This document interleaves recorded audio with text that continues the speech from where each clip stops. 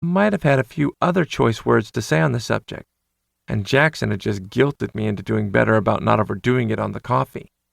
I actually listened, most of the time. I just can't believe that. She sat down on a chair across from me.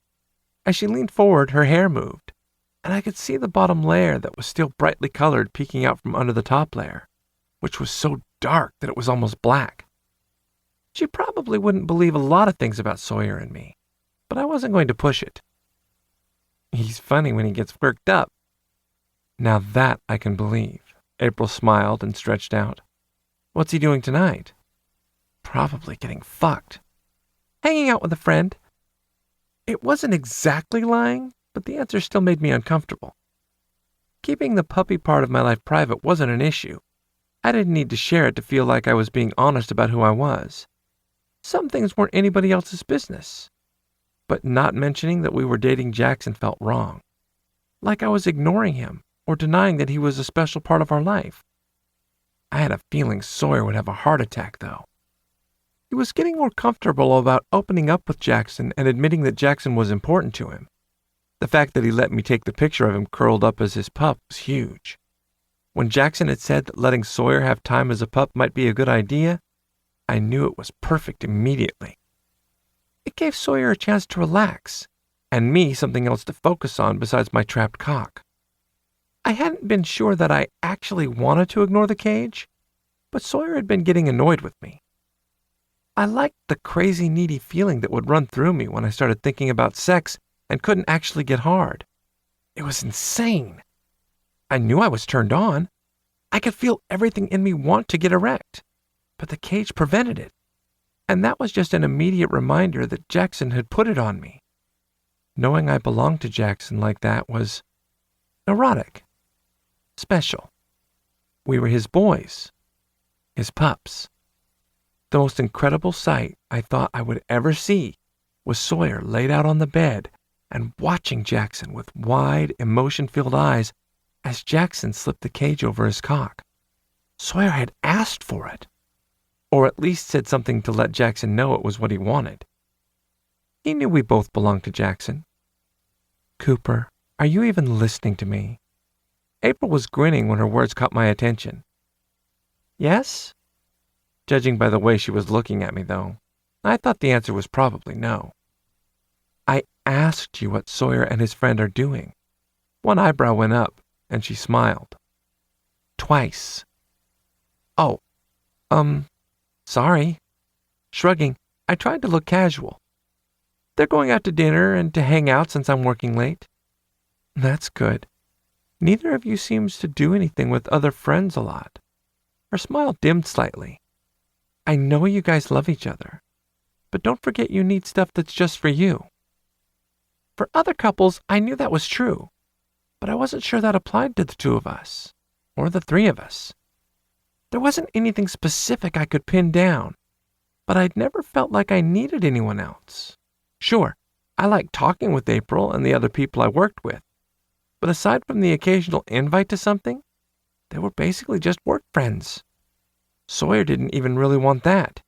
He'd made it very clear that he needed the people at work to stay there. I think in his mind, the less they knew about us, the safer we were. He was probably right. But I think the biggest thing was that when he wasn't around, I missed him. We liked doing things together. He's my best friend, not just my boyfriend or something casual like that. It's different. Besides, I'm starting school soon, so I have that, and it's just for me. Shrugging, I decided changing the subject might be a good idea. April was getting curious, and if I wasn't careful, she was going to ask something that I wasn't sure how to answer, not without oversharing. Have you heard anything about the new location yet? Any good gossip about what they're doing? She didn't look happy about the change in subject, but she didn't stop me. Maybe. I was talking with someone the other day, and they said that the bigwigs were looking out at some locations recently. Evidently, they've got it narrowed down to a few choices now, but I'm not sure where. That's better than I'd been imagining. Any idea what the timetable looks like? With school starting in just a few weeks and everything all ironed out with that, I was starting to feel a little more confident that I'd come across like a functional adult. at least on a resume." She laughed and shook her head. "You already know the answer to that." Giving her a big grin, I shrugged. "But eventually, I'll ask, and you'll be able to say that you know something. You're like that kid on a car trip who keeps asking if we're there yet." Grinning, I shrugged. "Yep, that would be me." "You must drive Sawyer crazy." She was laughing, probably teasing, but I nodded. "Some days, yes." There was no point in lying about that. "Hey, before I forget, I saw that you put in a request to change your schedule on Sunday and work first thing in the morning again. Are you sure? That shift sucks." April had meant it as an innocent question, but she'd inadvertently brought up something else difficult. We were going to meet Jackson's parents. "Sawyer and I are going over to a friend's house for a barbecue. Is the switch a problem?" There was the tiniest part of me that perked up at the idea of having to cancel the plans. It wasn't a huge fear or even something that I was worrying over, but it was still going to be weird. Jackson was sure his parents wouldn't have an issue. I was having a hard time imagining that. My experience with parents hadn't left me quite as confident as he seemed to be. People came around and after a while realized the mistakes they'd made, but I didn't want Jackson to have to deal with that. Knowing that both Jackson and Melissa were so confident it would be all right made it easier, though. April nodded. "That's fine. It's good you guys are getting out of the house. Up until recently, when I asked what you had planned, the answer was always nothing. You two were the biggest homebodies I knew." Because Jackson liked taking us places. He had lists of things in his head that he thought we would love, like the amusement park last weekend. Sawyer and I weren't so crazy poor anymore, but we'd had to be careful for so long that we didn't think about going places. Sure, we'd go to the movies occasionally, or we'd go out to eat, but I really did prefer watching a movie at home with delivery. April was just one of those people who always liked going places and doing things. I like being home. Sometimes you're like a 5-year-old in a 20-something's body, and other times it's like you're 50. She stood up and stretched. "You have a few more minutes, but I want to check on a couple of things. Take your full break." "Got it." I wasn't going to argue about getting to stay off my feet longer. We're still on for going over those reports after my shift, right? Working late wasn't what I wanted to be doing, but it would be important if I ever got the manager's position. I wanted to go in knowing as much as I could about the store and not start confused and feeling like I was already behind. April turned as she was walking out the door.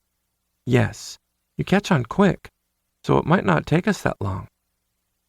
Getting home early sounded wonderful.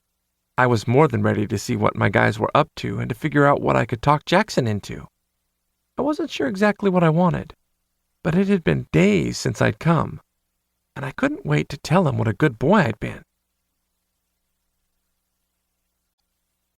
Chapter 11. Sawyer.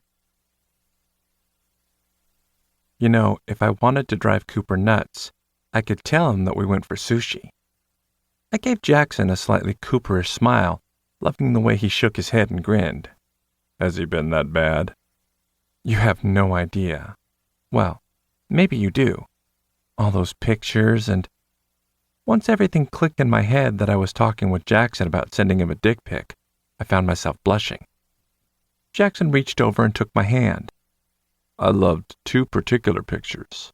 I'm sure you can guess which ones." Embarrassed, but not willing to back down, I glanced at my plate, but kept talking. I told him he couldn't show my face. "Like the rule for the puppy photo?" Once Jackson had seen that I was nervous, but not unwilling to talk, he kept pushing. He had made it very clear in the past that safe words weren't just for when we were having sex, and I knew I could stop the conversation at any time. Maybe I was simply less stressed than I'd been about it all originally. Or maybe I was just more comfortable with him. But the need to clam up was a lot less intense. "Yes, I thought you might want to see a bit, and so when Cooper got the phone out, I didn't tell him no. I thought naked photos were stupid, but since the 2 pictures hadn't included my face, and you really couldn't tell who it was, I'd given in." Then, laughing, I finally glanced back up at Jackson to see him smiling tenderly at me. But when he wanted to do a whole series and pretend to be a real photographer, I put a stop to it. Jackson's smile widened and he started to laugh. "You don't want to be my sexy naked model?" No. Just those two were weird."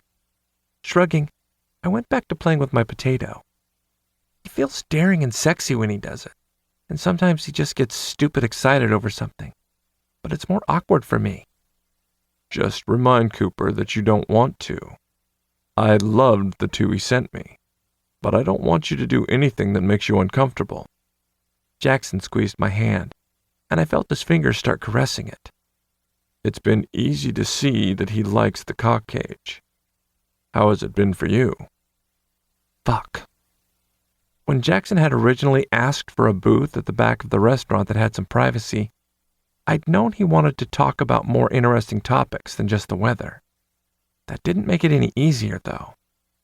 The cock cage. I wasn't sure how to describe it. Taking a deep breath and possibly holding on to Jackson too tight, I just jumped right in. "I like it." And that was a toe in the water and not the belly flop I'd imagined. Forcing myself to go again, I looked down at Jackson's hand wrapped around mine. "I like feeling like I belong to you. I know the one item doesn't change anything really, but it feels like it does." "It's giving me a lot more control. Even though you weren't able to orgasm before without permission, now you've given me the ability to decide when you get hard." Jackson's voice was deeper, and as I glanced up at him, I could see the desire building inside him. "You like it?" Well, duh. It had been his idea, but... Jackson nodded, smiling, but not losing the arousal that was wrapping itself around him. "More than I thought I would. When I'd originally started thinking about the toy and researching it, I wasn't sure how it would feel. But I'm not going to lie. I love knowing that you belong to me on that basic level. It's powerful. Not like power-hungry, but more like special and important." "For me, too." Losing my nerve, my gaze fell back to our hands. I know for Cooper, the feeling of being owned makes him turned on and crazy hot. I think for me, it's not really about the desire that it amplifies, but it's more like the feelings I get when I'm a pup. Quiet. Centered. I don't know if I'm explaining it right. Trying to describe things like that always made me feel stupid. Like I didn't know enough English to get my point across. It was as if there were a whole bunch of words that would be perfect, but they were just out of reach. He leaned over and gave me a kiss on the cheek. "Don't put yourself down. I can see those negative thoughts flying across your face. You explained it very well. You and Cooper are completely different people, and I wasn't expecting you both to have the same reaction. I'm extremely proud of you for admitting what you wanted and telling me how it feels." His fingers released me, but before I could even miss it, his hand came down to rest on my leg. The simple touch sent a flood of sensation through me. That was another fun fact about the cage. Most of the time it was calming, but once I started to get turned on, it seemed to magnify everything. It was all I could do not to groan as his fingers started absently caressing my leg. Jackson kept talking like it was nothing, but meeting his gaze, I realized he knew exactly what he was doing.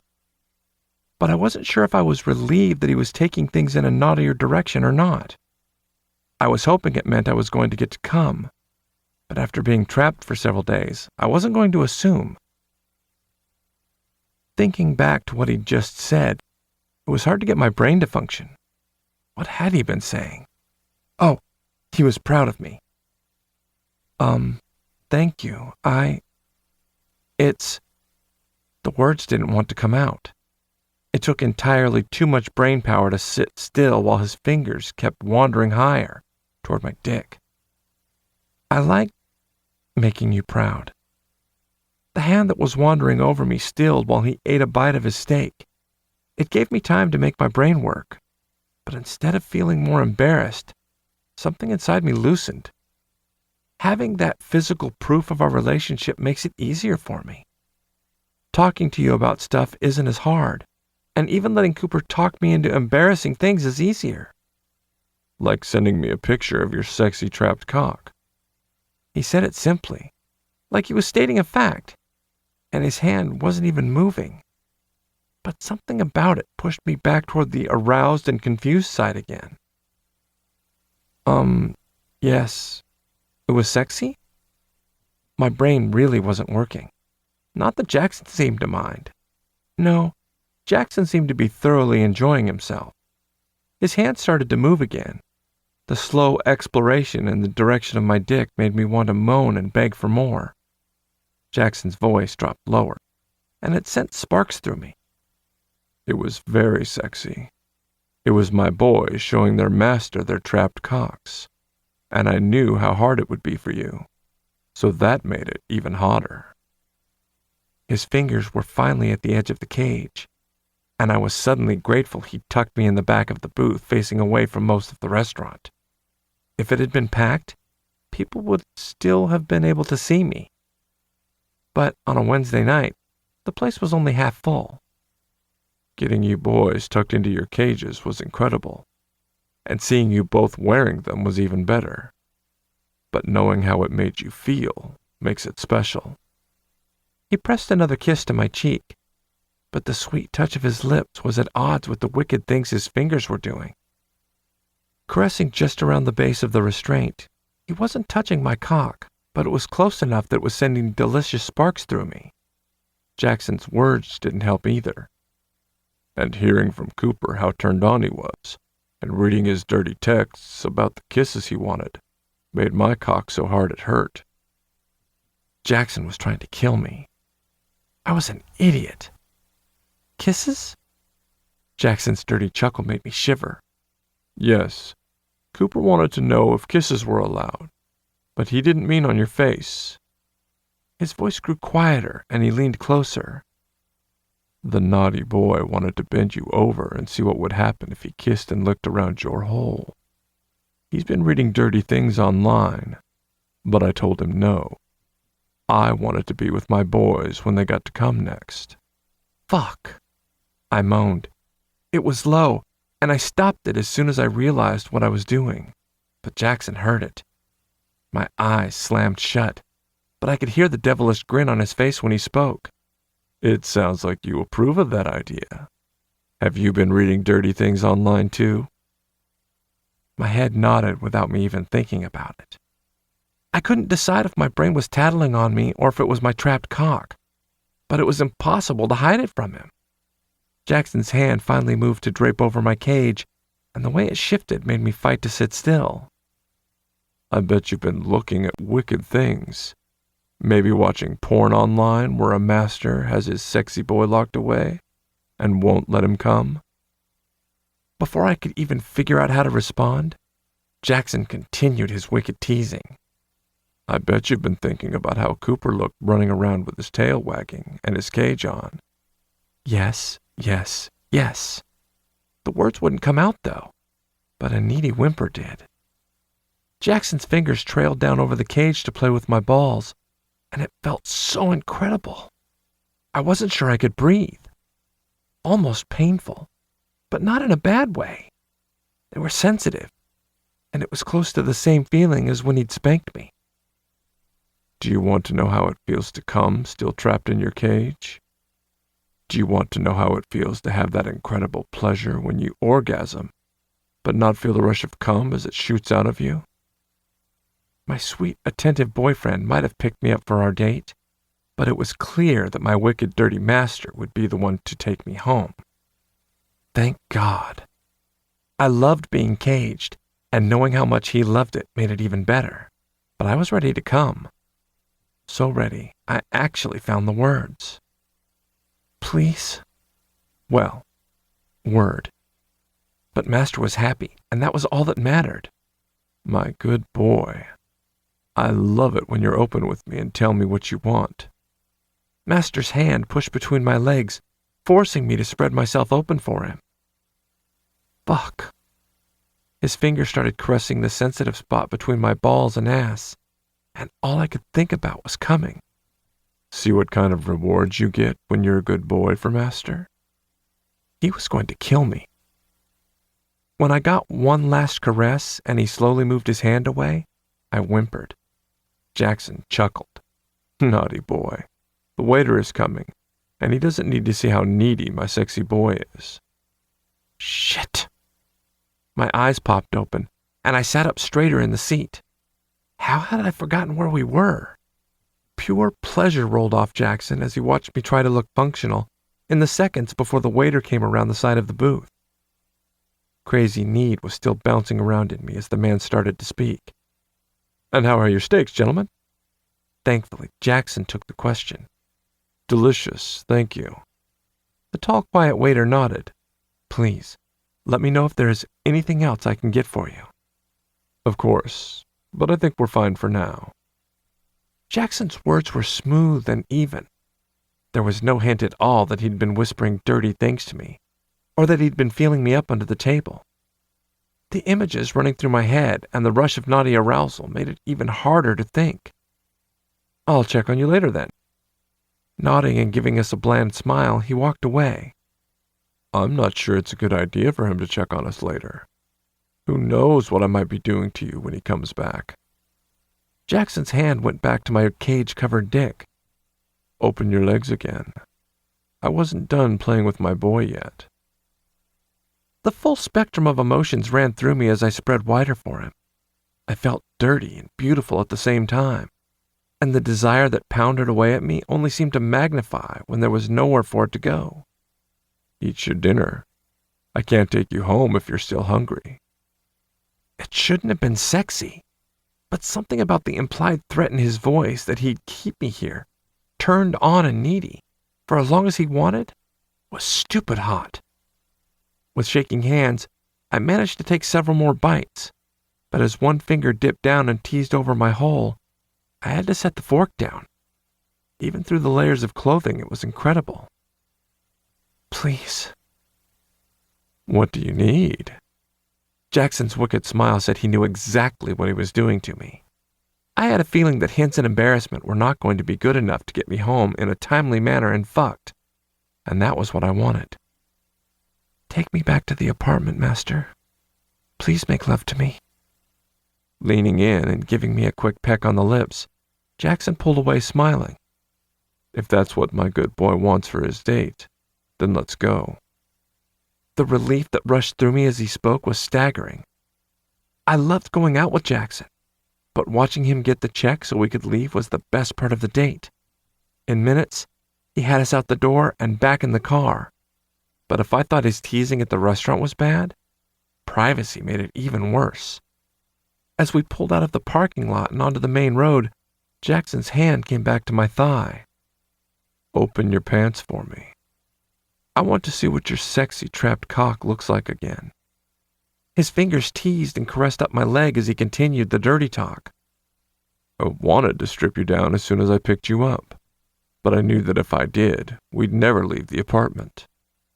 Trying to make my arms work enough to get my hands to my pants, I listened as Jackson's naughty words turned sweet. But I like taking you out and doing things with you. I like having our time together. My fingers finally started to open my pants, but the flashes of headlights had my heart pounding in my chest. Jackson finally moaned as I pushed my briefs down just enough for him to see the cage covering my cock. When we pulled up at a light seconds later, I covered my cock up again. Jackson shook his head. There's no one here. Let me see it again. You look so sexy, baby. Letting out a moan that was part embarrassment and part arousal, I pushed them down again. Jackson's hand moved to cover my cock, and I could feel his fingers start to caress my balls as the car began to go again. As they inched lower down my body, Jackson didn't seem to mind when I released the fabric and gripped the seat instead. His hand and my dick were covered, but if anyone had glanced at the car, they would have known something was up. With my head thrown back and the desperate fight not to shove myself against his touch and beg for more, it must have been clear how aroused I was. Cooper was usually the exhibitionist in the bunch, but the idea that someone might see us was insanely erotic. By the time we were pulling into the parking lot, Jackson had one finger circling my opening, and he was telling me all the crazy things he'd been fantasizing about. Master had a dirty imagination and wasn't afraid to let it show. He begrudgingly let me straighten my clothes as he stopped the car, but I knew his teasing had only paused long enough to get us to the apartment. The walk across the parking lot and up the stairs had never been longer.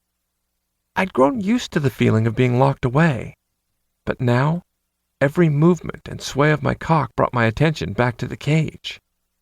I'd half expected Jackson to throw me up against the door as soon as it closed behind us, but much to my disappointment, he'd found his patience again, damn it. Jackson led me over to the couch and, sitting down, pulled me into his lap. As I straddled his legs, his hands wrapped around me to start kneading at my cheeks. Tugging me close, he took my mouth in a slow, deep kiss that had me moaning in his arms. Easing away to nibble on my lips and kiss along my jaw, Jackson's fingers started caressing the area around my hole, pulling my cheeks apart so I felt empty and aching to be filled. I moaned and whimpered as he continued to kiss and tease me. When I was shaking and fighting to stop myself from thrusting my ass back harder into his hands to demand more, Jackson finally reached around to unbutton my clothing. A confused sort of relief flooded through me as he shoved my pants and briefs down my legs.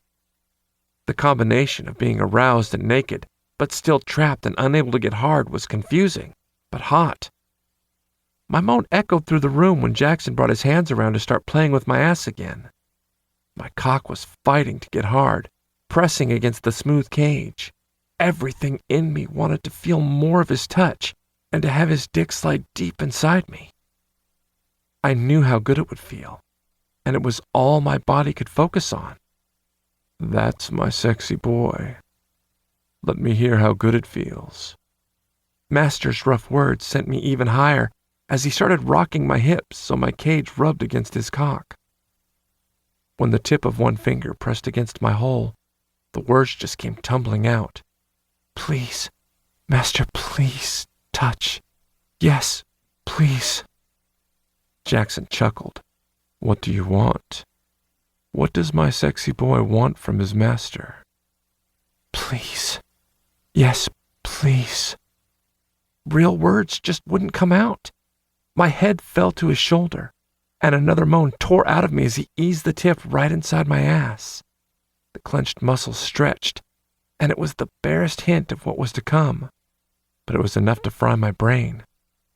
I was so lost in the flood of sensations, it took Cooper's excited voice coming from entirely too close before I realized he was home. God, that's hot! I knew you guys would finally learn what to do when I wasn't around. Chapter 12. Jackson. Standing by the couch, Cooper looked excited at the hope of getting to come, but also incredibly proud of us. It was like he was pleased that we'd managed to get turned on and naughty without him having to prod us. He was so funny. Nibbling on Sawyer's neck, I pulled away to smile at Cooper. Welcome home. We had a good time at dinner. Cooper wiggled his eyebrows up and down in a bad imitation of a dirty leer. I can see. Then his leer became a naughty pout. Do I get to play too? Or am I still being punished, Master? Shallowly fucking Sawyer with my finger so he would make that beautiful moan again, I watched Cooper. Have you been a good boy? Cooper gave me that innocent look.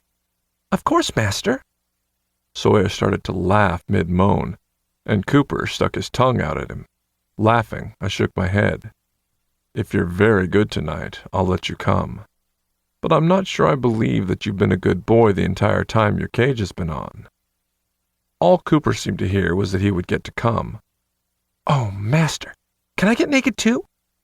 Pulling out of Sawyer's ass, I gave him a pat and a lingering kiss. I want both of my boys naked. Sawyer looked frustrated at the loss of my touch, but he stood up on slightly unsteady legs and started to slowly finish stripping out of his clothes. Cooper, on the other hand, was stripped in seconds, Nearly bouncing across the room from a mix of excitement and to get me to watch his cage dance around, Cooper was standing before me naked before I could even laugh. When they were undressed and clearly excited, even though their cocks were locked away, I stood and pulled them into my arms. You both looked beautiful. Letting my hands slide down to grip their asses, I gave them tender kisses. Moving my hands so that my fingers were teasing along their cracks, I pulled them even tighter against me. Cooper's been asking for kisses for days. I think it's time I got to see what he wanted, but no fingers, just kisses. Is that clear? Cooper's eyes lit up, but Sawyer groaned in frustration. Giving his ass a smack, I let my fingers brush over his clenched hole. If you're good, then I'm going to let you come first. That promise had a shiver racing through my frustrated sub. He was turned on and desperate, but he also seemed to love the restraint and the feeling of ownership the cage gave him. If you're naughty, though, I might have to keep teasing you, but not let you come, so you learn who you belong to. Who controls your pleasure, Sawyer? His gaze took on an unfocused look, and another shiver raced through him. You, master. The low, sexy words sent a shiver through me that time. Then show me what I want, Sawyer. Show me how incredible my two boys are going to look. Before I'd even finished the last word, Cooper was tugging Sawyer down to the ground. My wicked boy had evidently been planning for days what he wanted, because in seconds, Cooper had him flat on his back with a pillow under Sawyer's hips and one under his head. Sawyer's mind must have been fried.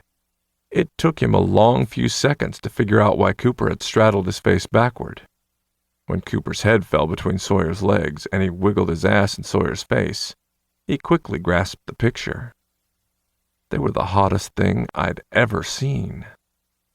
Every time I thought things between us couldn't get more incredible or arousing, something would top it. I stood there watching for several minutes while they each tried to turn the other on even more. Finally, sitting down beside them on the floor, I started caressing them and telling them how sexy they were. Running my hands over Cooper's ass and along his back, I circled down to tweak one of his nipples before caressing up Sawyer's body. Most of Sawyer's groin was covered by Cooper's chest, but I could easily play with his nipples and run my hand over Cooper's cock cage, nudging it to make him moan. Teasing Sawyer at dinner and playing with them on the couch had already made me ready, but watching them make love to each other had me so hard I was going to have the outline of my zipper pressed into my cock. Get him nice and ready for me, Cooper. I can't wait to slide my dick into his tight body. I want him wet and needy for my cock. They both moaned and started kissing and licking even faster. I couldn't exactly see what Cooper was doing that was making Sawyer gasp and writhe, but I could see Sawyer's tongue tracing around Cooper's sensitive hole. Occasionally he'd stiffen his tongue and fuck Cooper with slow thrusts. His goal seemed to be to get Cooper turned on, but not anywhere near enough to actually come. I could have watched them for hours, but eventually Sawyer's need started to get frantic. I could see desire in every movement and in every sound, and all I wanted to do was reward him for being so good. Finally, I gave Cooper's ass a smack. Is Sawyer ready for me, Cooper? Is his hole nice and relaxed for me? Cooper's body was shaking as he climbed off Sawyer and kneeled beside him.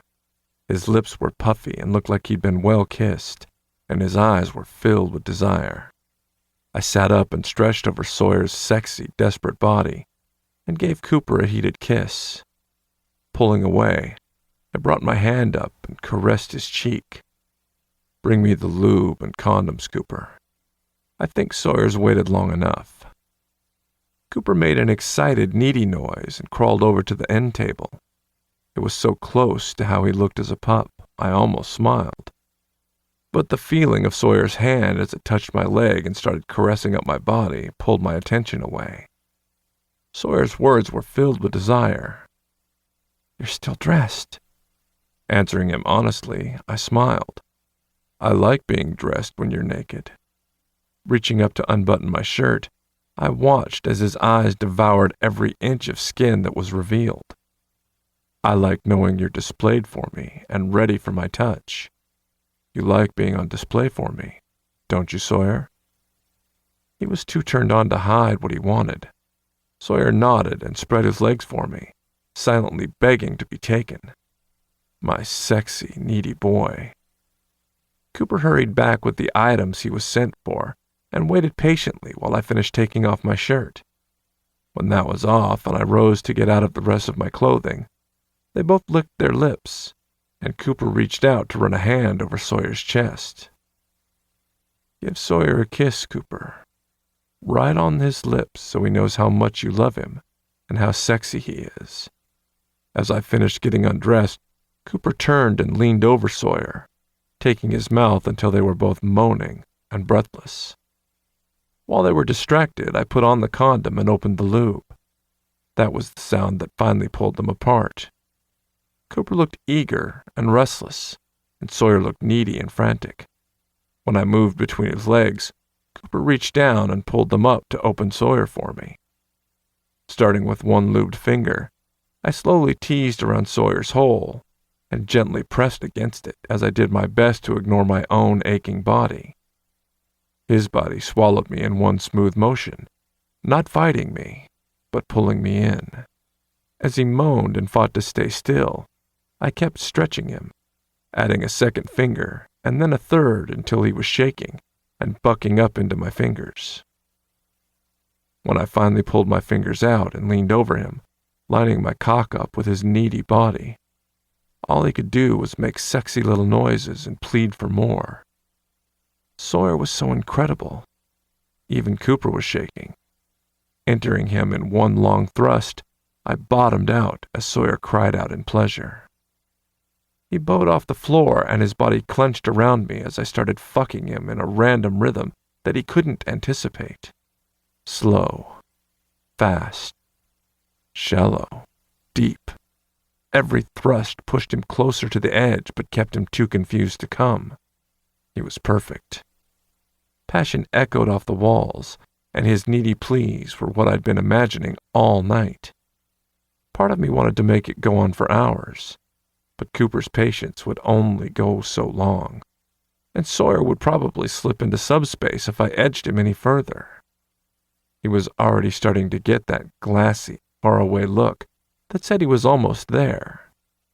Someday soon, I would stretch him out and send him flying, but today, I wanted to see him explode. Pushing my arms under his legs, I lifted him just enough that I hit his prostate with every thrust. Even though he couldn't get hard, his body started to clench around me, and I could feel his orgasm racing toward him. Sawyer's pleas turned desperate as he begged to come, but the confusion of not getting hard and the pressure on his cock in the cage held him back. Catching Cooper's eye, I glanced down at Sawyer's chest.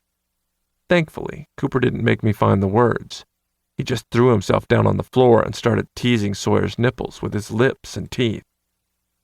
Now, one more thrust against his prostate, and one rough scrape of Cooper's teeth over his nipples, and Sawyer shattered.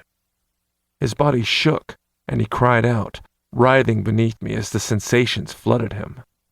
Fighting the need that threatened to push me over the edge, I focused on Sawyer and Cooper, determined to give both my boys everything they needed. When Sawyer collapsed back onto the floor, spent and tired, I slowly eased out of him. Not trusting my body quite yet, I ignored the condom and reached for Sawyer's cage instead, carefully removing it from around his sensitive cock. Sawyer groaned in relief as it was finally off. Setting the restraint aside, I leaned over and gave Sawyer a tender kiss. As I pulled away, he reached up and ran a hand over my shoulder and down my arm. "You'll stay the night? After you make love to Cooper? You won't?" Interrupting him with another kiss, I nodded. "For as long as you want me." Cooper had been so good, but as I sat up and looked at him, he threw himself into my arms. Laughing, I held him tight and tried to keep him from landing on Sawyer. I think someone is still needy. Are you ready for me? I let one hand slide down and played with his ass. Is this what you want? Cooper was his honest, perfect self. Yes, right now. Please, God, fuck me, yes. Every time I thought I couldn't love him anymore, he did something that just pushed it higher. I might not have said the word yet, but I knew the feeling, and when I looked at my boys, it rushed through me. Bringing my hand down on his ass, the smack and his moan filled the room. Naughty boy. That only made his frantic need worse. Oh, please, another. Please, I was so good. He arched his ass, begging for more. All I could do was chuckle and rub circles over the area where I knew my handprint would be. Not yet, but if you're good, I might spank you again. Is that what you want? To feel my cock inside you, and my hand making your ass red and pushing you even closer to your orgasm? Cooper nodded, but his teeth came down on his lip to try to contain the begging that I knew wanted to escape. Running my thumb over his mouth, I shook my head. I have something better to keep that sexy mouth occupied. Moving him between Sawyer's legs, I eased his head down toward Sawyer's cock. Cooper knew right away what I wanted as I scooted back. He stretched out and offered up his ass. Sawyer began writhing, and gasps of desire came out as Cooper teased his sensitive cock. Sawyer couldn't decide if he was too tender or if he wanted to come again, but I knew his balls were still achingly full, and the pleasured pain would be perfect. Quickly changing out the condom, I started stretching Cooper as he moaned around Sawyer's cock. In minutes, I had my cock lined up to his body. As I pushed into him with one long, slow thrust, I brought my hand down on Cooper's ass. His head came up, and he cried out, pushing back against me for more, bringing my hand down again as I bottomed out in him. I gave his head a rough push. I want that mouth busy so it can't get you into trouble. That just made my needy boy even hotter. The demanding words, the rough touch. After being trapped for days, it was almost too much for him. As I pulled almost all the way out and thrust back in, I could feel Cooper's body start to shake. You won't get to come until Sawyer does, naughty boy. I spanked his ass again to send him even higher. He moaned, and I saw his head bob up and down in an acknowledgement of the order. Smacking his ass and fucking him harder, it was all I could do not to come as I kept his desire building. Naughty subs who come without permission and who demand to be fucked don't get to come first. The words came out deep and rough, but the way he clenched around me and the sexy noises that escaped said he loved every minute of it. His little moans and cries must have pushed Sawyer over the edge. One minute, he was alternating between fucking Cooper's mouth and writhing as if the sensation was almost too much. The next, he was bucking up, and from the sounds both made, he was shooting his cum as Cooper lapped every drop up. When Sawyer went still and Cooper's head came up, I pulled Cooper's back to my chest and pinned him to me. Cooper cried out as I fucked him even harder, and finally started pegging his prostate with every thrust. His cage jerked as I slammed into him, but I left it alone. He wanted more. He wanted that last layer of ownership and claim on him. When he was finally so close he was shaking, and even his cries had turned to breathless moans, I roughly pinched his nipples and nailed my cock against his prostate one last time. Come. Cooper's orgasm went through him like fireworks. He trembled, and his cries were so loud I knew every person on their floor heard his pleasure. Finally, giving in to mine, I stopped fighting the desire that had been beating at me. A few rough thrusts kept Cooper's orgasm firing through him, and I gave in. My orgasm crashed over me, and I wrapped my arms tight as we rode out the sensations that were exploding through us. When we were both done, Cooper collapsed to one side of Sawyer, and I curled up on the other.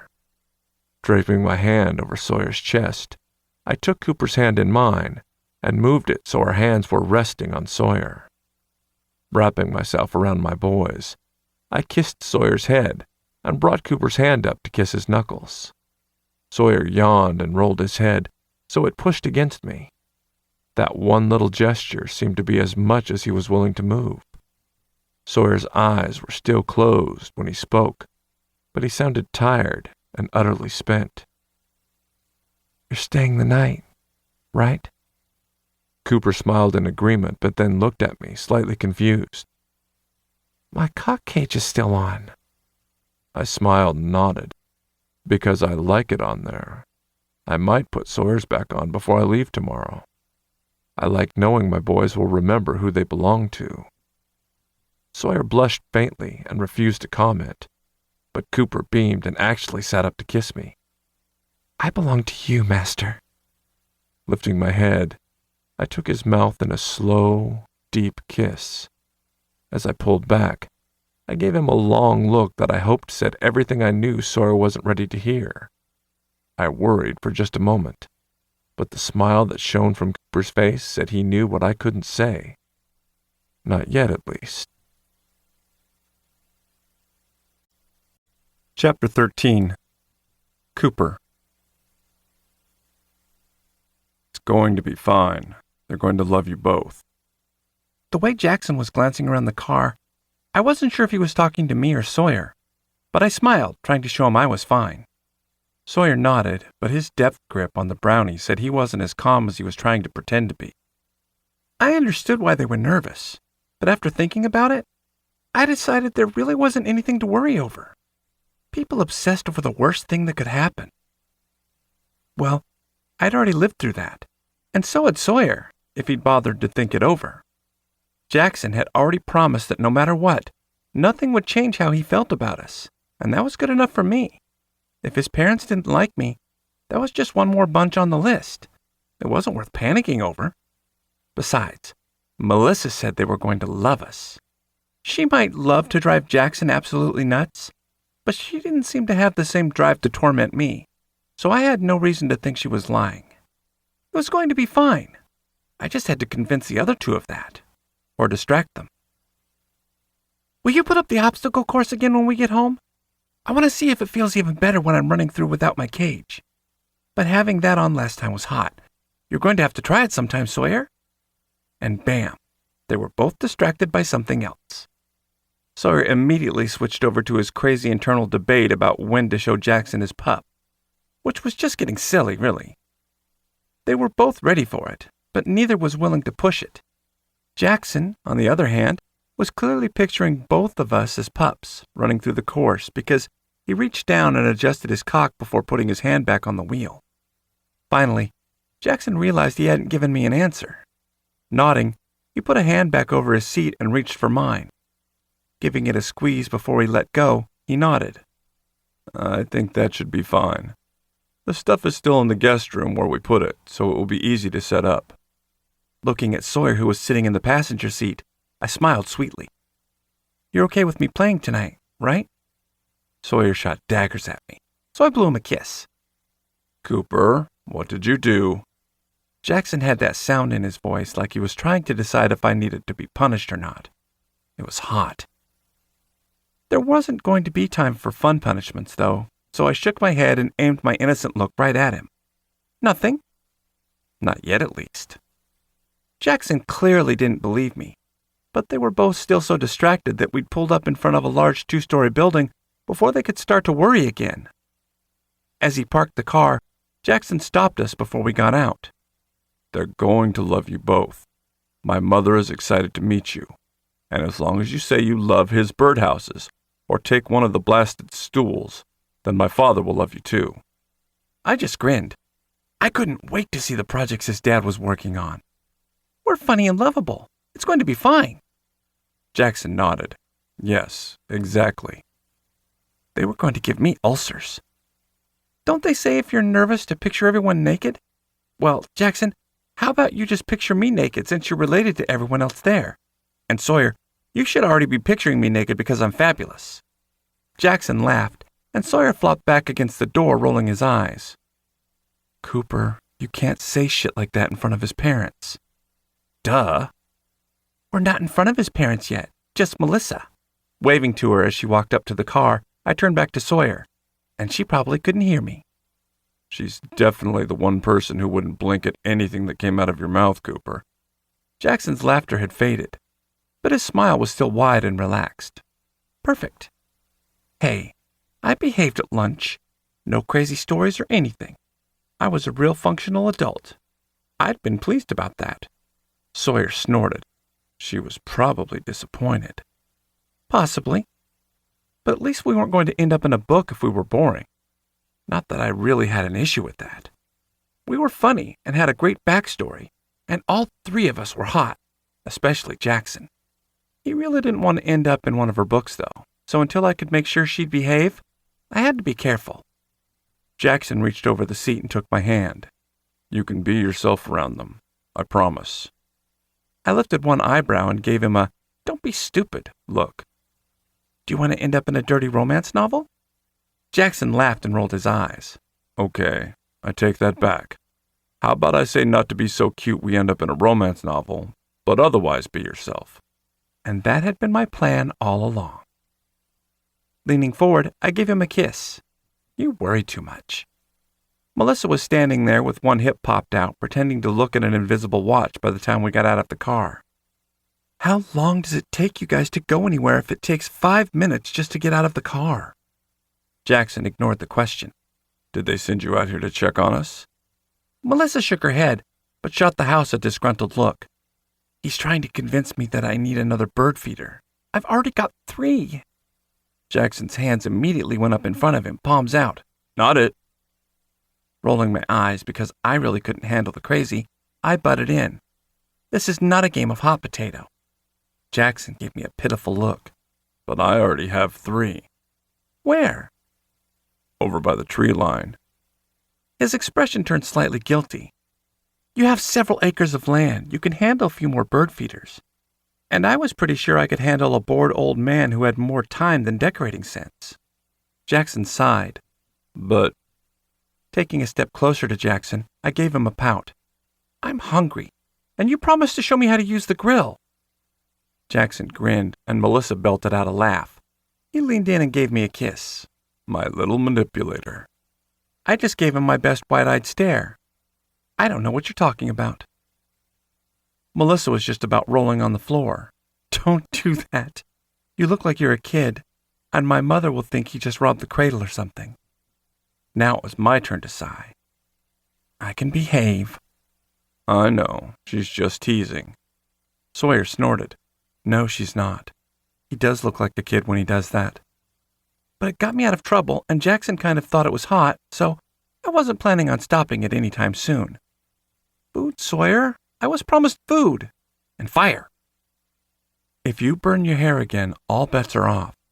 Sawyer was looking at me like he was trying to decide the best way to wrap me up and keep me secure. Jackson will keep me safe. It's going to be fine. Yep, ulcers. They were both insane. You guys are all nuts, but if you don't want Mom to come looking for you, then you'd better get inside. Melissa started walking toward the house.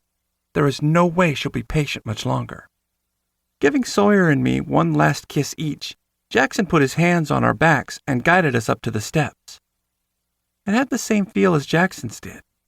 The porch wasn't the same, and the house was 2 stories and not 1, but I could see where he got his taste from. As we followed Melissa in, Jackson called out as he was shutting the door. Mom, we're here.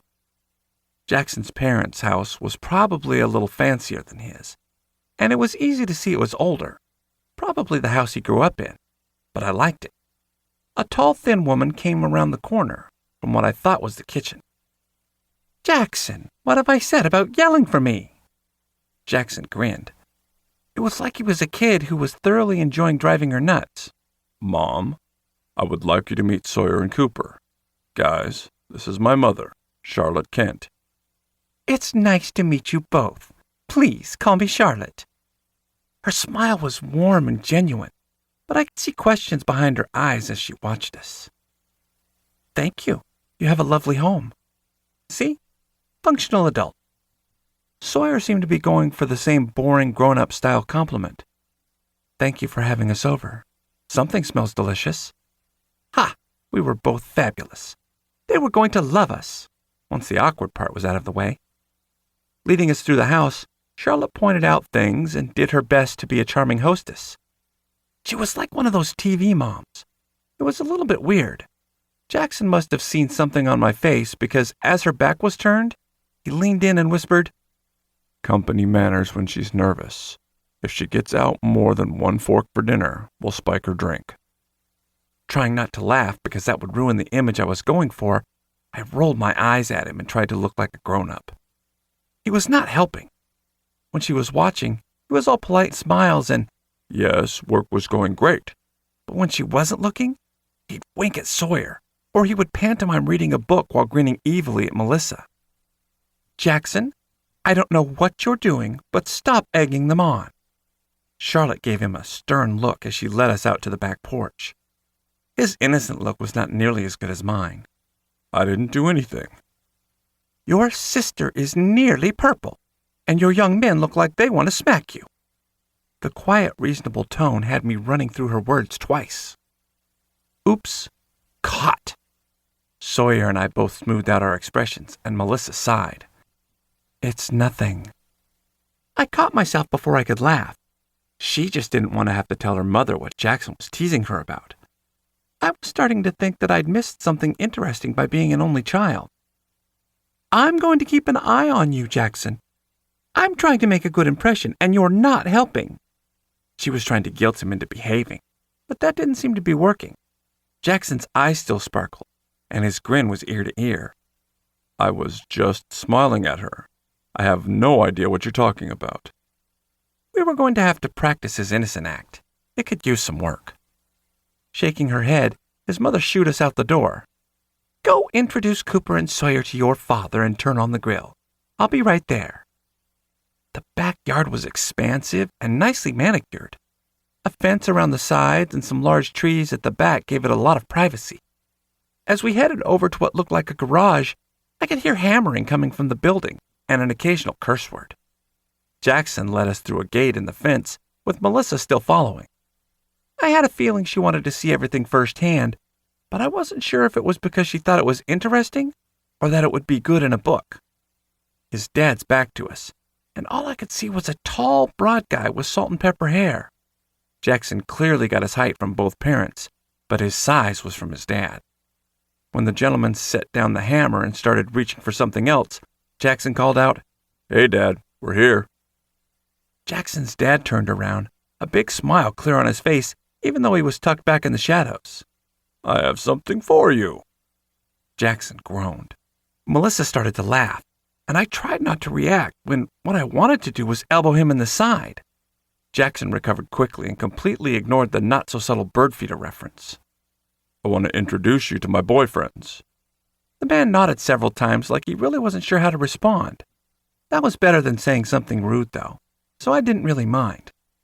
Watching as the man wiped off his hands on a nearby rag and started coming to meet us, I was dumbfounded when he finally stepped into the light. Then I forgot to be an adult for just a few seconds. Holy shit, Jackson! You're going to be hot when you get old! Oops. Melissa started to laugh so hard she didn't seem like she could breathe. Sawyer groaned, and his head fell back like he was asking God why he was surrounded by morons. Jackson started to choke, but he really didn't seem that upset, which I was grateful for. Sorry, that didn't come out right. I wasn't sure how to fix it. Jackson's dad blinked at me and then shrugged. Charlie said I was just supposed to say thank you when the little waiter down at the vegan place said I was a sexy beast and called me daddy. So I think the same thing still applies. Thank you. They were all really weird. You just look so much alike. I wasn't expecting it. Sorry. Someone really should have warned me. Yep, this was not my fault. Jackson's father was tall and broad, and Jackson seemed to be an exact copy of his dad. Strong features and a young-looking face were framed by silverish hair around temples that gave him a mature, sexy look. Who doesn't warn their boyfriend that their father looks like someone who could be in a porn shoot for older daddies? All he needed was a little twink staring up at him. Yup, this was so not my fault. Jackson and I were going to have a talk when we got home. Jackson finally managed not to choke to death. Thank you, Cooper. Dad, this is Cooper and Sawyer. Guys, this is my dad, Daniel. After some slightly weird handshakes, Daniel led us back into the garage.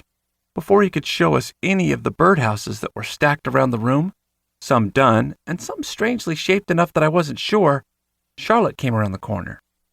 Daniel, they need to get the grill going or we're never going to eat. Show the boys your projects later. Her voice was still that same smooth tone, but I could almost hear her rolling her eyes. Daniel looked over at her and smiled, a huge grin on his face. Charlie, the little excitable one thinks I'm hot. Charlotte finally gave in and rolled her eyes. And you had to tell him that. Every time we go eat at that vegan restaurant, he struts around for a week. I'm still not calling you Daddy, Daniel Kent. Then she looked at Sawyer and me, mostly me, and shook her finger at us. Now, no more inflating his ego. It's big enough. Sawyer and I were both speechless as she turned and walked back toward the house. Jackson, come turn on the grill. It's like having teenagers all over again every time you come home. I swear. I don't strut. Daniel shook his head like she was crazy. Jackson brought a hand up to my back. Come on, I'll show you how to get the grill ready. They don't know how to turn on the grill? Out of all the things that had happened, that one little thing seemed to shock Daniel the most. Jackson shrugged. No. Daniel looked like he just couldn't believe it, so I felt like I had to explain. My dad wasn't very handy, and my mother didn't like fire, so... He clearly thought I was from another planet. He wasn't handy either? What kind of tools can you use? I just looked at Sawyer and shrugged. I've used a screwdriver to tighten the table legs when they got wobbly. Sawyer snorted. You did that with a butter knife. I don't think we even own a screwdriver. Tattletale. I wanted to look slightly functional after the "you're so hot" debacle. Sawyer finally seemed to find his voice. Cooper's dad probably never swung a hammer, and all mine did was use one to punch a few holes in the wall when he was drunk one time, so we're not terribly handy. Daniel looked like someone had killed his favorite power tool. That's just terrible. I wanted to make him happy, which was probably stupid, so I rushed to speak. Jackson said he'll teach us anything we want. He's going to show me how to grill. Sawyer tried to restrain himself, but it was nearly impossible. I could hear him mumble fire under his breath as Daniel started to speak. Well, Jackson's good at the grill, but no, I'll show you how the tools work. We'll get you boys up to speed in no time. Oh, thanks. I thought it sounded like fun, and it probably meant he didn't think I was too nuts to have around, so I was going to go with it. Does that mean I get to make my own birdhouse? Daniel nodded enthusiastically. Of course. We'll start next time you come over. Charlie said if I kept dragging everyone to the garage today, she was going to hide my tools again. It took a week to figure out what she did with my table saw. She looks sweet, but she'll get revenge when you least expect it. Melissa snorted. She warned you. Daniel waved his hand around. That's not the point. Come on, I need my tools this week, so we're not going to piss her off. Snickering, Sawyer and I followed the group back to the yard.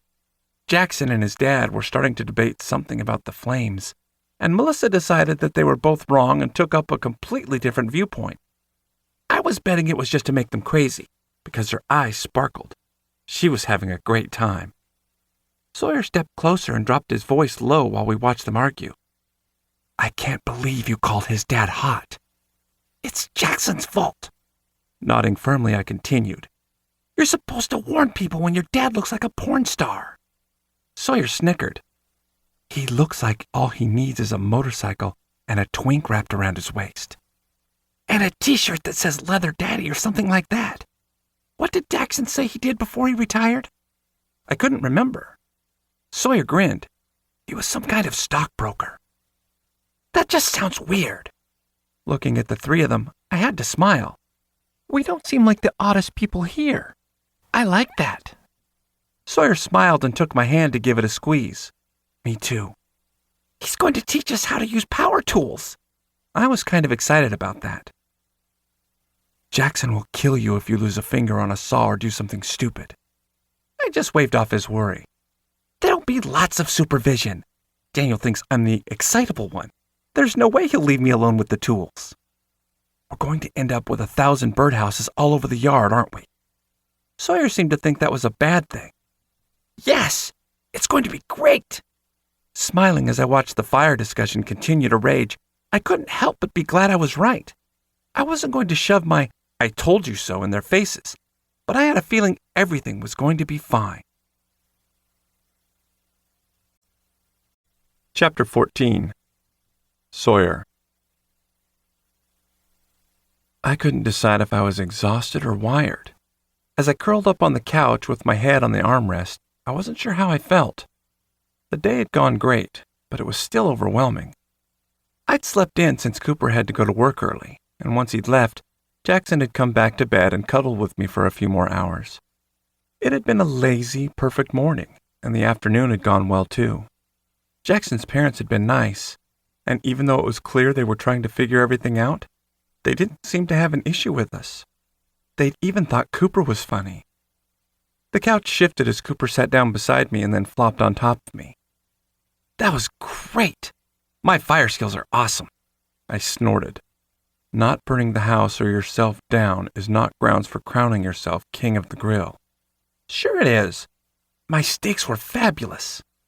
Cooper's excitement and happiness were contagious, and I found myself smiling. Dinner was great, and the brownies turned out wonderful, even if I did say so myself. The brownies were beyond wonderful. I'm just disappointed there aren't any more left. Cooper's sad voice would have been heart-wrenching if it was true. You're just trying to see if we had any extras. I knew better than to fall for his drama, most of the time. Do we? Jackson came wandering in. Do we what? He wants more brownies. Jackson groaned. No more food for you. You're going to pop. I could hear the pout in Cooper's voice. But everything was so... Jackson didn't even let him finish. I thought you wanted the obstacle course set up. Oh, how did I forget? Cooper bounced off the couch. I think I left the puppy bag in the car. You get out the stuff. I'll be right back. As he softly laughed, Jackson's footsteps grew closer. When I peeked open one eye, he was crouched down beside me. Leaning in, he gave me a tender kiss. Long day? I shrugged a little, not sure how to answer. I don't know. Maybe? My answer didn't seem to bother him. He just brought his hand up and cupped my cheek. Overwhelmed? Closing my eyes again while his fingers softly caressed my face, his question was easy to answer. Yes. How about you lie down with me while we watch Cooper run around and play? Jackson's fingers wandered up to my hair, and it felt so good I wanted to moan. I don't think it will be long before he'll be done. Between work this morning and the barbecue this afternoon, I think he's running on fumes. Okay. I wiggled my head a little when he stopped rubbing, and he laughed. I will give you all the cuddles you want as soon as I get everything set up. Jackson was starting to stand as I opened my eyes again. Do you want me to help? I wasn't too tired to function. Lying down and relaxing so I could shove everything else to the back of my mind sounded just perfect. Nope, I got this. He gave me a quick kiss and headed back toward the guest room. The puppy beds were still in their corner, but Jackson had said leaving the tunnel and things out would drive him nuts, so they'd been put away. I liked the fact that he didn't feel the need to hide everything about it. Sure, I didn't want to have them out when his parents came over, because that would just be weird. But when it was just us, it was nice to know that he was comfortable with it. More than comfortable, probably, if the smile he was wearing as he came back carrying the tunnel was any indication. I loved the way he looked at Cooper's pup when he was running around, barking and just having fun. Jackson watched him like he was the sweetest, most perfect thing he'd ever seen. I wanted him to look at my pup that way. I wasn't jealous exactly. It was just that I knew what I was missing, and I only had myself to blame. I'd kept telling myself that I knew when I'd be ready, but I wasn't so sure anymore. Waiting until I was comfortable sounded like the right answer. Waiting until I knew we were going to be part of his life sounded good too. But we were past all that. Meeting his parents proved that better than anything else. My mind went back to the barbecue. I'd been outside helping to clean up toward the end of the evening, and when I'd walked into the kitchen, I'd heard Jackson and Charlotte talking about us. She'd said she could see why he was so serious about us. Jackson didn't downplay how he felt or argue with her that it was casual. He just grinned and nodded, telling her that we were wonderful, and he could see it really working out with us. She didn't ask about any of the specifics of our relationship or comment how much younger we were. She just smiled and said she was happy that he'd found us. Like it was that simple. Like there was nothing to worry about. Like of course it would work out. Like we would be a family together. As he wandered in with more of the rails that Cooper jumped over last time, I couldn't help but imagine how it would be a year from now, 2 years. Could I really see being in that same spot watching Jackson set up fun things for Cooper to play with? Could I really see us all together like that? Yes. It was a simple answer, but a scary one because it opened up a flood of other questions. But none I was going to answer tonight. One crazy-ass decision at a time. Cooper came bouncing back through the house as Jackson was setting up the course. He grinned and dashed back to the bedroom. "I'll be right back." Jackson laughed. "I'll be right there." Climbing off the couch, I stretched. "I'll go help him. You finish setting up so we don't have an enthusiastic pup waiting to play." "Thank you. I'll have everything ready when you come back out." Jackson's expression was loving and warm, and there was nothing in it that said he had any other expectations other than to enjoy the evening while I cuddled and Cooper ran like a maniac. Sounds good. As I headed back to the bedroom, I couldn't help but think about the 2 different pictures in my head. One version of how everything would probably go, and another of how I wanted it to go. But it was hard. It was like those pictures where one thing was changed and people had to pick out the difference. Only, in this case, the difference was clear. Pup, person. I still wasn't sure what I was going to do even after I made it to the bedroom. Cooper, on the other hand, had no issues with what he wanted. He was already naked and digging around in the night table for lube. "Ha! Found it!" He grinned at me. "We need to put this on the grocery list." "Sure." That was another thing that I wasn't going to even think about tonight. The fact that we were almost living here. A naked Cooper bounced over and gave me a kiss. "You're going to help me?" Smiling because his happiness was infectious, I nodded. "Yes, Jackson is getting everything ready." "Perfect!" Cooper gave me a side glance as he walked over to the bag on the bed and started getting out his things. "I'm not going to tell you what would make tonight even better." I might have rolled my eyes.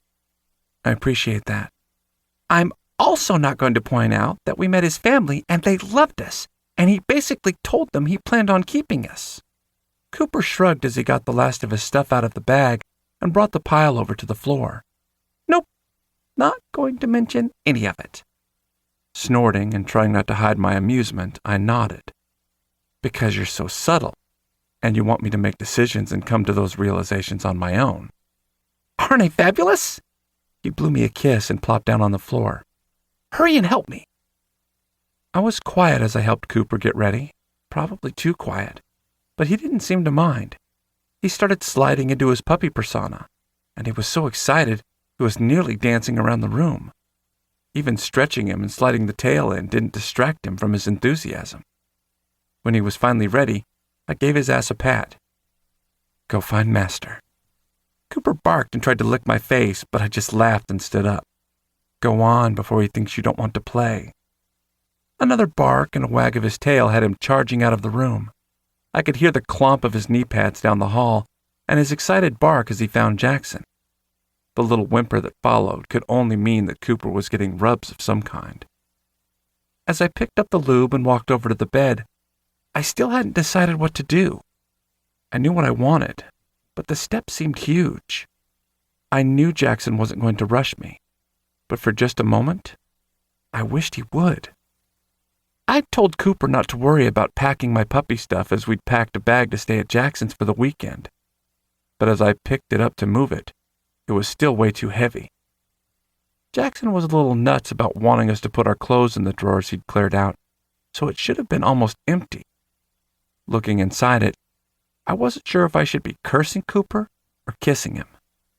There was all my gear, just waiting for me, when I'd told him to leave it back at the apartment.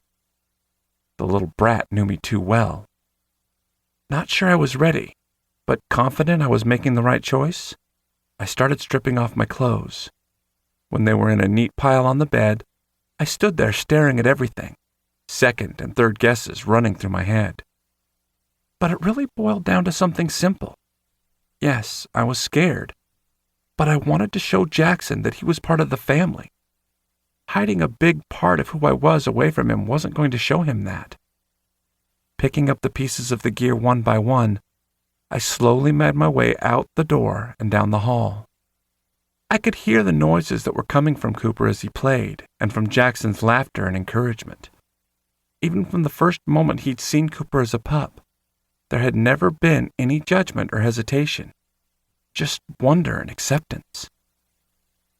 Coming to the end of the hall, I peeked around the corner and saw Cooper dashing through the tunnel. Jackson was sitting on the floor, my bed beside him, like he was waiting for me to lie down and relax with him. Well, that's what I wanted to do, just not exactly how Jackson had planned. Stepping through the doorway, I watched Jackson glance over at me, and his eyes widened. Before he could ask me something that I probably wouldn't be able to answer, I spoke quietly. "Will you help me get ready?" I could see emotions and all kinds of questions running through his mind, but he smiled and nodded as he stood and walked over to me. "Of course." Wrapping his arms around me, gave me a gentle kiss and led me over to my bed. As I kneeled down, he sat beside me and started running his fingers through my hair. "I need you to tell me if I'm doing something wrong or if there's something you need me to do, something specific." Nodding because I wasn't sure my voice would work, I settled back on my legs and set the gear on the floor. I watched Jackson sort through the things I'd brought him, and the first thing he picked up was my collar. His fingers caressed the leather, and he looked at it like it was precious and important.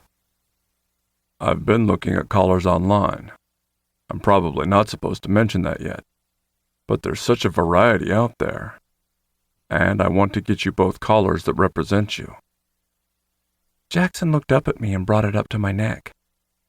It felt almost the same as when Cooper put the collar around me, but something about the way Jackson did it felt different. It was probably nothing, or maybe it was just the significance I was placing on it. But my master was putting a collar on me. As he buckled it around my neck, I felt his fingers caress along the edges and watched his intense gaze focus on me.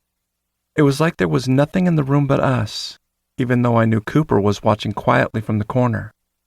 I expected Jackson to pick up my gloves or my knee pads, since I'd just brought out everything, but he simply ran his hands over my face and hair and down over my neck again. I wasn't sure if he was going slow because he was worried about me or because it was important to him, but there was no rush either way. His touch gradually changed from careful to commanding as we both grew more comfortable. When he finally picked up the gloves and slipped them over my hands, I was relaxed and sliding into that place where nothing else mattered. Jackson continued to touch and caress me in long, soothing strokes, eventually moving to my tail. He moved close when he picked up the loop. Leaning against him, I closed my eyes and relaxed into him. Even the sound of the cap and the feel of his fingers circling my opening couldn't push away the fog and its calm that was sinking over me. He took his time stretching me and readying me for the plug. By the time he inserted my tail, everything seemed very far away, and all I could focus on was the peace that flowed through me. When I was ready, I opened my eyes and saw Cooper lying right beside me. I could see love in his eyes, and I knew if I looked up, I'd see it mirrored in Jackson's. Cooper gave a little bark and wagged his tail. I peeked up at Master and saw his tender gaze focused on me. He started to speak, and the words seemed like they were coming from a distance. but I forced myself to focus on what he was saying and not try to hide from him. My two sweet pups, you are beautiful. Master's hands reached out and caressed both of us. I simply leaned into his touch and closed my eyes, but I could hear Cooper dancing around excitedly. Master laughed. All right, boy, go play. Bring your ball and I'll throw it for you. Maybe next time I would run through the tunnel and over the fences, but at that moment, all I wanted to do was curl up with Master. I heard Cooper bounce away, and Master brought both hands and wrapped them around me. Come here, sweet boy. I know what you want. I didn't even open my eyes. I just curled up beside him and let my head rest on his leg. Master continued the soothing caresses down my back, along my legs, before circling up toward my neck again. Occasionally, he would nudge my tail, or his hand would slide under and caress my belly. But mostly, his touch was sweet and almost innocent. Everything was simpler as a pup. There were no worries. There were no fears. All I had to focus on was the warmth of my Master, the sound of Cooper playing, and the knowledge that Master was in charge.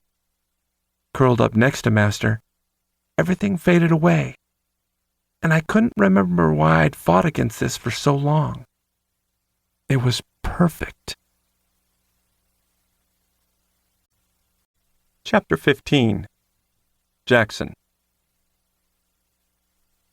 This is getting ridiculous. Wrapping my arms around Cooper, I pulled him back to the bed. You stay here and use my car, and Sawyer can use yours. Then you both come back here tonight. There's no reason for you to leave this early and go back to the apartment unless that's what you want. Cooper giggled. You just don't want to have to get up yet. Damn right. We were still trying to figure out a good schedule, but Mondays always seemed to be the hardest. In the 2 weeks since they'd met my parents for the first time, Cooper and Sawyer had begun staying over more, but organizing 3 people and 2 cars was difficult, especially when they felt bad about borrowing mine. Just because he has to go in entirely too early doesn't mean we have to get up. I picked my head up and opened my eyes long enough to wink at Sawyer, who was standing by the bed shaking his head. If you come back here tonight, we can do something together before Cooper gets home. I don't mind, but Cooper might have other plans, and I know we need to do laundry. Sawyer started digging through the dresser and grabbing clothes for the day. I told you that you needed to leave more stuff here. Tightening my arms around Cooper, I pinned him to the bed. You don't want to go, do you? You want to stay here and sleep and cuddle with me, don't you?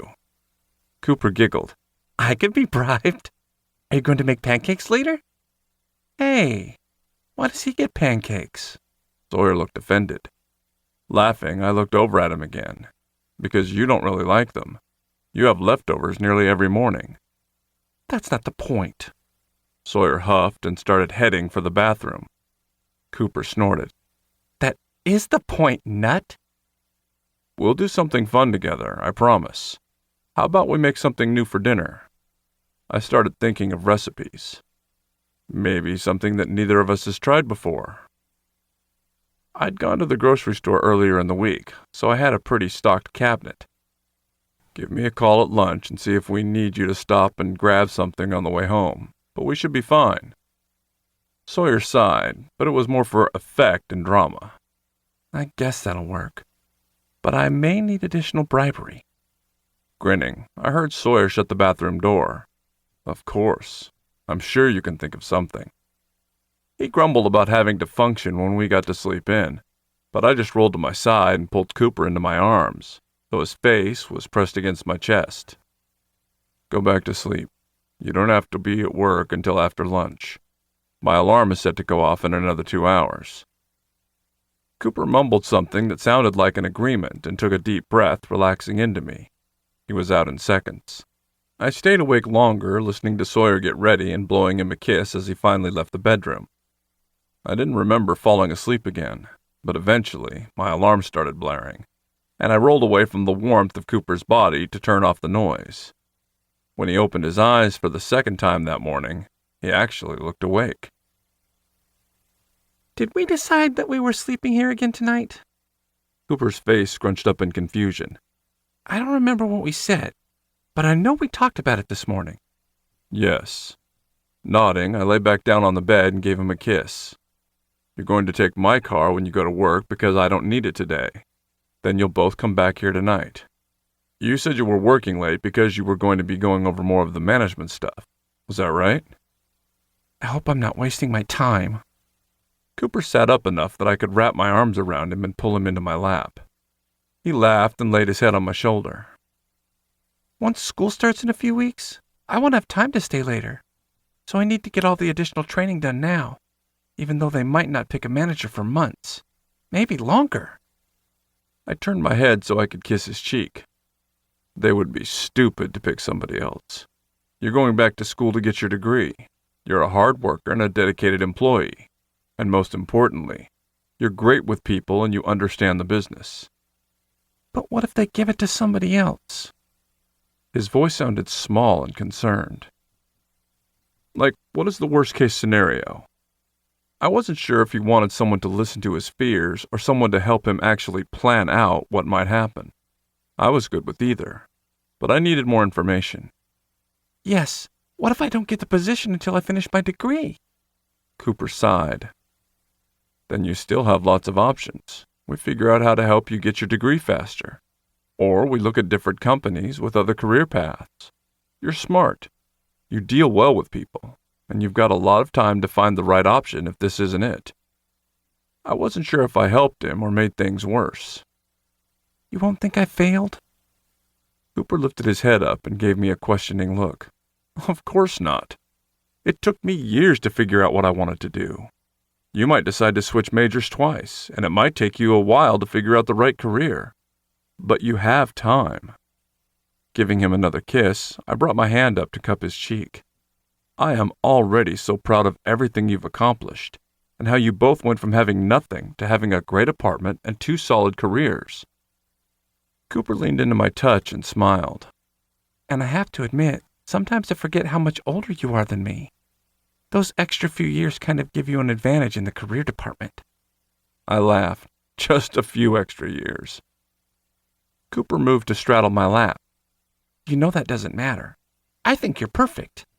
I can't imagine having a master who's our age and just as unsettled as we are.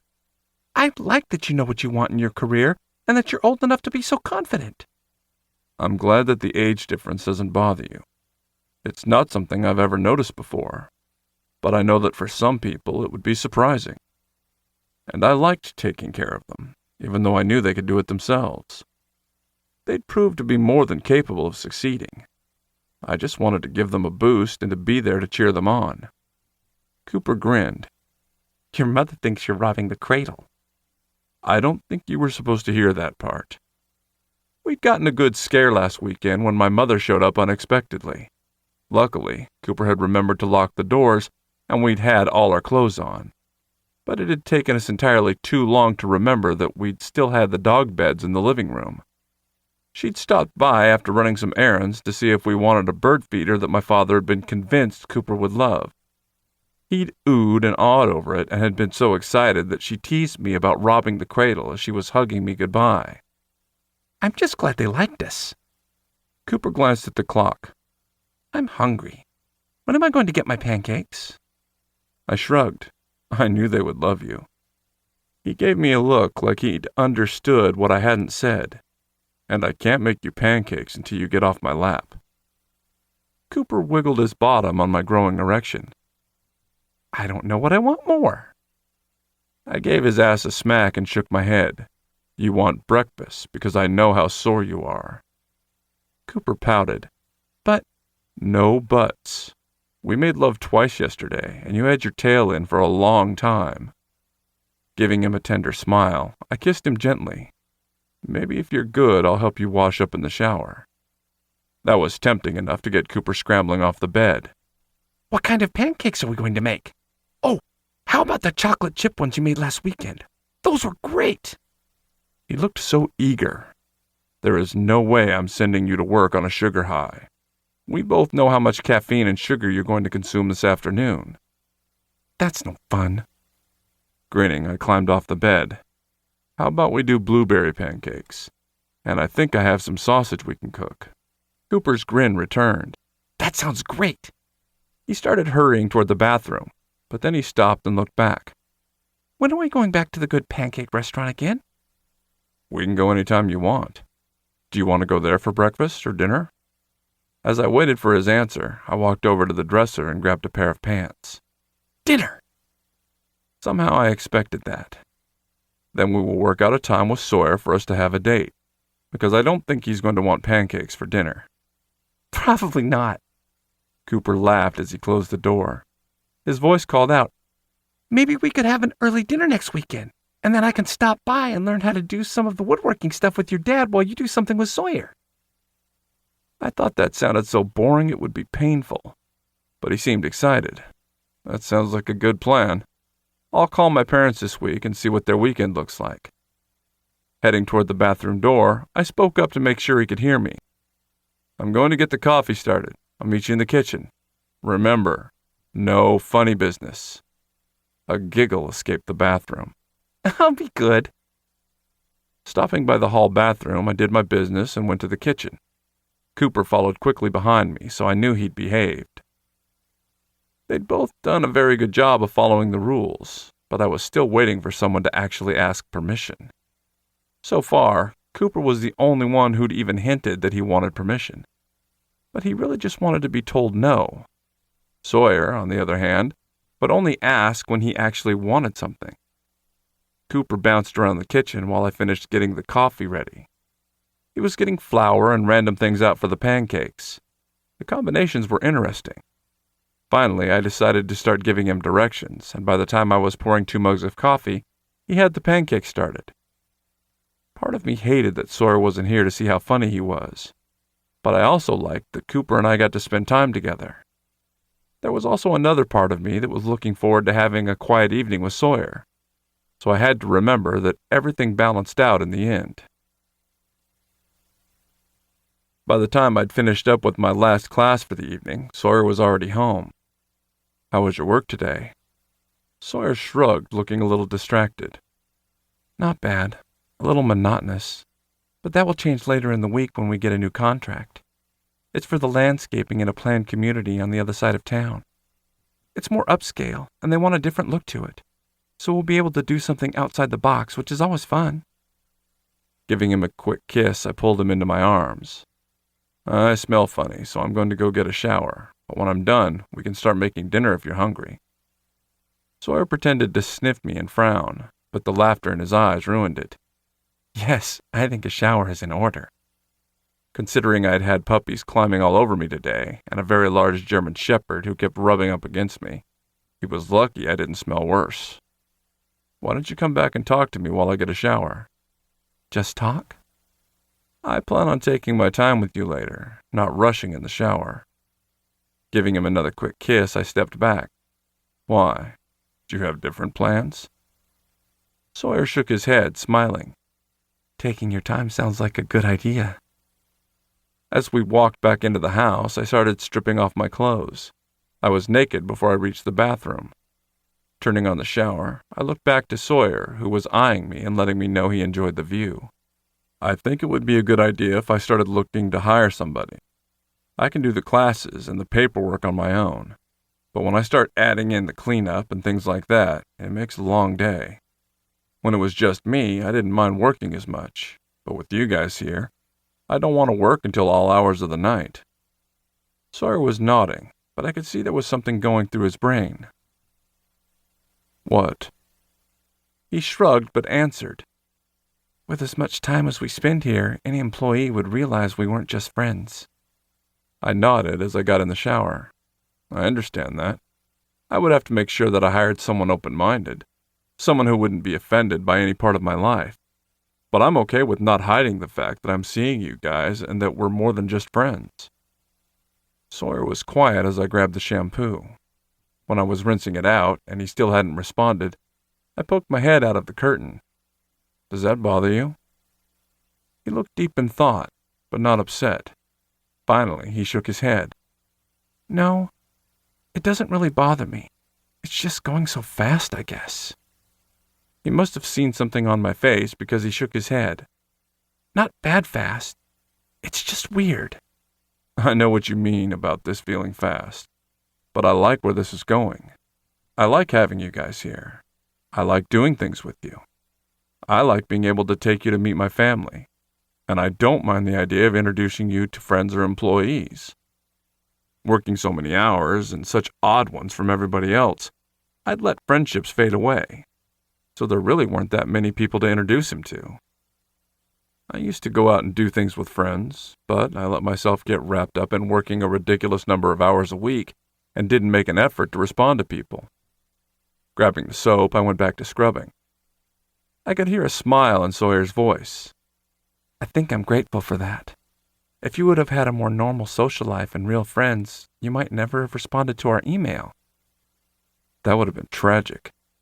I stuck my head out of the shower again and gave him a smile. Responding back to you is the smartest thing I've ever done. As I finished getting cleaned up, I turned the water off. Sawyer was there with a towel and a tempting grin on his face. I wasn't going to be swayed.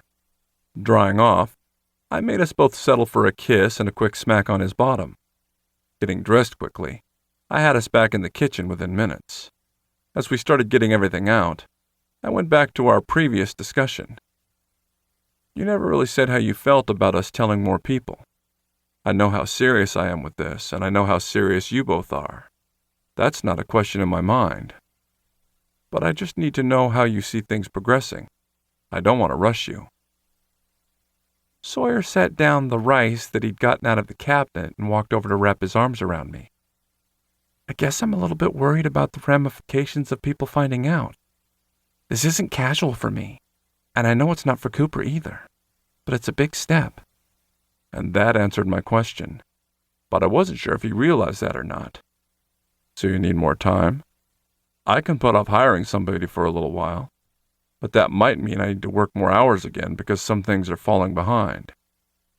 Sawyer let his head rest on my shoulder, and I felt him relaxing on me. I realized that I don't know is a terrible answer. I'm just not sure what to say. Then we wait. I tightened my arms around him and gave him a hug. And in the meantime, I might drag you into cleanup duty, especially when the puppies have their class. That took forever. Sawyer laughed. It's a deal. The fact that he hadn't said no meant a lot to me. Everything in our relationship was happening faster than he expected, but I knew he would get there in his own time. Finding the right balance between being patient for Sawyer and not letting Cooper push us too fast was hard. But the more we talked, the easier it became to work through things and to get Sawyer to open up. I was probably greedy. Him showing me his pup was such a huge step. But seeing that proof of how he felt and how he was opening up only made me want more. Yep, I was greedy. But I wasn't going to apologize for that. I was going to remind myself what I had in my arms and where we would be. Eventually. Chapter 16. Cooper. Why are we over here? I mean, I understand that we live here, but why are we here and not at the house? Watching Sawyer on the couch flicking channels, I knew my question was going to drive him crazy, but I couldn't help it. Sawyer shrugged but wouldn't look at me. Focusing across the room, I flopped down beside him on the couch. When it was clear I wasn't going to be ignored, he glanced at me. We live here. Duh! Frowning, Sawyer went back to looking at the TV. He needs some time away from us once in a while. He had to work late, so would be over there for hours without him. There's probably something wrong with that. It's not our house. We are fabulous, and nobody needs time away from us. Then I started to think about what he said. Do you need time away from me? Was that what he was trying to hint at? Sawyer immediately turned back to me and pulled me into his arms. Oh, absolutely not. I love you. We're family. I don't need time apart away from you. But Jackson loves us. Why would he want time away from us? That statement usually made Sawyer crazy, but he just curled into me and shrugged. That was weird. Why do you think he wants time away from us? Sawyer had been acting weird all night. He'd been acting weird for a couple of days, really. Monday night, he'd been a little quiet, but nothing too bad. But Tuesday morning, when he got ready for the day, he'd said that we should probably go back to the apartment. Now I was starting to think he didn't know what he wanted. He should. I could feel the stress in Sawyer's body and hear it in his voice. Are you ready to tell me what's bothering you? I thought he realized it was obvious, but the way he stiffened made it seem as though he was surprised. What happened on Monday? I knew he and Jackson hadn't argued. Neither one was a volatile type, and neither was the kind of person who would hide it. It had to have been something with work, or maybe something random. I couldn't think of anything a stranger would say or do that would make him this odd. Sawyer was quiet for a moment, then spoke quietly. My boss wants to have a company barbecue. He's doing it over at one of the big parks on the other side of town, so there will be play equipment for kids and plenty of space to run around. At first glance, that shouldn't be stressful, but I had a feeling I knew what the problem was. Waiting for Sawyer to tell me, I stayed quiet and just held him. When he finally realized I wasn't going to say anything, he sighed and continued. He wants it to be a family event. Everyone will be bringing their spouses and kids. I don't know what to do. They know I'm gay and I've never hidden you, but it makes me uncomfortable. And then there's Jackson. I don't want to leave him out of it because he feels like family. But I don't know if they're going to lose their marbles if I show up with both of you. We knew this was going to happen eventually. Sure, in the past, when we talked about finding a third, it seemed far away. But we knew this day would come. I know. But what happens if we bring him and I lose my job? What happens if we don't bring him and he's hurt? What happens if we don't bring him and we accidentally bring him up in conversation? It's basically lying not to bring him. He's family too. Sawyer didn't seem to realize that, but I thought he'd already answered his own questions. Giving him a quick kiss, I tried to think of how to respond.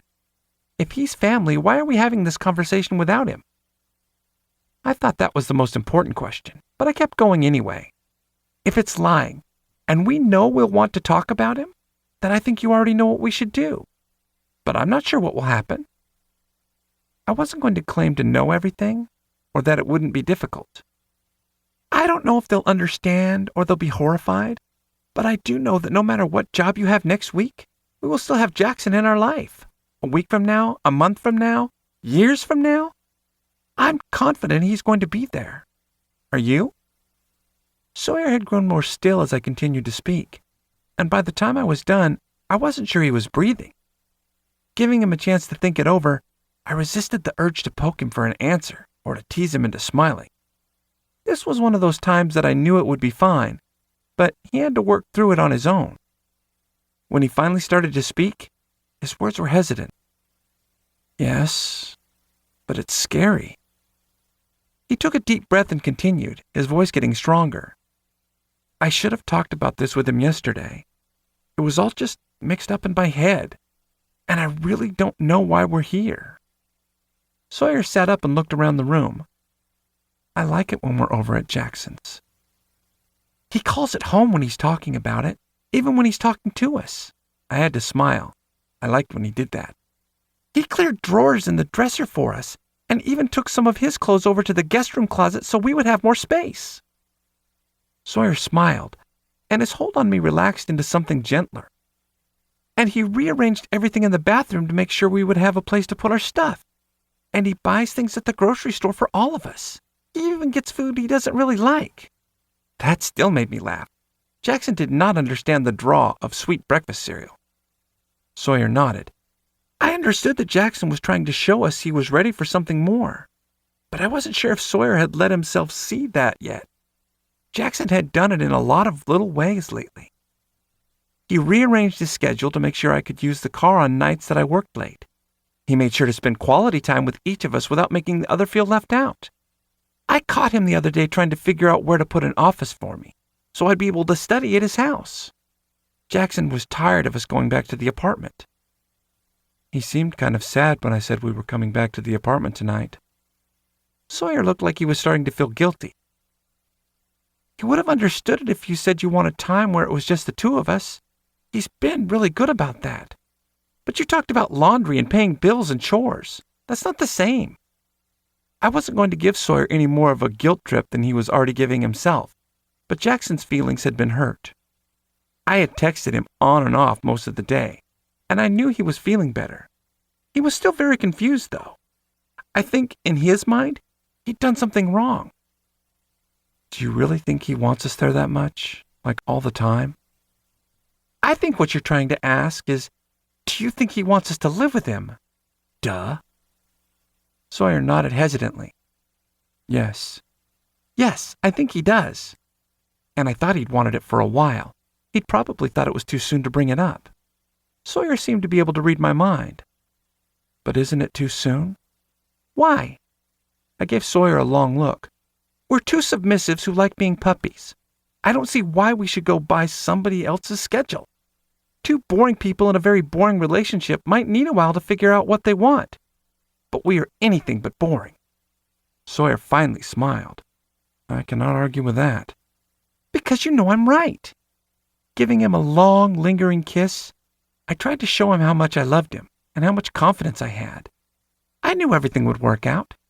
When he finally pulled away, I gave him a soft smile. How about we go find Master and tell him what's going on at work? Sawyer nodded slowly.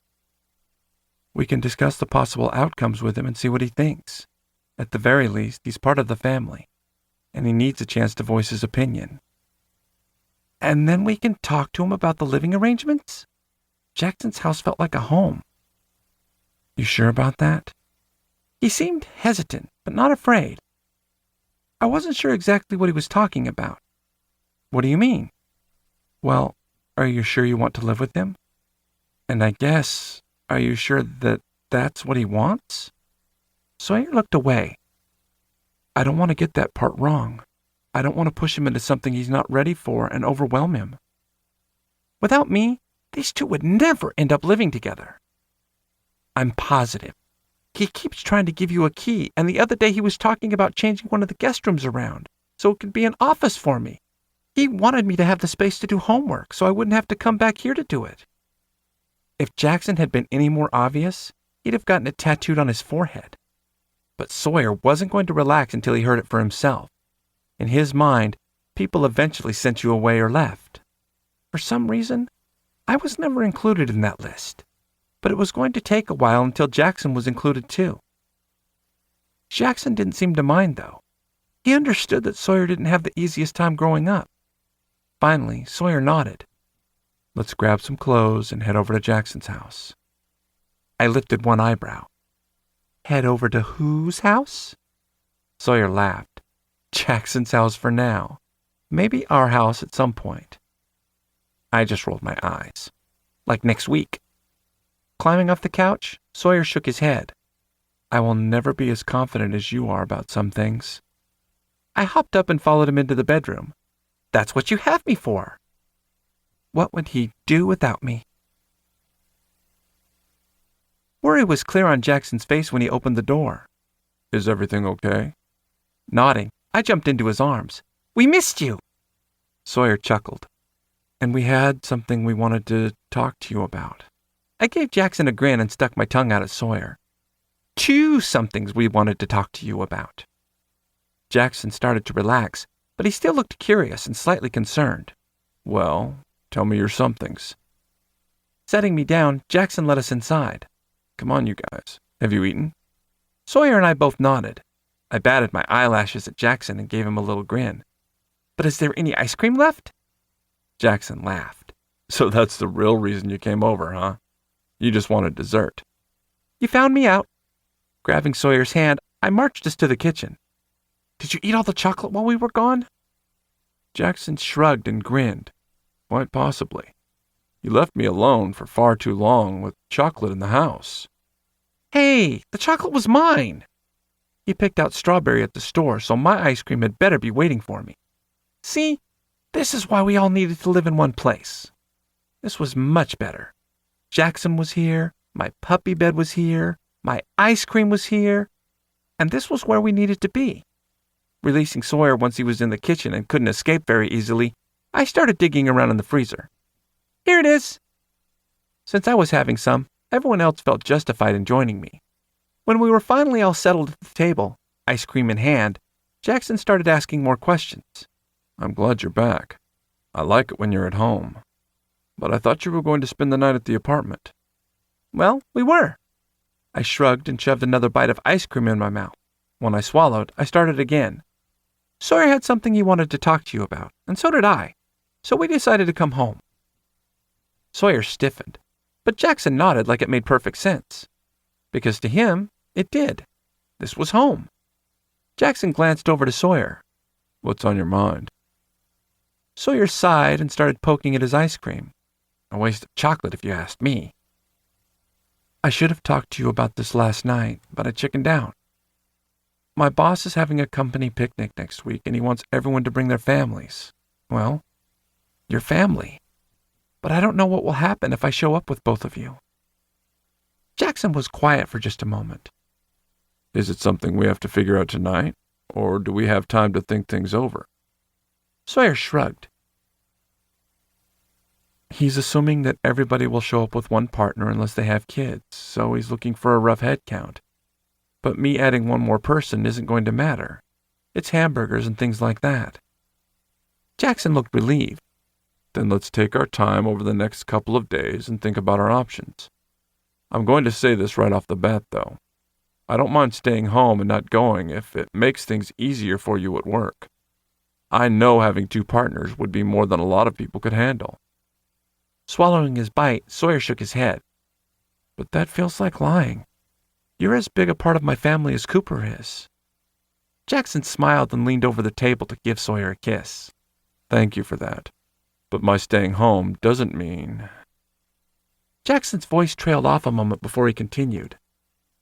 But my staying home doesn't mean I'm unimportant or that you're ashamed of me. Our personal life is nobody else's business, especially when you're at work. But we don't have to figure it out tonight. Sawyer continued to poke at his ice cream as I finished mine.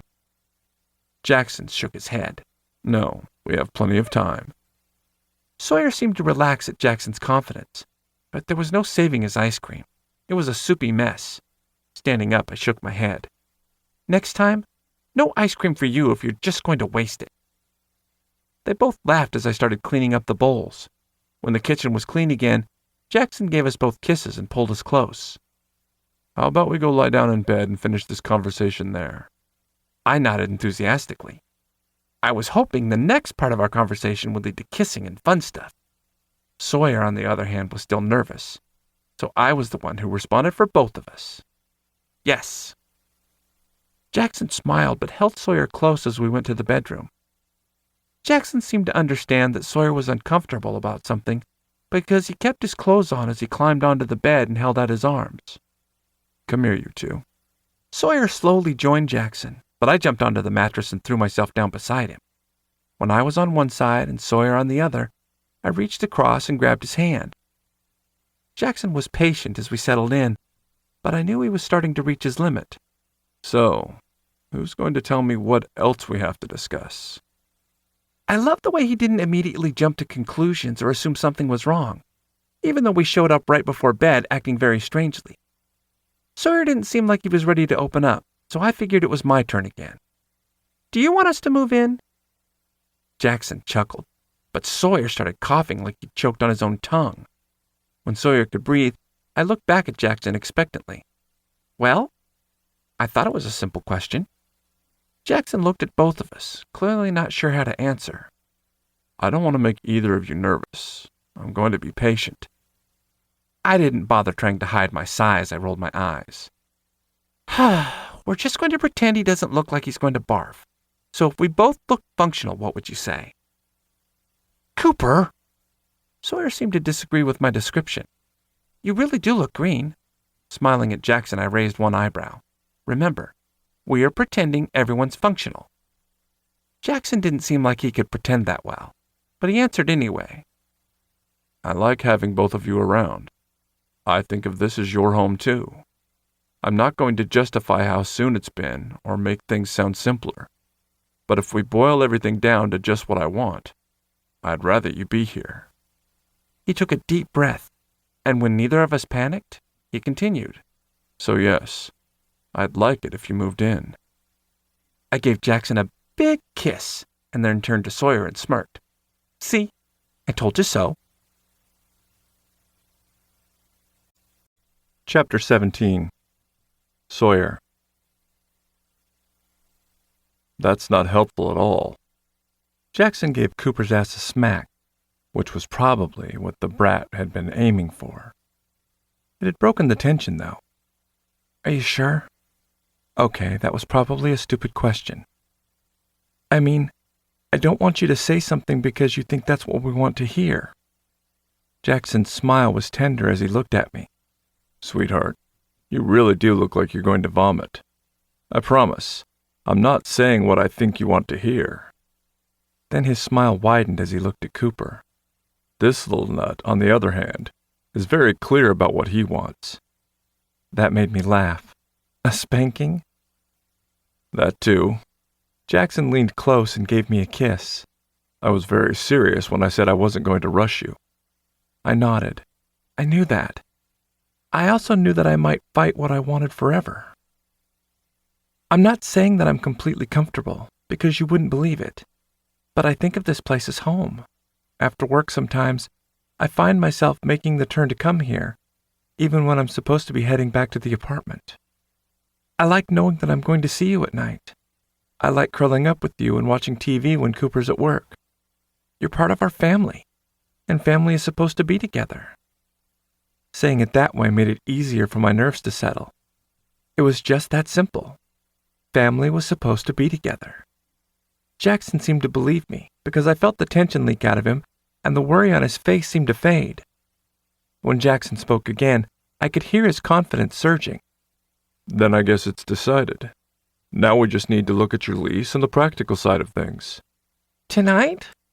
Cooper didn't seem excited about the planning part. Jackson gave him a look that said he wasn't buying the act. "Why? Did you have something else in mind?" "Yes." Cooper pressed closer into Jackson's side, rubbing his cock against Jackson's thigh. "Do you need a hint?" Jackson chuckled but looked at me. "What do you think? Should we plan? Or do you think we should go with Cooper's idea? He looks like he's been naughty, so I'm not sure if we should reward him." I knew he was trying to give me a chance to take things in a different direction, but I was ready to stop thinking. I wanted to sink into both of them and let everything else fade away. Unfortunately, I have to say he's been good. Cooper gave both of us a wicked grin. "I've been very good." "Then I guess I'll just have to let you have your way." Then Jackson's smile turned wicked. "But I know exactly what I want." The need and arousal in his voice sent shivers down my spine, but the look on his face had my cock jerking. Jackson's hand started moving over my back and down to my ass. "I bet you just want to relax and make everything go away." Nodding, I leaned in and pressed a kiss to his lips. That was exactly what I wanted. Jackson's hand squeezed my cheek and his gaze grew heated. "I want you to sit up so we can strip you." Cooper made an excited little noise and sat up, pulling at my clothes. "You're not going fast enough. I'll help." Jackson watched as Cooper enthusiastically bared me. "I want you to lie down in the middle of the bed. I have a surprise for you." As he climbed off the bed, I followed instructions. I wasn't sure what he was going to do, but the look on his face said he was going to enjoy it. Jackson walked into the closet and came out quickly holding something in his hands. "Face down on the bed, Sawyer. Stretch out so your arms are at the headboard." Cooper understood what was happening before I did. He made a low, pleasured noise, and I could picture him giving Jackson the sweetest looks. "Can I play with it next time?" Jackson made a low rumbling sound, and I pictured him nodding. "If you're very good." Cooper seemed to be willing to promise anything if he got to play, but I still wasn't sure what Jackson was holding. "I'll be very good, I promise." "Then help me get Sawyer ready." I wasn't sure if that sounded ominous or sexy. I squeezed my eyes shut as I felt the bed move, not sure if I should peek or not. Jackson's warm hand started rubbing long strokes down my back, and it was impossible not to relax into his touch. That's better. I want you nice and calm. It wasn't long before I felt Cooper's hands rubbing over me as well. Soothing me seemed to be their primary goal, but the combination of their hands wandering over me and the excitement about what was to come made it erotic as well. When Jackson stretched my hands above my head, I didn't even think about where it was going. The feeling of something wrapping around my wrists and his deep voice called me back from the fog I was sinking into. When we were talking about limits, Sawyer, you said you liked being tied down. I wasn't sure if it was a question or not, but Cooper handled it anyway. Yes, Master. He loves being restrained. Jackson knew that I had my safe word, so he continued to wrap the soft-lined cuffs around my wrists. I felt the bed shift, and Jackson reached for something at the head of the bed. He must have put some kind of chain or hook there, because my hands were quickly tied down. My face was still pressed against the mattress, my eyes closed, but soon I felt Cooper's hands bringing something around my eyes. Some kind of scarf wrapped around my face, and the combination pushed me deeper into that soothing place where nothing mattered. Restrained and blindfolded, there was nothing I could do but let Jackson take control. As I relaxed into the bed, I felt their hands start to move again. Jackson's rougher ones started at my shoulders, while Cooper's long, soft fingers started at my feet. I might have felt guilty about being the center of attention and getting all of their focus, but there was nothing I could do, and nothing was up to me. There was no guilt in submission. The room was quiet.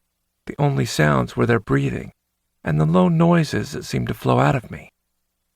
Hands moved my legs to spread them apart, and the massage continued everywhere. I wasn't sure if I was supposed to push against the arousal that was building or not, but it was fighting the hazy feeling that was trying to pull me down.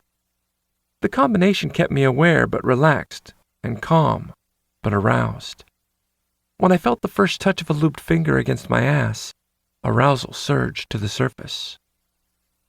Shh. Jackson's low voice made me want to squirm and beg. I'm not in any rush. You're just going to relax for me. I wasn't sure if it was supposed to be a reward or punishment. One finger slowly eased inside me, and I felt my body open around it. The rest of the hands moved away, and all I was left with was that one touch. Somehow, going from an almost endless number of hands to one point on my body just magnified it. I expected the rhythm to change, but he never varied from that carefully measured pace. When I could feel his knuckles against my skin, he started gently easing out of me. Part of me wanted to soak it up, and part of me wanted to move and demand more. But what I wanted most of all was whatever Jackson wanted to give me. We continued the slow, torturous pleasure for what felt like hours. When a second finger entered me, they felt huge, even though I knew it wasn't enough of a stretch. It took me several minutes to figure out it was Jackson and Cooper in me at the same time. The feelings that rushed through me were overwhelming. When the third entered me, it didn't matter whose finger it was. I knew they were both there, loving and touching me. When I was finally empty, I expected to be filled or fucked or something, but Jackson's voice pulled me away from the wonderful sensations that were flooding me. All right, Cooper, help me roll him over. There's so much left of his body that we haven't massaged. Jackson seemed to realize that my muscles wouldn't work because I felt the restraints release my arms, and they moved me without my having to do anything. I felt both sets of hands massage my arms before they were stretched up again and restrained to the top of the bed. When they had me laid out once again, the massage started over. Cooper was on my chest, and I felt Jackson's hands on my legs. He worked his way up my calves and thighs slowly and methodically. Cooper's touch seemed designed to arouse and not relax. He focused on my nipples and seemed to take great pleasure in teasing and pulling at them. As Jackson finally reached the top of my thighs, I felt him move my legs apart again. I should have been thrusting up against him or begging for more, but nothing seemed to work. Shivers raced through me, and I could hear needy sounds escaping, but they seemed out of my control. His gentle touch took forever to reach the tops of my thighs. When all the hands were removed from my body, I knew what was going to happen. The feeling of Jackson's fingers as they wrapped around my dick tore a moan from me. It was like my ass all over again. The one incredible sensation after the long, overwhelming pleasure. I knew I couldn't come, no matter how long the silence lasted or how incredible his touch. I had to wait for permission. But the need kept building. The tight, smooth strokes up and down my cock. The light caress of his thumb over the head. It just kept building until I knew I was begging for something, but the words didn't make sense. When Jackson released my dick, I cried out. I heard soothing noises coming from the darkness, but it was the feeling of his hands lifting my legs that let me know he wasn't going to stop. My knees were pushed up until my thighs rested against my chest, and I was spread open for him. Then I felt Cooper's hands again, holding a leg with one and the other sliding down to open my ass, to offer it up for master. Just the thought had my already hard erection jerking, and it was all I could do to hold back the pleasure. I felt Jackson's body stretch out over me, and his cock barely kissed the tip of my hole. He slid in deep with one quick thrust that had fireworks shooting up my spine. After the long, slow pleasure, I expected more of the same, so the spike of need and the beat of arousal as he fucked me deep had me moaning and crying out. They released my legs and let me wrap them around his waist to try to pull him closer. The feeling of Cooper's hand on my hard length and his lips on my nipple pushed me even higher. Sensations were flooding through me, and all I could do was let go and offer everything up to Jackson. As he thrust deep inside of me, hitting that spot that made lightning shoot up through me, I finally heard him begin to speak. The low words made me want to reach out to him in the darkness. That's my beautiful Sawyer, giving everything up to us. That's what you want, isn't it, my beautiful boy? You want to give everything up to your master like you've given it up to Cooper. The tender words stroked deep inside me. Please, yes. I want it all, my beautiful boy. My sweet pup. My loving, wonderful Sawyer. There's nothing you need to hide from me. No desire too wild. No love too deep. Nothing you need to hold back. I promise I'm strong enough to catch you, and steady enough to be here no matter what. I let the fabric slip over my head, and for one long moment, I kept my eyes shut, wanting to hold back the whirl of emotions. When I finally opened them, I was staring at my two perfect loves. Cooper, my family, my partner, and my rock. And Jackson, my master, my lover, and the rock who would be there for both of us. As the pleasure threatened to break over me, Cooper moved to lie beside me, and Jackson leaned down to kiss me. It was sweet and tender, and I felt tears prickling in my eyes. The soft touch of Cooper's lips against my cheek pushed me over. One small little caress that was innocent and perfect. A dam of emotion burst through me. My orgasm was beating down on me, and I cried out, pleading to come. Jackson's beautiful words and honest emotion had tears and pleasure exploding at once. I love you, Sawyer. Show me how much you love me. I know you do. Show me how much. My orgasm rushed through me in waves, each one higher than the rest.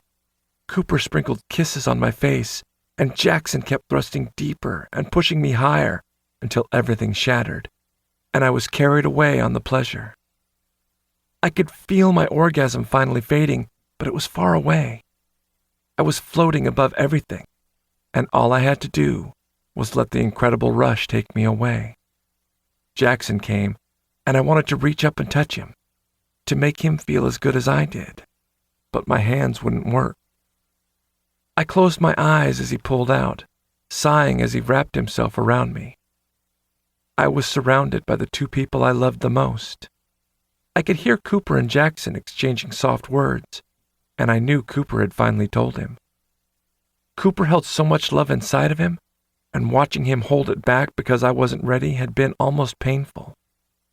Knowing that he was finally free lifted a weight off me that I hadn't realized was there. As I floated away, everything perfect and calm for the first time in so long, I found the words for one moment before the blackness pulled me down. I love you, Jackson. Chapter 18.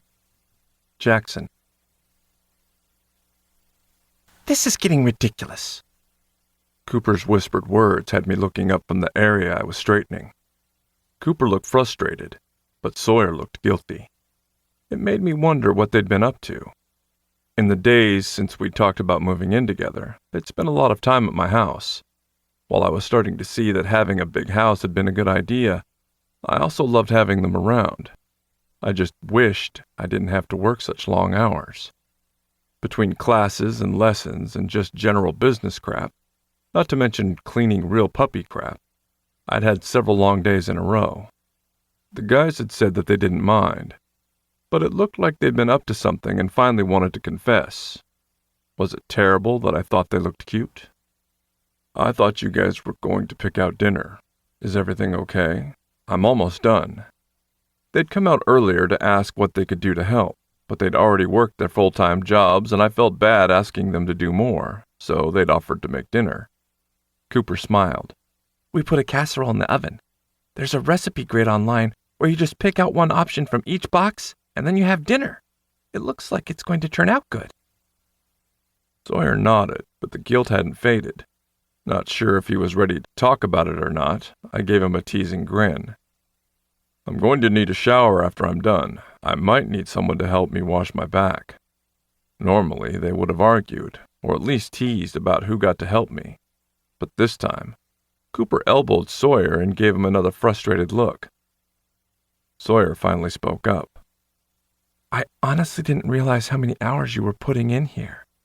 I've been thinking about the conversation we had about you wanting to hire somebody, and I feel bad.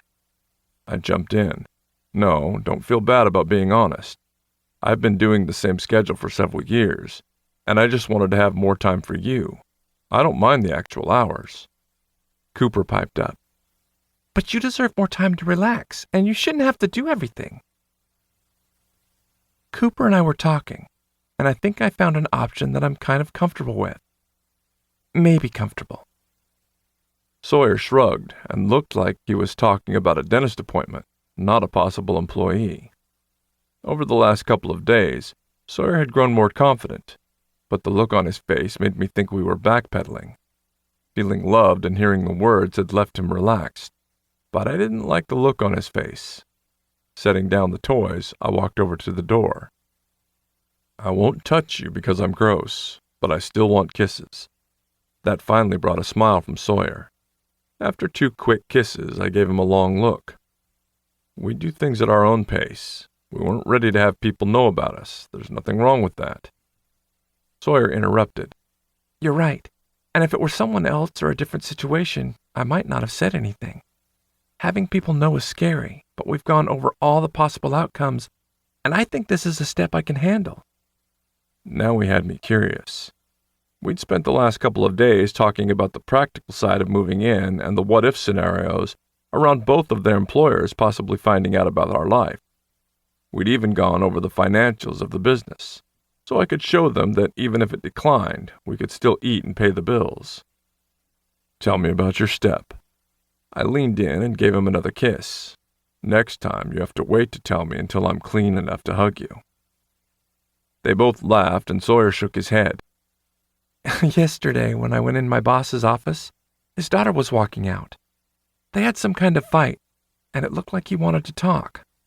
Well, it turned out that she, and I'm not sure if that's the right pronoun, is having a hard time finding a job because she's non-binary, I think.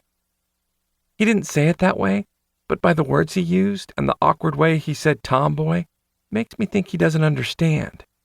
In his mind, she should just pretend to be more feminine to get a job. Now I was the one shaking my head. That's terrible. Telling them that everything would be better if they just lied isn't helpful. There are websites for everything these days. He needs to look this shit up. Sawyer nodded. Well, she's just out of high school, and it doesn't sound like she has any real skills, at least according to him. But I thought it might be worth talking to her, no matter how she identifies. I knew you wouldn't have an issue with it, and let's face it, if she gets feeling different, she might understand us more. Then he frowned again. And that's a little bit selfish. It's honest and practical, and we're allowed to be selfish when it comes to our own life and privacy. I'd been thinking along the same lines, so I wasn't going to let him beat himself up. I would have wanted to hire somebody who could relate on some level, so I think it's a good idea. Cooper was growing impatient, and he seemed to think we were both morons, so I kept going. Why don't you get her number and I'll talk to her? Do you know if she's expecting a phone call, or is this going to come out of the blue? Sawyer reached into his pocket and pulled out a piece of paper. This has her information on it. I'm really not sure, though, about the pronouns. If I'd met her in a social situation, I probably would have assumed male pronouns or asked. He said her name is Amanda. But yeah, I have no idea what she wants to be called. It sounds like he has no idea how to discuss this stuff with her. And yeah, I'm going to have to be careful and not assume pronouns. Did he say he was going to talk to her? I was already trying to figure out how to start the conversation without sounding weird or creepy, but it was hard. Yes, he said he was going to talk to her when he got home.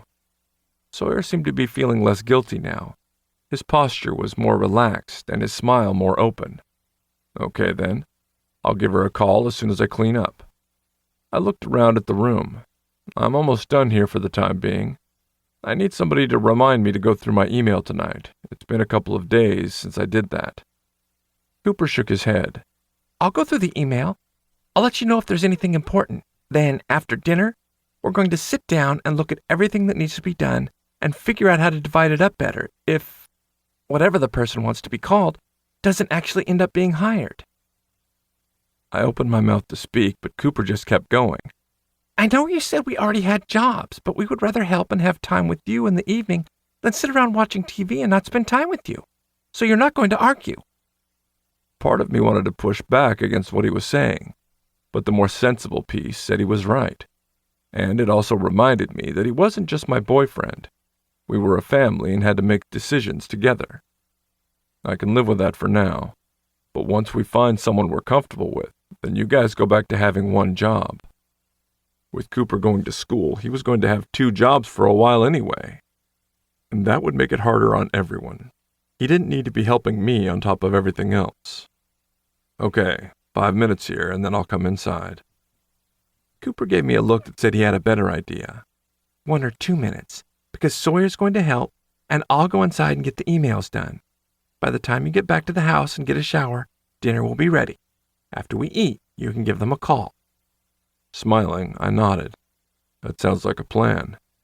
Thank you for your help. I leaned in and gave Cooper a kiss. As he started to leave, Sawyer called out, Don't you need to get his computer password or something to answer those emails? Cooper laughed. He doesn't even lock doors. There's no way his computer has a password, and he probably has his email login automatically saved in his computer. I wanted to be able to say I was more careful, but I didn't want to lie. Sorry? Sawyer was shaking his head like he couldn't believe it. We are going to have a discussion about you being more careful. I'll do my best. Promising to remember would be a lie, but they were right. How about I say thanks for helping me and we ignore the fact that I'm an idiot? Sawyer laughed. I'll do my best. Well, that had to be the most awkward employee interview ever. Flopping back on the couch, I yawned. Not only hadn't her father mentioned his conversation with Sawyer, I wasn't sure she'd ever had anyone ask what pronouns she wanted used. At first, she seemed to think I was teasing, and for a few seconds, I'd worried that Sawyer had read the signs wrong. But after a few minutes, she opened up and admitted that yes, female pronouns were fine, but she wanted to be called Lee, her middle name. She'd been very honest about the fact that she would not wear skirts and pretend to be ladylike just because it made customers happy. When I told her I didn't care, as long as she was dressed and polite to my customers and their dogs, she didn't seem to believe me. Looking over at Sawyer, I frowned. Are you sure about this? She's not the meek type who's going to sit back and just wonder why we're so accepting. She's going to ask questions and figure it out. Sawyer had been sitting at the other end of the couch, but as he started to speak, he moved closer and ended up curled up next to me. Yes, I understand. I like what I'm doing, and I can see working at the company for years. But eventually, more about my personal life is going to come out. I need to know if this is going to cause a problem so I can start looking at other options. Wrapping my arms around him, I pressed a kiss to his head. Worst case scenario, we know everything will work out, right? Sighing, Sawyer nodded. But I don't want to be some unemployed slob who just mooches off you and Cooper. I had to laugh. I cannot picture that at all. But even if you do end up unemployed for a little while, I know you'll figure something else out. Besides, just because we planned for the worst doesn't mean that that will happen. Cooper sat up from where he was lying on the floor and grinned. You can always be the little houseboy who runs around naked. That would be hot. Oh, yes, that would be hot. I trailed my fingers down Sawyer's side. I think you would be a fabulous naked houseboy. He laughed and rolled over so his head was on my lap and he was staring up at me. Not a chance. Cooper sighed like Sawyer just didn't understand. I think we should put it to a vote. I nodded. I like that idea. Sawyer snorted. When is she coming over for an interview? Evidently, he didn't like the idea of being our naked little sex slave. Tomorrow around dinner, after the lessons are done for the day and Cooper's back. Sawyer seemed lost in thought, but I wanted to finish the conversation. As long as the regular part of the interview is fine, I'd like to introduce both of you to her before I officially hire her. I think I'll know pretty quick if she's open-minded enough for it to work out. Right now, all she knows is that I'm a friend. If we've read things wrong and she wouldn't be a good fit, then we'll just leave it at that. Cooper's expression made it clear he thought it was the best option, but we both waited to see how Sawyer felt. He was quiet for several minutes. I couldn't tell if he was thinking it through logically or just worrying. By the time he was ready to speak, Cooper and I were both nervous. I think that's the best idea. If we lie about it now and she turns out to be a great employee, then she'll be pissed we didn't tell her the truth. You need help. There's no way around that. And something about her just feels right. I had to agree. Once we got through the initial weird part, she came across like she would be a hard worker and wouldn't give me a lot of bullshit. She's expecting to stand out. But I think once she realizes that this could be a place where she fits in, I think it'll really work out. I agree. Cooper's big smile and pure excitement were contagious. Then we know it will be perfect. Cooper leaned in close and gave me a kiss. Are you guys still going to have time to grab a load from the apartment this weekend? They still had over a month until their lease ended, so we were planning to go every couple of days to bring back a load. Their furniture was going to go in storage until we figured out what to do with it, but we were going to handle that last. Cooper had to work most of the day on Saturday, so the plan was for Sawyer and me to make a run to the apartment mid-afternoon. Nodding, I mentally ran through the schedule one more time. It should still be fine. Depending on how quickly I get cleaned up, we might even be able to do 2 loads. Cooper grinned. Perfect. Then I'll have more of my clothes here, and I won't have to do a dozen loads of laundry a week. Sawyer took offense to that. Hey, I've done the last 3 loads of laundry. I shrugged. See, all the more reason to keep you both naked. Excitement ran through Cooper. I'll be your naked houseboy. If you get a pool, I'll even wear one of those tiny little suits and be your naughty pool boy. Sawyer snickered. He should have gone into porn, not coffee. We'd have been millionaires by now. But then you'd have been too famous because everyone would have loved him and I wouldn't have met you. No matter what he did, I knew Cooper would succeed. People loved his openness and the teasing way he flirted with just about everyone. Cooper threw himself across my lap, nearly smothering Sawyer. I wouldn't trade that for all the money in the world. The sincerity in his voice was at odds with the crazy words, but I understood the sentiment. I love you both. Now let Sawyer breathe. I would have smiled, but it wasn't the most insane thing I'd said that day. Life with my guys would never be boring. Chapter 19. Cooper. I was overcaffeinated. That was my only excuse. Well, maybe justification. Or explanation. Yes, I liked that better. It was my explanation. Caffeine, sugar, chocolate, and excitement were a bad combination. As more of our stuff started moving from the apartment to the house, it made everything more real and more wonderful. When I thought about how wonderful it was, my excitement kept growing, and somehow that led to more coffee consumption. I still wasn't sure how that happened. By the end of my shift, I'd had 4. Oh, maybe more than that. Yes, too much caffeine. It made the day pass by faster, but it also seemed to turn my brain off. As I was dancing around the storeroom, getting ready to leave, April finally came in demanding answers. You've been bouncing around the store since I came in, and according to everybody else, you've been doing it all morning. I even had one of the customers a few minutes ago say that they thought you'd had too much caffeine. So spill it. She crossed her arms over her chest and leaned back against the door. What? Did Sawyer ask you to marry him? If you were a girl, I'd ask if you were pregnant. You're glowing, and you're stupid excited. Oops. I had no idea what to say. We're getting a new place? Unfortunately, that came out as a question, which didn't help my situation. April gave me a suspicious look. Why? Because we need more room? Shit. A question again. I know neither of you are pregnant. So unless you just got married and are trying to adopt a baby from some third world country, I don't see why you need a bigger place. Your apartment is cute. Her face went from frustrated to concerned. Are you guys having money issues? Did you get kicked out? No, that doesn't explain the excitement. No, everything's fine. Everything was perfect. What the hell is going on? I thought I was your friend, but you're lying about something. If you don't want to tell me, that's fine. As her tone changed to hurt, I was even more conflicted. She was right. She was my friend. But there was a huge part of my life that I'd left out.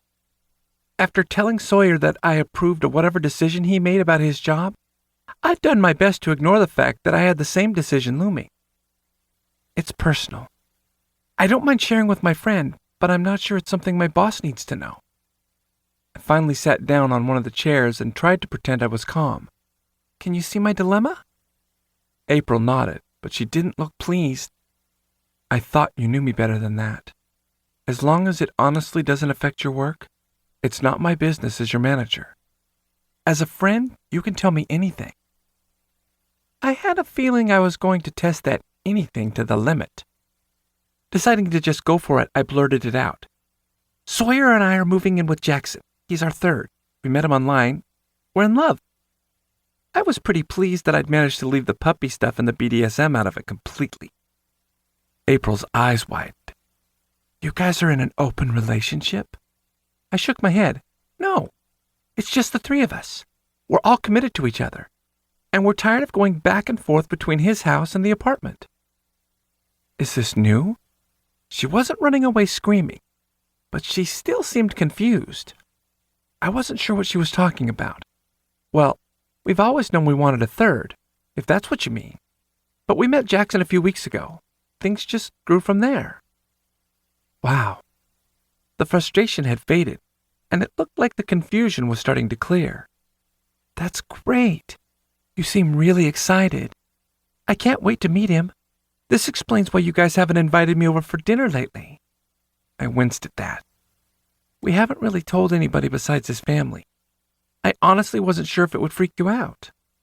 April nodded, finally seeming to understand. I guess I get it.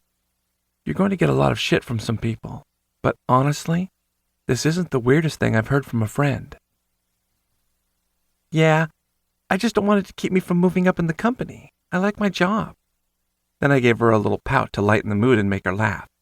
And I want the manager job at the new location. She smiled but didn't get sidetracked. Eventually, one of the other managers or employees will ask you about your family. There's no way around that. But I honestly can't remember having a personal conversation with anyone at the corporate office. I could see her starting to think back through previous conversations, and finally she shook her head.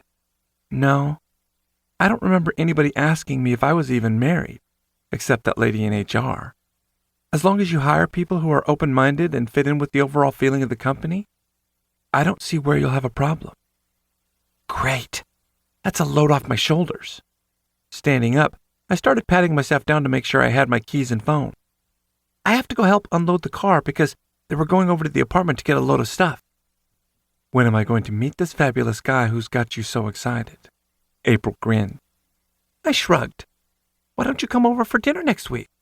Let me talk with the guys and see what works best for everybody's schedule. Beaming, April nodded. Perfect. I get free food and entertainment. Laughing, I shook my head. You better behave. I make no promises. She shrugged. I said the same thing when I met Sawyer for the first time, remember? Well, this will be just as G-rated. Nodding, I made a vow to make sure everything weird was picked up and put away. If I'm going to live vicariously through you, it needs to be at least PG. She smirked and stepped away from the door. Okay, go home to your men. You'll have more fun than I will tonight. I gave her a little wink as I turned the handle. I know. Her laughter followed me out the door. I can't see anything. Can you? Pressing my face harder against the window, I kept trying to see what was happening over at the other building. When Lee had pulled into the parking lot over by the training center, Jackson had gone out to meet her. Sawyer and I had waited in the house, watching as they talked in the driveway. They both looked stiff and slightly uncomfortable, but as they kept going, their body language changed. Lee's hands came out of her pockets, and Jackson laughed. We were too far away to hear what they'd said, but things looked like they were going well. When they finally went into the building, Sawyer and I stayed glued to the window. Deciding that he needed a distraction, and probably because I was still too overcaffeinated, I started telling him about work. I might have accidentally told people about us. Sawyer groaned.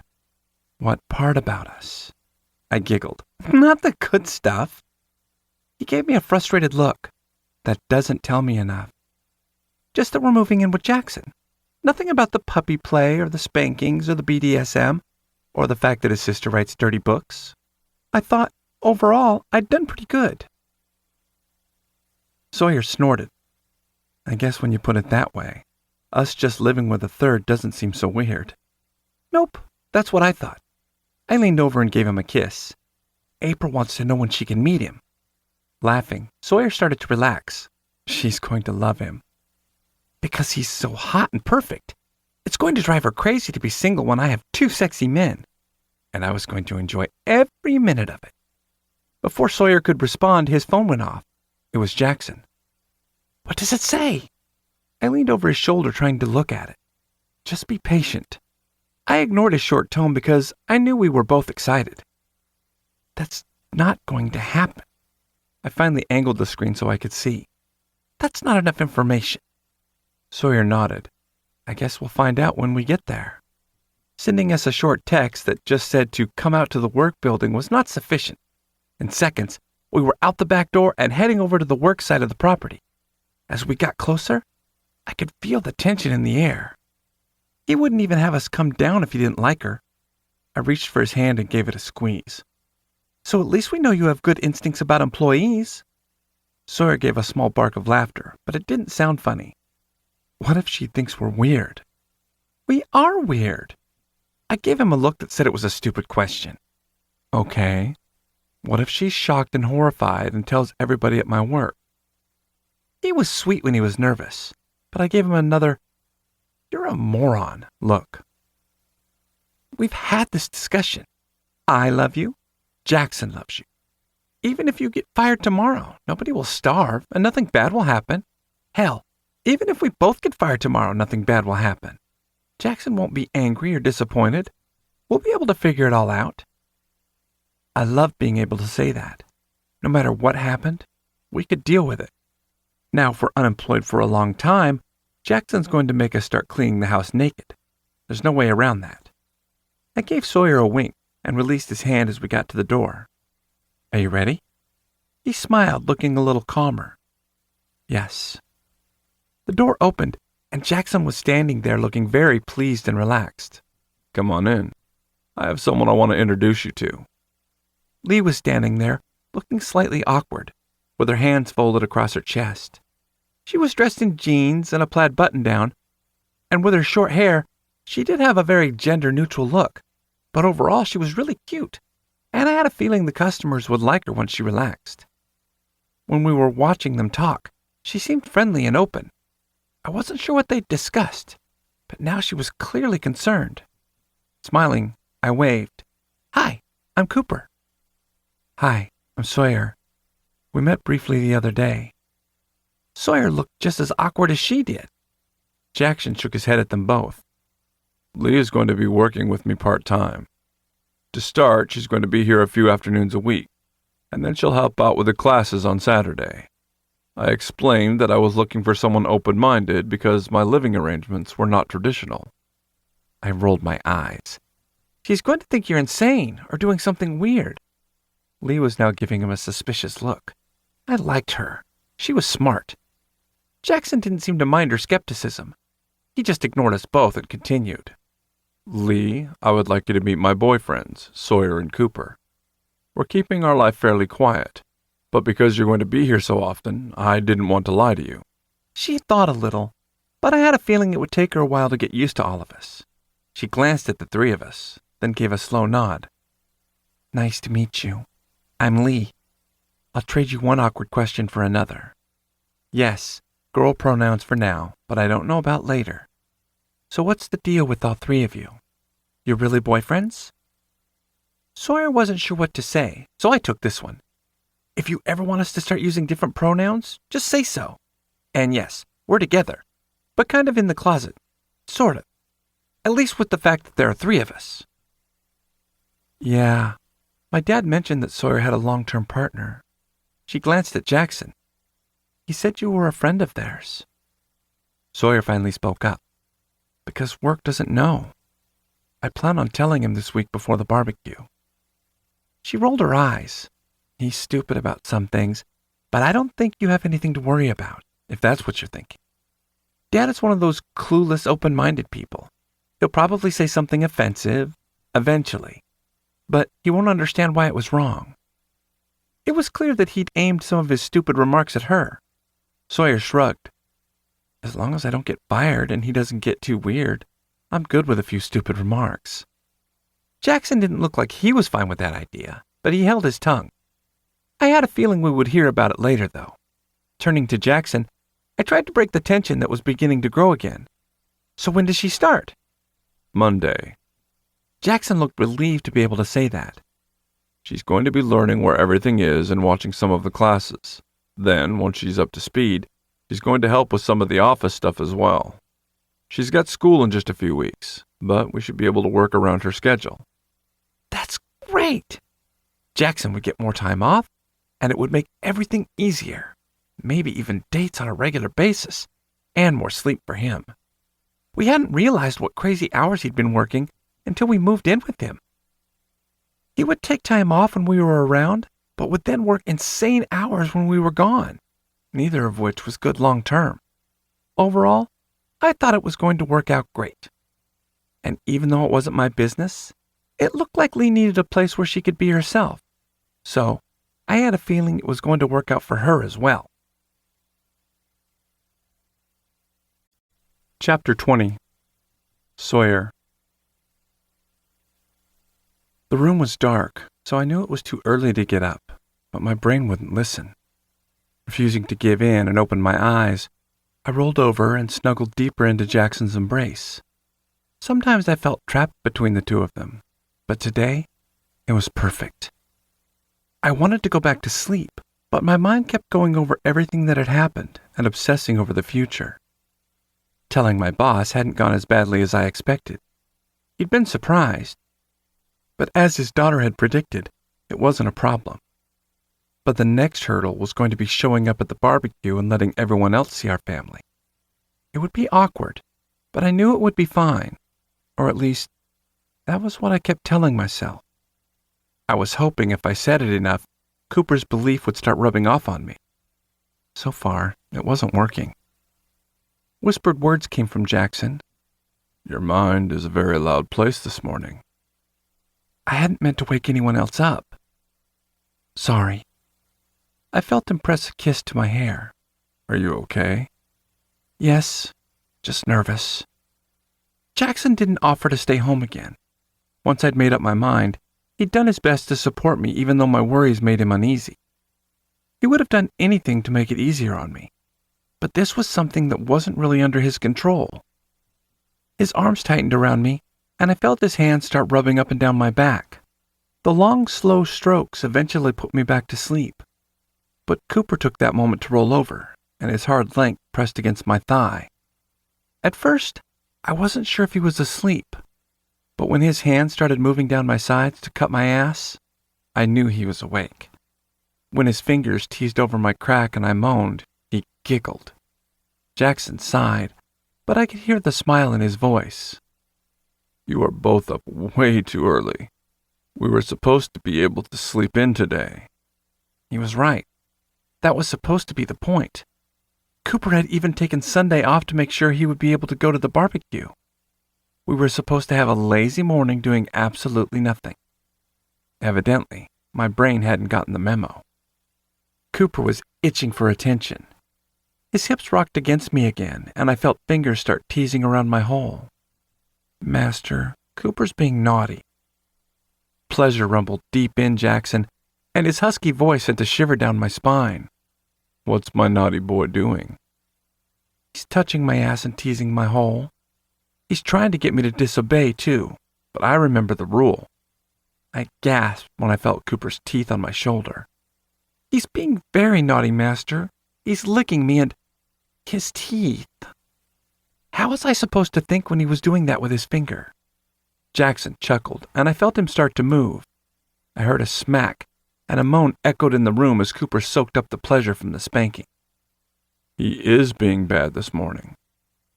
You're going to have to punish him. I wasn't in the mood for a spanking, but it was clear that Cooper was antsy for something a little rougher. I think you're right, Sawyer. I think I need to remind this naughty boy who he belongs to. Cooper finally stilled, and I wasn't sure what Jackson did, but another cry of pleasure rolled through the room. I have just the thing. Jackson rolled out of bed, curious to see what he was up to. I opened one eye and watched his beautiful body walk across the room. Jackson had enjoyed going through the toys that we'd accumulated, so when he walked over to the box on the dresser that had his favorites, I wasn't surprised. Sawyer, I want you to roll over and get Cooper nice and hard for me. Jackson's voice made my cock jerk. We were both too excited to even think about questioning him. Cooper thrust his dick into my hand as soon as I reached back for him. He let out another low moan as I wrapped my fingers around his erection. He must have been having a fabulous dream, because he was hard, and I could even feel pre-cum starting to drip from his slit. As Jackson came back to the bed, he climbed up from the bottom of the mattress and got between us. That's right. I want him as hard as you can get him. Sleep must have been still fogging my brain. As he held out the strip of leather, I wasn't sure what it was for the longest time. Cooper gasped as he figured it out first, but my brain wasn't far behind him. The new cock ring. The strip of leather buckled around his cock almost like a collar for his dick. As Jackson slid the covers off, bearing us both, I felt Cooper jerk in my hand. He wanted it. I let go of his cock long enough to roll over. Then I went back to stroking him while Master watched. Whispering in Cooper's ear, I watched the pleasure on Jackson's face. Master's going to tighten that around your dick because you were naughty. He's going to use you for his pleasure, but you might not get to come at all. That's what happens when you're naughty, Cooper. Cooper moaned and thrust his hips up to grind his cock harder against my hand. He was going to come if I kept it up. Jackson must have seen that too, because he shook his head. Let him go. It's not time for him to come. As I pulled my hand away from his length, Jackson took my hand and moved it up. Why don't you play with his nipples for a while? Thank you, Master. Leaning down to Cooper's chest, I took one nub into my mouth and let my hand slide over to the other and start teasing it. I watched as Jackson wrapped the leather around Cooper's erection, trapping all the pleasures so he wouldn't be able to come. When Jackson was finished, he looked back at me. A little bit rougher. I want them to be nice and sensitive later. Every time his shirt rubs across his chest, he's going to remember he was naughty. Cooper's excited little whimper made it clear that wasn't a punishment. As Jackson spread out down the bed, so his mouth was hovering directly over Cooper's cock, I started sucking on his nipples harder and twisting them with my fingers. Jackson let his tongue flick out and licked just the tip of Cooper's dick. Cooper tried to thrust his body closer, but Jackson's hands moved to pin him to the bed. Jackson's low words had Cooper gasping, and I could feel a shiver run through him that time. Naughty boys don't get to come, Cooper. Remember that. I wasn't sure if he believed him or not, but Cooper seemed to love the threat. Jackson took Cooper's cock deep into his mouth before Cooper could even promise to behave. The sounds that poured out of Cooper were beautiful, and they made me work even harder. There was no time to think about anything else. All I wanted to do was focus on Cooper and dragging more incredible noises out of him. I watched as Jackson licked and sucked and slowed him down. Cooper was moaning and pleading for more, but Jackson took his time, making Cooper frantic with need. When Jackson finally released his length, Cooper thought he was getting a break from the pleasure. He was gasping for breath, and his body sagged against the bed. But Jackson wasn't done with him yet. Sawyer, hand me a pillow. Quickly obeying, I watched his master slid it under Cooper's ass. Perfect. Jackson almost purred the words. As he positioned his head even lower, he gave Cooper's hole the barest of licks before pulling back again. He ignored the gasp of pleasure that escaped from Cooper and gave me a wicked smile. Now it's your turn to have a taste. Why don't you come play with his cock? Cooper groaned, but just lay there soaking up the overload of sensations that had to be flooding through him. Oh, I almost forgot. Jackson seemed more excited than forgetful, so I knew the act was probably for Cooper's benefit. I don't want those nubs to get lonely. Look what I found for them. Jackson sat up enough so that the nipple clamps in his hands were visible. He held them up and gave them to me. Put these on, then come back down and play with his cock. Cooper's eyes were wide, and he was shaking with anticipation by the time I brought the clamps up to his chest. I'd always told him dirty stories about what our master would do to him, and these clamps had been a favorite. Right now, Cooper's brain had to be overloading as the fantasy was coming true. The clamps were connected by a chain that stretched across his chest. Pleas and needy sounds were tumbling out of his body as Jackson started licking around his hole. When the first clamp went on, Jackson had to hold him down again because Cooper cried out and arched off the bed. The cock ring, the only thing holding his orgasm back. When the second gripped his other nipple, Cooper started whimpering and writhing for more. Jackson wasn't going to let Cooper set the pace, though. He started exploring Cooper's tight hole again and directed me back to his cock. Every once in a while, Jackson would have me tug at the chain, or he'd stretch a hand up and flick absently at a clamped nipple while he fucked Cooper with his tongue. Cooper cried out and begged and shook until all he did was moan.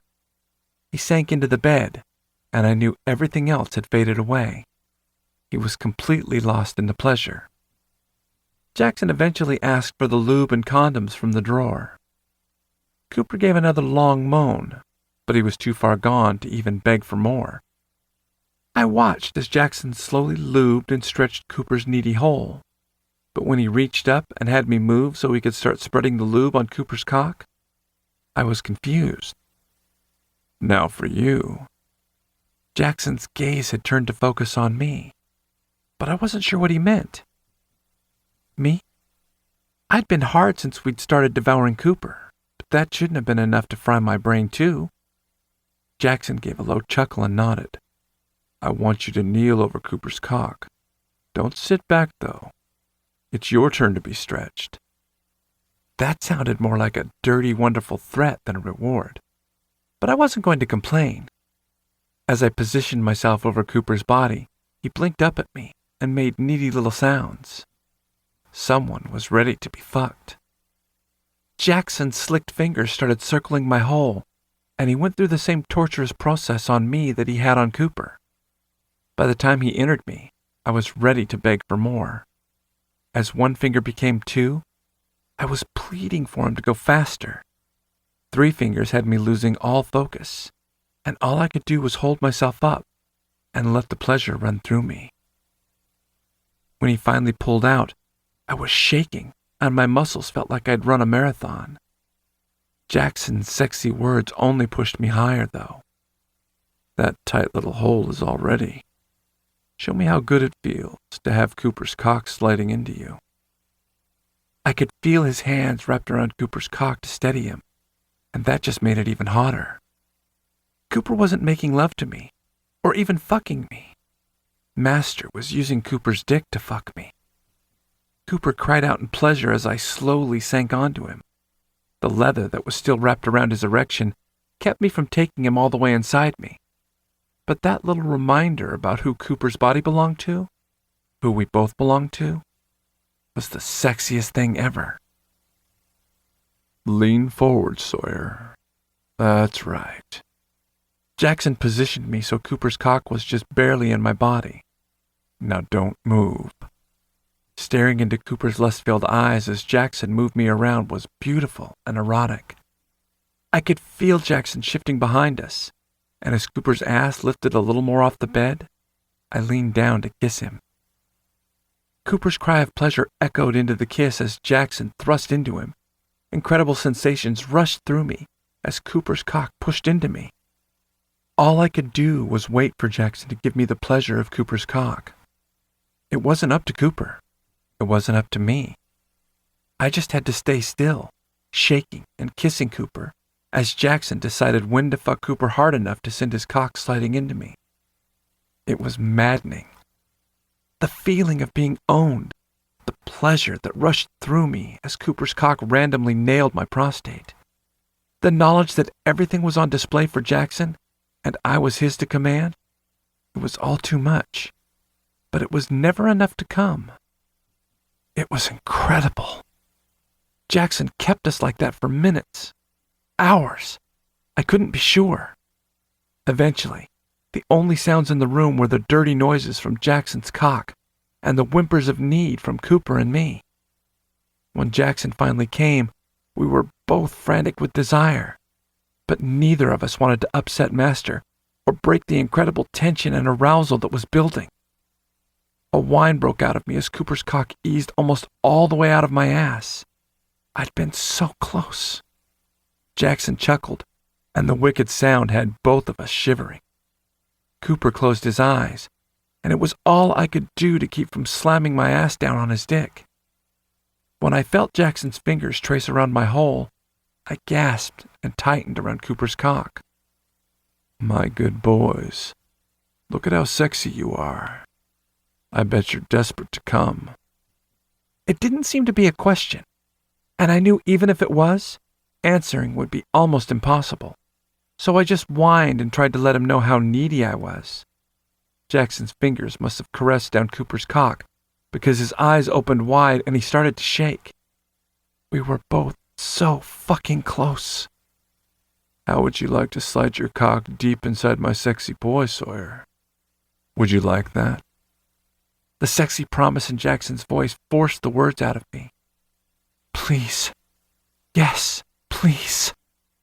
It wasn't much, but it was enough. Jackson's hands wrapped around my hips, and he pulled me off Cooper's cock. Show me how much you want him. Show me how good it feels to slide your dick deep inside him. He positioned my shaking body between Cooper's legs, and all I wanted to do was sink into him. But I waited. Can I? Please. Fuck. My brain just wouldn't work. Do you want permission to come? Is that what you're asking? It was clear Jackson knew exactly what I was doing, but he seemed to love pushing us both to the edge of sanity. Yes. Then come. The words were all I needed to hear, Thrusting deep into Cooper, I watched the pleasure on his face, and I could feel his body clenching around me. I knew if I got his prostate just right, I might be able to give him an orgasm. But I knew he wanted to feel the rush of cum as well. "Please, Cooper, please." Jackson said something, but all I could focus on was trying to wait until Cooper could come. When Jackson reached down and removed the restraint from around Cooper's erection, it only took one slow caress to push Cooper over the edge. His body clamped down almost painfully around my cock, and my orgasm exploded through me. The rush of pleasure made me almost dizzy, and wave after wave of cum shot deep into Cooper as I thrust harder and harder, trying to keep the pleasure going. When we were both spent and wrapped in a tangle of arms and legs on the bed, I felt Jackson's hands move over me, slowly. Tender kisses were pressed against my head as he rolled me, so I was lying next to Cooper. I was in and out as he climbed off the bed. A warm washcloth ran over my cock and around my still sensitive ass. Jackson gave a quiet laugh as I squirmed. Seconds later, Cooper made a low whine, and I felt him shiver too. When we were both clean enough to satisfy Jackson, the sheet came over us, and he gave us matching kisses. The last thing I remembered was the soft words and his soothing touch as everything faded away. Chapter 21. Jackson. "Do I need to say the words again?" Cooper sighed, and I could almost hear him rolling his eyes even though his face was turned away. "No." Sawyer was starting to get frustrated, which was the only time he ever really got short with Cooper. "I'm fine." "No, but everything is going to be fine. You just need to relax." When Cooper opened his mouth to continue the lecture, Sawyer broke in. "Coop?" Now it was my turn to interrupt. "If I have to turn this car around, there will be no spankings for a week." That got their attention. Sawyer finally cracked a smile, and Cooper grinned. I could see the naughty wheels in his brain start to turn. Evidently, so could Sawyer. "Dirty little slut." But Sawyer said it with a smile, and Cooper didn't seem offended, so I didn't worry. Besides, we were almost there. As we pulled into the parking lot, I could see people on the other side of the park underneath the pavilion. There didn't seem to be a sign, but I could tell from the way Sawyer watched them that it was his company. "We can still turn around. You can drop me off at home and then come back. You'll only be a few minutes late." "I know." Sawyer reached for my hand. "I just have to remind myself that the hard part is done. This is just going to be awkward." Cooper and I had met Sawyer after work on Tuesday. He was so nervous about telling his boss after work, we hadn't wanted him to drive. It ended up going fairly well. Lee was right. He was clueless, but not malicious. Sawyer was still so overwhelmed, though, that I was glad we'd gone to meet him. Sawyer was confident his job was not in jeopardy, but introducing us to the rest of the company was still awkward. "We're fabulous. They're going to love us." Cooper's enthusiasm had Sawyer and me smiling, but I knew Sawyer wouldn't relax until the barbecue was over. "Yes, we are." I tilted my head back, and Cooper leaned forward to give me a kiss. "And besides, didn't Lee say she was going to be there?" Cooper started bouncing around the car looking out the windows. "She's really starting to open up." Cooper was excited and nervous, but he was right. They were going to love us, and Lee was starting to open up. It was going to take a while for her to see that there were people out there that didn't care that she didn't follow traditional gender lines. I think it helped that she could see there was something different about us. The other day, Cooper had come in after work to say hi and give me a kiss. As he was excitedly telling me about his day, she rolled her eyes and said he looked like some kind of little yappy dog. Cooper almost died laughing. If she stayed around long enough, she was going to end up figuring out the rest. She was too smart, and Cooper was too open for it not to happen. I didn't mind the idea. Over time, I'd grown to like the idea of having people in our lives we could talk to about it, especially people I wasn't related to. Cooper probably wouldn't care, but Sawyer would take time to get used to the idea. I just hoped that she wouldn't figure it out before he was ready. Lee's generation seemed to look at things very differently, though. Cooper and Sawyer still had more of the shyness about being different than I expected. But Lee didn't have that innate need to hide what made her unique. I found it fascinating. After everything that had happened with their families, I guess I should have expected it. Most of the time, it looked like they'd moved on from the traumatic experiences that drove them both from their homes at such a young age. I had a feeling that they needed to talk about it all a lot more than they were letting on. Before, Sawyer was too worried about sharing things with me and showing me who he really was inside for me to push too hard. The way things had changed for us lately, and the trust he'd given me, I had to think that it was time for some deeper conversations. Mom always said that sharing things made the burden lighter. Well, it was time for me to help take some of the weight he'd been carrying around. I think I see her over there. She's the one on the sidelines glaring daggers at the overdressed man in the suit. Cooper stopped his bouncing and gave the man a quizzical look. Why is your boss wearing a suit to the park? Why did he tell me the company embraced new romantic designs and supported my innovation? Sawyer was serious, but Cooper still burst out laughing every time Sawyer said it. Sawyer just rolled his eyes. I'm not a fucking rocket ship. I couldn't help it. No, you're like one of those expensive self-driving cars. That had Cooper laughing so hard he was nearly on the floor. Sawyer didn't seem to think Cooper was that funny. He opened his mouth to say something, but I reached over and took his hand. You ready to go? Lee looks like she could use someone to keep her dad away. Giving him someone else to focus on seemed to help. Sawyer nodded. Her dad said the other day that he didn't understand people who made choices that were difficult, but that he wasn't going to make things harder at work for anyone who was unique. Cooper and I both rolled our eyes. Cooper flopped back against the seat. He's a moron. Yep, he really doesn't seem to get the difference between people who are making a lifestyle choice and what Lee is going through. Sawyer couldn't seem to understand it either. The more we learned about what Lee was dealing with at home, as well as her struggle to figure out who she was, the more respect I had for her. Cooper said the other day that not killing her dad got her huge props from us. I'd had to laugh, but unfortunately agree. Sawyer sighed. Let's go rescue her. Taking a cue from him as he reached for the door handle, Cooper and I got out of the car as well. We all knew it was going to be awkward and stressful, but I thought it would be a good test run for how sharing our relationship with more people would go, which was just as scary as Sawyer was imagining. But there was a part of me that was ridiculously excited to be able to say that they were mine. As we walked across the grass field toward the crowd of people and the one clearly disgruntled girl that needed a family who understood her, I couldn't help but be proud of Sawyer. He'd seen someone in need and had stepped out of his own comfort zone to help. Sawyer didn't always understand how incredible he was, but from the smile Cooper was giving him, I knew we could both see it, and I promised to find more ways to remind him. As both boys flopped down on the couch, I had to smile at how different they were, even when they were worn out from the stress of the day.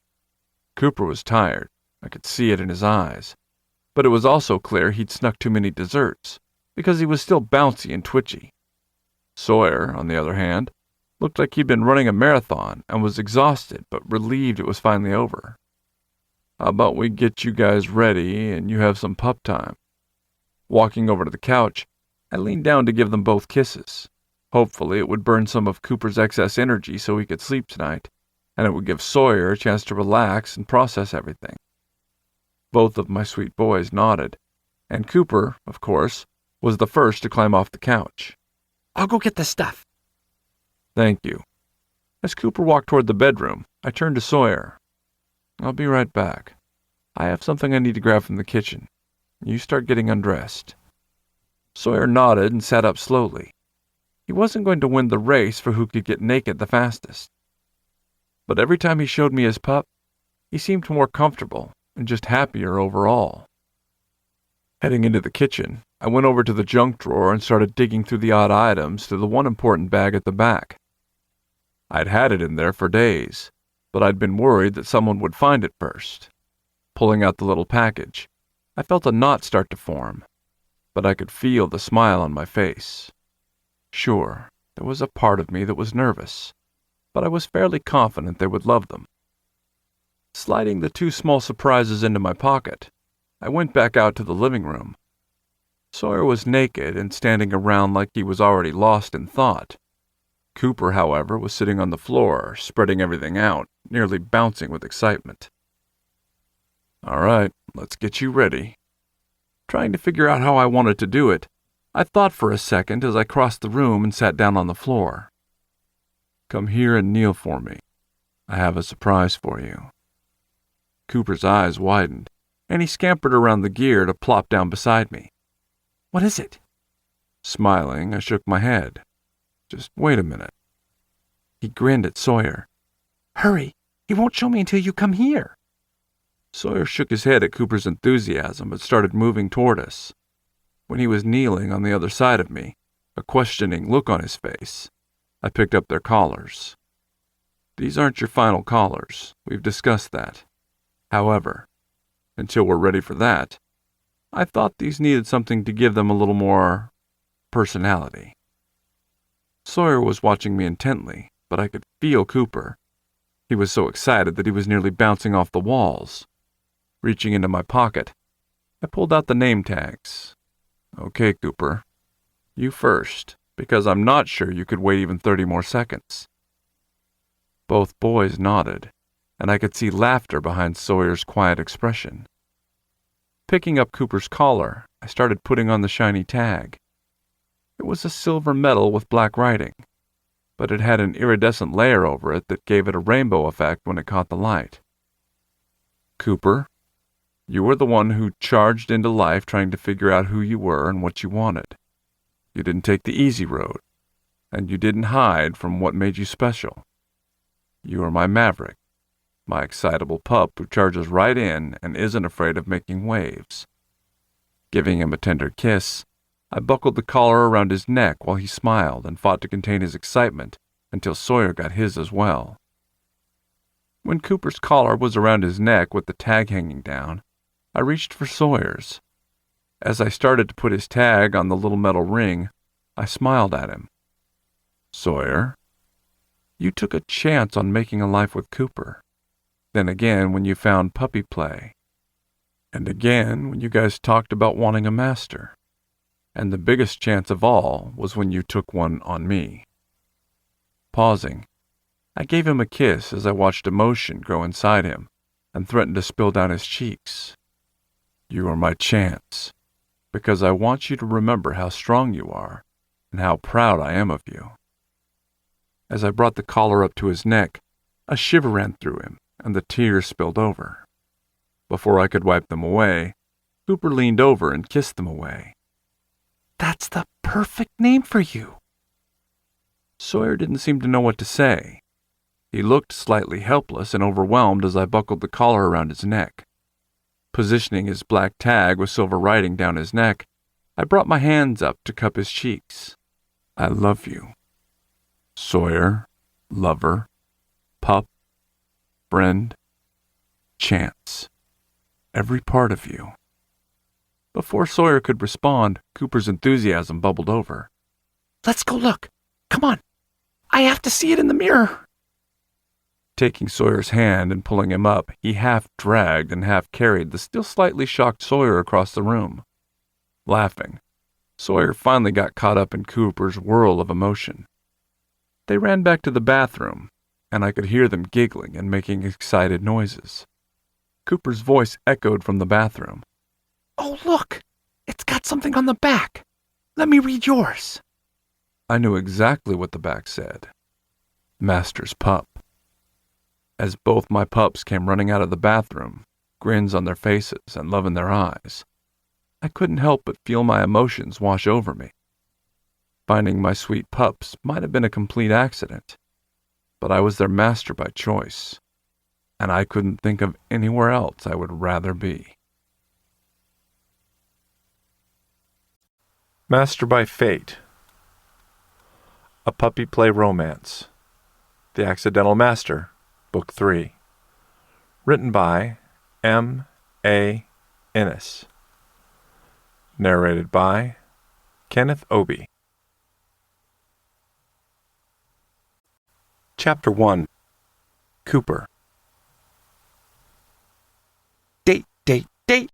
Pancakes. Date. Sex. Bouncing around the kitchen, I tried to remember everything I was supposed to do. It was my turn to clean the kitchen, and I wanted to get it all done before I went to work. But I knew I'd forgotten something. Cooper. Sawyer's frustration made me smile, and I looked over toward the fridge where he was standing, trying to dig his lunch out of the back of it. That was what I was supposed to have been doing, clearing out the old stuff. Giving him a sweet smile, I cocked my head innocently. Yes? He snorted and crouched to grab the plastic container of leftovers. You're driving me crazy. Because you want pancakes too? It was date night with Jackson, and I couldn't wait. No, because you've been talking to yourself all morning about the date. He rolled his eyes as he stood. He was no fun today. I'm excited. No, you were excited when you were just talking about your date. But singing about it crosses the line. Sawyer closed the refrigerator and started checking to make sure he'd remembered everything. I wasn't singing. I'd just been cheerful. He was grumpy because he didn't want to go to the dinner meeting. Trying to look calmer so I didn't push him any closer to the edge, I walked over to Sawyer and threw my arms around him.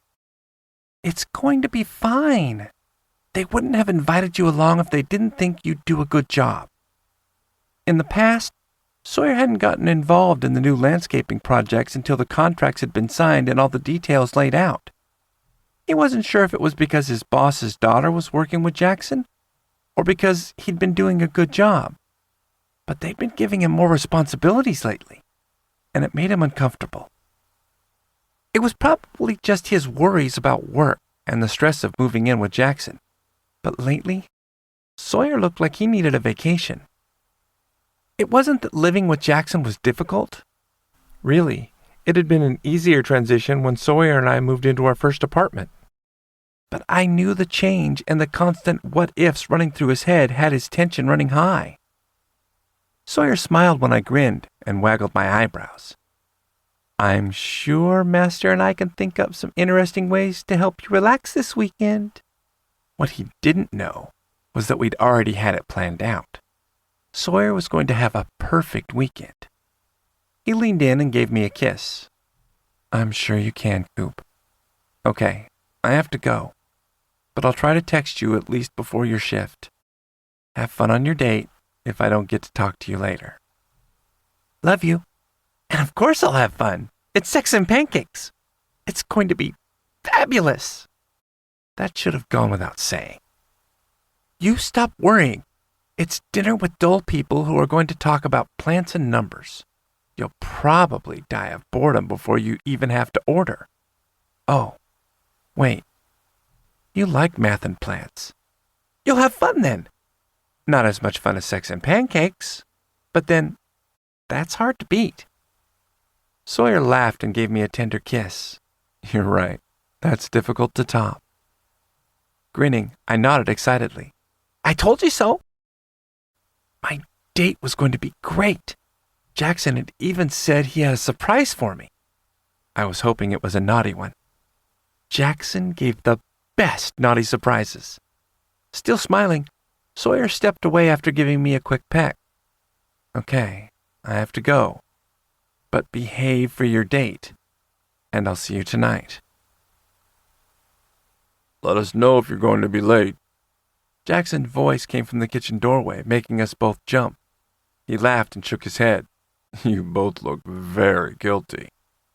I widened my eyes and shook my head. Sawyer did it. Jackson laughed. Of course he did, Pup. What did he do? I whispered like it was absolutely scandalous and leaned in close. He worried and didn't tell you. Jackson nodded. clearly understanding the gravity of the situation. Sawyer watched us both and shook his head like we were nuts. Oh, you're right. He was naughty. I think we're going to have to figure out a punishment for him later. I agree. I shrugged and gave Sawyer a pitiful look. Master will make sure you learn your lesson. Oh, yes. Master was going to make sure Sawyer had fun and let go of his worries for the weekend. Sawyer tried to look innocent, but it wasn't good enough. The laughter in his eyes was poking through. I'm not the one who hasn't finished their portion of the chores. He's been in here all morning, and it's only half done. Okay. In my defense, this kitchen was bigger than the old apartments, and we actually used it. That made everything take longer. And then there was my date tonight.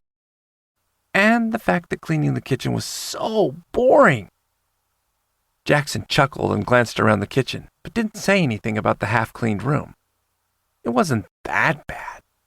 Focusing his attention back on Sawyer, he shook his head dramatically. I think that's tattling. Cooper's right. We have to help you remember how to be good. Ha! Stepping back from Sawyer, I grinned and glanced at the clock on the stove. He's also going to be late if he doesn't get going. So naughty today. Sawyer rolled his eyes and tried to seem calm, but I could see his excitement building. The way he shifted his weight from one foot to the other looked like he was trying to discreetly adjust his cock. Someone was anticipating being punished. Come on, I'll walk you out to the car. Jackson smiled and moved toward Sawyer, wrapping one arm around his waist as they headed to the back door. They were so cute together. Sawyer leaned into his touch, and the rest of the stress he'd been holding seemed to melt away. We were the perfect pair for Sawyer. I could tease him and distract him with fabulous things. Then Jackson could push the rest of it away with that calming touch that made us both want to curl into him and let the rest of the world fade into nothingness. As they headed out the back door, I gave up pretending to clean the kitchen and went over to peek out the window. They were even cuter. Jackson was leaning back against the car with Sawyer wrapped in his arms. Sawyer was holding his lunch in his bag, but curled into Jackson like it was the safest place in the world.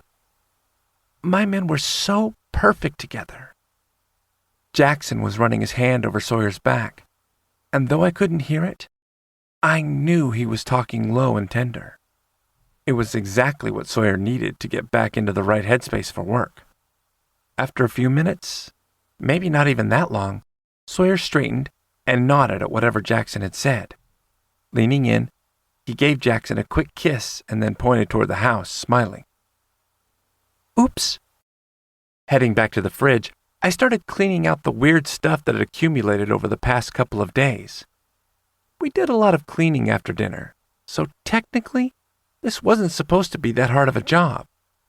But it was just terrible. Throwing away leftovers and working through the rest of the list was boring. But with 3 people living together, even I had to admit hiring someone wasn't practical. Not that I hadn't tried to bribe Jackson and Sawyer into at least considering the idea. The closest I'd gotten was that if we won the lottery, we could hire someone to help out around the place. They were going to regret that when I actually won, because I was going to hold them to it. Jackson came back in chuckling. Peeping Tom. It doesn't count when it's you guys. You both like to be watched. I shrugged and looked over my shoulder and gave him a grin. And I was very subtle, so you had alone time. Jackson walked over and pulled me away from the fridge and into his arms. Yes, you were. Giving me a quick kiss, he smiled. Are you excited about tonight? Yes, pancakes and sex.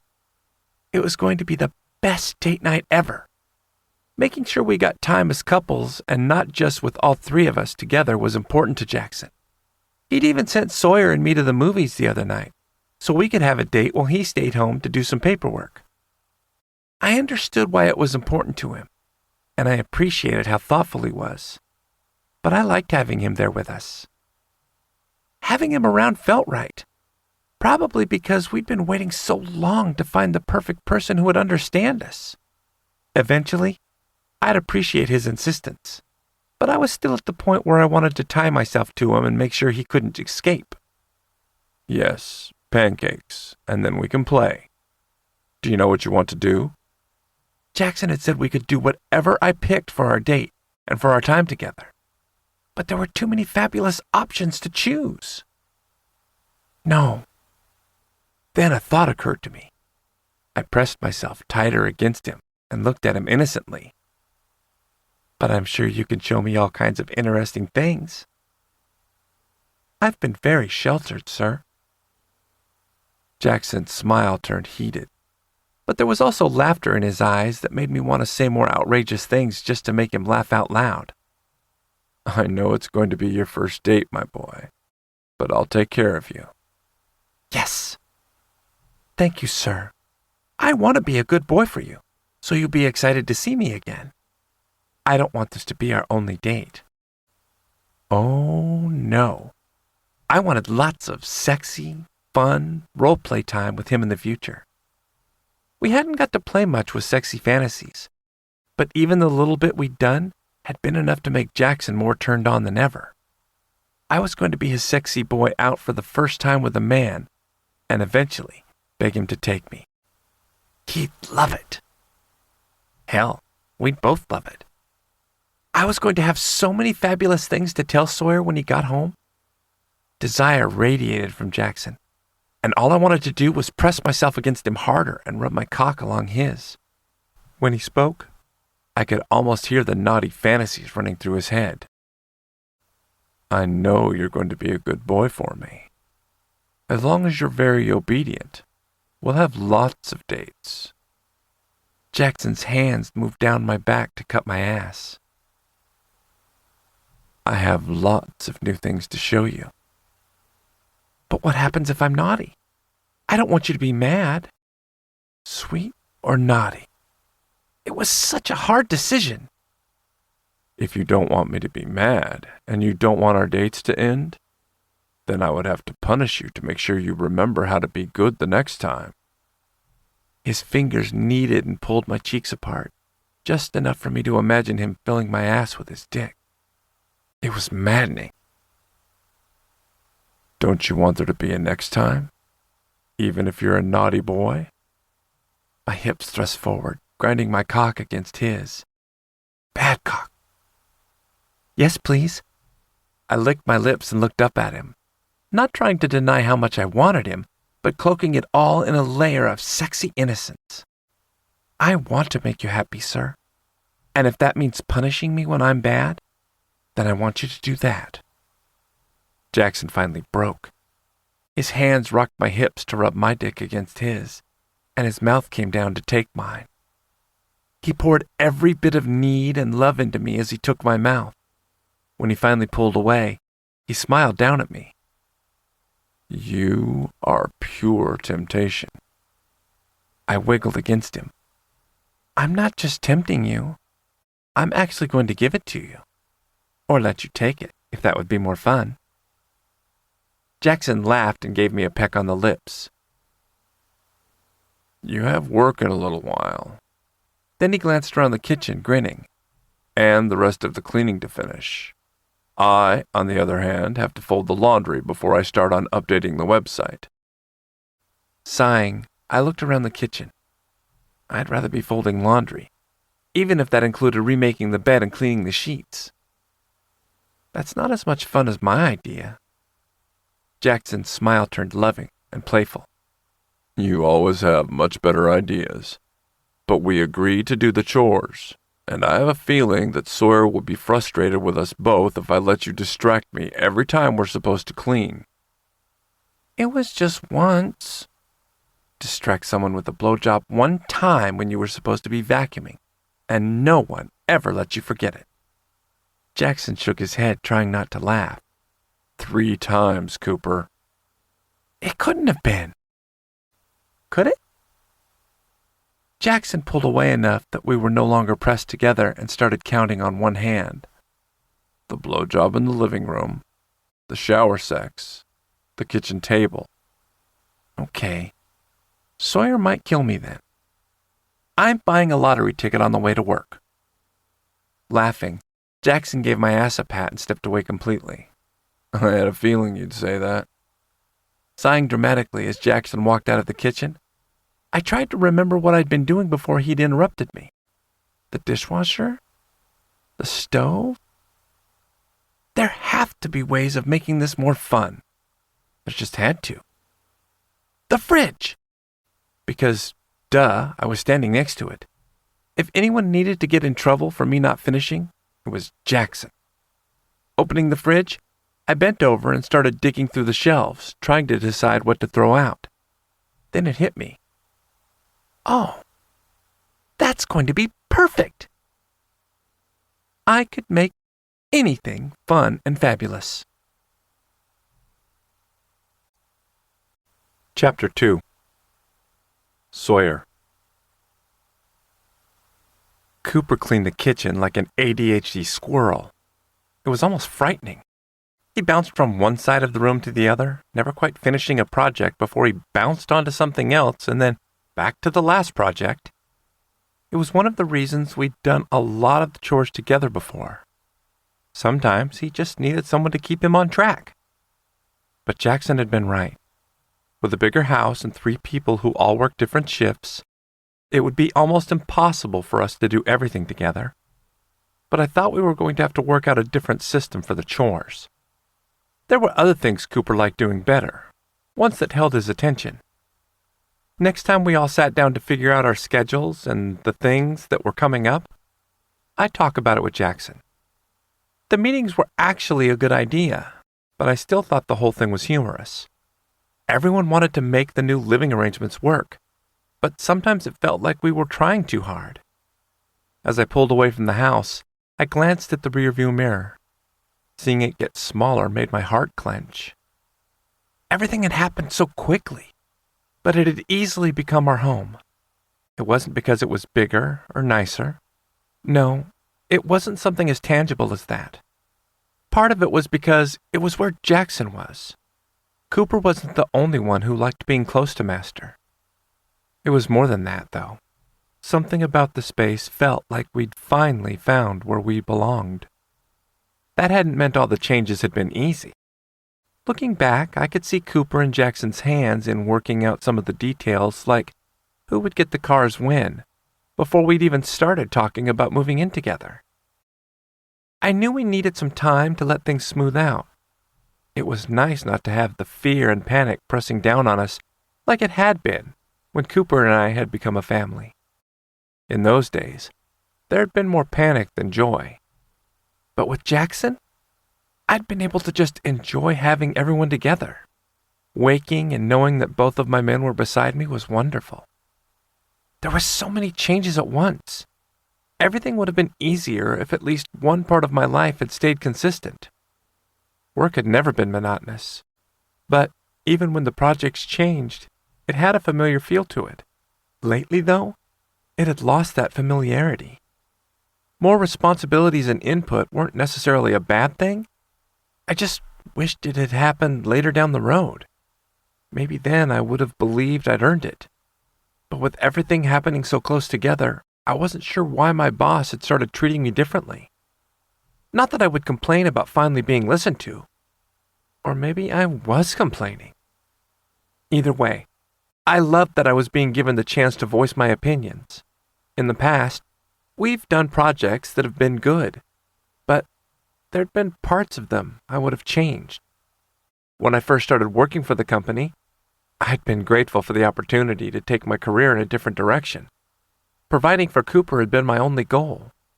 But as time had gone on, there had been a part of me that wanted to be seen as a success. I just hadn't expected it would take introducing my boss to my 2 boyfriends to get noticed. Cooper thought it was because I started opening up at the company, and that had shown I was taking my job more seriously. Jackson said a lot of companies like to see their workers settled down and happy before they got promoted, because they had a better chance of keeping employees longer that way. I thought it had something to do with the boss's daughter working for Jackson, but I couldn't be sure. Aside from the fact that I actually thought I deserved the promotion, when I considered it objectively, I felt some of it had to do with my boss's gratitude for his daughter's happiness. Having someone that accepted her and understood her had made a world of difference. At least from the things her father had mentioned. I tried to stay out of it. She was starting to feel like a friend of mine, and I didn't want to come between them. But her dad didn't seem to understand. Jackson said it was probably a relief for him that he had someone to talk about it with. I just saw it as too much information sharing in the workplace and that we needed to focus on our actual jobs. And maybe that was what else had gotten me more responsibility? I wished I understood where the changes at work would take me. The company was small, and turnover was low enough that very few people in the office ever left. Accounts were traded occasionally between managers, but that was about it. None of the other assistants had ever been invited to dinner before, and certainly never before the details had been worked out and the contract signed. Normally, I wouldn't have been given any information until the basic requirements of the client had been laid out. I liked the idea of coming in early so I could really understand what the clients needed. But it was concerning. I wasn't sure if I would fit in. I was probably 10 years younger than any of the managers, and realistically, I could have been my boss's kid. I didn't want to look like the baby at the table who was too stupid to know how to speak and what manners to use. I'd basically grown up with white trash parents, and my elementary school teachers had been the first people I could remember who had ever pointed out manners. I kept telling myself that someone would have said something if what I'd been doing had been embarrassing or offensive in the past, but I wasn't sure. Jackson had never said I'd embarrassed him in public, or that I'd needed to fix something before he could introduce me to his family. So I hoped that meant I wouldn't embarrass myself at dinner. I just wasn't confident enough to believe it yet. As I headed toward the interstate to go downtown, I tried to take a few deep breaths. When that didn't work, I started fiddling with the radio buttons. Cooper had done his best to ease my stress, and so had Jackson. I wished I could have carried their confidence around with me in my pocket. I was the fucking token gay guy. At least that was how it was starting to look. I hadn't been able to get any specific information on why I'd been included, but as introductions started being made, it became clearer. Several managers from our company, as well as the owner, attended the dinner to meet the prospective client. Greg Sanders was probably in his late 40s with a strong presence and a husband. My boss was inept enough at dealing with his daughter that I understood why he might have wanted someone else with him at the dinner. It wouldn't have been a good idea to have him in charge of the conversation. On some level, I was glad he understood that, because it meant he was making progress with her. But surely one of the other managers could make a good impression. It was evidently a big enough project that no one wanted to risk it, however. As we sat down around the long table, the conversation was stilted. My introduction had been slightly vague. After giving my name, they'd mentioned that if everything worked out, I would be involved in their project. They'd just left out the part about me being an assistant. Gregory Spencer and his husband Chris were polite, but clearly unimpressed with the awkwardness. Looking at it from their angle, they probably saw us as a group of homophobic assholes. But there was no good way to point out that I was surrounded by morons. It was also no accident that I'd been seated across from the couple, so I decided to make the best of it. There was no reason to make the men uncomfortable, although my boss would get an earful when I got him alone. Smiling at Chris, I tried to think of something to say. If I'd been given a little bit of notice, I might have at least been able to figure out what he did for a living. So, are you involved in the development? Chris looked slightly relieved but shook his head. No, thank goodness. Then he glanced over at Gregory and gave him a smile. We wouldn't have lasted 6 months working together. Chuckling, I nodded. I can understand that. My partner owns his own business and we live on site, so there's never any separation of work and home life.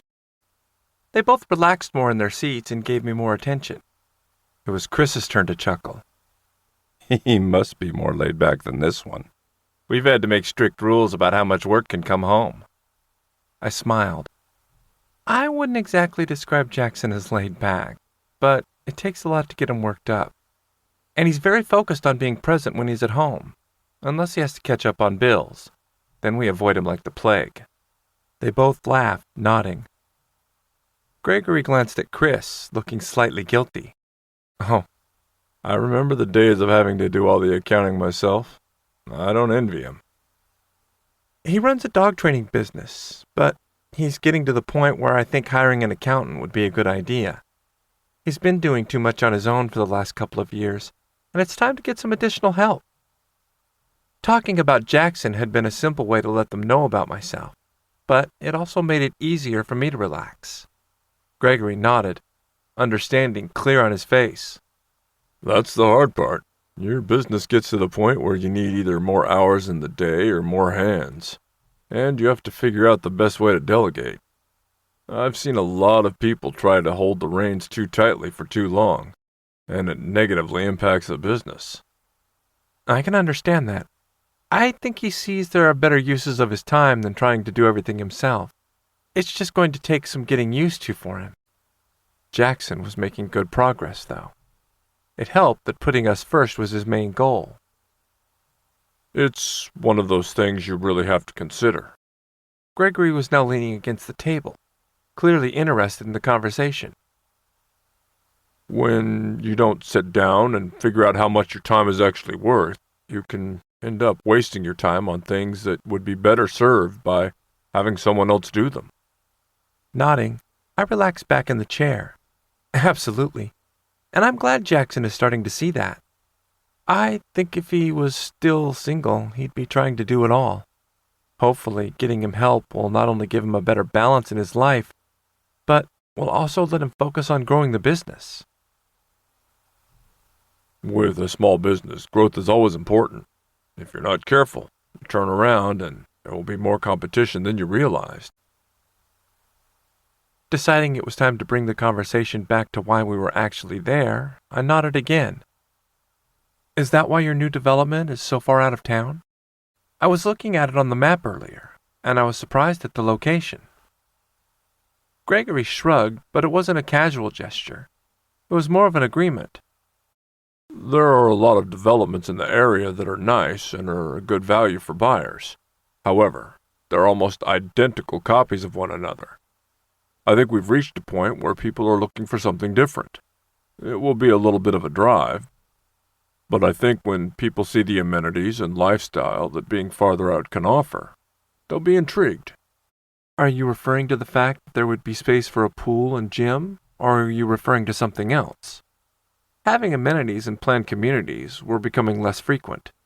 We'd worked on one a few months ago, and their idea of a community pool had been no bigger than a hot tub. Gregory continued as everyone else listened. So he didn't seem to have an issue discussing the new planned community. We were able to get enough space that there will be room for a good-sized aquatic center and gym. But what I'd really like to see is walking trails and parks. Something like that would be very different than what people are finding out there right now. Really, the only community that currently boasts a walking trail is literally a big loop around the outside of the development. The plan had a lot of potential. I think you've got a good idea. Cooper and I hadn't been looking to buy a house, but driving around, we'd noticed the different developments. I'd even driven through several of them to see what their landscaping was like, and I hadn't been impressed. As the conversation continued, several of the managers joined in, and even my boss. As long as the conversation stayed around community layouts and respective plans, they couldn't screw things up too badly. With Gregory occupied, Chris turned to me, dropping his voice low. I hope you didn't feel the need to out yourself at work over making us feel more comfortable. No, they're aware of Jackson. But it was nice of him to worry. Good. It was awkward enough at the beginning that I wasn't sure. I had to chuckle. No, they're not homophobic, just socially inept. Chris smiled and nodded. I can see that. I think it's more a case of overthinking it than anything deliberate. You won't find anyone in the company who has an issue with your relationship. With a project that big, it had to be something they'd known could be an issue. There would be too many subcontractors and workers to keep all of it out. It's good to know. He looked down at the table, then back at me, dropping his voice again. I shouldn't be saying this, but some of your competition didn't make the best first impression. I could only imagine. At least it makes it clear you don't want to work with them. To go to all the trouble of arranging for meetings and dinners to hopefully get a contract and lose it because some of your people were assholes would be terrible. It made my boss look a little bit better. He might be a moron, but his intentions weren't bad, and he was trying. That didn't mean he was off the hook, though. No, he and I would have to talk about him springing things on me. Picking up the menu, I started browsing through it as I got to know Chris. He was interesting and funny. I'd spent most of the day obsessing over the dinner, and I was determined to enjoy it. I might have just been there to show the customers we were an inclusive organization, but that didn't mean I couldn't enjoy the food and the company. I hoped Cooper and Jackson were having fun on their date. Knowing Cooper, they were having a great deal of it. Hopefully, they weren't completely worn out by the time I got home. I'd imagined arriving back at the house tired and grumpy, but a very different picture was starting to emerge. Chapter 3. Jackson. Pancakes and syrup weren't the best way to calm my excited pup down, especially when he'd clearly had too much coffee as well. It was what he'd wanted on our date, though. By the time he'd gotten home from work, Cooper was bouncing off the walls. He'd grinned and changed the subject when I'd asked how much coffee he'd consume. I just told him we were going to make rules on coffee consumption, especially on days we were going out for pancakes. He'd pouted and snuggled up to me, trying to get me to forget what we'd been talking about. It had almost worked. His conversations had been bouncing around just as much as his body, making me smile. And then we get to the end, and she shrugs and says she's changed her mind. She doesn't really need all that sugar, and just to give her a plain black coffee. I almost died. Who does that to somebody? I can't imagine wanting that many things done to my coffee, and half the steps you listed didn't even sound like English. Coffee was really a foreign language sometimes. Cooper laughed and shook his head before devouring a bite of pancake. After taking a sip of his milk, his chattering began again. Still no word on the new building. I've heard they're getting closer. The gossip is that they're only days away from announcing it. Cooper had volleyed between being excited and confident and nervous and unsure. He wanted the promotion, but he was afraid that with his schooling and everything we had going on around the house, there wouldn't be time. I knew we needed to make a schedule and figure out the best way to make it work. My suggestion to cut back some of his hours at work had been met with caution. The idea was practical, he admitted that, but it was also stressful because he was worried it would make him look like he wasn't serious about the job. He had a point, but there were only so many hours in the day. You would be a great manager, and I know they're going to see it. We'd had similar discussions for weeks, but I would keep repeating it until he was confident, or at least so bored with the conversation that he decided believing me was easier. Cooper nodded. And if I don't get this one, I work toward my degree, and we figure out what else I need to do to stand out. That was the other part of the discussion. I wanted him to believe in himself, but I also wanted him to see that it wouldn't be the end of the world if he didn't get it. There were a lot of things he could do to improve his chances. How did Lee work out today? Do you still have a lot of paperwork to do? Cooper took another big bite of pancakes, and for a moment, I worried he would choke. But deep-throating skills came in handy when someone was as passionate about pancakes as Cooper was. Trying not to grin, I focused on his question. Glad to be able to tell him that my new employee was working out wonderfully. Classes went great, and she's fitting right in. Having another set of hands has been wonderful. She even agreed to stay late and get some of the billing done for me. It shouldn't have taken me as long as it had to realize I'd needed help. The guys had been right. Doing everything myself was unreasonable. Cooper beamed.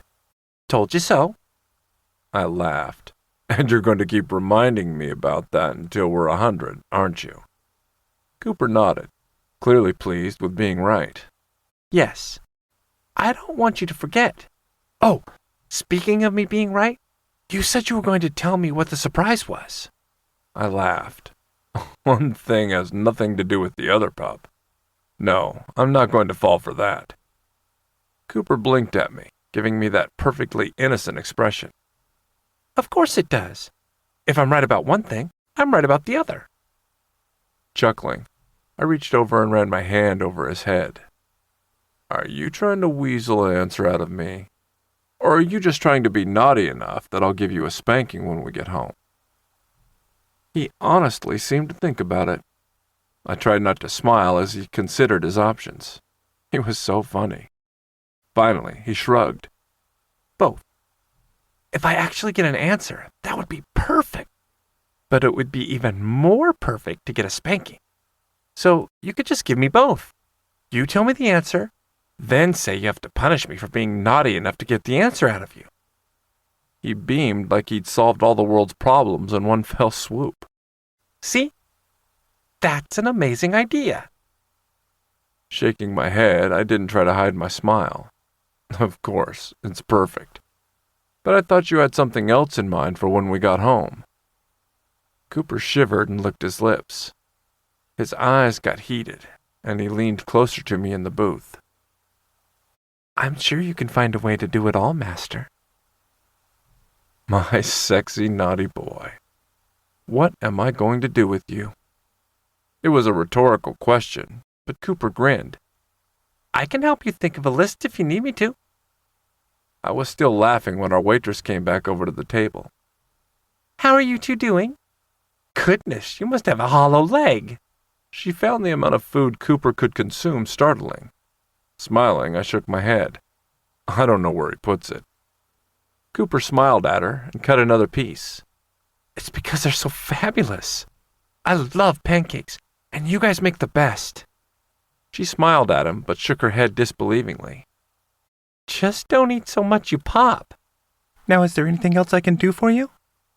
As I declined, she laid the ticket on the table. You two let me know if you change your mind. But I don't think he needs any dessert. Her mothering instincts went off the charts when Cooper was around, but I didn't think to disagree with her. She was right. She glanced across the table at the empty side of the booth. You never did say where your other young man is. He had to work late. Being able to spend the evening with Cooper was nice, but it had felt like something was missing. I wasn't sure how they saw it, but I was happiest when we were all together. She nodded. How about I pack up a slice of pie for him? Cooper nodded enthusiastically. Oh, yes! He'd love that. Just for him, though. You've had entirely too much sugar and caffeine today. There was no negotiating on that. Cooper gave me a little smile, but nodded. Just for Sawyer. She laughed at us both and walked off, telling me she would leave the pie at the register. Cooper was nearly done with his pancakes, so I watched as he took a few more bites. It had been too much food for me to begin with, and I wasn't going to try to compete with him. When it looked like he was finally full, I pushed my plate away and took one last sip of my water. Are you ready to go? He sighed and looked over at the counter where the desserts were displayed. I guess so. Laughing, I ignored his not-so-subtle hint. All right, then. How much time do you think we have before he gets home? I meant to ask him this morning, but I forgot. It had been what I'd initially gone to the kitchen for. Unfortunately, I hadn't remembered that until he was driving away. His worries and the need to comfort him had distracted me. I was hoping that the meeting had gone better than he'd feared. Cooper dug into his pocket and checked his phone. Another couple of hours, probably, unless it goes terribly. He was so nervous this morning. It should be fine. We'd have heard from him by now if it had gone badly. That was the only thing that kept me from worrying too much. Cooper nodded. Yeah, he'd have called if it had gone badly, but I don't like seeing him that worked up. He's just always so calm, so it's hard when he's upset." There was no arguing with that. Sawyer was always the one who projected a calm assurance that everything would work out, and seeing him so nervous hurt my heart. But on another level, it made me feel good. He was finally starting to be comfortable showing us when he was worried. To me, it sounded like he knew he was safe enough to let go and not hide what was going on inside him. Cooper leaned over and gave me a kiss on the cheek.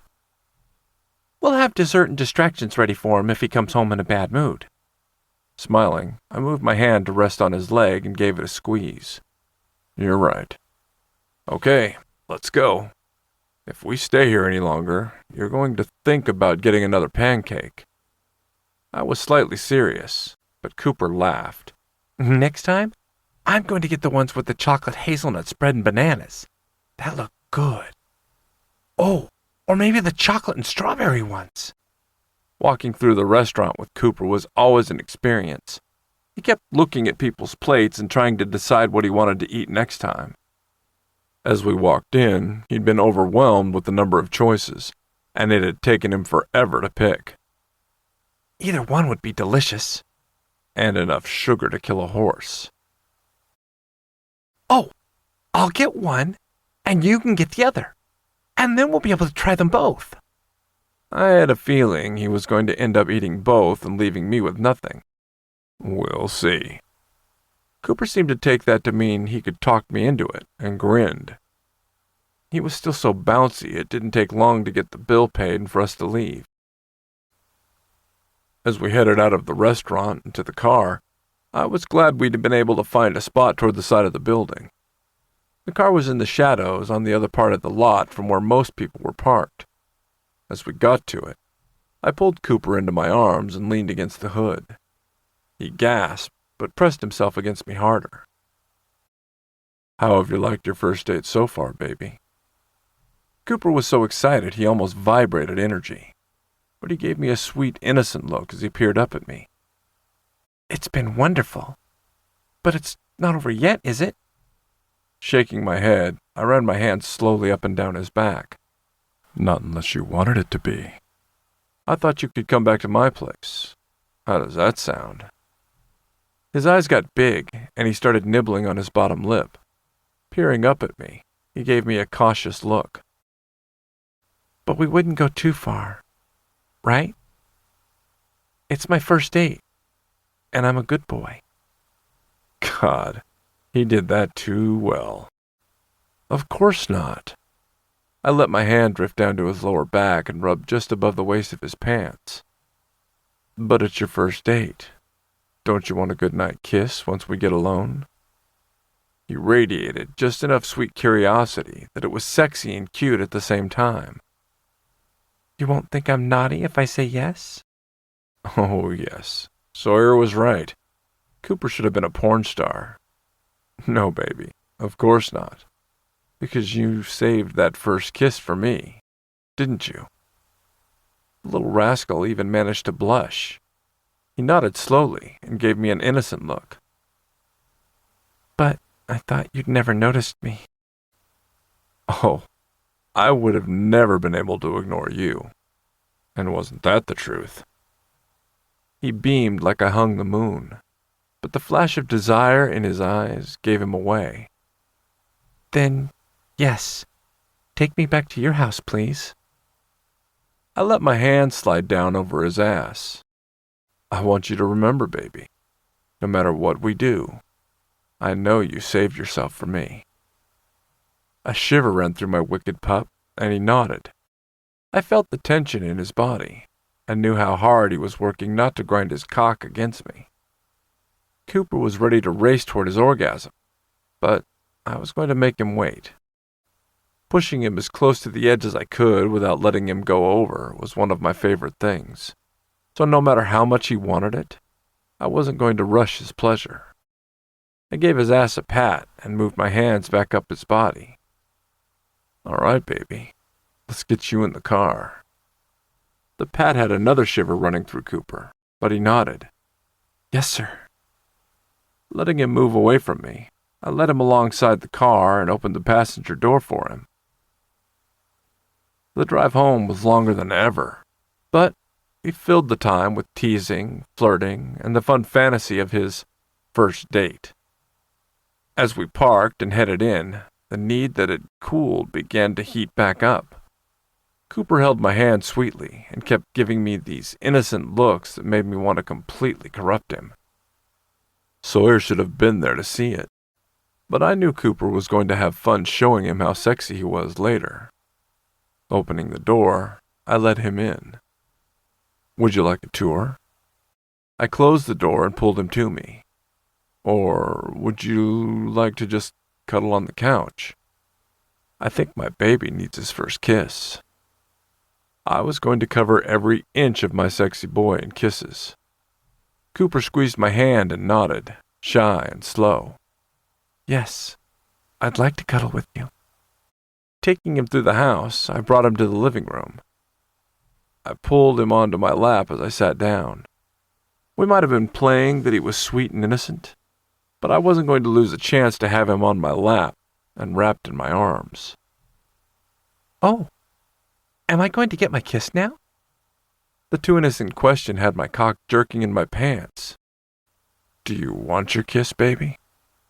He nodded slowly and leaned in closer. Yes. I cupped his cheek with one hand and wrapped my arm around him with the other. Bringing his face to mine, I gave him a tender kiss. But once the need was unleashed, it didn't stay sweet for long. When his mouth opened and my tongue flicked against his, Cooper moaned and started grinding himself against me. The desire that poured off Cooper had my own need rising higher. He seemed to take every emotion and magnify it. Love or arousal. Everything he was given exploded and expanded into something incredible. The kiss kept pushing us higher. Cooper moaned low and made desperate sounds into my mouth. When he finally pulled away, it was to beg for more. Please, more. Taking his mouth again, hotter and deeper, I let my hands move down to cup his ass. Palming his cheeks, I rocked his body against mine as we kissed. Cooper shivered, and even through the layers of clothes, I could feel his straining erection.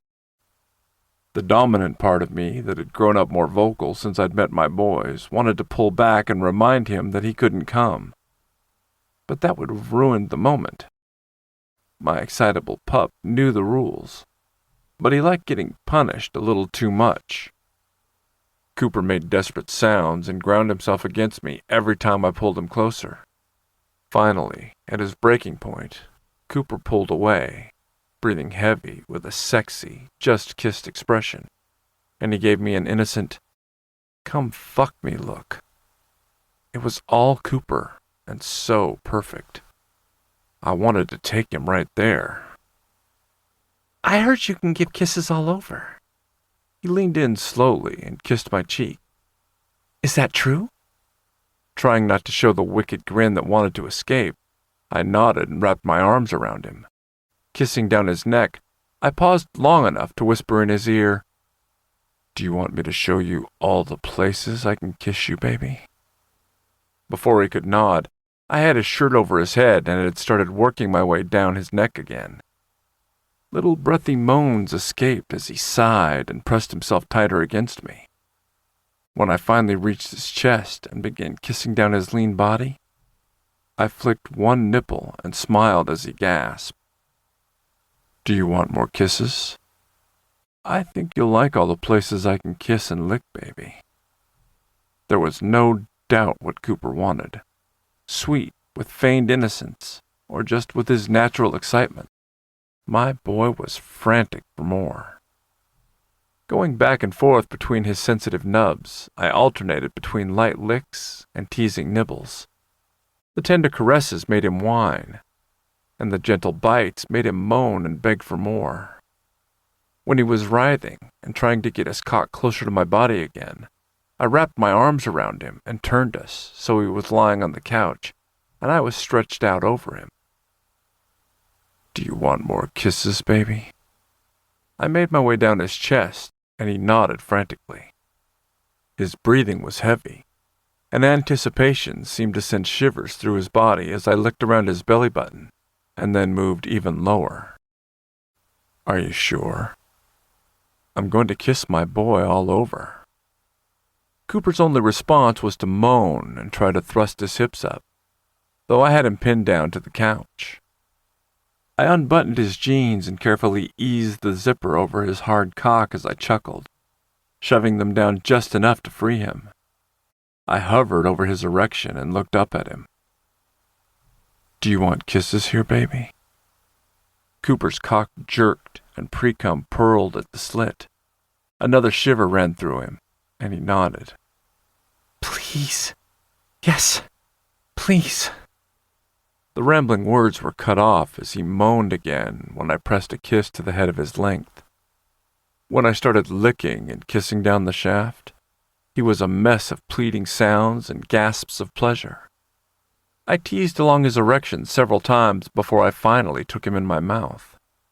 He couldn't seem to decide if he was relieved the wait was over or desperate for more. Going down on him, I took him as deep as I could and did my best to push him right to the edge. When he was begging for more, and I could feel his body stiffen even harder, I moved off his cock and began to kiss down further. His pants needed to go. Sitting up, I tugged at his pants, and in seconds, I had my boy naked and splayed open for me. Cooper didn't try to hide what he wanted. His body wouldn't let him. I lay back down between his legs, and I pinned them up to his chest and kept him open for me. Kissing and licking at his balls, it wasn't long before I inched lower. "I'm going to show you the most intimate kiss of all, baby." Cooper gasped and tried to thrust his body closer as I flicked my tongue over his tight hole. Chuckling low, I kept up the slow, tender pace and teased circles around the ring of muscle before finally letting my tongue slide into his body. Cooper cried out and shook as I kissed and made love to him with my mouth. When I reached up and started slowly jerking him off, I thought he would come in seconds, but he did his best to hold back and be good for me. It had to be driving him crazy, but it was beautiful. He reached a point where it was all too much. My sweet boy began begging frantically. "Please, make love to me. Please, I need..." Giving his body one last lick, I sat up. If he wanted me to make love to him, then there were a few things we needed. Before I could finish sitting up, the lube magically appeared next to us, making me jump and Cooper sigh with pleasure. Chapter 4. Cooper. Lube delivery. "I love you so much, Sawyer." He had the best timing. Sawyer grinned and shook his head as he kneeled down by the couch. Giving me a kiss while Jackson stripped, his free hand reached out and started teasing around my nipples, keeping the pleasure flowing through me. "Did you have a good time with Master?" "I was a curious virgin, and he gave me my first kiss." Sawyer's smile widened, and I sighed. Master was loving and tender, and taking his sweet time getting naked. I could have been done in seconds, but it was taking him forever. Sawyer gave me another quick kiss. "I bet you were a wicked virgin." Smirking, I shook my head, completely lying. I was sweet and sexy, and loved my first kiss. All of them. Master was showing me all the places he could kiss me. Sawyer must have liked that idea, because his head came down over my chest, and he kissed and trailed his tongue down my body, licking and tasting. Desire started building again, and my eyes closed as he got closer and closer to my cock. They were both trying to drive me crazy. When his mouth finally licked around the head of my dick, I felt Jackson's fingers circle my hole. It was perfect, and almost too much pleasure. I kept telling myself I wasn't going to come until Master gave me permission, but it was turning into an almost impossible promise. One finger slowly entered me, and I almost flew off the couch. The press of their bodies against mine was the only thing that kept me grounded to the couch.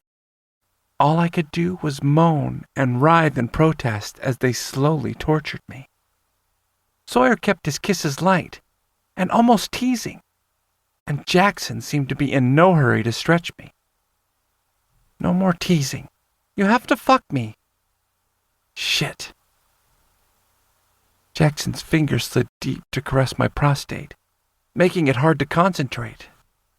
My sweet pup needs to be punished. He forgot how to be good. Sawyer's head came up, and he made a low sound like he was disappointed. But a wicked pleasure surged through me. I'm sorry, Master. Master's giving you pleasure, and you get demanding and needy. He's going to have to punish you, Cooper. Sawyer's words were husky and devilish, but they came out almost reasonable, like Master had no choice but to show me what a naughty boy I'd been. So fucking hot. I forced open my eyes as I shook, fireworks shooting off in me with every pass of Jackson's finger over the bundle of nerves.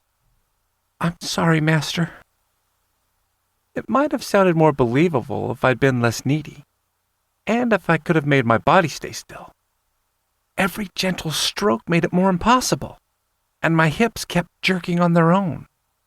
Jackson pulled his finger almost all the way out before lining up a second finger and sinking it in slowly. His naked body kneeling on the couch, staring down at me with desire shining from his eyes, made it harder to rein in the passion that was starting to build. The strong muscles begged to be touched, and the hard cock that jutted up from his groin begged to be licked. His sexy voice didn't help my situation any either. You were very naughty, weren't you? I bet you want me to show you how to be a good boy for me. Fuck!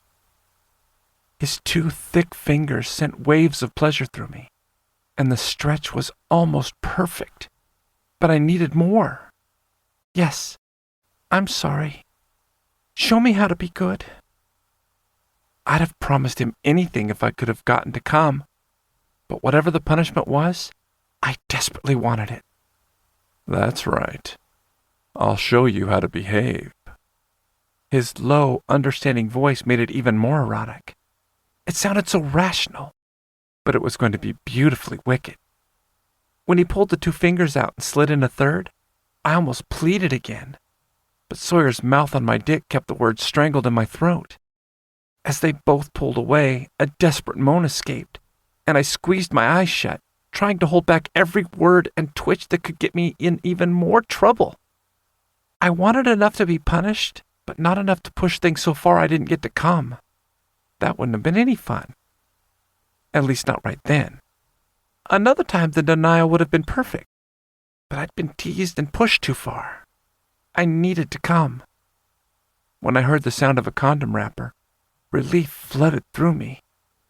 I felt the couch shift as Jackson looked at my face and chuckled. Sawyer's mouth moved away, but his hand took its place, keeping up the same teasing, slow pleasure. Jackson stretched out over me, and I finally looked up into his eyes. Love and desire and happiness seemed to pour out of him. He leaned down and gave me a tender kiss before glancing over and doing the same to Sawyer.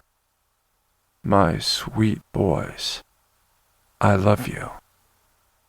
Sawyer gave Jackson a quiet response, but my words were trapped in my throat as Jackson sank deep into me in one thrust. Once I found my voice, I cried out as he made love to me. He'd go slowly before speeding up and pounding at me to push me right to the edge. I could almost feel my orgasm crashing over me, but then he'd switch it up to a deliberately unhurried pace. Sawyer watched with a smile on his face and matched Jackson's rhythm just to torture me. I'd lost track of how long they made love to me and how many rounds of the maddening cycles they'd done, but eventually, I got to the point where the slow, tender lovemaking was going to make me come. Low whines escaped, and I couldn't hold back the pleading any longer. Please let me come. Master, please. Sawyer, faster, please. They both chuckled, and it was a low, wicked sound that sent another shiver through me. But I love seeing you right on the edge, pup. I love watching the need build inside you. Love seeing me come, too, please. Jackson seemed to thoroughly enjoy driving me insane. If it had stayed slow and deliberate, it might have been enough to send me into subspace. But the way he kept switching it up made it impossible to let go. It was incredible. But I was ready to lose my mind, or just shove Sawyer's hand out of the way and make myself come. Please, please, please. I didn't realize I was begging until Jackson took my mouth in a heated kiss and stopped the flood of words. As he fucked me harder, I alternated between wanting to chase the pleasure and trying to hold it back. I didn't know what to do, but Jackson seemed ready to decide for me. He tilted my hips, so every thrust was hitting my prostate. Suddenly, Sawyer's hand tightened almost painfully, and it was too perfect. Come. The rough order, the strong grip, the perfection of Jackson's cock fucking me, it all combined as my orgasm exploded through me. I could feel cum shooting out onto Sawyer's hand and Jackson's jerky thrusts as he gave in and let his own orgasm flood through him. When the pleasure was finally fading, and I was lying on the couch completely spent, Jackson gave me a tender kiss and pulled out of me. As he moved away from the couch to deal with the condom, Sawyer scooted even closer and seemed to wrap himself around me. I yawned and cuddled into him, wanting to hold him, but not in any hurry to move. We don't need that. And I can do it, right? Sawyer laughed and sat up to look at me, shaking his head. He gave me a quick kiss. That didn't make any sense at all. Yes, it did. Didn't it? Maybe I'd left some parts out. Do you think we still need condoms? Giving Sawyer a wicked but sleepy grin, I reached out and traced one finger over his chest until I found his nipples. Think of how good it would feel to have him marking you like that. Sawyer gave a low moan, and a shiver raced through him. Yep, he was steady and loving and had an imagination as dirty as mine. Why don't we ask Master what he thinks? Ask Master about what, naughty pup? Jackson's teasing word had us both looking toward the hall where he'd come back from the bathroom. Sawyer seemed nervous, but I thought the idea was too hot not to mention. If he wasn't ready, that was fine, but I needed him to know what I wanted. He was Master. Not using condoms anymore? Jackson smiled as he walked over. The washcloth in his hand was warm as he cleaned the cum off my stomach and Sawyer's hand. He was clearly thinking it over. But Jackson did that about most things. He didn't just jump into a decision where he might regret it later. He thought it out. He might not need a long time, but when he made a decision, I never had to worry about it. As long as Sawyer is comfortable with it, then I say we get tested this week. Jackson set the washcloth on the floor and wrapped his arms around Sawyer. What do you think? Sawyer curled into him, and I could see the stress of the day melt away with just that one touch. He nodded and glanced at me. I smiled. He likes the idea. He thinks it's hot. Jackson laughed and kissed the top of Sawyer's head. Is that right? I bet Cooper has some naughty fantasies. What about you? Sawyer sighed and nodded. He might not always be comfortable talking about his fantasies, but he wouldn't hide something like that from Master. Yes, I like the idea. And he's right. I'm always right. I was beginning to get a second wind, but as I sat up, I still felt sticky. I'm also in need of a shower. Jackson chuckled, but his hands rubbed along Sawyer's back and legs, and I knew he thought it was a good idea too. He nodded and gave me a thorough look. I think you both need a shower. Sawyer has had a long day, and you seem to be still covered in cum. even though I just wiped you down. He was shaking his head like I'd somehow made a mess on purpose, so I grinned and shrugged. Sawyer laughed and nodded. Sounds good. Jackson helped us both to stand and herded us toward the bathroom. I got kisses and hugs, and a smack on the ass when I waved my butt at him. Sawyer got hugs and kisses and questions as Jackson turned on the water. How was dinner? Surprising, but not as bad as I was expecting. Slowly stripping off his clothes, Sawyer's answer wasn't as information-filled as Jackson and I were clearly hoping. What's that mean? With his hands trapped in his shirt, I reached out and tickled down his ribs so I could see him squirm. Stop that, Coop! Sawyer laughed and wiggled, while Jackson chuckled. Then tell us more. That was the only way I was going to leave him alone. He had a tendency to bottle things up, and it was up to me to make sure I poked him enough to get it out. He chuckled and gave me a look like I was a kid he was humoring. As he kept taking off his clothes, he finally started giving real information. Well, the actual dinner was good. I liked the restaurant, but it was kind of awkward. He paused for a moment to take off his socks, but before I could prod him for more details, he kept going. The owners are a gay guy and his partner. My boss is evidently a moron and wanted to make sure there was somebody at the table they could relate to. Don't get me wrong, I had a nice time talking to both of them, but that seemed to be the only reason I was invited. Sawyer shook his head at the memory and leaned into Jackson's touch as he came up behind Sawyer and gave him a hug. It was probably a good idea, though. In trying not to do anything offensive, they looked uncomfortable and stiff. They would have come across as homophobic. The owner's husband said they had dinner with one of the other firms in town recently, and they said some truly asshole comments. I think we've got a good shot. Once everyone relaxed, the dinner went well. Jackson chuckled. So, even though it was a ridiculous reason to want you there, it turned out to be the right choice? Yes. It's hard to be angry about that. On one hand, they all need to relax and should have treated them like any other couple. But on the other, it's a step in the right direction that they realized they needed help. I still think being frustrated about it is reasonable, but I liked the guys, so I don't know. Other than some occasionally weird questions, the picnic went good. So, I'm not sure why the dinner would have been different. Well, okay, I can see why your boss was worried. He's starting to realize he's a moron. Everyone else should have been functional. They hadn't been that bad at the picnic. Sawyer sighed. I think it was mostly about worrying that he would offend someone. They really want the contract. It would be a huge financial boost this year, and that makes some people worry too much. I think if so much hadn't been on the line, it wouldn't have been an issue. By the time the food arrived at the table, it was fine.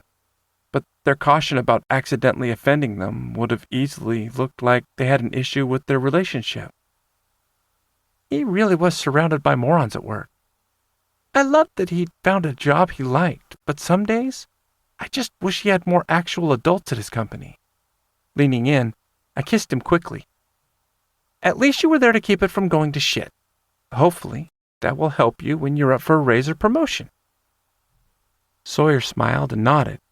Before he could say anything, Jackson started moving us to the shower. Come on, you two. We're going to run out of hot water. It was a tight fit, but we made it work. Jackson and I had already come, so we spent the time lazily focusing on Sawyer. We weren't in any hurry, but we were enjoying touching him and helping him relax. By the time we were clean, Sawyer was hard and no longer thinking about work. No, his mind was on other things. Jackson slowly dried off Sawyer while I quickly wiped down and bounced around the bathroom, finishing getting ready for bed. I couldn't decide if I was exhausted or finding my second wind, but curling up with them on the bed sounded perfect. Kissing down Sawyer's neck, Jackson was in a completely different headspace. He wanted to make sure Sawyer was just as worn out as he'd made me. Watching the way his hands dragged the towel over Sawyer's skin was making my cock thicken, which was why I tried to stay out of the way. It was Sawyer's turn for attention. When Jackson wrapped his arms around Sawyer and pressed his cock to Sawyer's ass so he could reach around and dry Sawyer's cock, my mouth watered. God, they were so sexy together.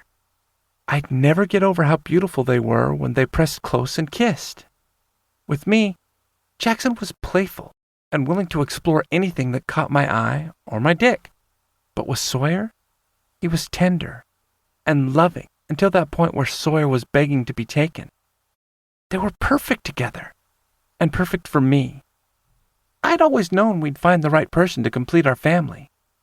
But Jackson was more incredible than I'd ever imagined. By the time Sawyer was thoroughly dried, I was leaning against the counter, watching my two men.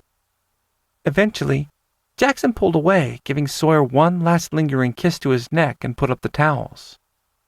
Go finish getting ready. Sawyer shivered, making me smile. He shook his head at me and headed for the sink. Jackson gave me a questioning look. Weren't you going to get ready for bed? Ready? Oh, yes. I got distracted. Jackson chuckled and smiled at me like I was so cute he wanted to gobble me up. Hurry, pup. Giving him a cheeky grin, I turned back to the sink and reached for my toothbrush. Yes, master. That earned a laugh from Sawyer and a smack on my ass from Jackson. Sighing, I wiggled my butt, trying for another one as I started brushing. Jackson snorted. I'm not going to reward sass. Not this time at least. Giggling, I tried to focus on what I was doing, but his lingering touches and the look in his eyes as he watched us made it difficult. Sawyer was in worse shape than I was, though. He was still hard, and his gaze kept following Jackson in the mirror.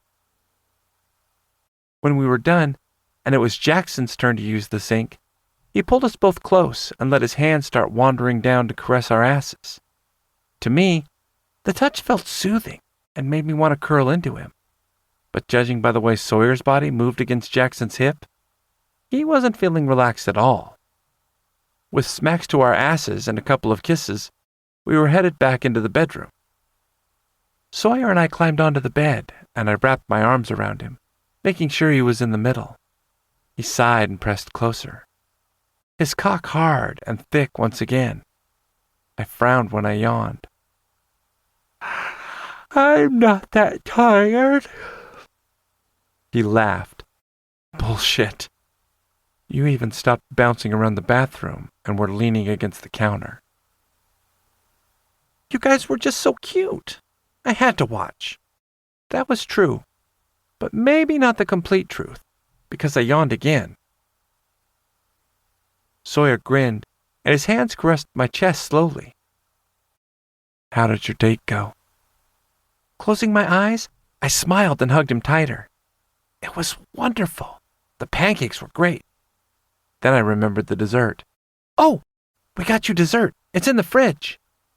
We talked about other parts of the day and little random things like what we needed to get at the store. I was too comfortable to do anything drastic like open my eyes or roll over, so I let my hands wander down Sawyer's back and over his ass before moving up again. By the time Jackson joined us, the words were taking longer to get from my head to my mouth. Sawyer pressed a kiss to my lips before rolling over to Jackson. I smiled as I pictured them curled up with Jackson's wandering hands working Sawyer's desire back up to a feverish pitch. As everything got heavier, I sank into the pillows and let sleep pull me under. The last thing I remembered was soft, whispered words and Sawyer's low laughter at something Jackson said. Knowing that he'd take care of Sawyer, I relaxed until everything faded away. Chapter 5. Sawyer. Ew, that's gross. Is that what you do when I leave you alone? Cooper looked a little green, and I was laughing so hard that I almost fell off the couch. Jackson's strong hold was the only thing that kept me from tumbling to the floor. It's not that bad, Cooper. I think you'd like some of it if you gave it another chance. Jackson was chuckling, but still trying to take Cooper seriously. It was just so difficult, though. We'd lounged around all morning, relaxing and not really getting anything done. Unfortunately, Cooper eventually had to go to work, so we'd started functioning. Well, he had. Jackson and I just moved from the table to the couch. We were out of bed and had breakfast, so I thought we'd done pretty good. Not as fabulous as Cooper, who'd gotten ready for work, but it was my day to relax. It's raw fish and seaweed. That's all I need to say. Leaving you two alone is clearly dangerous. Cooper walked over and flopped down on the couch, stretching out over us. He looked up, his head on Jackson's lap, and puckered his lips. Jackson grinned, leaned down, and kissed him. Of course, Cooper looked up at me expectantly as Jackson sat up. I laughed and stretched out, and my lips touched his tenderly. Sitting up, I ran my hands over his legs, and Jackson began playing with his hair. The little attention whore just snuggled closer and smiled. Just promise me you'll brush your teeth before I come home. It's too gross to even think about. The little drama queen was hamming it up, clearly not ready to go to work. We promise. Jackson gave in entirely too easily, but I snorted and shook my head. Are you going to bring me back dessert? Cooper looked at me and batted his eyelashes. Something good? Of course. Jackson leaned down and kissed him again. I reached out and tickled him. You're trying to manipulate him. Cooper wiggled and laughed, not attempting to pull away. He was enjoying the attention.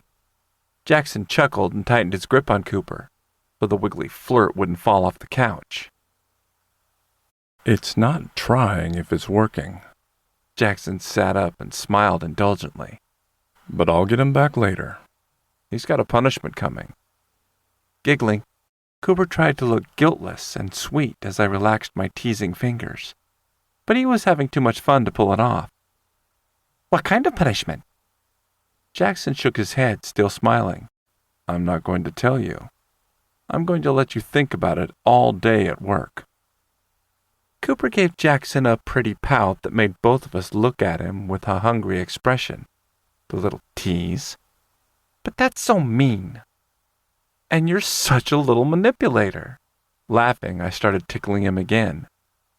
Jackson chuckled as Cooper squealed and wiggled in our arms.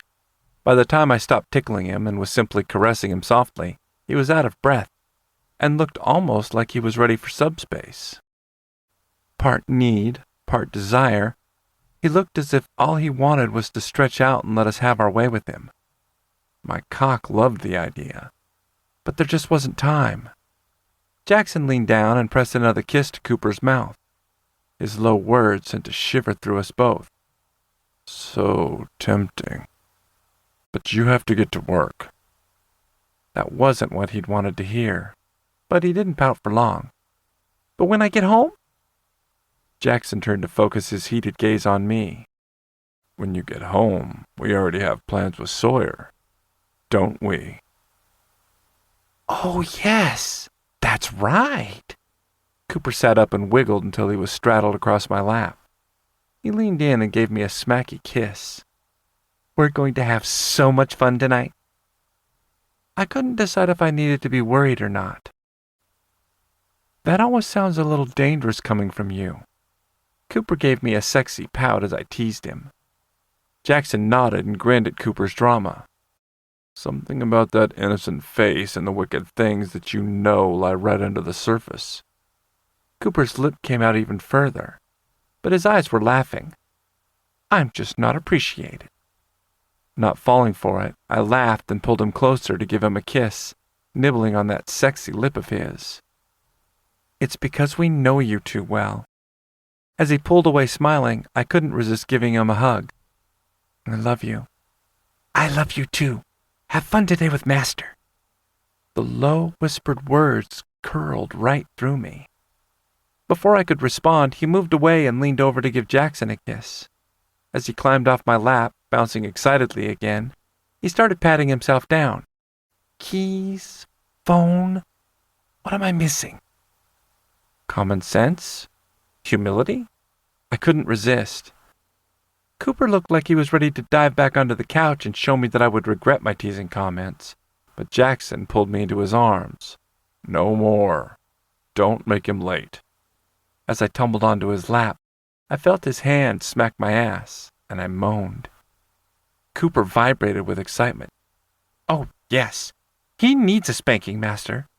Then he gave Jackson a hopeful look. But wait until I get home, please? Jackson nodded. But it's not going to get you out of being punished. Cooper shivered. I want to be punished too. My naughty boys. Jackson's tender tone was at odds with the words, but it sent the heat level in the room skyrocketing. Okay, Tease. Time for work, or you'll be late. Drive safely. Cooper nodded and came closer to give us both quick kisses before he headed for the door. Don't forget my dessert. Laughing, I called out after him, Do you really want dessert from a sushi restaurant? It could get interesting. I couldn't see his face as he hollered back, but the disgust in his voice was real. Gross! You better not bring me a dead fish dessert. As the door slammed behind him, Jackson was still chuckling. What do you think he was picturing? I don't even want to know. Cooper's imagination could be a frightening place. Turning around in Jackson's lap to get more comfortable, I curled into him and let my head relax on his shoulder. I'm not sure the sushi restaurant even has dessert. Jackson chuckled as he wrapped his arms around me and relaxed against the couch. We'll stop somewhere on the way back and get him something. Just him? No, we'll get something for everyone. Then, suddenly Jackson grinned and looked as if a light bulb should have gone off over his head. But if you'd like, we could make something here. Like bake something? I wasn't sure that was a good idea. We'd managed to make a box cake mix taste funny, not to mention the texture. Jackson heard the disbelief in my words, and from the sound in his voice, I knew he was trying not to laugh. Yes, we could make brownies or maybe a cheesecake. We need to go to the grocery store later anyway. I liked the idea of cooking with Jackson, but it seemed complicated. Have you ever made a cheesecake? Yes. It's not as hard as it seems, I promise. I think it would be fun. But I want today to be about doing things with you, so if it doesn't sound good, then we'll pick something up at the bakery later to surprise him with. Jackson's gentle caress was making it hard to remember why it had seemed like an iffy idea to begin with. We killed a box cake mix, and you don't want to know what Cooper did to a pan of brownies, so you've got to be in charge of it. Some people would have thought I was kidding, but Jackson knew to take me seriously. But you'll help? The hand that had been slowly stroking my arm moved to my leg, and I couldn't decide if it was making me relaxed or turned on. My brain and my dick couldn't quite make up their minds. Yes. He was a patient teacher in the kitchen and seemed to enjoy showing us things that he thought were fun or important. When do you want to go to the store? How about we clean up from breakfast and grab another cup of coffee and then figure that out? He pressed a kiss to the side of my head, making me smile. I thought you might like to have time as a pup today. The words were still sweet and tender, but I could hear a nervousness in them that I hadn't felt from Jackson since the beginning. It took me a second to figure out why he was cautious. Cooper had always been there too, when I'd been a pup. Nothing about the idea seemed wrong or made me nervous. It was something I'd always done with Cooper. Even though we were very different kinds of pups, I'd never thought about doing it alone. But with Jackson, I wouldn't be alone. I'd like that. Maybe while you watch a movie or something, so you won't get bored? Curling up with me was very different from throwing the ball around for Cooper. He needed the attention and action, and all I wanted was to be cuddled and loved on while I relaxed. That sounds like the perfect way to spend the afternoon. Jackson brought one hand up and caressed my face and hair. So how about this? Coffee and cleanup, and then we'll get ready for the day and go to the grocery store. When we get back, we can get you ready and cuddle for a while. That works, but the idea of getting up sucks. I like laying here with you. I could hear the grin in his voice.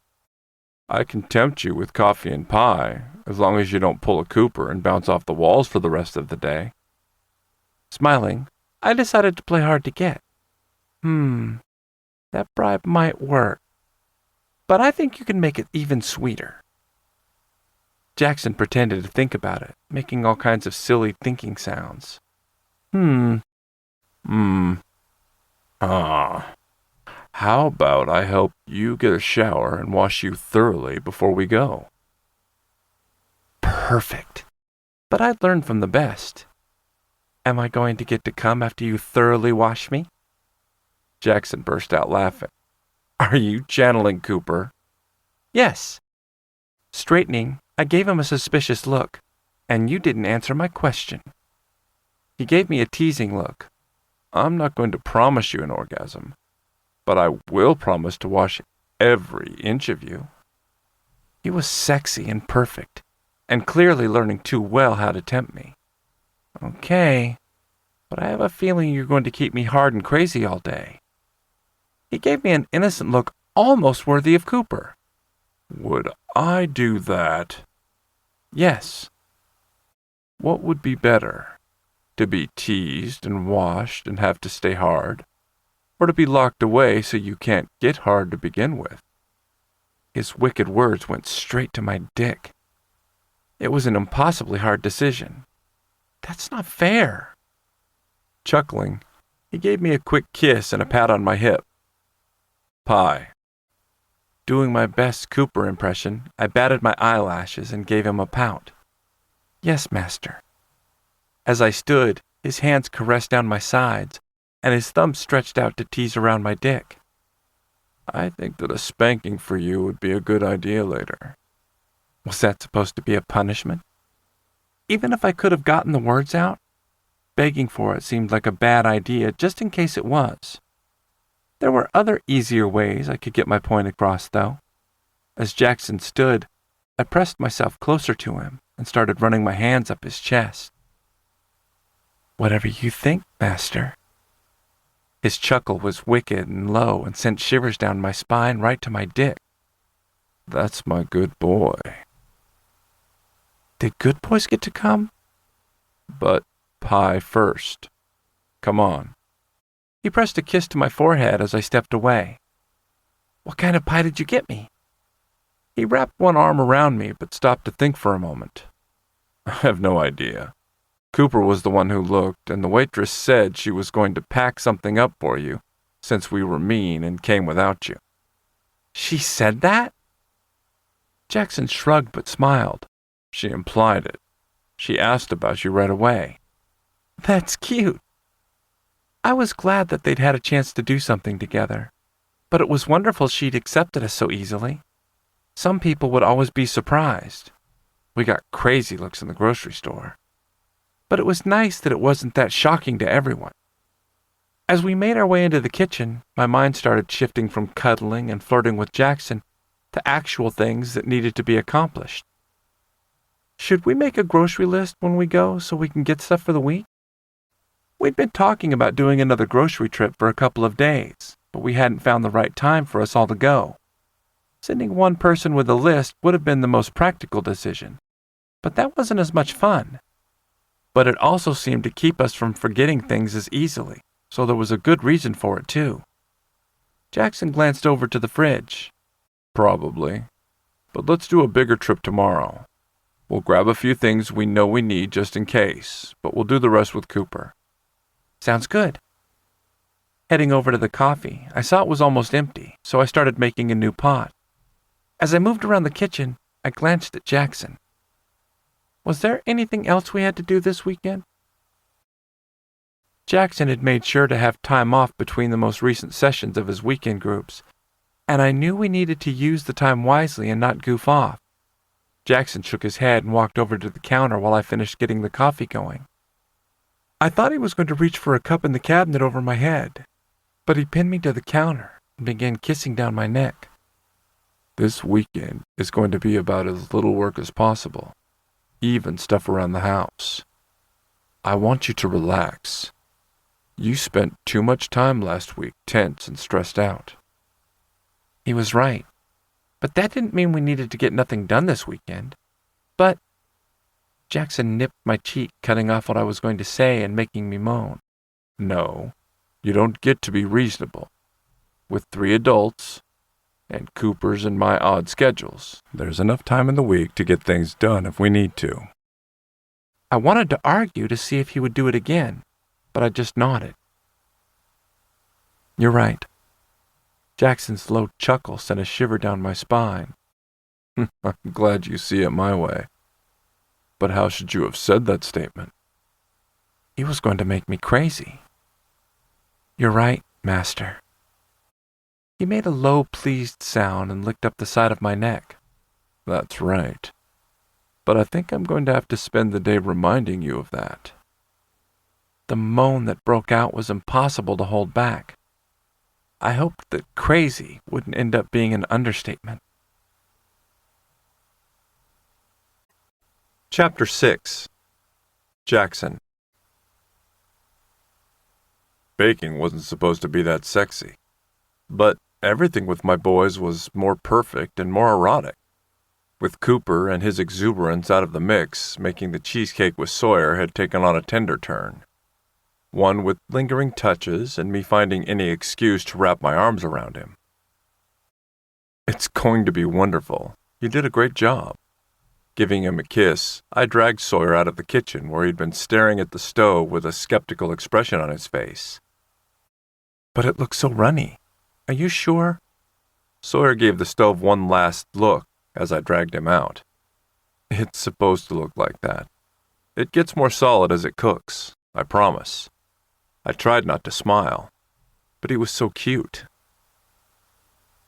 I don't know. It looks like pudding with too much milk in it. That stuff never sets if you don't follow the directions. Just ask Cooper. He said it so seriously, I knew there had to be a good story. I gave up trying not to laugh. Come on. It's going to take a while, and I promise it will turn out fine. Asking what Cooper had done to the pudding was probably not the best idea at that point, but it had to have been fabulous. Sawyer nodded, but I knew his mind was still back there in the kitchen, second-guessing the dessert. My sweet worrier. He wouldn't have been thinking of it for himself. No, his concern was probably about wanting it to turn out perfect for Cooper, or wanting to make me proud of him. Stopping and taking his hand, I pulled him close and wrapped my arms around him. I love spending time with you. You know that? Even if it turns to goo and is completely inedible, I had fun because we did it together. Sawyer's face was pressed into my neck, and I felt him nod. He had such a long week. Even without the issues at work, he'd been stressed. He wanted Cooper to get the promotion more than Cooper did, and he worried about the classes and school in general. It was time for him to let it all go. We're going to get you ready, and you're going to relax for a while. I'm going to cuddle with my pup while I watch a movie, and we're not going to think about anything. How does that sound? Sawyer sighed, and I felt his breath tickle my skin. The sensation had me pulling him even closer. Good. The tone of his voice said the idea was more than simply good. Wanting to lighten the mood, I huffed. Just good. I could hear a smile in his voice. Nice? Snorting, I shook my head. I think that's worse than good. He nearly giggled. Pleasant? I groaned. Enjoyable? Laughing, I tightened my grip and wiggled my fingers like I was going to tickle him. Sawyer was doing his best not to laugh as he squirmed in my arms. Okay, how about lovely? When all I did was snort, he tried again. Gratifying? Teasing him a little, I gave him a heated look. I'll show you gratifying if you want. But normally, that's what Cooper wants, not you, my cuddly pup. Sawyer pushed closer to me, and I could see a blush creeping up his face. Mumbling with a smile still in his voice, he was a little hard to understand. How about we do the gratifying part later? Kissing his head, I smiled. Whatever my pup needs. He cuddled for a few more seconds before he pulled back and took my hand. He walked beside me as we went back to the bedroom, the anticipation building. We both knew what we wanted, so it didn't take long before we had his tail, collar, and mitts out on the floor. As I undressed him, Sawyer started to relax. By the time he was naked, the stress of the regular world had faded. I pulled him into my arms and tucked him close against my body. His head went down on my shoulder again, and he sighed. I let him stand there as I caressed his back. It could have easily turned sexual. But it was about more than that. He needed a chance to let it all go, and everything else to be nothing but background noise. When his muscles loosened, I turned my head and gave him a kiss on the cheek. "Kneel for me. I'm going to finish getting you ready." Even though it hadn't technically been that long since he'd been a pup, I knew it was something he needed more frequently. Just like most people needed to be able to unwind on a regular basis, so did Cooper and Sawyer. I knew I was going to have to look at the calendar and figure out a way to make sure he got that time. When he was on all fours, I sat down beside him.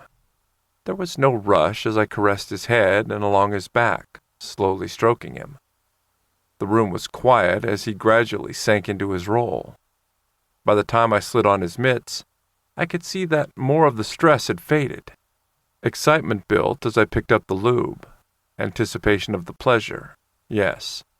But I knew he was also excited to cross those last few steps and let his puppy persona take over. The sound of the lube sent a shiver through Sawyer. But his head relaxed down. He was so different from Cooper, but so similar in many ways. Every day it felt like I got to know them better. Bringing my slick fingers to his opening, I circled around the tight ring of muscles for several long seconds until I eased one finger in. Taking my time, I slowly pressed deeper, letting his body adjust and making sure he knew it was about relaxation and nothing else. I could see his length thicken, but I ignored it, focusing instead on running one hand down his back and over his ass and down his leg.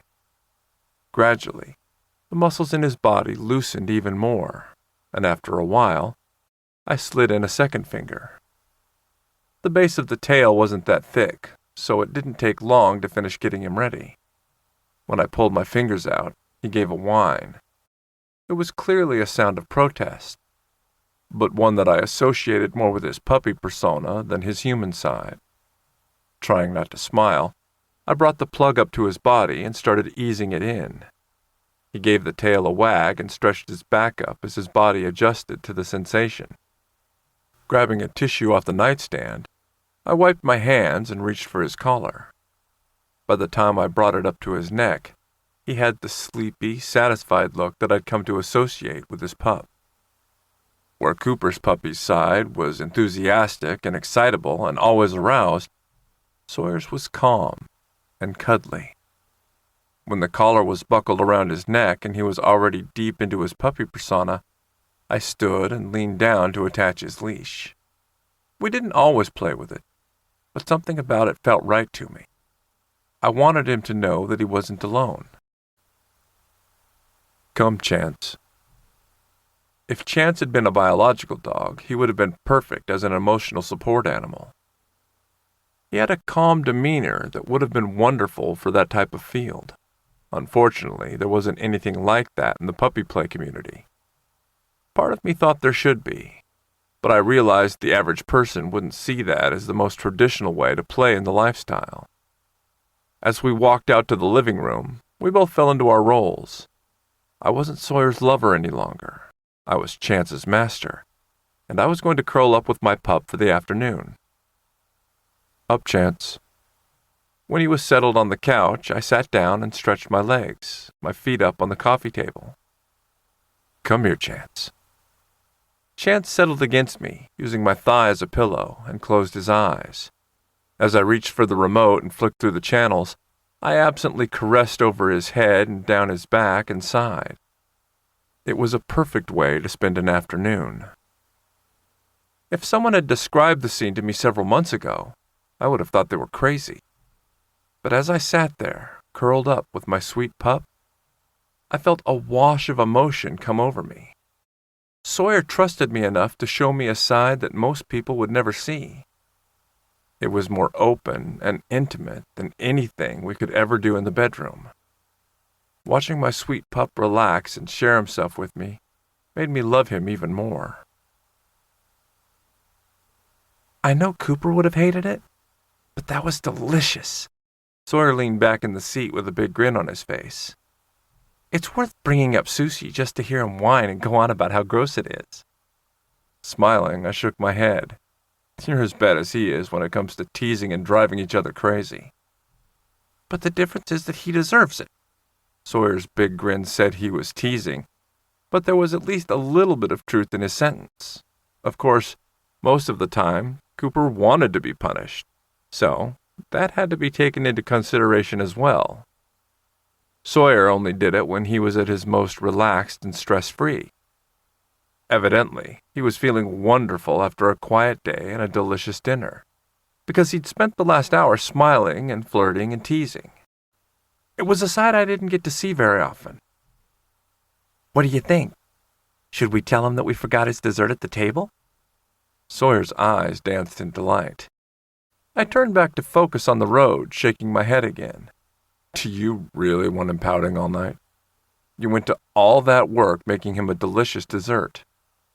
Sawyer couldn't seem to decide if he wanted to mess with Cooper or not. Maybe not. He sat up in the seat, and I glanced over to see a huge grin on his face. Maybe we should be finishing up a piece as he comes in and tell him that we decided to save him a couple of bites. Laughing, I reached over and put my hand on his leg, giving it a squeeze. You're devious tonight. Just a little bit.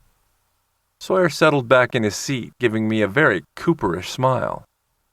I let my fingers wander up his leg toward his groin, teasing, but not actually touching his cock. I can think of better ways to drive Cooper crazy. Sawyer shivered, and a little moan escaped. What kind of ways? I inched my hand further up his leg, barely caressing his dick, but it seemed to be getting harder without much physical contact. Well, I seem to remember promising you a spanking. I think Cooper would love to watch your ass get reddened, but I can think of quite a few ways to include him that would have him turned on and frustrated. I think that would be much better than making him pout over cheesecake. Sawyer made a breathy little sound and he nodded. Cooper likes watching. Yes, it's going to make him beautifully hard. And I knew exactly how to make the best use of his erection. I was going to drive both my boys crazy. I inched my hand up again until I could feel his erection. Caressing his leg, I focused on the road, listening to the hitch in his breathing and the feel of his body as he tensed, trying to stay still. Do you want a spanking while Cooper watches? Do you want to be naked across my lap while he sees you hard and squirming?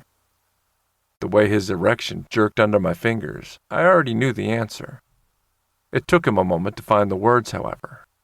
Sawyer's voice was low and needy, but there was still that hint of hesitation. Yes, please. You want to let everything go, don't you? I'm going to make you feel so good and send you flying.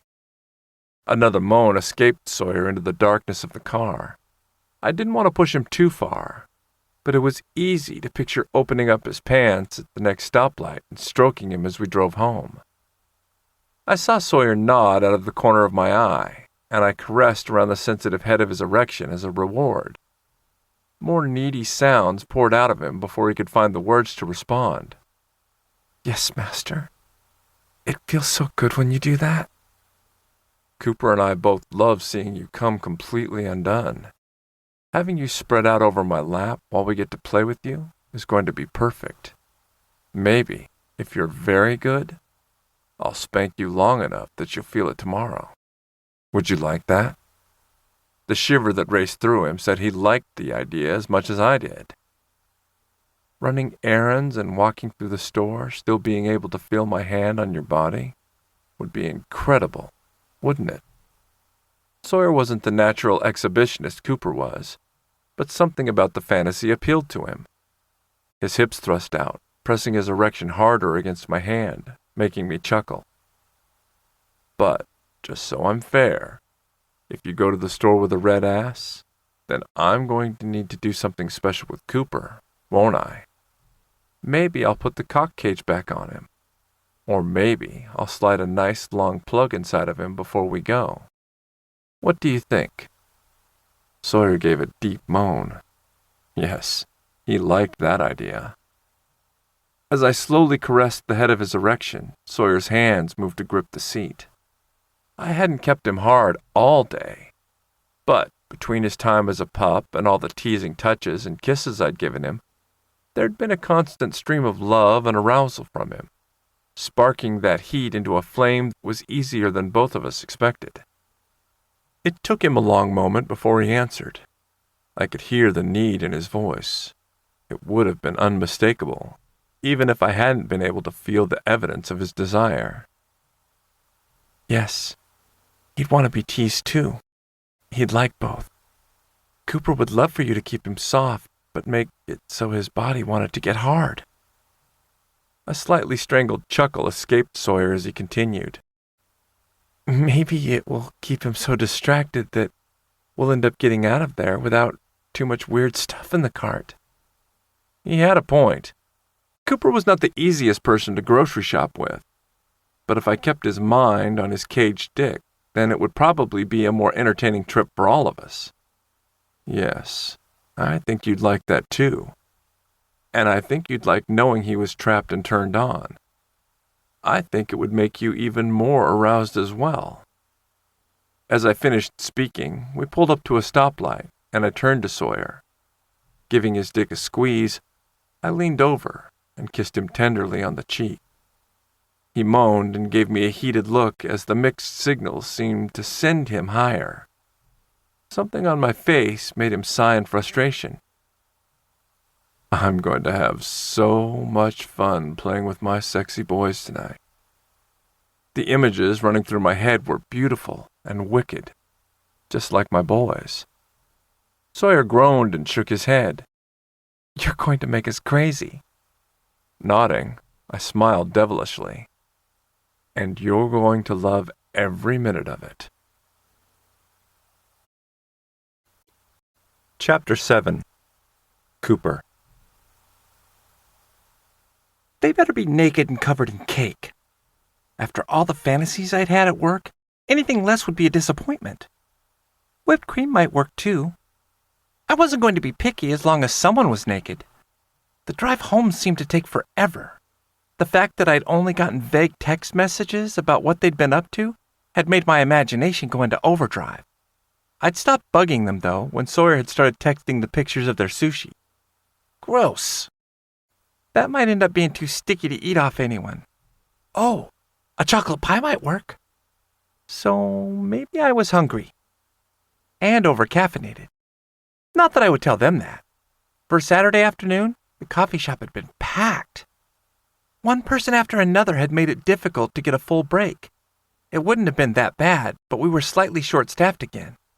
We'd finally gotten everyone healthy, but there were 1,000 things people had needed time off for lately. I'd had to make do with grabbing bites of my lunch when I could, and I'd made up for the lack of food with too much coffee. We could just have sex in the kitchen and dessert afterward. That might work too. Sex and ice cream would be as good as sex and pancakes. As I pulled into the driveway and parked the car, I was racing toward the house in seconds. I pictured Sawyer laid out on the floor, hard and naked. But it would be just as hot with Jackson on the couch and Sawyer riding him. I smiled when I actually had to dig my keys out to open the door. I'm so proud of you. The house was quiet as I shut the door behind me, relocking it. They'd actually remembered to secure the door. It was a skill we were still working on with Jackson. Laughter came from the kitchen, and I heard Jackson's voice calling out, You haven't seen what we did yet. Why are you so proud of us? Grinning, I threw my stuff on the side table and headed toward the kitchen. Sawyer could be laid out on the table. That would probably keep things neater. You remembered to lock the door, They were both sitting at the table, fully clothed. It was slightly disappointing until I saw what was in front of them. Cheesecake! Did you guys go to the store today? Was it that bakery downtown? It looks delicious. Where's my piece? Sawyer seemed to sit up straighter in his chair as he smiled, but Jackson laughed and beamed, holding out his arms. He pushed back from the table. Come here. How much coffee have you had? Shit. You didn't answer my question. And that had to work, because I certainly wasn't answering his unless I had to. Jackson laughed knowingly as I climbed on his lap and straddled his legs. We made it. Smiling, I gave him a kiss and glanced over at Sawyer. But what brand is it? It looks better than the last one. They both chuckled, and for some reason, Sawyer blushed. What was dirty about cheesecake? We were just talking about eating it, right? Before I could ask, Jackson spoke. No, we went to the store and bought the ingredients, then made it from scratch. Like, with cheese and stuff? What actually went into cheesecake? They called it a cake, but it looked like a wiggly pie. Jackson laughed so hard he nearly toppled us both out of the chair. When he could finally breathe, he kissed my forehead, smiling. Are you picturing it made out of cheddar or something? I snorted and shook my head. No. White cheese, duh. That set him off again. I was mostly kidding, but I had no idea what the dessert was made of. Where's my piece, funny guy? Sawyer was grinning and shaking his head at the two of us. But Sawyer didn't tease. He probably hadn't known what went into it either before they'd started baking it. I'll get it. By the time Sawyer had gotten the cake out of the fridge, I'd grabbed a glass of water, and Jackson had managed to control himself. I'll show you how to make it next time. But it's things like cream cheese and eggs. It looks like a cream soup before you bake it, but it turns out right in the end. Sawyer shrugged and took a bite of his dessert. Jackson kissed me as I stood and rearranged myself on his lap again. I'm not going anywhere. You're comfortable. As I sat down, I gave him a long look. Did you brush your teeth? I saw that fishy stuff you were eating. That started him off again, but it didn't answer my question. We had the discussion about sushi and kissing. Leaning back in the chair, he finally stopped laughing and grinned. Yes, we both brushed our teeth just for you. I gave him a quick peck before I turned and cut off a big piece of my cheesecake. Because you're humoring the crazy guy, or because you're hoping to get lucky? Sawyer answered immediately. Both. I waggled my eyebrows at him as I swallowed. Are you still getting a spanking? He looked a little shy when he nodded, but he wasn't as nervous as he'd been in the past. Yes. I smiled as I cut off another piece. And you waited for me? Aw. I leaned over and puckered my lips. Sawyer laughed and stretched out to give me the kiss I was not so subtly hinting for. Settling back into Jackson's arms, I glanced at the two of them. How was your day? As we ate, they talked about baking the cake and grocery shopping and all the little things about their day. Did you do a big trip? We're out of almost everything. Sawyer shook his head, but Jackson answered. No, we talked about it and decided to all go together tomorrow. I nodded and gave Jackson a kiss on the cheek. Probably a good idea. You forgot the whole frozen food section last time. Sawyer snorted. You're no better. You skipped out on all the vegetables and came home with nothing but cereal and microwave burritos. I resembled that remark, but I wasn't going to admit it. They'd made the mistake of sending me hungry. I wasn't that bad, and it wasn't my fault. I had green beans and pasta in there too. You shouldn't send me to the store without a list. Jackson was grinning like we were both lunatics. Before Sawyer could think up a comeback, Jackson broke in. Are we really going to debate who's the worst grocery shopper? After every one of us came home with milk last week? The water I was drinking almost came out of my nose when I snorted. That was so funny. Sawyer laughed. We still have 2 gallons left. See? We need more cereal. What else could you do with that much milk?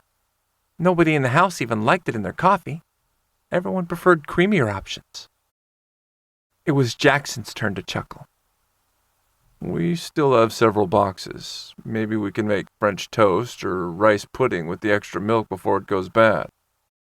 I couldn't remember ever eating rice pudding, but I wasn't an idiot. I knew what it was. Mostly. Still, it was too good an opportunity to pass up. Why would anyone make pudding and put rice in it? Wouldn't it be like lumpy snot? Sawyer's water came out his nose. Oops. Jackson laughed so hard I really did fall off his lap. Those lightning reflexes of his were the only thing that kept me from landing on my ass. But it would have been worth it to see the look on Sawyer's face. He'd been too stressed and serious lately. By the time we'd cleaned up the mess and I finished my dessert, both servings, we were all thinking about the naughty promises Jackson had made. He'd kept what he wanted to do a secret, though. He'd given vague hints about a spanking for Sawyer, but smiled when he'd looked at me. I couldn't decide what that meant, but it sent a shiver down my spine. When he gave us both long kisses and told us to get a shower and meet him back in the bedroom, I knew it was going to be good. When his touch lingered and the wicked glint in his eye only got brighter, it made my toes curl. When he told us to wash thoroughly, I might have moaned.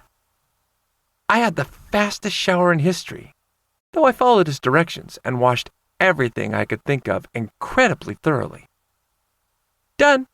Running back in from the guest room, I did a big ta-da entrance. Jackson was leaning back against the headboard, still dressed, but looking sexy and dominant. Something about the way he watched me with the slightest smirk had my already hard cock even more excited. Little Cooper, well, not really little. He'd like the thorough cleaning. And I loved fabulous instructions.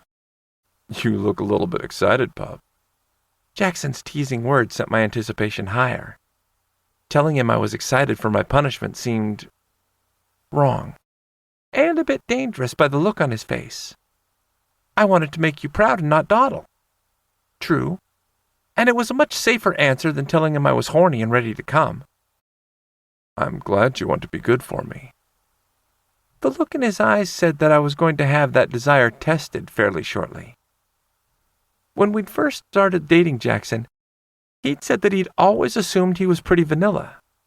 It hadn't taken long for him to realize that he was more interesting than he'd thought. He'd taken to role play and domination in general, like a duck to water. It was incredible.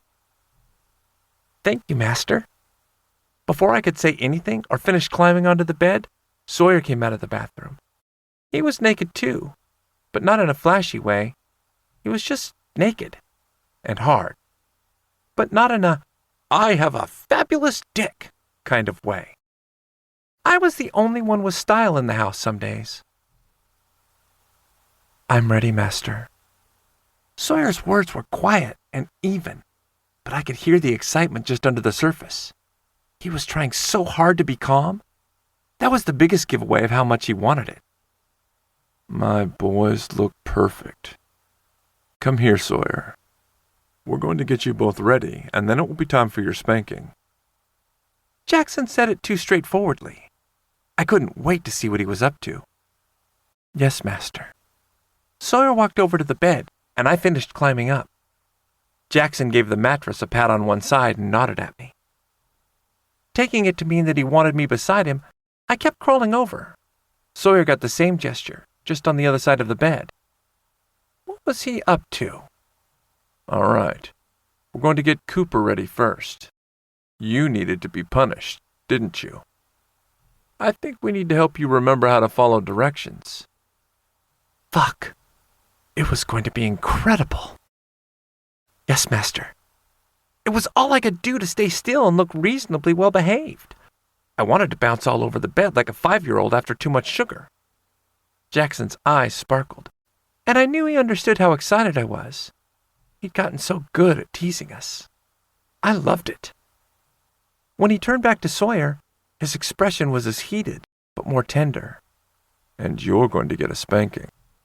Not because you've been naughty, but just because I want to see that sexy ass of yours nice and pink. And I want you to remember how important you are to me. Aw, He was so cute. Sawyer's dick jerked, but he nodded slowly. Yes, master. Jackson reached out with both hands and caressed our cocks, giving them a few slow strokes as a reward. My good boys. I might have whimpered. Just a little. Jackson gave a low chuckle as he removed his hands from our erections. We're going to get Cooper ready first, so come a little closer. I wasn't sure what he would do, but I inched closer until he nodded. Pressed up against his leg, I waited as he reached behind Sawyer and grabbed something off the nightstand. I should have done less ta-dying and paid more attention when I'd walked in. With his free hand, Jackson wrapped his fingers around the base of my dick and angled it upward. Sawyer, bend over and see if your mouth can get him any harder. I want him so erect he's aching. Sawyer immediately mumbled low, Yes, master, before bending over onto all fours. Stretched out beside master, Sawyer's ass was offered up beautifully. When Sawyer's lips wrapped around me, Jackson's hand reached out and made long, slow strokes over Sawyer's cheeks. Between the incredible feeling of Sawyer's mouth and the visual of Jackson touching him so possessively, it wasn't long until I was so hard I just wanted to thrust my cock into his mouth and come. Unfortunately, that was when Sawyer released my dick and sat up. His focus immediately went to Jackson, which was incredibly hot. He's ready, master. Jackson nodded and gave Sawyer a look like he was pleased his boy had followed directions. When Jackson moved his hand back to my cock to evaluate Sawyer's work, I groaned. The pleasure was too good. Jackson gave me a wicked smile and nodded. Yes, I think that will do. The hand that had been caressing Sawyer moved to the bed, and for the first time, I realized what he'd grabbed from the nightstand. A cock ring. Goody. Probably wouldn't have been the right response, so I kept my mouth shut. We both watched as Jackson wrapped the strip of leather around my dick and secured it tightly. It wasn't painful, but I wouldn't go soft anytime soon. The number of possibilities that flashed through my head were staggering, and I couldn't decide what I wanted most. Jackson gave my dick a pat and watched as my erection bobbed. Sensations flooded through me, and I moaned again, making him chuckle. Very good. All right, Cooper. Turn around and bend over. You're not done yet. Yes, master. Not wanting to miss a single thing he would do to me, I turned around quickly and bent over on all fours. Head down on the mattress and offer your ass up to me. Jackson gave my butt a light smack when I didn't follow directions quick enough. It sent sparks through me, and I wanted to beg for more, but I knew I wouldn't be the one spanked that day. It was Sawyer's turn. When I was in position, Jackson made approving noises, and I felt a shift on the bed. Sawyer's hands reached out and caressed along my back and down over my ass to my legs. I wasn't sure if it was supposed to help me relax or turn me on more, but it was some kind of combination of the two. Sawyer's hands kept caressing me as Jackson brought one finger to my hole. He teased around the ring of muscle for a moment before he pressed it into me. Relaxing as best I could, his fingers slid in easily and started the slow, methodical process of stretching me. Jackson didn't seem to be in any hurry, which only made everything more intense. After a few long moments, Jackson removed his finger. I'd expected to feel another finger slide in, but after a few seconds, I felt something more rigid pressing against me. It was slender and long as it entered me, and it wasn't until it was pressing against my prostate that I realized what he'd grabbed. That damn prostate massaging plug. God, I loved Jackson. It was an evil little toy that we'd recently purchased. It wasn't meant to stretch someone's hole. It was meant to drive people crazy. When it was fully seated, and my ass was clenched around the base, securing it tightly, Jackson gave me another pat. That's perfect. Whatever he'd planned would end up being the most devious punishment ever. I just knew it. Turn around again, Cooper. I need you to move a little bit lower because I want Sawyer stretched out across the bed. Jackson had Sawyer move to the other side where I had been kneeling. With a few quick instructions, he had Sawyer's dick between his thighs and Sawyer's ass offered up beautifully. Sawyer, spread your legs. Cooper, kneel between them. We'd been in similar positions in the past, and I was beginning to get an idea of what he wanted. But I knew I was missing something. It wasn't quite obvious enough yet. When we were both in position, instead of starting the spanking, Jackson reached over to the nightstand again. When he grabbed the lube, it was unexpected. Unexpected, but interesting. I watched as he slicked up his fingers and brought his hand to Sawyer's ass. Sawyer gave a moan as Jackson teased around his hole. As Jackson slid one finger into him, a shiver ran through Sawyer, and his ass arched up more. He seemed as curious as I was, but we both knew better than to ask. Jackson was creative, but he never pushed the limits of what we were comfortable with. As Sawyer adjusted, Jackson added the second. The room was quiet, with the only noises being the dirty, almost wet sounds of the lube and Sawyer's moans of pleasure. When Jackson added a third, I knew Sawyer was getting something thicker than a plug. I was starting to get a good idea about what kind of toy Jackson would be using on Sawyer. Me. The idea was so perfect. My cock jerked and a shiver raced through me. Jackson looked up at me and gave me a knowing smile. I got a little nod before he went back to focusing on Sawyer. It was almost painful to watch. The waiting. Knowing how good it would feel to Sawyer. Knowing how good it would feel to me. How frustrating it would be when I didn't get to come. I was going to be the real-life dildo that Jackson used to fuck Sawyer with during his spanking. Fuck. The ideas and dirty images that flashed through my mind would have been enough to make me come without the cock ring. When he thought Sawyer was ready, or maybe when he knew he couldn't push Sawyer any further, Jackson removed his fingers and took an unreasonably long time cleaning off his hand. We were both shaking in anticipation as Jackson rubbed slow circles over Sawyer's cheeks. You're going to get a nice long spanking. Just what you wanted. But to make this more fun, and because Cooper was naughty, I'm going to break up your spanking by having him slide deep inside you. How does that sound? We both moaned. Sawyer found his words first, though. Yes, master. Yes, that sounds... Please. Okay, he found some of his words. Not that I was doing much better. I'd been focused on Sawyer for so long that I'd forgotten about the toy.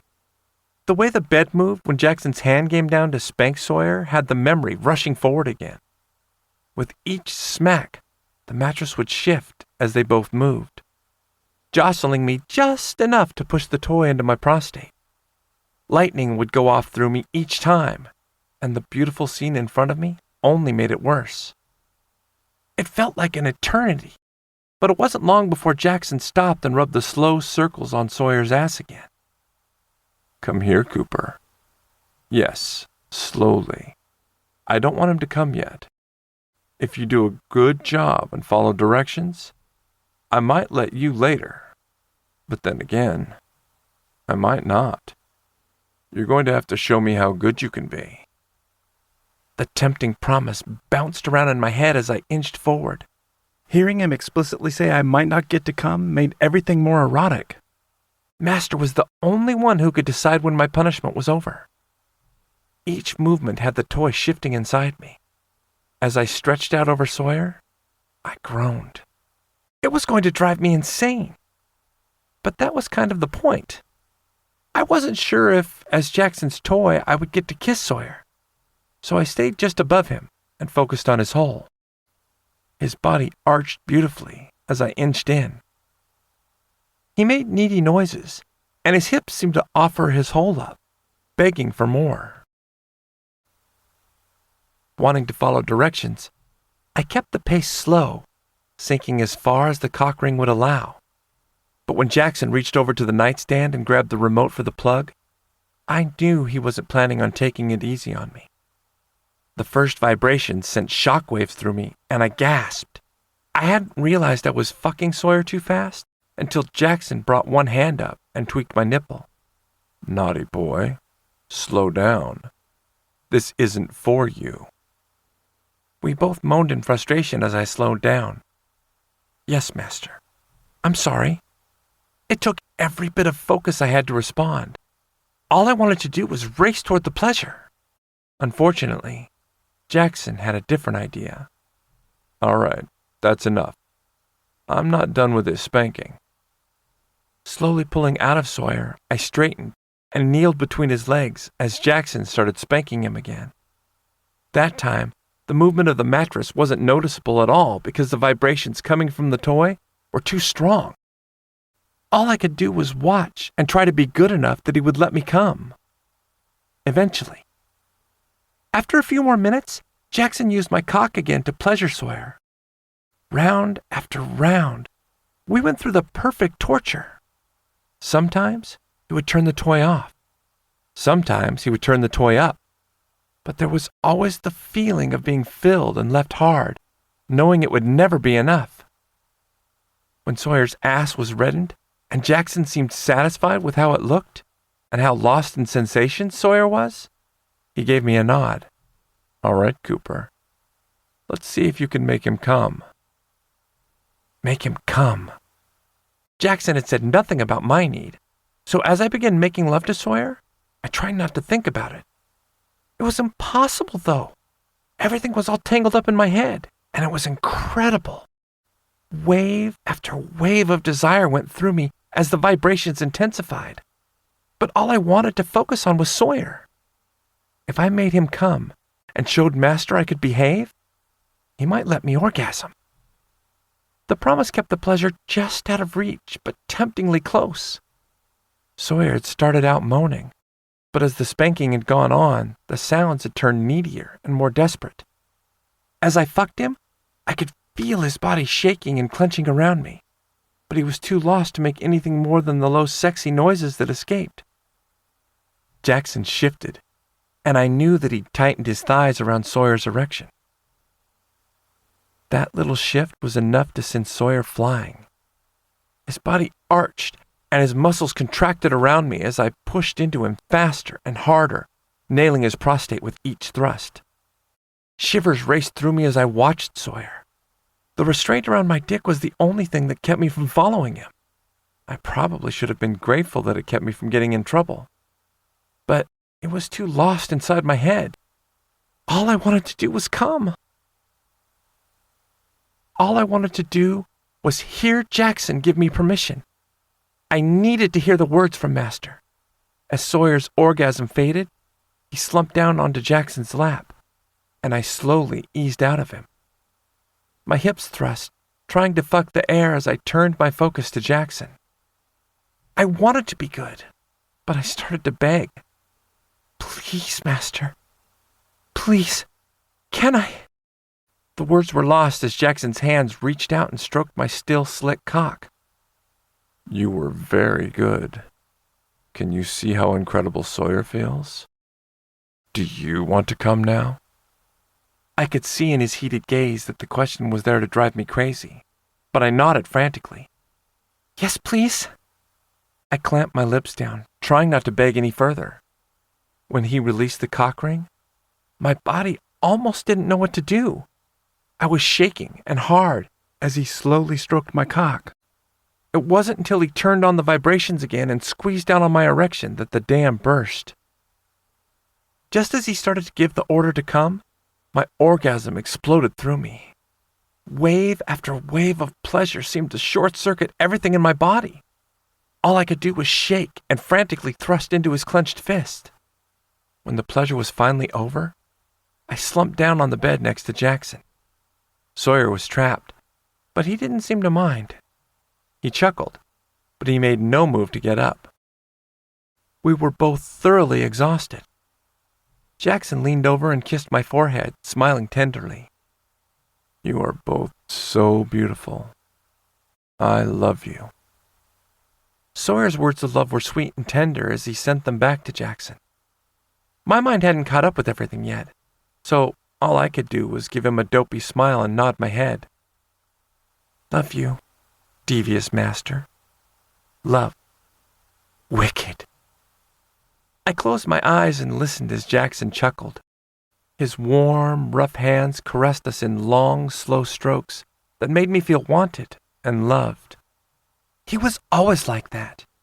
Every word and every touch seemed to radiate how much he loved us and how much he wanted us right there beside him. Chapter 8. Sawyer. Why do we need 3 boxes of cereal? We're shopping for a week or 2, not the apocalypse. Shopping with Cooper was like picking out groceries with a sugared-up, over-caffeinated monkey. But it was hard to stay frustrated when he got so excited. He turned and gave me a too sweet, too eager expression. There was at least a 50% chance it was fake. But I like cereal for breakfast, and when I'm home during the day, it makes a quick lunch. Yep, completely fake. And so was that argument. When you're home during the day, Jackson makes you lunch. Even if Jackson couldn't make him something to eat, there were usually plenty of leftovers. Jackson liked to make sure there was enough for us to take to work when we needed to. Jackson was chuckling, not ready to take a side yet. I glanced down at the boxes in the cart, and the one in Cooper's hands. Put the chocolate one back. That's got to be dessert anyway. He didn't need any more sugar in his life. Between all the crap he snuck at work and all the little things he convinced Jackson to make for him, he was constantly on a sugar high. 2 boxes. That's it. If you honestly feel the need for a third, then it should be healthy. Jackson gave Cooper a small nod, and Cooper huffed. Cereal should be fun, not something with the words fiber, bran, or regularity on the cover. He didn't argue with Jackson, however. The chocolate cereal went back on the shelf, and he started browsing again. I'd have had more patience if we hadn't been in that aisle for at least 5 minutes already. He was looking for a box of cereal, not the most perfect, unblemished apple he could find. As Cooper moved toward the healthier options, Jackson smiled. I'm not sure I've ever seen a box of cereal with the word regularity on the front. Cooper was trying not to giggle, but he was losing the battle. Finally, he grabbed up a box of granola that had to have been healthier than the sugary kid cereals and put it in the cart. Perfect! I wouldn't have called it perfect, but it would work. As we finished walking down the aisle, Jackson stopped the cart to grab some oatmeal. Cooper and I didn't mind, although we'd eaten a lot of oatmeal in the past because it was so cheap. But Cooper's eyes lit up when he realized that he might be able to get one of the fun kinds. Adding sugar and sparkly things to oatmeal might have made it taste better, but it also quadrupled the price, so we'd always stuck with something simple. Jackson chuckled, listening to Cooper's impassioned arguments about the benefits of oatmeal with some kind of little marshmallows or sugary eggs in them. After all the crap that he put in the cart, there was no way Jackson was going to give in to him. Cooper seemed to be realizing that, but he also saw that Jackson thought it was funny, so he wasn't going to give up on his bit just yet. Until he ran into the other cart, that is. But you said it had to be healthy, and I've been such a good... Oh. Cooper turned to look at the cart that had rounded the corner quickly. I'm sorry. The words seemed to stick in his throat, and he stood there staring, the box of oatmeal still in his hand. I wasn't in much better shape. Jackson looked concerned, glancing between the two of us. It was clear he had no idea what was going on. As many stories as we'd told him about our families, he'd never seen any pictures. Cooper had a few tucked away in a box, but it wasn't something he brought out very often. If I'd ever thought we would have seen anyone from our past again, I might have insisted on it just to prepare Jackson. But I never imagined I'd be standing in the grocery store in front of Cooper's parents. I'd actually thought we had a better chance of running into aliens on a deserted road than seeing his family again. They didn't seem to be doing much better. His mother was quiet, but had a shocked look on her face. His dad, on the other hand, looked slightly constipated. Maybe he needed some of Cooper's regularity cereal. Jackson knew something was wrong, But until someone else made the first move, I had a feeling he would just be patient. A toddler screamed on the other side of the store, breaking the standoff. Cooper's mother opened her mouth, but his dad spoke first. I see that you haven't decided to change your lifestyle. His mother frowned, but his dad pushed the cart, moving them both forward. Come on. We did everything we could to impress upon him that there are some things we won't stomach. His dad was still clearly an asshole, but something about his mother's expression had me questioning what she was thinking. She didn't say anything to Cooper, and she didn't comment on what her husband was saying. So I still thought she was a crazy bitch, but Cooper finally moved, but it was just to put the oatmeal back. I was lost. Cooper, Cooper interrupted, shaking his head. It's fine. But it wasn't fine. I'd have thought we were far enough away from where his family used to live that we wouldn't have run into them. Who grocery shops 45 minutes away from home? I tried to think back to the items in their cart, and I couldn't picture anything specifically. There'd just been a couple of items. Were they visiting someone? Had there been some kind of party or social event on this side of town they'd wanted to attend? Jackson grabbed the oatmeal off the shelf and put it in the cart. Come here, baby. It was clear he was starting to understand what had happened, and I knew there had to be 1,000 questions running through his mind. He didn't ask any, though.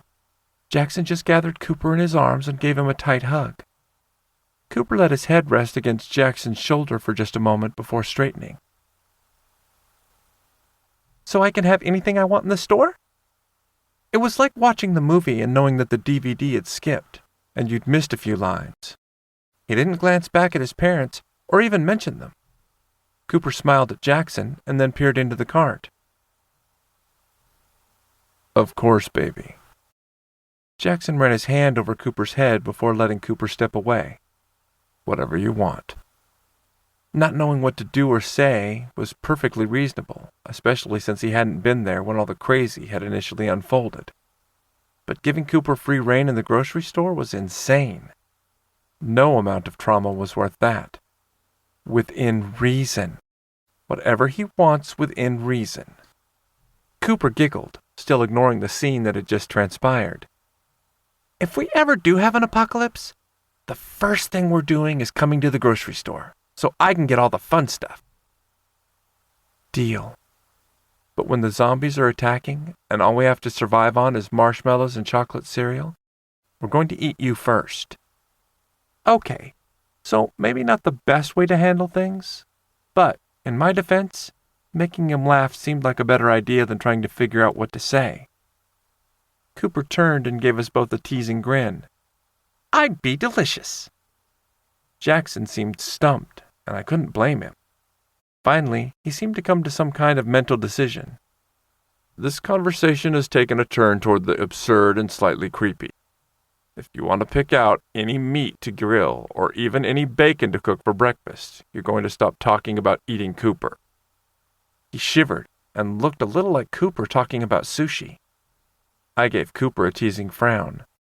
I just can't take you anywhere. Hey, you were the one who was talking about cannibalization. Cooper must have decided that if we were going to get in trouble, he would throw me under the bus. Jackson shivered again and actually looked kind of green. Okay, no more of that. Even Cooper looked at him like he'd done something interesting. So, I shouldn't mention that my ass is big enough it could probably be a really good roast? Jackson actually gagged. He was so funny. He was worse than Cooper with the sushi. Not wanting to have to clean up vomit in the grocery store, I poked Cooper. If you keep doing that, he's going to make you put the cereal back, and you're just going to end up with plain oatmeal and some of those boxes of fiber cereal. Cooper pouted and looked toward the cart possessively. Okay, I'll behave. He ruined the innocent act when he looked up at Jackson sweetly. So I shouldn't ask for ham for dinner this week? Cooper. We were all distracted again, which was probably his goal, but Jackson really did look an unhealthy shade of green. No more, I promise. I'll be good. I had a feeling Cooper wouldn't be able to keep that promise. Stress made me uncomfortable, and the awkward situation made Jackson confused. But Cooper seemed determined to handle everything with humor and sugar. If we got out of the grocery store without an entire cabinet full of crap and Jackson barfing everywhere, it would be a miracle. 2 cartons of ice cream, a box of cookies, and 3 packages of gum are not going to make up for the fact that his parents are assholes. I whispered the words low as we unloaded the car. Cooper had already taken in several bags, and it was the first chance I'd had to speak with Jackson alone. I know, but it made him smile. Jackson looked sad and glanced back toward the house. He was such a sweet enabler. That's not the point. Okay, so maybe it was the point. But we'd come out of the store with more junk food than real food. Somebody would have to make another run to the grocery store later in the week to make sure we had enough food for dinner. How about we make him talk the problem out instead of just doing things to make him smile? Jackson's expression was still troubled, but the corners of his mouth turned up slightly, and he kissed my forehead. You're right. It was clear neither of us was looking forward to the conversation. Come on, before all this ice cream melts. I shook my head at the number of bags in the back of the car. As he grabbed several of them, Jackson snorted. Stop pretending you were more of a grown-up in the store than me. You didn't tell him no either. I was pretty sure I had tried to rein him in several times before the disastrous meeting in the cereal aisle. After that, it was debatable. I said he couldn't have the 3rd carton of ice cream. Jackson shook his head, and his expression softened to a real smile, some of the sadness fading from his eyes. No. You said a 3rd carton wouldn't fit. That's not the same thing. Yes, it was. At least I said no to something. You were the one who let him have too much gum. Jackson barked out a laugh starting for the porch. They were small packs. Cooper had him wrapped around his little finger. It was so cute. Have you ever seen him chew gum? Jackson had to think about it as he climbed the stairs. No. But that's not the point. He had fun picking them out. I gave Jackson a wink as I followed him into the house. If he wanted to pretend he hadn't been played, then I wouldn't burst his bubble. If he falls asleep with it in his mouth and gets it in his hair, you have to deal with it. Jackson was still smiling as we walked into the kitchen. I think we're more likely to find wrappers everywhere. What? Cooper's head popped out of the fridge. I think we're going to have to rearrange some things. If we have much more that needs to go in here, it's getting kind of full. Entirely too much yogurt, cheese, and luncheon meat would do that to any fridge. Shaking his head, Jackson set the bags down on the table. I think the rest of the stuff goes in the freezer or the pantry. Good. There's still a bit of room in the freezer. If some of the meat doesn't fit, then we'll barbecue it later or cook it tomorrow. Jackson had recovered by the time we'd gotten around to the meat department, but he'd refused to consider the roasts and had skipped over the bacon entirely. We'd ended up with a variety of steaks and chicken that Jackson had given several long looks to before he'd agreed to the purchase. Evidently boneless, skinless chicken looks gross after a conversation on cannibalism, but anything on the bone was fine. Figuring out dinners would be interesting for a while. Your mother said she wanted everyone to get together again, didn't she? Cooper started rummaging through the grocery bags, looking for things to go in the freezer. Jackson began carrying items to the pantry and nodded. Yes, that's what she said when she called the other day. But she's not at the point of threatening yet. Cooper laughed. Why don't we see if they want us to bring some of the chicken over later? He looked at the package in his hand, turning it over several times. You can put this on the grill, right? Jackson turned to him and smiled. Yes, you can. Then he looked over at me. Sawyer, what do you think? Does that sound good? I was still firmly convinced that someone should have said no to Cooper in the grocery store. But if they wanted to have dinner with Jackson's family, that was fine with me. Sure. Cooper had a bounce in his step as he went back to the table and rummaged around in the bags. Did we get some potato salad? That would go good with the chicken. We grabbed all kinds of crazy, so no matter what he pulled out of the bag, it wouldn't surprise me. There are still a few more in the car. I'll go get those while you look, but don't forget to keep putting things away. Cooper gave me an innocent smile. What? We're doing a good job. Jackson snickered. He's not going to fall for that again. No distracting him with blowjobs or anything else. I'll be right back. Those two could not be trusted alone for a second. You're going out to the car. You're not running errands for the rest of the afternoon. Cooper tried to keep the sweet, honest expression going, but his giggle ruined it. I know you. It might not take you a full minute to have both of you naked. I do not want to come back in here and see you two having sex over the groceries. And as crazy as that statement sounded, even to me, it was not the first time I'd had to say it. Cooper laughed, not making any promises, but Jackson nodded. We'll do our best. Just don't leave us alone for too long. Trying not to smile, I headed back out toward the car. By the time I grabbed the last of the groceries and locked the car, I walked in to find Cooper wrapped around Jackson in a heated embrace. Jackson's hands were kneading Cooper's ass, and they were well on their way to getting naked. What did I say about sex around the groceries? Some days it felt like I was the only adult. Jackson gave me a wicked grin. It had only taken seconds for Cooper to talk him into some kind of scheme. You just said not to have sex over the groceries. You didn't say anything about us taking things to the bedroom. Setting the groceries down by the table, I snorted. Same thing. Jackson's arms wrapped around me, pulling me tightly to his chest. Those two statements are very different.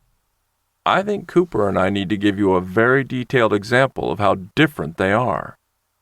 Jackson started walking us out of the kitchen, and I shook my head. But the groceries! Cooper giggled, clearly intent on encouraging Jackson into mischief. They're not going anywhere. He was too happy and too relaxed to argue with. I knew we'd eventually have to talk about what had happened, but not yet. No, for now, Jackson and I both just wanted to keep him smiling for as long as possible. Chapter 9. Jackson. That looks wonderful and smells even better. My mother's warm voice had me smiling as I turned to her. Thanks. I think they're almost done. Moving the chicken around a little bit more, I closed the lid of the grill. I'm glad it all worked out. I meant to call you earlier about dinner, but I lost track of time. After distracting both of my boys and finally putting away the groceries, time had flown by. Eventually, I'd remembered to call about dinner. Thankfully, no one had made any plans. Melissa had some work to do on a new book, so she said she'd be late. But it was almost time for her to get there. The excuse she'd given my parents was that she had errands she needed to run. That happens. She glanced toward the garage where Cooper and Sawyer were getting lectures on tools from Dad. They'll let us know if they want to be rescued, right? She sounded slightly skeptical, which made me smile. They're polite, but they won't let themselves be tortured, I promise. Although their moods were so off today that I wasn't sure if they would say anything. After the incident in the grocery store, we were all a bit on edge.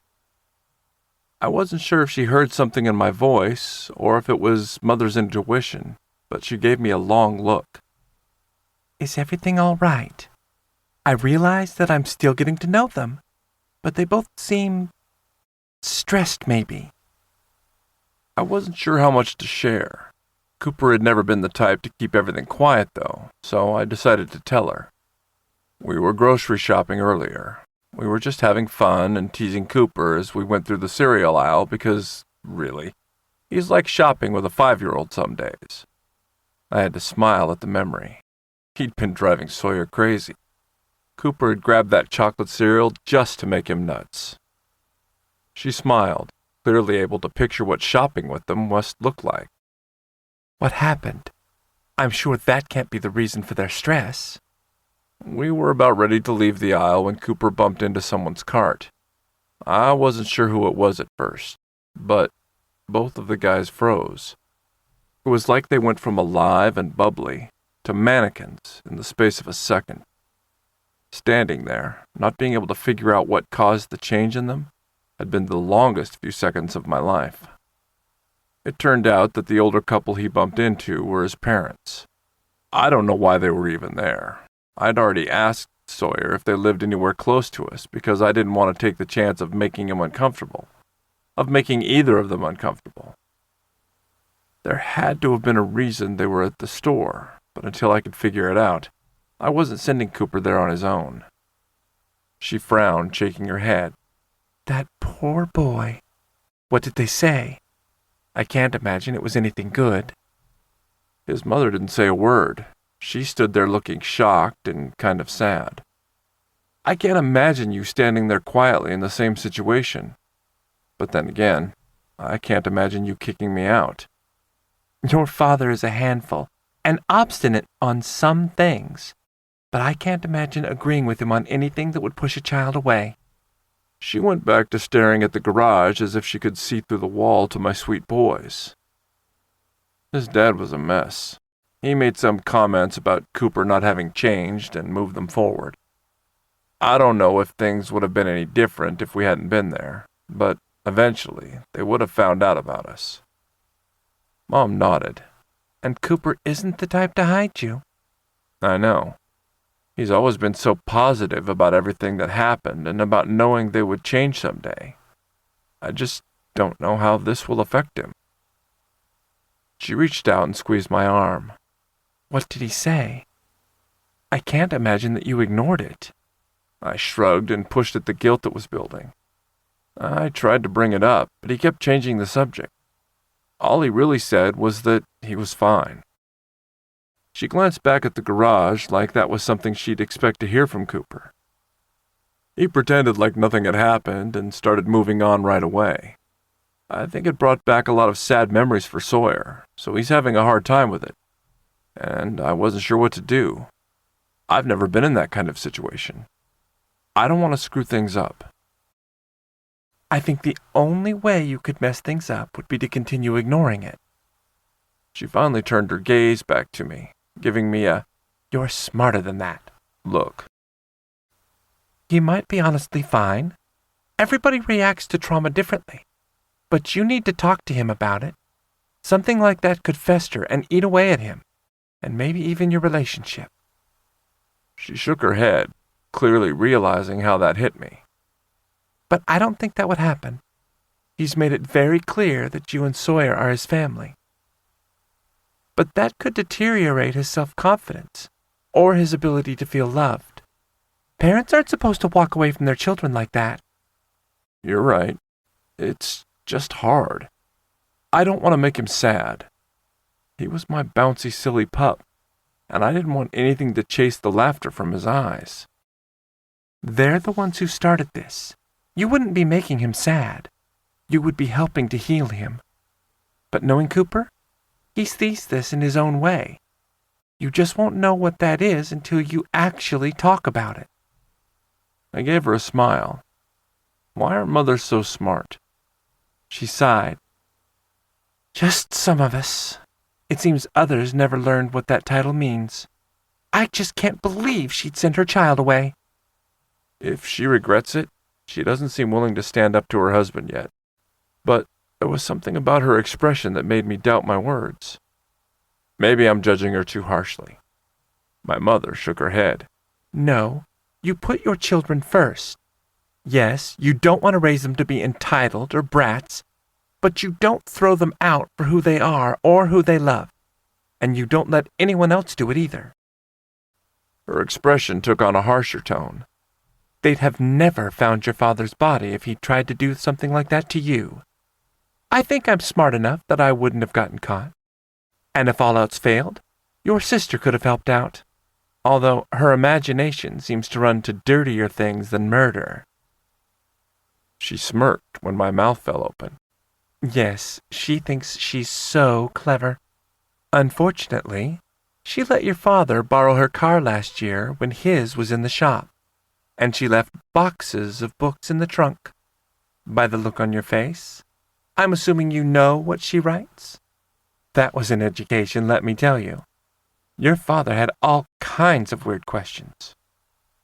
Oh my God. She was trying to kill me. I don't have any idea what you're talking about. I was not getting involved in that. She chuckled. If you say so.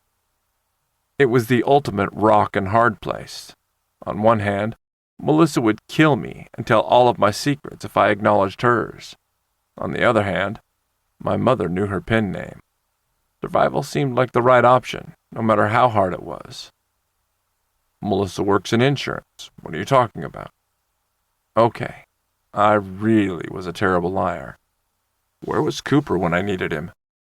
My little porn star would have been able to handle her easily. Turning back to the grill, I opened the top and checked the chicken. Everything looks like it's ready. Why don't you go grab them from the garage? Hopefully you'll rescue them in time so we won't bring home another birdhouse. She gave me a knowing look, but let me change the subject. I think you'd be glad to hear that the birdhouse phase might be over. He's looking at learning how to make a dollhouse. Do you know anyone with children? I wasn't sure if her expression was because she was hoping I knew someone who would take the project off her hands, or she was hoping I would say we'd have kids. Either way, she was on her own. No. She laughed. I'll go rescue your young man. But if they've already got birdhouses in their hands, you're out of luck. There would be no getting out of it. I would be coming home with more birdhouses. You okay? Melissa's voice made me jump. She chuckled, but I frowned at her. I'm fine. How's work? I wasn't in the mood to talk about myself, and I hoped she'd let me steer the conversation in another direction. No such luck. You've been watching your guys like you think they're going to disappear. What's up? Everything all right? I knew she was asking to be supportive, but going through this situation again wouldn't make me feel any better. Just some stuff, but nothing's wrong between us. So if it's not about the three of you together, is something wrong with one of the guys? Did Cooper not get the promotion? She wasn't going to let it drop. No, work is fine. It's just some stuff from the past. I took another bite of hamburger, hoping she would get the hint. She probably did, but she was too stubborn to back off. What happened? For the love of... Mom knows you're a writer. Even that conversation would be better than rehashing our trip to the grocery store. Her mouth fell open, and she glanced back to make sure my mother was still in the house. What do you mean she knows? I snickered, glad she was finally focused on something else. You left books in the back of the car last year when Dad had it for a couple of days. From what she said, they looked through the books and figured it out. Her face kept going from white to green as she went through 1,000 emotions. It was great. I was going to get to drive her crazy about it, and I hadn't even done it. Evidently, Mom had to explain some of it to Dad. I don't know if it was the topics or the vocabulary, but he found some of it a bit confusing. After everything she'd done to me, I didn't feel guilty about the glee running through me. You've got to be kidding. She couldn't seem to grasp the reality of what I was saying. You're messing with me. No. I have absolutely no reason to tell them or lie. Remember, you've got shit on me. This is all on you. Thank goodness. Melissa sat down next to me at the picnic table, trying to compose herself. They honestly know? What did she say? Smiling, I tried to keep my answer vague. We were talking about somebody that pissed me off. She made a comment that if she needed to kill somebody, she was smart enough not to get caught. But then said if she needed help, you'd probably be the one to call. I didn't say anything, but she went on to point out that since you write such dirty stuff, you might not be any help in a murder. She totally threw me under the bus. What if you hadn't known? Then she waved her hand and shook her head like it was ridiculous. Wait, You're such a bad liar. She would have known right away. But still, she shouldn't have said anything. That's how secrets work. In this family? She and I were pretty good about keeping secrets as long as I didn't have to lie without notice. But when Mom decided she was done letting us hide, she'd put her foot down.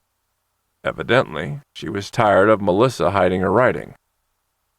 She honestly didn't mind? Like, she wasn't upset about what I wrote? Melissa put one elbow on the table and rested her head in her hand, looking confused but hopeful. I shrugged. Not that I could tell. And she said Dad was the one that had the questions. I'm thinking that means she was at least vaguely familiar with some of it. What the hell has she been reading lately? Melissa smiled, looking confused. Don't put that image in my head. She's my mother. Some things should remain private, especially things like what women read. Melissa chuckled. At least if she finds out about you guys, she can't claim to be shocked. Oh, God. That's not funny. My private life is going to stay private. Got it? I still had good ammunition on her. Her eyes danced. I'm not the one who's going to tattle. We both know Cooper's eventually going to say something. Okay, she might have had a point there. Just don't throw me under the bus. I'll drag you with me. She might know about the writing, but I'm sure there's other stuff she doesn't have a clue about. There was something in her eyes that made me think I'd hit a nerve. What is it? Are you getting a new job? Finally starting to write full time? A tattoo? Did you win the lottery? A new guy? Yes, I got her. Who are you dating? It had to be good if she was hiding it from Mom. Her expression clearly said that I was dead meat if I told our parents. I just gave her a casual, I'm not stupid look and waited. It took her a few seconds to decide what she was going to say. It's new, but I like him. That was entirely too vague. What's wrong with him? If he was completely normal, then she wouldn't have bothered hiding him. She shrugged and glanced around the yard to make sure we were still far enough away that no one could hear. Cooper and Sawyer had inhaled their dinner and gone back to the garage with Dad. He was obsessed with showing them all of his power tools, and I think they liked the attention. It was probably good for Cooper. There's nothing wrong with him. She paused before continuing. But she's going to ask where I met him. I had a feeling we were getting to the good part. Cooper was going to be upset he'd missed the drama. Where did you meet him? Knowing her, it could have been anywhere from a bar to the library. She'd even met one guy at a stoplight, and they'd dated for 3 months. She grinned wickedly, clearly thinking it was funny. Let's just say I was doing some research. Oh, I probably should have expected that answer. What kind of research? I really didn't want to know, but blackmail material was important. She shook her head. Not going to tell you yet. Not until I know if it's going to last. I thought there was some logic missing in her argument. So, if he ends up being a one-night stand or something, you won't tell me what he's into. But if it's serious and you're going to keep him, then you'll tell me? Shouldn't that have been backward? I hadn't started my relationship with Cooper and Sawyer in the most traditional manner, but if we'd met at the store or just online, I probably wouldn't have ever told her what they were into. She thought about it for a moment, but shook her head. No, if he's really just a stranger, then protecting his privacy would be important to me. But if he stays around, I don't want to have to watch what I say or tell him to watch what he says. Not around you guys, at least. I guess she had a point. Knowing that she understood about my relationship with Cooper and Sawyer made it easier. Would you tell Mom and Dad? No, it's just weird. So me knowing wasn't weird, but them knowing was? I guess that makes sense. But it really didn't. Not that I was going to argue with her about it. It wouldn't be worth the headache. I don't have to hide this from Cooper and Sawyer, do I? That wasn't really how our life worked. Thankfully, she shook her head. No, just make sure they know not to say anything. Got it. Before the conversation could continue, the boys came out of the garage. They were all smiles and laughter, carrying pieces of wood. Cooper started almost skipping across the yard when he saw me, leaving Sawyer to walk slower. Look, it's going to be mine. I did it. I knew I was supposed to be impressed, so I smiled and nodded. But it wasn't enough information. You cut the pieces? Cooper shoved the wood into my hand, smiling like he'd just passed me a new baby. It's going to be fabulous. Your dad said that I can paint it whatever color I want. For goodness sake, another fucking birdhouse. I know it's going to turn out fabulous. It looks like it's already coming together great. There wasn't anything I could really visualize from several rectangular pieces of wood, but the cuts were straight, and it wasn't lopsided. So that automatically made it better than some of my dad's first tries. He beamed and wiggled his fingers at me. And I still have my fingers. But he frowned, looking down at me. I think I have a splinter. That doesn't count as an injury, though. That's just a hazard of the job. I wasn't going to smile. I wasn't going to laugh. I'm glad you still have all your fingers. What color are you going to paint it? With my Cooper? There was no way to guess. Sawyer came up with his wood to stand beside me. He leaned into my shoulder, smiling. He told your daddy was going to paint it pink, but I think that was just to mess with him. Cooper looked slightly guilty, but grinned even wider. Maybe. But we have to go to the store this week and look at paint colors. I want it to be fabulous. What color was fabulous? Of course, we just have to figure out when we can all go. Sawyer shook his head. Oh no, I'm just going to use a dark stain that your dad already has. You guys have fun picking out colors. I loved doing things with Cooper, and watching him bounce through the paint section sounded interesting. Smiling, I nodded. That's fine. I think they're both going to turn out wonderfully. We've got to come back next week and work on them some more. Cooper's infectious smile made me want to pull him into my arms. He was so cute and so excited. Sure, we'll work out the details later this week. Even if barbecuing wouldn't work, there was probably time over the weekend that we could all get together. And we have to figure out a place to put it. Cooper's eyes sparkled, and I knew part of his enjoyment was knowing my opinion on the birdhouses. But I wouldn't argue with anything that brought a smile to his face. No, with as much as he had going on, and all the things that were worrying him, if something made him happy, we'd do it. But my mother's words were still rolling around in the back of my head. I knew she was right, but I wasn't looking forward to the conversation. I loved my boys desperately, and bringing up anything that would hurt them seemed wrong. Even if Cooper was okay as he seemed, Sawyer and I weren't, and we wouldn't be until we'd had a chance to talk to him. Pulling my boys into my arms, I gave them both chaste kisses on the forehead. I love you. They both snuggled in, smiling. I loved them enough to bring home extra birdhouses. That should have said more than anything how much they meant to me. Chapter 10. Cooper. A pool. A hot tub, maybe. No, the hot tub. All those jets and bubbles. I stretched out on the bed, staring up at the ceiling.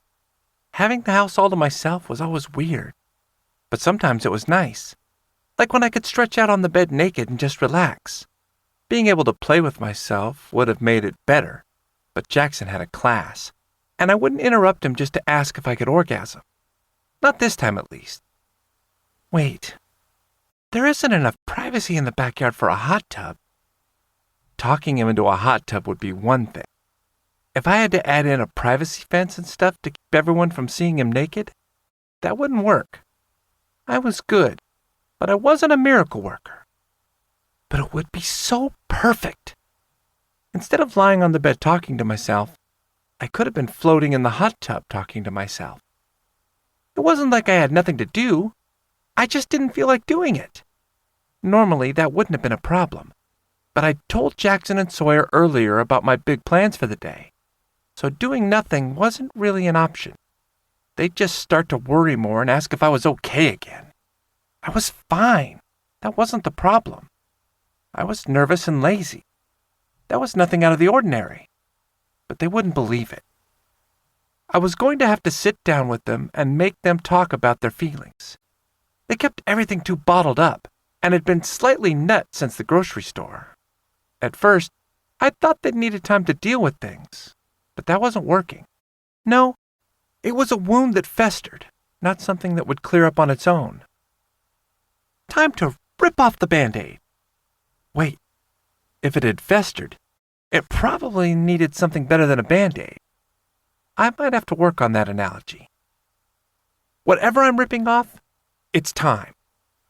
That didn't sound quite as good, but it would have to work. They were driving me crazy. Maybe I was being too hard on them. I could understand why they were worried. For Sawyer, it was probably bringing up bad memories of the night that I'd left. He'd felt everything so strongly, and I knew those first few weeks had been hard on him. For Jackson, it was probably very confusing. His own family was funny and understanding. I couldn't imagine them pushing him away. Jackson just couldn't relate to the idea that some people didn't embrace change or ideas that were different very well. Yeah, we were going to have to talk. My worrier and my master both needed someone to take care of them. But that would have to wait until they got home and I functioned. Okay, shower first and then coffee. After that, I'll work on my to-do list. Rolling over, I grabbed my phone off the nightstand to see what time it was. Not late enough. I glanced down at my erection. You're just going to have to wait. Unfortunately. I didn't hurry to get off the bed, but eventually I was standing. Getting a shower didn't take that long, especially when I had to skip all the fun parts of getting wet and naked. Once I was out and reasonably dry, I went back into the bedroom and started digging around in my drawers. With customers over at the training building all day, being naked wasn't a good idea. A privacy fence would fix a lot of that, though. Maybe not enough that we could walk around naked, but... Oh, I could run around the yard as my pup. That would be perfect. Yes, we'd begin with the fence and work our way to the hot tub. I pulled a pair of basketball shorts on and headed for the kitchen. Jackson said I had to wear clothes, but he hadn't said anything about underwear. The coffee looked like it had been sitting for too long, so I threw out the last of it and made a new pot. When the delicious aroma was working its way through the kitchen, I looked around for something to eat. When I had days off, most of the time I would get up with them and have breakfast. Jackson's schedule was usually flexible enough that we would sit around talking over coffee quite a while after Sawyer left. But he'd gone in early to rearrange some things, and I had a vague memory of him talking about paperwork. He really needed an accountant. I was better with people than math. He wasn't so hot with math either, but puppies were where Master succeeded fabulously. Jackson had said we could probably have time later if I wanted it, which was a silly question. I couldn't imagine not wanting it. And as stressed as Sawyer had been the last couple of days, it probably would be good for him as well. Time for everybody to relax and me to have fun. As I dug out some leftover Chinese to reheat, I grinned. Chase the ball. I'm going to get orgasms. It's going to be great. And it was going to be orgasms with an S. If I had to wait this morning, we would need to have a lot of fun to make up for it. Oh yes, lots of fun for making me wait. Jackson was going to love my logic. When my coffee was ready and my leftover Chinese food was hot, I sat down at the table and played with my phone. It wasn't as good as cuddling up with Jackson over coffee, but it would have to work. I should have been working on my to-do list, but I figured since I was out of bed, it would count toward me functioning for a while. It wasn't that I didn't want to do it. It was just so overwhelming. As far as the first step for college went, setting up my online account and figuring out how the Blackboard and email systems worked wasn't that hard. It just made it very real. Everything else, from filling out the initial paperwork to picking out classes, had been theoretical. It was like one of those discussions about what someone would be when they grew up. What they would do if they won the lottery. Only now, I had to follow through with everything. I kept hearing Sawyer's voice in my head talking about how smart I was. But there was a big difference between high school and college. At least, that was what everyone used to say. High school academics hadn't been that hard. It had been the social things and figuring out who I was that had been difficult.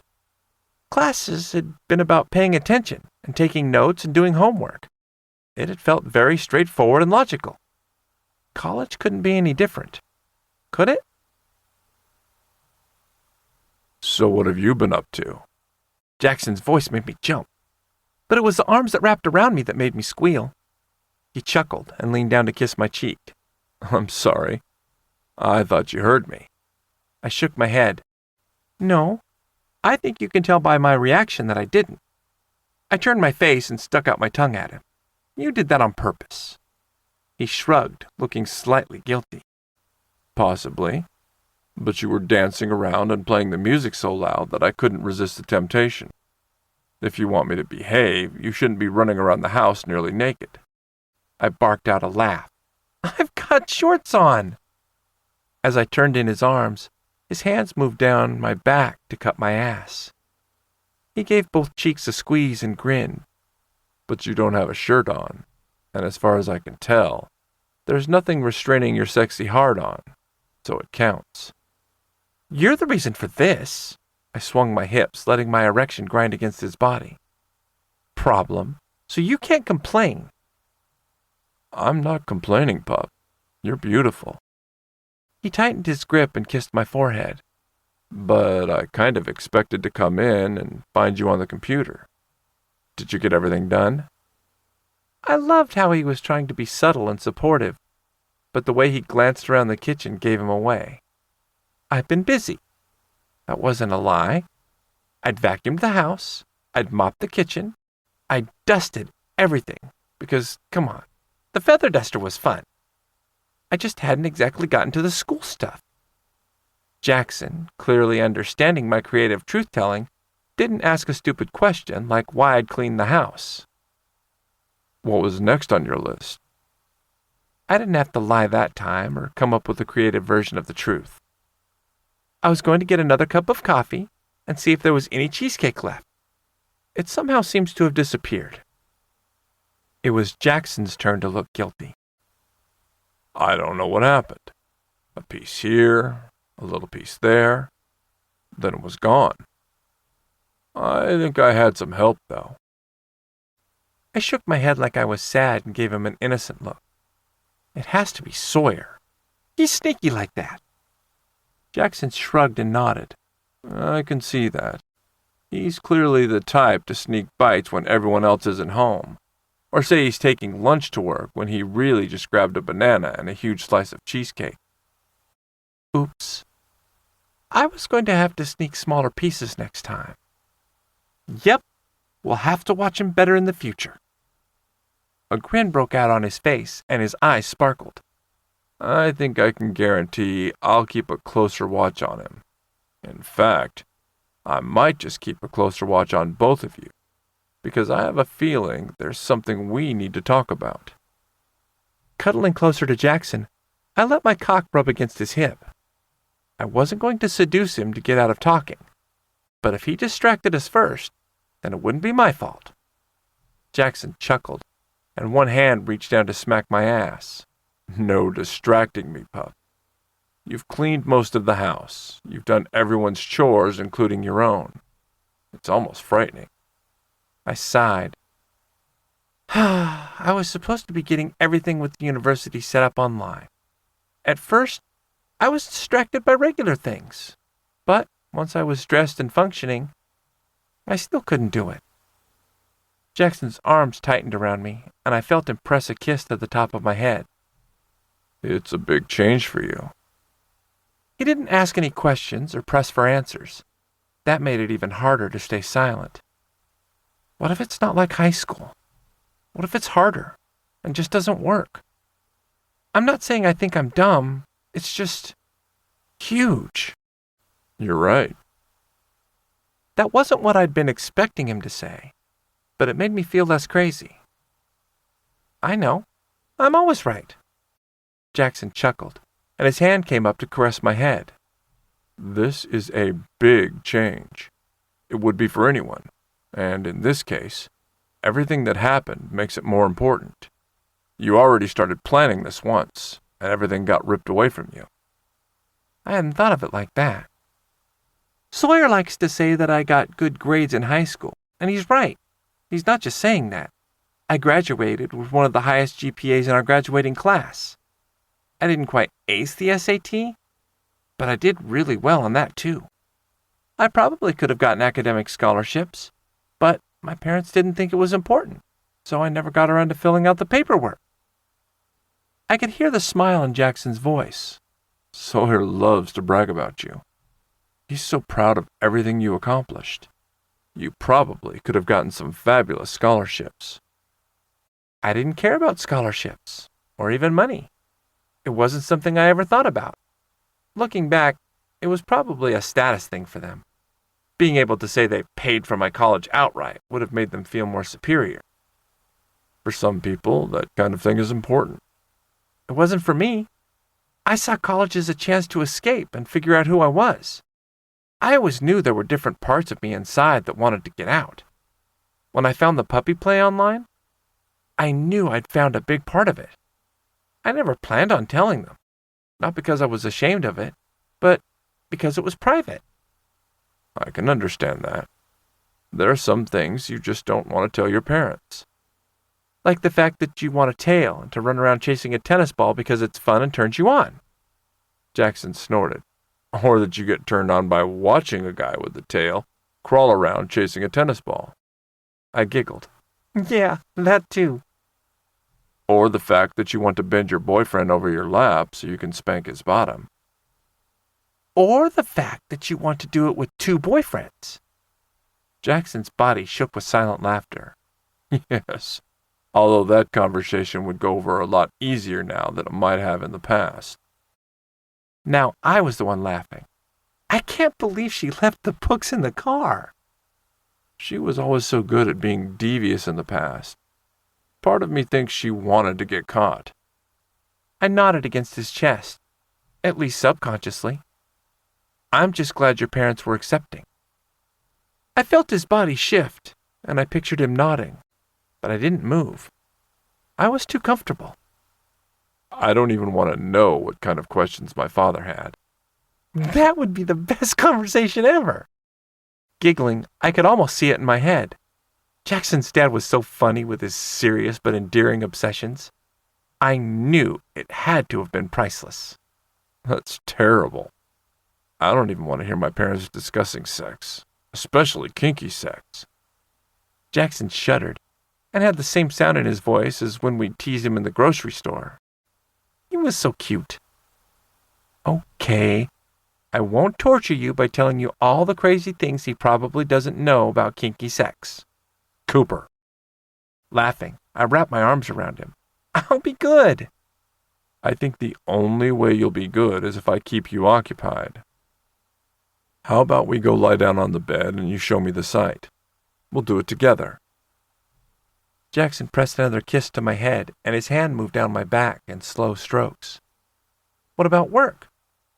I remember you saying that you didn't have any classes this afternoon, but there's probably paperwork or cleaning that needs to be done. His schedule was flexible sometimes, but I didn't want him to miss work just because I was nervous. I didn't make any plans for this afternoon. Thought if you were done, we'd go get tested. I think this is more important, though. I wasn't sure about that. The website will wait. I'd rather get the testing out of the way so I could really feel him inside me instead of doing school stuff. Jackson chuckled. I think this is more important. It's not that late. We have time for both. Glancing at the clock, I realized he was right. Have you eaten lunch yet? I don't remember if you took a sandwich out there or not. Pulling back from Jackson, I looked up at him. He shook his head. I'll make one now, and then we'll go lie down. You can show me what you know, and we'll look over the rest together. I'm not going to let you distract me, though. Got it? The master in him flared in his eyes, and I knew he was serious. It made me feel safer, and for some reason, more confident. Yes, master. Stretching up, I gave him a tender kiss. Just don't make a mess in the kitchen. I've spent all morning cleaning it. I've got to be done with cleaning for the next couple of weeks. Jackson laughed, and his eyes danced with pleasure. Oh, no. It doesn't count when you do everyone else's chores. Hey, it does too. How about we wait and see what Sawyer says? He also might find the fact that you ate the last of the cheesecake interesting. That's blackmail. He nodded, thoroughly enjoying himself. Yes. I learned it from you, pup. Damn. It was hard to argue with that. Chapter 11. Sawyer. Mr. Dunham, do you have a moment? The 5 seconds it took for him to look up from his desk were some of the longest of my life. It had taken me more time than I'd planned to talk to him about the dinner, but it wasn't just fear that had held me back. Honestly, I wasn't sure I had the right words to explain why I was frustrated. I hoped what I had to say would make sense and not backfire. He glanced up, smiling, and set his paperwork down. Sawyer, of course. This is actually good timing. I was going to see if I could find you before you left for the day. I quickly did a mental review of everything on my to-do list that day, but I couldn't think of anything he would have wanted to talk to me about. Pushing that aside for the moment, I stepped into his office. The building was quickly emptying out, so I didn't bother closing the door. There would be plenty of privacy, even if the conversation went badly. I'd like to talk to you about dinner the other night. Finding the words was hard. I'd been practicing it for days, but nothing sounded right. I volleyed between too passive and too confrontational. I didn't want him to think I was angry, but I also didn't want him to brush it off. However, before I could continue, he sighed and leaned back in his chair. Lee said I owed you an apology. That was unexpected. Sir? I wasn't sure where he was starting to take the conversation. Luckily, I didn't have to guess. Evidently, my wanting to make them comfortable may have been misconstrued. He looked a little bit like a child who'd been sent to apologize. It was clear he didn't quite get what he'd done wrong, but he seemed to understand it hadn't worked out the way he'd intended. We don't exactly live in a small town, but there aren't that many companies like ours in the area. So really, the gossip mill between owners and staff of the different companies works like a small town. He had a point, so I couldn't argue with what he'd said so far. That didn't mean I knew what was going on, though. I didn't have to guess, however, because his odd explanation kept going. I'd heard from several people that some of the meetings hadn't gone well. The usual contractors they'd partnered with in the past were too small to handle the scale of the new development. Unfortunately, looking for new contractors hasn't been easy. Several people who I spoke with didn't understand why the meetings had gone so badly, so I may have overreacted in trying not to offend.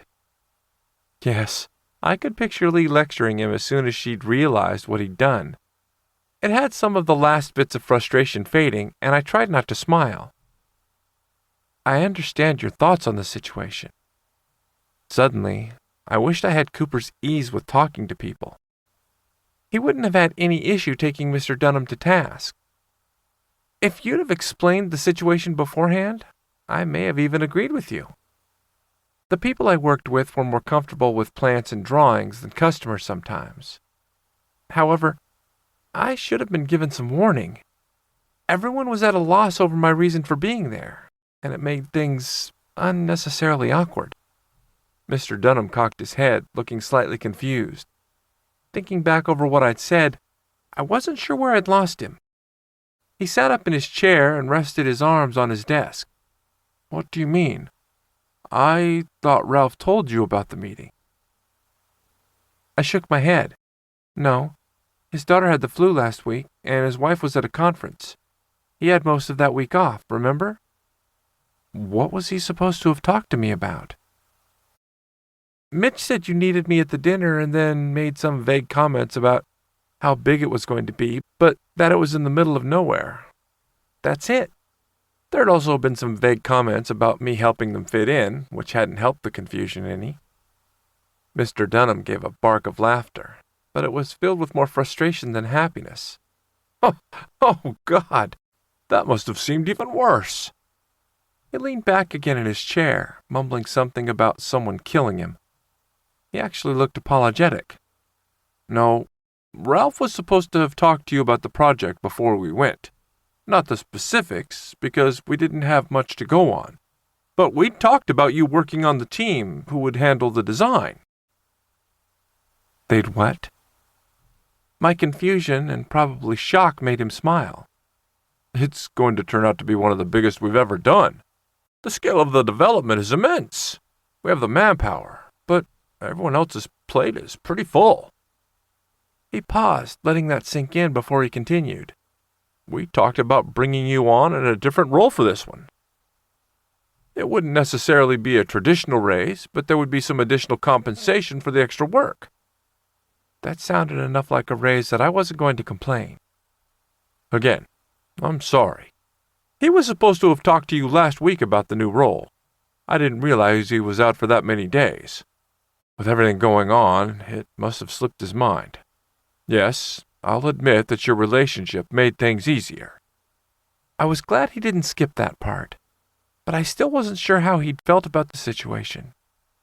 I wanted them to see that we didn't have an issue with their marriage, but without your hard work and good designs to back it up, we would never have included you. And Lee said I needed to make this clear. If all we needed was someone in a non-heterosexual relationship, then there were other members of the staff I could have invited. But I'm not supposed to say names because, evidently, that would be inappropriate too.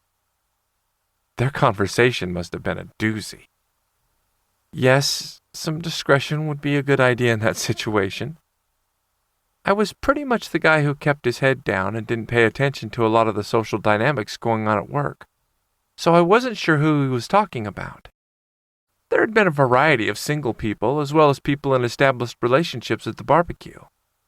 But it never would have occurred to me to ask someone about who they were dating. It was work, not a bar where I was trying to pick up people. That clears up a few things, thank you. I was going to get a promotion. Kind of. I think working on the project would be very interesting. From the little comments he made at dinner, it's going to be challenging. Just the number of different areas in the development would make it a daunting task. Add in the variety of uses the space would have, and the diverse feel that each section of the development would need, and it would be difficult. Sitting up straighter, he smiled and looked relieved. Good. I'm glad that's settled. We'll go into more details at the meeting on Friday. I haven't announced it yet officially, but I signed the contract earlier today. What meeting? We were going to have to figure out a way to make sure I wasn't the last to know everything. And congratulations. Oh, I think I'm going to have a conversation with Ralph about keeping you in the loop. I apologize. He wasn't here today. He caught his daughter's flu. He'd left early the previous day looking terrible. We'd all made it very clear that he wasn't to come back until he was no longer contagious. Oh, that's right. My boss glanced down at his desk like he'd lost something. I need to make a note to have someone else keep you up to date, at least until everything settles down for Ralph. If I'm remembering correctly, last year around this time they all came down with some kind of sinus infection or head cold. Didn't he end up giving that to half the office? I laughed. Yes, that's why we sent him home early yesterday. No one wants a repeat of that disaster. He nodded distractedly. Yes, that's what I thought. Okay, so we're going to keep you more informed, and I really am sorry about that. But at the meeting on Friday, we'll go over more of the details and the scale of the project. The rest of the team who'll be heading up the project are meeting at 2 o'clock, so I want you there. Then we'll start talking about the feel and themes and plan it out from there." It wasn't technically a promotion, but that was what it boiled down to. At least for this one, I was going to be able to give my input and actually help plan the design. I was having a hard time wrapping my brain around it. Sounds good. It should be interesting. That was a huge understatement, and probably something I'd said too many times already, but I didn't want to look over-eager and too excited. "I agree." He looked back down at his desk. "All right. I think I have everything set for the day." "Yes, and I need to head out as well." Not that I was going to mention where I was stopping on the way home. After the excited text that I'd gotten from Cooper, I wasn't going to be the one to hold us back. As I walked out of his office, Mr. Dunham spoke again. "And please, I know I've said this before, but call me Howard." It hadn't felt right before, but he had a point now. Nodding, I smiled. "Howard. Have a good evening." He smiled like I'd made his day. For a moment, I felt like I was sitting at the pool table and he was just excited to be invited in. As I headed toward the front of the building, I looked at the situation from a little bit of a different perspective, and I wished I hadn't put off the conversation as long as I had. Cooper was going to have a field day with the "I told you so's." "Did you do it?" Cooper nearly tackled me as I opened the door. Laughing, I nodded. I'd thought about teasing him and telling him I had to work late. His excitement was too infectious, however. Yes, just like I said I would. He grinned ear to ear and wiggled even closer, pressing his erection against me. "Just a couple days, and then no more condoms with Jackson." I was as enthusiastic as Cooper, but in my own way. The idea of making love to Jackson without a condom was incredible. I didn't remember it being a big decision with Cooper, but we'd been at a different place in our relationship. It had been a logical next step, not a significant milestone in our life. It was different with Jackson. We both saw it, so I didn't feel guilty about it. It was letting Jackson claim us in a way. He wasn't the type to go all caveman and get ridiculously possessive, and no matter what goofy role-play scenarios he enacted with Cooper, our past relationships had never bothered him. So I didn't know why it was special. I wasn't going to let myself overanalyze it, though. I was going to take a page from Cooper's playbook and just accept what I liked and how I felt about it. I wanted my master to mark me as his, and there was nothing wrong with that. I bet you thought about all kinds of wicked things you want him to do to you. With the way Cooper's mind worked, he'd most likely thought of 1,000 sexy options. Cooper sighed dramatically, nodding. "Oh, yes. I think I'm going to make a list so I don't forget any." With anyone else, I would have thought they were teasing, but knowing Cooper, he was serious. It would probably end up on the refrigerator, where he'd get to check dirty fantasies off his list. "Coop, you're nuts, but I love you." He smirked and gave me a knowing look. "Of course you love me. I'm fabulous. And you can't pretend you don't have a naughty list, too." I wasn't planning on denying it, but I also wasn't going to write it down like some kind of erotic to-do list. My imagination isn't as good as yours. Bullshit. Your imagination is just quieter. Mine yells everything out so loud that I have to share. He leaned in and gave me a heated kiss. Pulling back, he dropped his voice to a sexy whisper. "I bet you can't wait to hear some of the things on my list." He was right, and he knew it. But before I could respond, Jackson walked into the kitchen. "What are you up to, nut? It sounds like you're getting into trouble." I nodded. "He's trying to seduce me. Even though you told him not to play with himself, he is rubbing his cock against me. He's also trying to tempt me with his dirty fantasies." I grinned as Cooper pouted. He couldn't decide if he was frustrated that I'd shoved him under the bus or glad I'd given Jackson the idea that he needed to be punished. Indecision was clear on his face, and I could almost see the questions flying through his mind. Should he fess up and admit he'd been naughty? Would denying it and claiming to be good get a reward? Did he want a spanking or a more traditional reward? A spanking. Cooper turned in my arms but stayed leaning against me and gave Jackson a sexy look. I'm sorry, Master. I was just so excited. I forgot to be good because Sawyer asked me if I'd been thinking of dirty fantasies. It really is all his fault. Jackson was trying not to grin, but I didn't appreciate being thrown under the bus when he'd started it. Hey! You jumped on me as soon as I walked in the door, wiggling and rubbing your dick against me. I was being good, and thinking about what to make for dinner before you threw yourself at me. Ha! If anyone was going to get a reward for being good, it was me. Besides, Cooper liked getting punished just as much as getting rewarded. Jackson smiled and shook his head as he walked over to us. Wrapping his arms around us both, he tugged us close. I got a tender, lingering kiss welcoming me home, and Cooper got a smack to his ass. I think I can figure out who was probably naughty. Cooper huffed, but it was impossible to hide the smile that was showing through. He gave Cooper a knowing look before turning to me.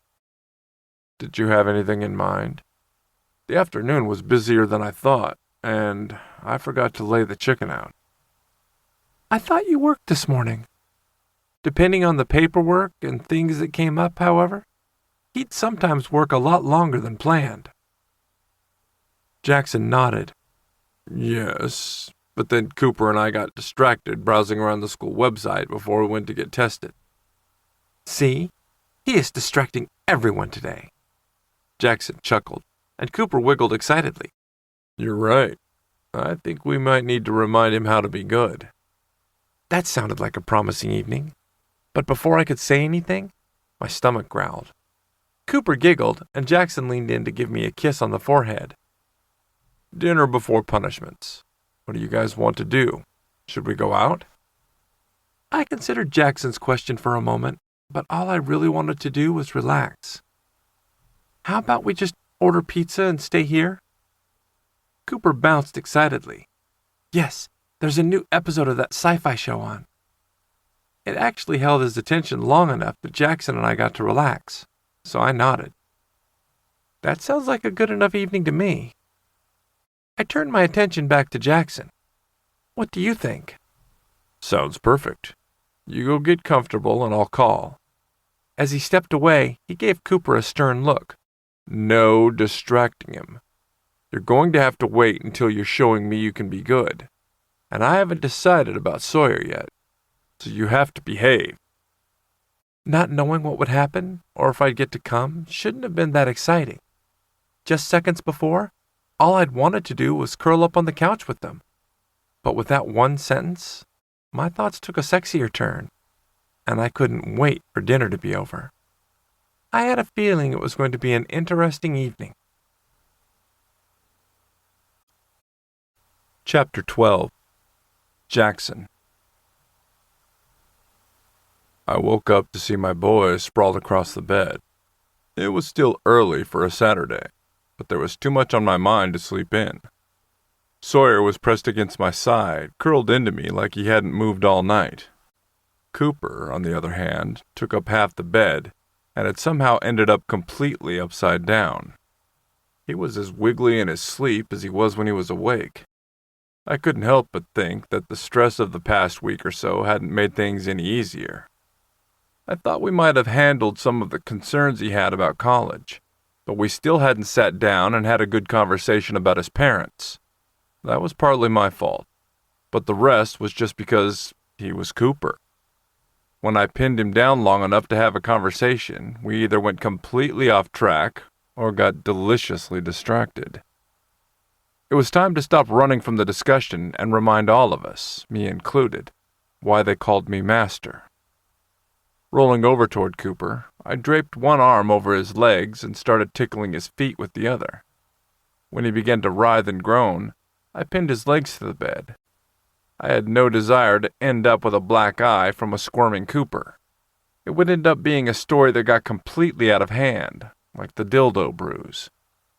His little noises and movements had Sawyer lifting his head to see what I was doing.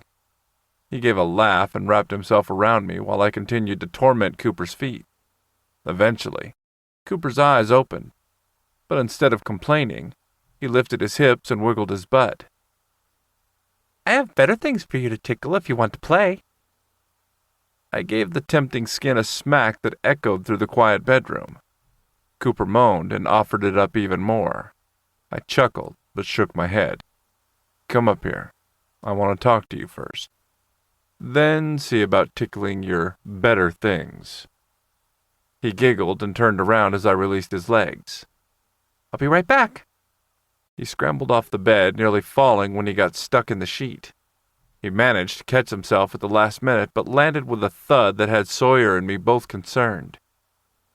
"I will not be a happy master if you break yourself." He grinned and shrugged before making a naked dash to the bathroom. He called out as the door closed. "There's some kind of you break it, you bought it joke in there, but I haven't had any caffeine. I'll figure out why it's funny later." Sawyer groaned, and I found him smiling as I rolled back over. He glanced toward the bathroom and shook his head. "He's going to be figuring out that joke all morning. We'll get 1,000 variations, but none of them will actually be funny." But he knows that too, and that's why it's going to be funny. My boys knew almost everything about each other, but that didn't seem to have faded the sparkle in their relationship. No, it had just made it more special and more precious. Sawyer leaned in and gave me a kiss. "I'll be right back." As he started to climb out of the bed with more grace than Cooper had shown, he gave me a solemn look. "Time to talk about his parents?" I nodded. "Yes. I was hoping that he would bring it up, but since he hasn't, I think it's time I did." I wasn't sure what Sawyer thought of it, because he was quiet for a long moment. Finally, he nodded slowly. "I think it would be easier for me to understand his reaction if I wasn't so close to it. But since I basically lived through it with him, it's coloring how I see it." I sat up and moved closer to the side of the bed. Wrapping my arms around Sawyer, I gave him another quick kiss. "That's understandable. You're not a mind reader, even if 99% of the time you know exactly what he's going to do. You don't have to feel bad for the other 1%, and I'd be shocked if it didn't upset you. You're closer than most people who've been married for years, and anything that might upset Cooper is going to affect you. That's why we're going to talk it out. Once we know how he feels, then we can figure out a way to handle it." Sawyer nodded, and some of the stress he was holding in faded. But I knew the rest of it wouldn't go away until we'd all had a chance to talk. Since I was feeling the same way, I could completely relate. Before Sawyer could say anything else, Cooper came bounding out of the bathroom.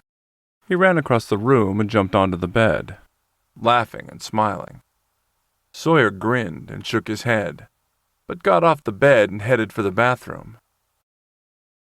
"Someone is a little attention whore this morning." Cooper jumped to his knees and waved his hand like a good little student in class. "Me! Me!" Laughing at both of their antics, I reached out and wrapped my arms around him, pulling him down to the mattress. "You stay right here. I'll be right back." He pretended to freeze on the mattress as I got off the bed and went to the guest bathroom. By the time I returned, they were both sitting on the bed. Cooper trying his best to look innocent, and Sawyer clearly ready to tattle. They were so funny. Standing at the end of the bed, I folded my arms and gave Cooper a stern look. It would have looked ridiculous if I was naked, so I was glad I'd put on cotton sleep pants the night before. "Cooper, what did you do?" His face looked sweet and blameless, but his naked body and clearer erection took the innocent look in another direction. He shrugged and shook his head, obviously deciding to play dumb. "I don't know what he's talking about." Sawyer snorted, and I tried not to chuckle. "Well, considering the fact that he hasn't said anything yet, I think you've probably been up to something." Sawyer nodded and gave Cooper a frustrated look. The boxer shorts he was wearing were less distracting. but his erection was still clearly outlined. He asked for kisses when I got back into bed, so I cuddled close and we kissed. But before long, he was trying to kiss down my chest and said he wanted to kiss my interesting places. Cooper giggled. I gave him a frown that probably wasn't believable in the least and climbed onto the bed. Naughty boy. I think we're going to have to punish you later. Cooper squirmed and his cock jerked. But no spankings for you this time. I think we need to do something else to help you remember to be good. He couldn't seem to decide if he wanted to cheer or pout. He'd been looking forward to a spanking, and now wasn't sure what I had in mind. Trying to look slightly contrite, he nodded. Yes, master. I'm sorry. He was just sorry he wasn't going to get a spanking. I told you that you should have behaved. Sawyer was trying to tease him, but I could see the worry starting to show in his eyes. Climbing up from the end of the bed, I settled between the two of them and leaned back on the pillows. They both snuggled close. Sawyer was resting his head on my chest, and Cooper had his on my shoulder, with one leg draped over mine. Before I could say anything, Cooper looked up at me. You guys have been tense lately. Do you want to talk about what happened in the grocery store? I know it upset you. He left us both speechless. Finally, Sawyer chuckled. That was kind of the speech we were going to give you. Cooper looked at us like we were ridiculous. I'm not the one who's all tense and worried. That's you two.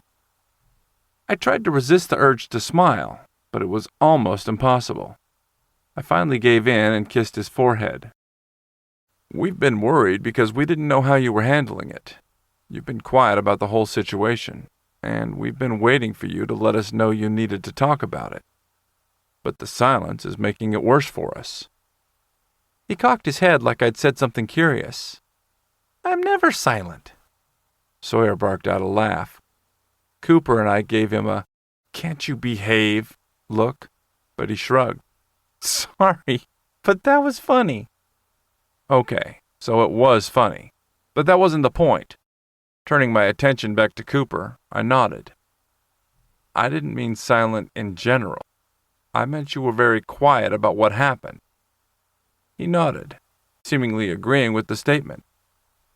What did you need me to talk about?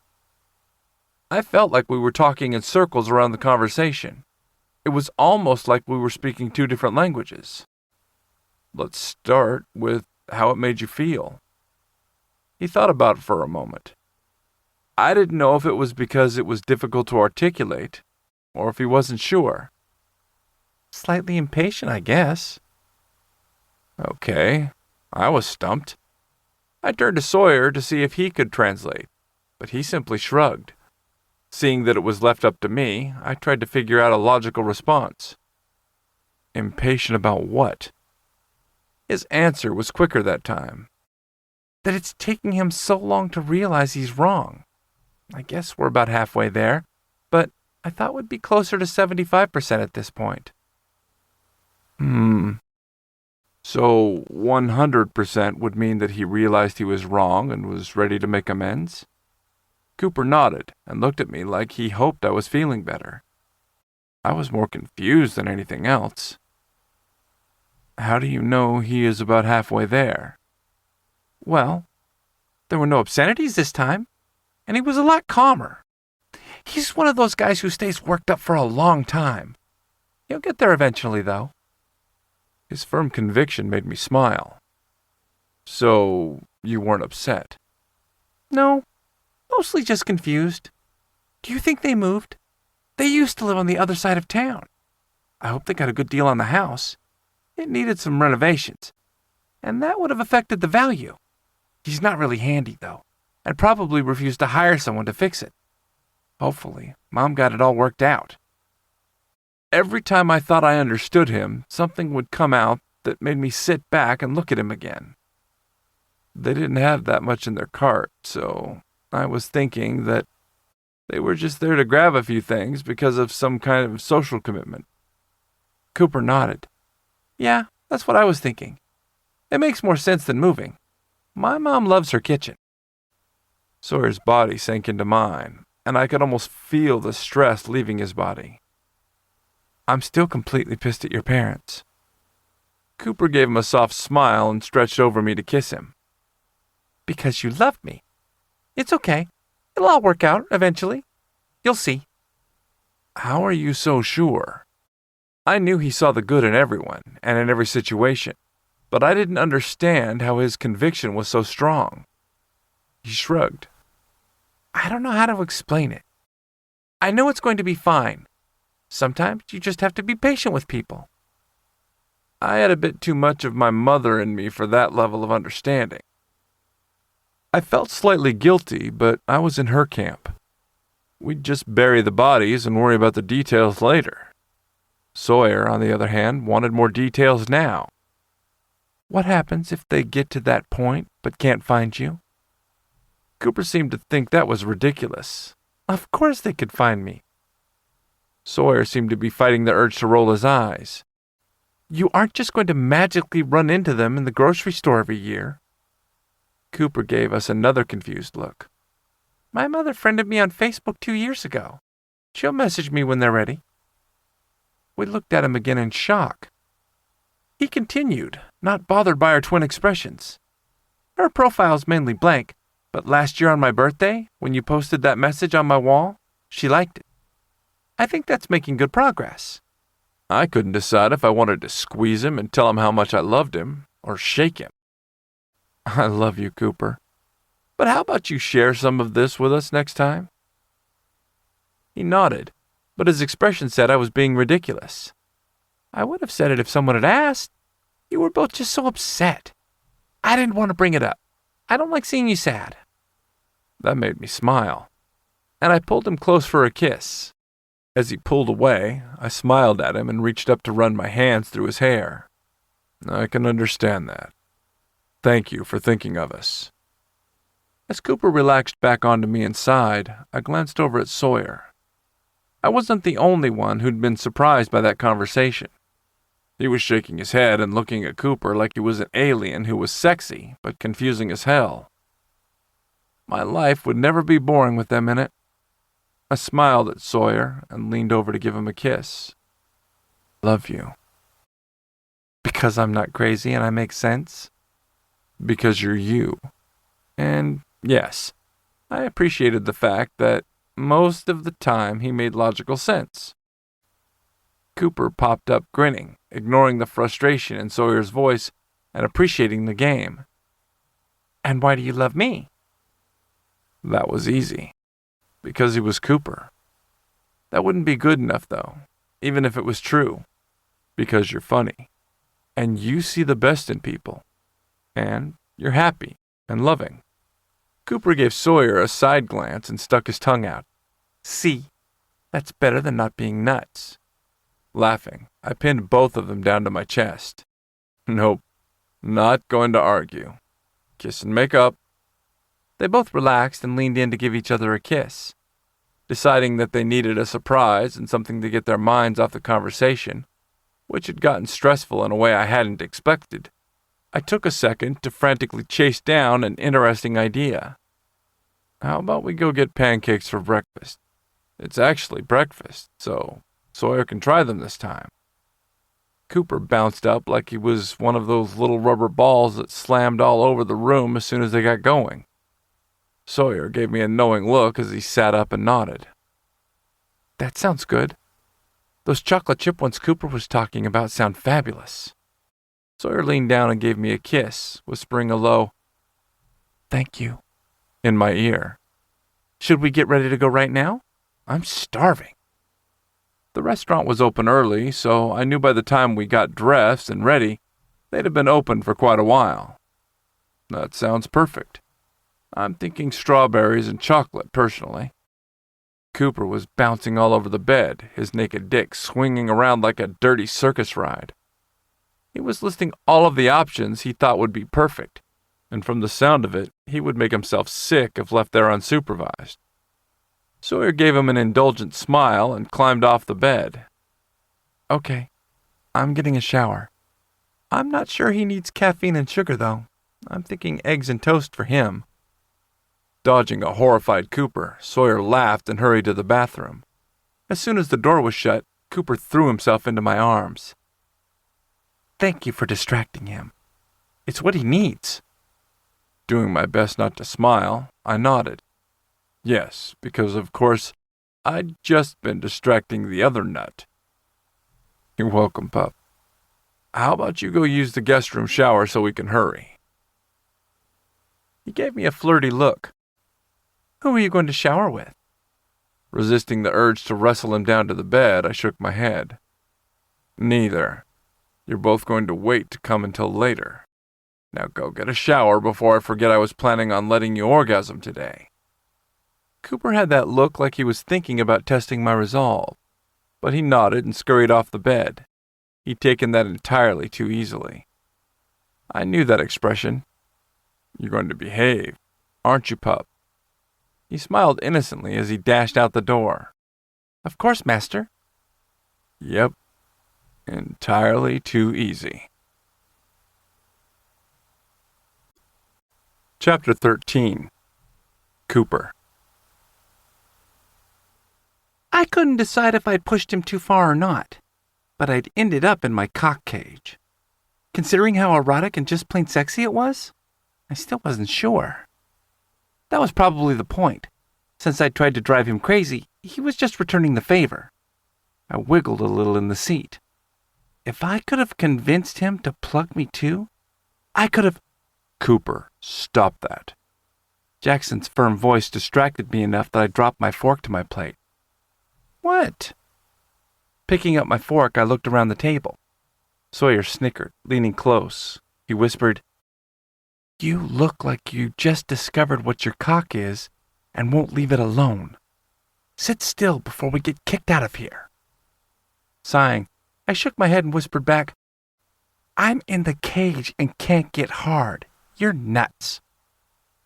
Jackson was staring across the table at us, trying not to laugh. He wasn't doing a very good job of it. Sawyer didn't see my logic. "Well, whatever you were doing, trying to get yourself off, stop." He gestured to his pancakes. "I haven't even eaten half my breakfast. If you get us kicked out before I finish, I'll never let you forget it." He clearly hadn't consumed enough caffeine yet. Before I could explain that to him, Jackson's fork appeared in front of my mouth with a huge bite of his pancakes. "Oh, thank you." They were just as good as mine. It had taken quite a bit of skill to talk him into the pancakes I wanted, but it had been worth it. He was enjoying them too, so I didn't feel guilty. The white chocolate and strawberry pancakes were almost sinfully delicious, but my dark chocolate and salted caramel ones, with those little slices of almonds, were incredible too. I was going to have to order both of them again another time to compare them. It might take several trials before I had a clear winner. I can't decide which ones I like better. Jackson stole a bite of my pancakes, nodding in agreement. I think you're right. It's a difficult choice. Hey, stop stealing my pancakes.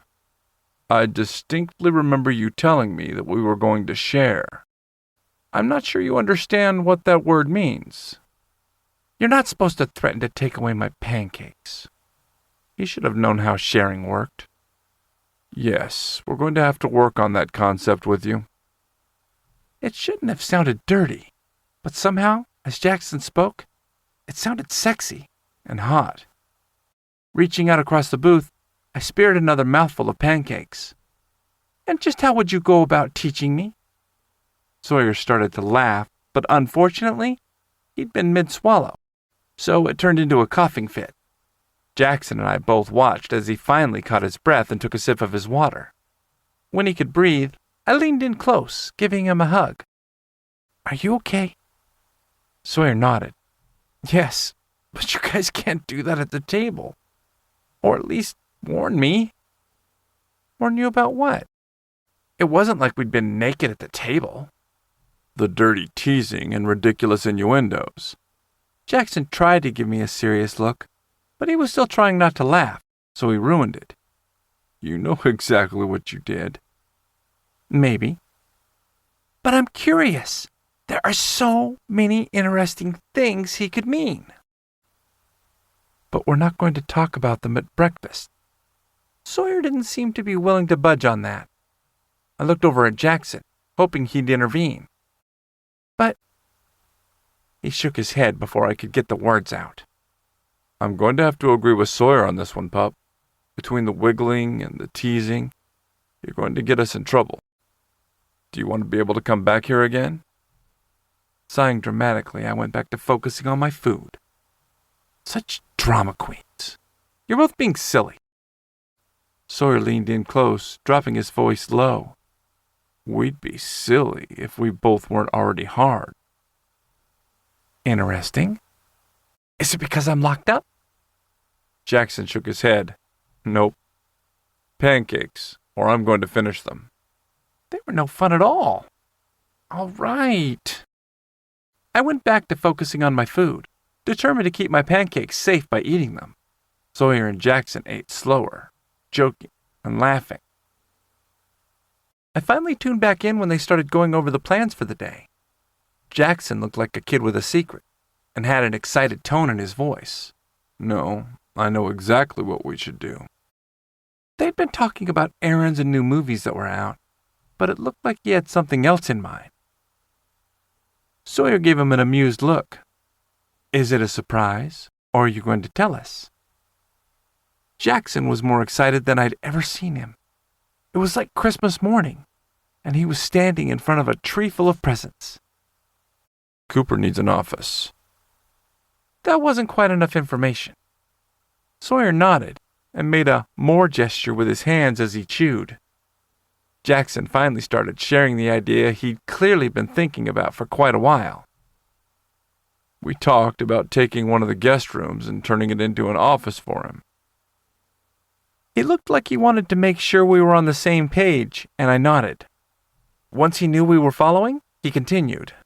I think that's what we should do this weekend. Classes begin next week, and I want to have everything ready.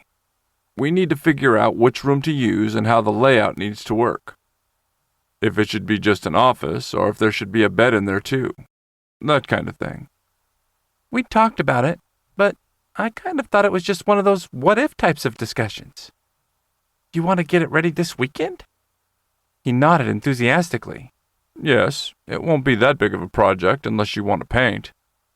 Then that might take us a few days, but if you like the colors, then all we have to do is go shopping and move around some furniture. There was a part of me that winced at how expensive it would be to buy the furniture. But I had to remind myself that the money wouldn't be that big of a deal, and it was something he honestly wanted. The idea of having that much space just for me was daunting, though. My gaze ping-ponged back and forth between them, and I nodded slowly. You'll help me pick it out, right? I want it to look like it belongs with the rest of the house. Jackson nodded understandingly. Of course, but I want you to remember it's your office. So, it needs to be something that you'd like too. Sawyer leaned in close and nudged my shoulder with his. How about some shelves and a nice wide table? I'm sure we can find some fabulous options. It's stuff you'll be using for years, and sooner or later, you'll need a space for doing work at home. He glanced over at Jackson and then back at me.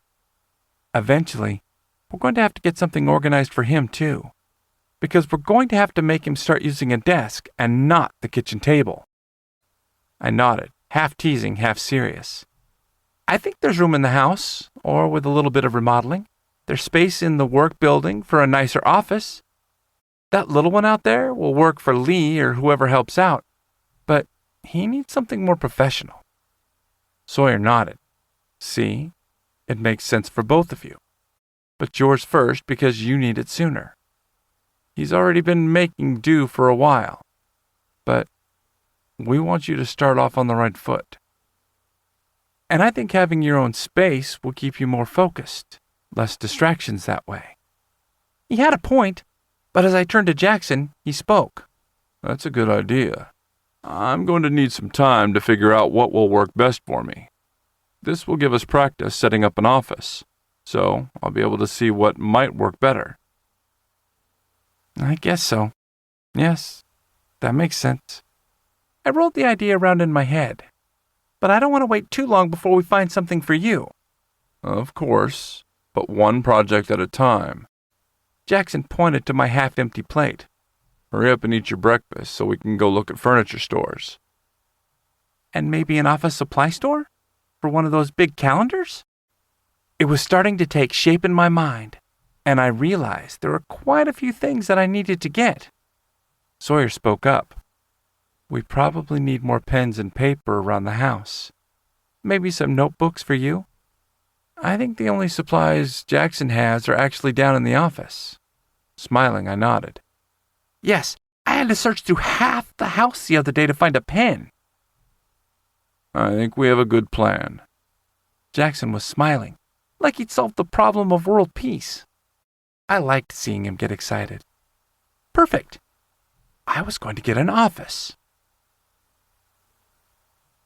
My office was trying to kill me. Throwing myself down on the guest room bed that we'd pushed into the corner, I groaned. Why didn't we buy the shelf that was already built? Whose idea was this crazy mess? Sawyer leaned over me, trying not to look frustrated. Yours, genius.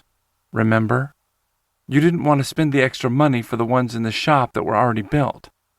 Somebody tell me when I'm being ridiculous. I clearly should not have been in charge of that decision. It hadn't looked like that many pieces in the store. Somehow, they were multiplying like rabbits. Before I could start to complain again, Jackson took Sawyer's place, leaning over me. How about we take a break? Yes, we've been doing this for days. Sawyer snorted. It's been 30 minutes, and you're right. Next time, I'm overruling you. He was silent for a moment before he spoke again, this time with teasing laughter in his voice. You know, all we have to do is talk to Jackson's dad and tell him that we need a lesson in how to put it together. I'm pretty sure he'd do it for us. Jackson groaned. You're not going to do that to me. He reached out and grabbed my hands, pulling me to my feet. We'll do something fun for a while, and then come back to it later. What should we do? I couldn't decide if I was bored, or tired, or frustrated. But doing something else sounded wonderful. Maybe if finding the right furniture hadn't taken so long, this part would have been easier. But it had taken forever to find the perfect pieces. In my defense, however, they'd said it was my desk and that it should be exactly what I'd wanted. They shouldn't say something they didn't mean. Eventually, I'd found just the right desk and shelves, and we'd actually managed to get home before lunch. So it really wasn't that bad. Jackson smiled. How about I get everything out and you show me your sexy pup for a while? Oh, fabulous. Yes! That was much better than following endless directions. I looked at Sawyer, who was standing there shaking his head and smiling. Come play with me too. Sawyer's expression said he thought that sounded exhausting. I'll throw the ball for you and watch you play. But I'm going to flop down on the couch and be lazy. Deciding he was a lost cause, I turned to Jackson and smiled. If I'm a good pup, do I get the cage off? He leaned down and gave me a kiss. Probably. Then his gaze heated, and I knew he was picturing all the fun things he could do to me. But you look so sexy in your cage while you're playing. I groaned, partly in frustration, but partly because my dick found that idea fabulous and was trying to get hard. Its little brain made it impossible for him to remember that he was stuck. But if I'm very good, you'll think about it? Leaning closer and giving him a teasing look didn't seem to be helping. His heated gaze seemed to intensify, but I wasn't making much progress on getting the cage off. Oh, I'll think about it every moment that your sexy naked body runs around the room. We seemed to have two different definitions of what it meant for him to think about changing his mind. But I wasn't going to push him at that point. I figured I had a pretty good chance that he'd let me come once he saw me needy and sexy. Yes, master. Yep, the wicked look on his face said he had devious things on his mind. My chances of coming seemed to be rapidly dwindling, but my chances of getting so turned on that I spontaneously combusted were going up dramatically. I loved Master. Pulling us close, He kissed both of our foreheads. Sawyer, will you get him ready? I want to move things around in the living room. And locked the doors. We were still only at about 50% with that if I didn't remember to do it. Jackson was getting better. He didn't want anyone to walk in on us, but it wasn't something he'd ever had to focus on before. His smile went from wicked to filled with humor. And make sure the curtains are closed. Thank you. Stretching up, I gave him a kiss. Okay, you go get ready and I'll fix everything else. He released his hold on us, and we got teasing smacks to our asses as we moved away. Grabbing Sawyer's hand, I dragged him through the house to the bedroom. I didn't want to take any chances that they'd change their minds and insist we keep working on getting the office together. I wanted it all done, and I was getting excited, but the last thing had more pieces than an IKEA kitchen. Sawyer laughed as he followed me to the bedroom. You're certainly excited. What do you think he's going to get out? As soon as we entered the bedroom, I started stripping off clothes. You'll have to see. Sawyer's answer was too vague, but he'd begun helping me get naked, so I wasn't going to complain. As my clothes came off, it got harder and harder to stay still. There was one less layer that kept Cooper in the front of my mind, and Maverick was coming to the surface. My pup had a name. I'd been a little worried I'd end up a rover or something crazy. Not that I thought Jackson would do a bad job, but naming something was hard. Pups had different personalities and needs. For Sawyer and me, a lot of our personalities showed through even stronger as pups, but I hadn't been sure how Jackson would see it. Worrying had clearly been ridiculous. He'd done a fabulous job. Once I was naked, Sawyer pointed to the middle of the floor. Go wait for me. The cock cage swung as I went over and got down on the floor. Once I was on my hands and knees, the cage felt even better. The weight was more pronounced, and it kept it right in the front of my mind. Maverick was going to love running around with the tail rubbing so incredibly, and the restraint keeping him from getting hard. The images in my head were enough to make my cock attempt to swell, and I moaned. It was going to be a sexy, insane, need-filled afternoon if Master didn't let me come. I couldn't wait. Chapter 14. Sawyer. Watching him was exhausting and arousing at the same time. He bounded over the jumps and around the obstacle course Jackson had made for him. By the time he was halfway done with his third circuit, I was stretched out on the couch, trying not to yawn.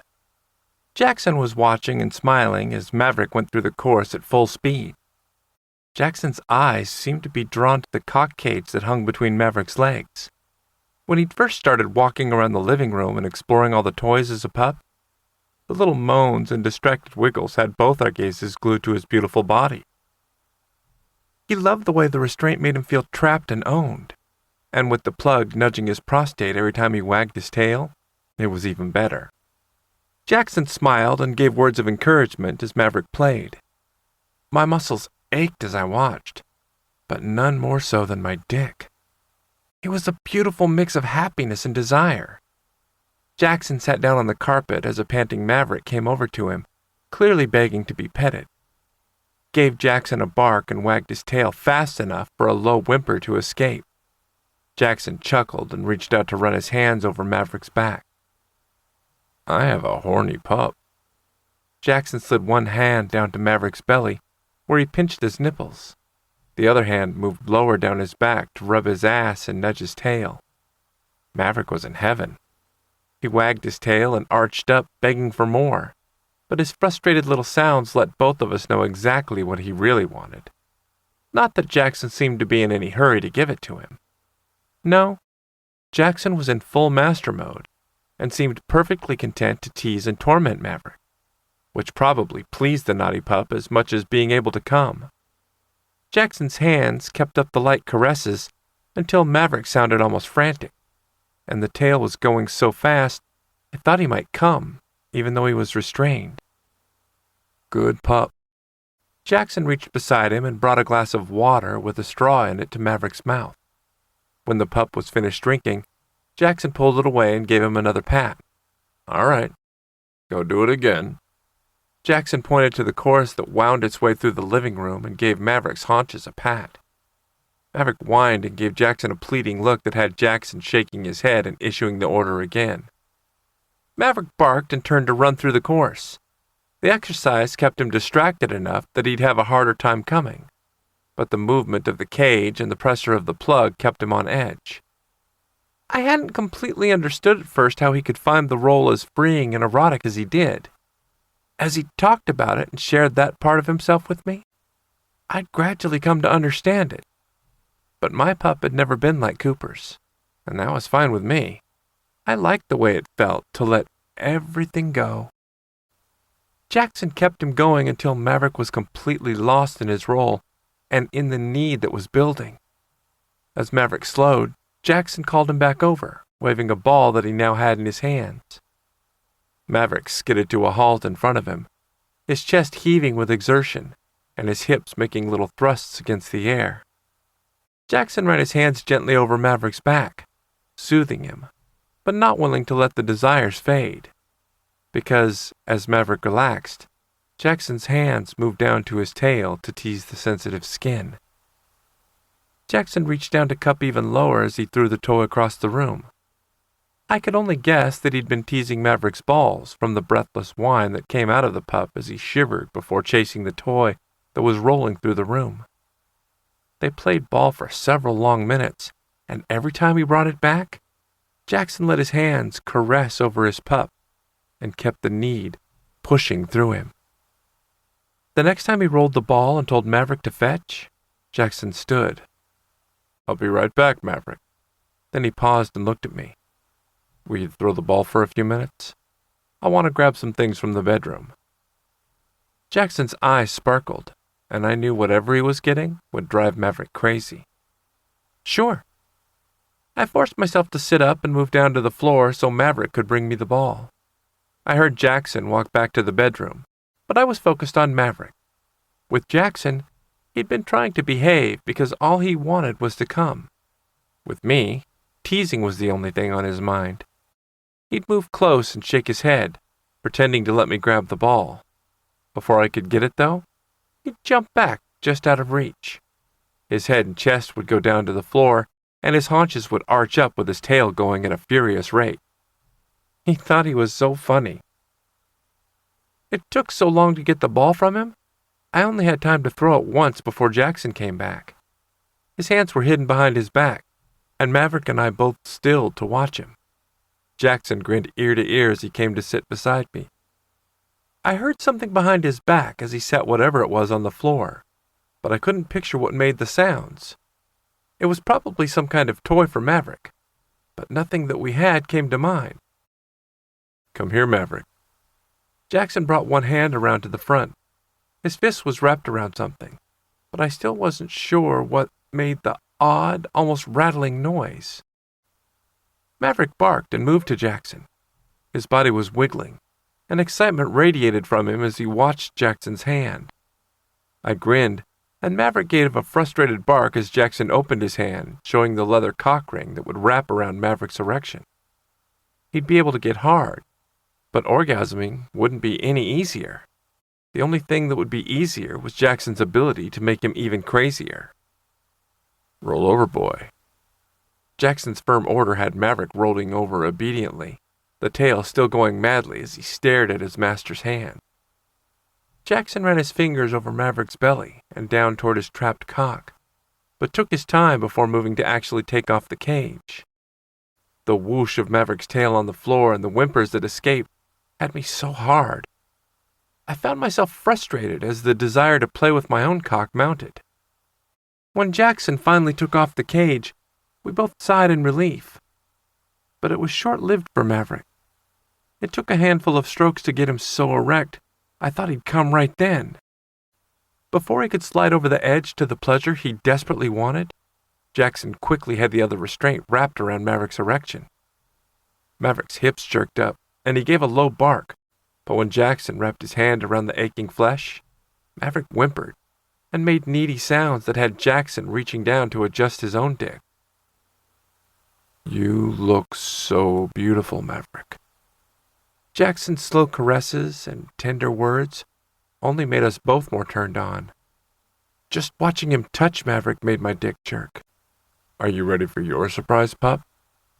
Jackson didn't wait for a response. Roll over, Maverick. Good boy. Sit. As Maverick obeyed the instructions, Jackson reached behind him again, pulling out an odd-looking ball. He held it so Maverick could see it. I have a surprise. Smiling, he waited a few moments before explaining what it was to me.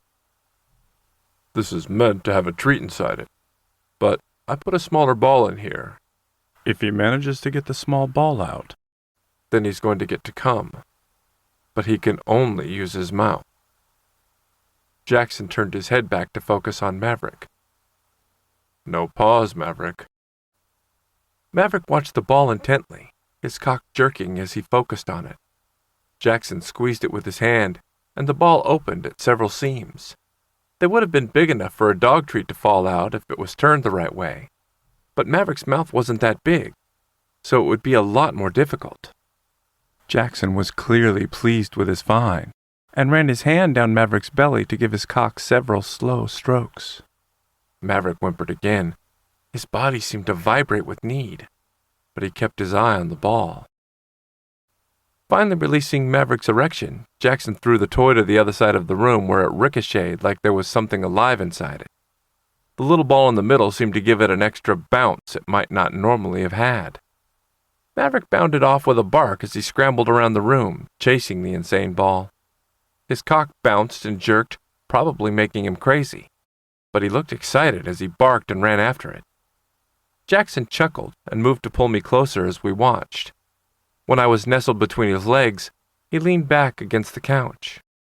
Resting against his chest, I wasn't sure if I was going to be able to relax or not. The feel of his body wrapped around mine, and the way his erection pressed against my back, was making it almost impossible. When he absently ran one hand up and down my chest as he watched, I started to think that letting me relax wasn't on his agenda. When both hands came up to slowly caress around my nipples, I knew he had other plans. As turned on and frustrated as Maverick was, I wasn't sure how much teasing he had in mind for me. Fingers plucked and pinched at my nubs, making me groan. With every noise that escaped out of my mouth, Maverick lost focus on the ball and looked over at me distractedly. Don't you want to come, Maverick? The words were for his pup, but he pinched my nipples, making me arch up and cry out. Maverick went back to madly trying to figure out how to get the ball out, but I knew he wasn't as focused as he tried to pretend. When Jackson's hands moved down my chest, I couldn't decide if I was relieved or not. I wasn't sure what he was planning as his hands skimmed gently over my chest, but when he pulled up my shirt, I wasn't surprised. Let's get this off you. I sat up so he could strip it off me, but before I could lean back, he was pulling me against his chest again. I was stretched out and felt a bit like I was on display for him. I thought he'd go back to playing with my nipples, but instead, his hands moved to my pants. I groaned as he worked the zipper down over my sensitive erection. He chuckled and stayed focused on freeing my cock.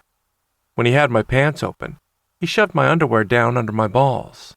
That made everything stand out more prominently and made me feel wicked in an erotic way. I was displayed and available for my master to use however he saw fit. Cooper was definitely rubbing off on me. I hoped that he'd keep going, but he went back to teasing my nipples and slowly caressing my erection. Making me come didn't seem to be his goal. Master absently teased at my body while he watched Maverick play. Maverick was shaking it with his mouth, trying to figure out a way to get the little toy out, when Master pinched my nipple again and squeezed down on my dick. I cried out in pleasure, and it was enough to startle Maverick into dropping the ball. It immediately rolled away, so he had to start chasing it again. But his body didn't really want to cooperate. His hips kept jerking, trying to grind his cock against anything that would give it pleasure, and he kept turning to watch me squirm and moan. Every time he got close to grabbing it, Jackson would pinch something or tease me, so I would cry out again. It was driving us both to the edge. Maverick finally managed to catch the ball, and Master went back to slowly teasing me. I think I'll let you come once he gets the ball out, Sawyer. Master's words were low, but they slammed into us. We both moaned in frustration, but it seemed to give Maverick a renewed passion in getting the damn little ball out. Master continued to stroke and caress me, but it was never enough to make me come. Every time I got close, he'd change the way he touched me. I couldn't decide if he knew me that well or if it was just intuitive, but whatever it was, all I could do was moan and make little pleading noises. You're both doing so good. Look, Sawyer, Maverick almost has it. Master rubbed slow circles over the sensitive head of my dick as we both watched Maverick desperately working at the toy. His head had the ball pressed down on the floor, and he was frantically trying to get the openings wide enough to get the ball out without losing control of it completely. I tried to stay quiet, but it was just too much, and I finally cried out, pleading to come. Maverick jerked, and the ball popped out from under his head, flying across the room as the pressure was released. Master chuckled and slowly jerked me off again. Oh, he almost had it. Master was absolutely wicked. When Maverick had the ball again, Master tightened his grip, pushing me toward my orgasm. I tried to hold back and fight the pleasure, but it was too much. The sounds ripped out of me as I got closer, but that time, Maverick managed to ignore it. I wasn't sure if he was that desperate, or if he'd sunk so far into his puppy persona that nothing else mattered but the toy and the reward. It was probably a mix of both, but I didn't care. I just wanted to come. When the tiny ball fell onto the carpet, we were both stunned. Maverick quickly started barking and frantically ran to us, his hard cock bouncing and dripping pre-cum. That's a good pup. Master praised Maverick as his grip tightened on my cock and he pinched one nipple. Didn't he do a good job, Sawyer? Fuck. He wanted me to talk? Yes, Master. The words were low, and I heard the desire dripping from them, but I managed to get them out. I wasn't going to do anything that gave him a reason to take my orgasm away. You've both done such a good job. What did I say would happen when he got the toy out of the ball? Master's voice was filled with a wicked pleasure, and I knew he loved drawing out the final moments. Maverick whimpered, and I saw another drop of pre-cum hit the floor. We were both so close. That we would get to come when he got the ball. We could come? That's right. His hand moved faster over my dick. Come for me, Sawyer. Show Maverick how good it's going to be when he gets to come. I wasn't sure if it was the order or the way he finally gave me enough to push me over. But cum exploded out of my cock as my orgasm barreled over me.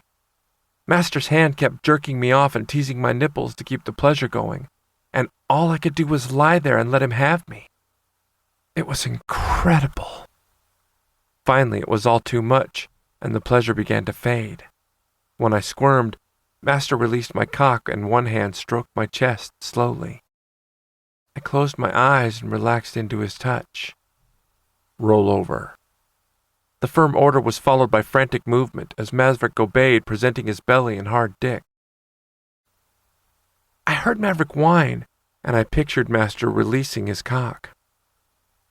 Wag, Maverick. The tail had to be going 1,000 miles an hour as he whimpered and barked. When he finally let out a low, pleasured sound, I knew he was close. I could feel Master's arms start to move faster. Come. The quiet order had me opening my eyes, and I saw Maverick's orgasm slam through him. He shook, and his hips thrust up to push his cock even harder into Master's hand. It didn't surprise me that it hadn't taken much to make him orgasm. He'd been ready since he'd first started running around the room, and watching me come had only made the need worse. When he was spent as well and lying limply on the carpet, Jackson carefully eased the tail out of him and set it aside. Cooper rolled over and put his head on Jackson's leg before he flopped back down, exhausted by the small movement. Smiling, Jackson ran his hand tenderly over Cooper's head.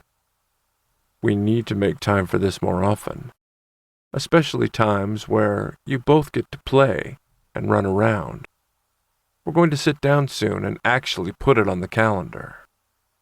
Cooper nodded sleepily and yawned, making me fight off a matching one. Planning it out was a good idea, but it would have to wait until I had more energy. Cooper seemed to agree. Jackson shifted to take off his mitts and knee pads, but when he moved to the collar, Cooper stopped him. "Not yet, master. I like having it on." I knew what he meant. The weight felt safe and secure around his neck. It made him feel loved and owned in a very basic way that the words didn't quite hit. He knew Jackson loved him, but when the collar was around his neck, the love had a tangible feel that sank deep into him. "That's just fine, baby." Jackson's hands went back to stroking us slowly, and I closed my eyes. I could almost feel the press of the collar. The floor wasn't comfortable, and I knew I was probably squishing Jackson, but it was perfect, and I never wanted to move. Chapter 15. Jackson. Wearing them out had taken more time than I'd expected, but they napped long enough for me to get the office finished. Without Cooper's scattered attempts to put the shelf together and Sawyer's impatience with Cooper's unorganized enthusiasm, it actually went quickly. Cooper had been right, however. It had come in 1,000 pieces. Luckily, the desk was more streamlined and had to have been designed by a separate team, because it had a much more logical construction. If drunk monkeys designed the shelf, the desk had been designed well enough that a drunk monkey could put it together. By the time the boy stumbled out of the bedroom, I had the guest room/office finished. Eventually, the plan was to get the bed out completely and make it a full office. For the time being, they both worked fairly well together.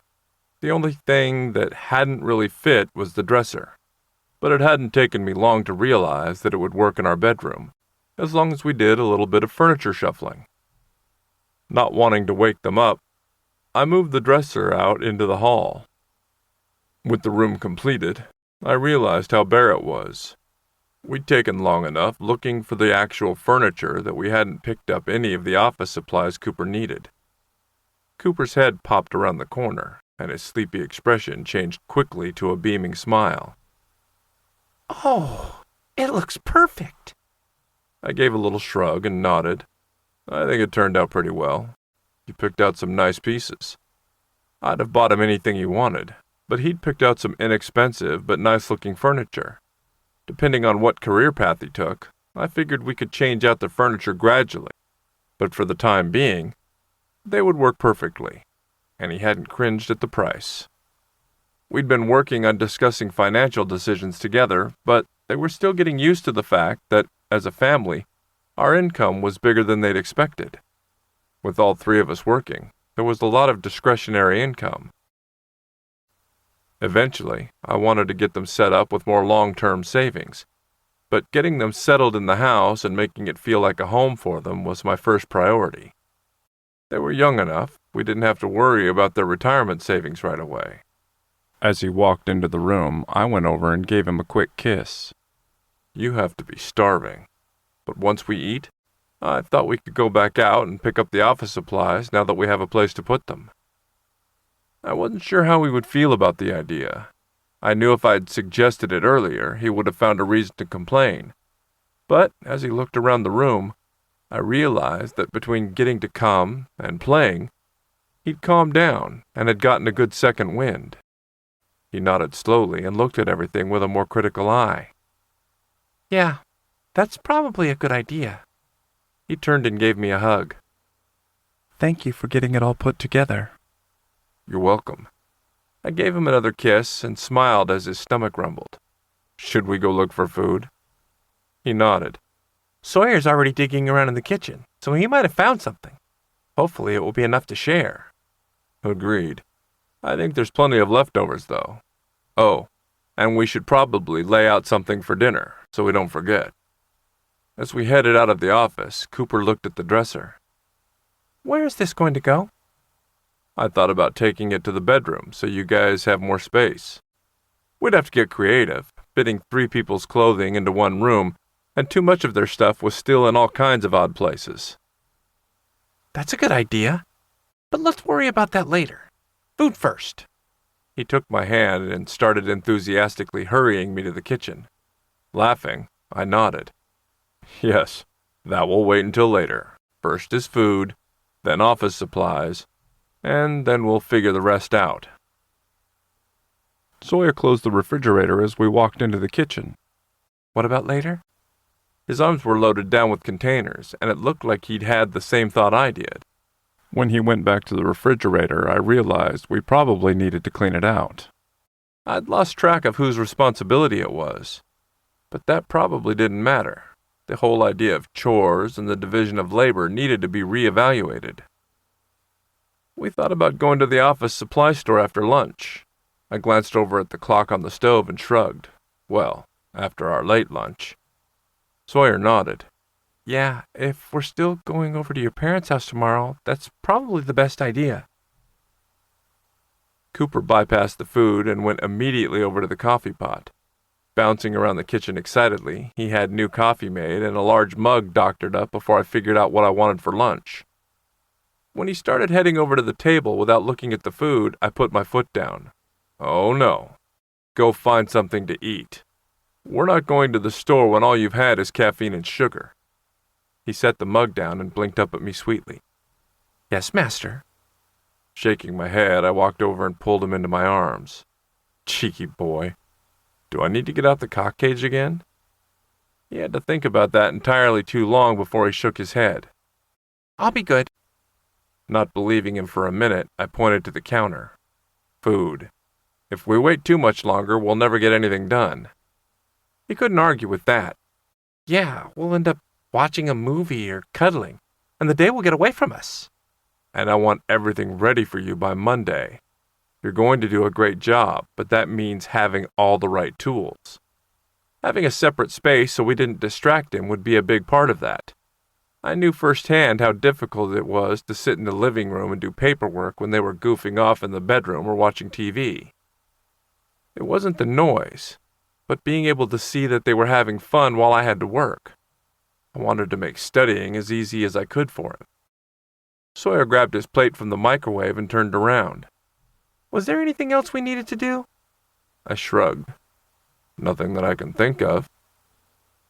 There were always errands to run and things to do, but there was nothing that stuck out in my head. Let's head over to the office store in the big shopping center. That way, if there's something else we're supposed to do, it might jog your memory. Oh, they have one of those big warehouse clubs over there. Wouldn't that be fun? Sawyer started shaking his head before he reached the table. Nope. Going to the grocery store takes long enough. There's absolutely no reason to torture us like that.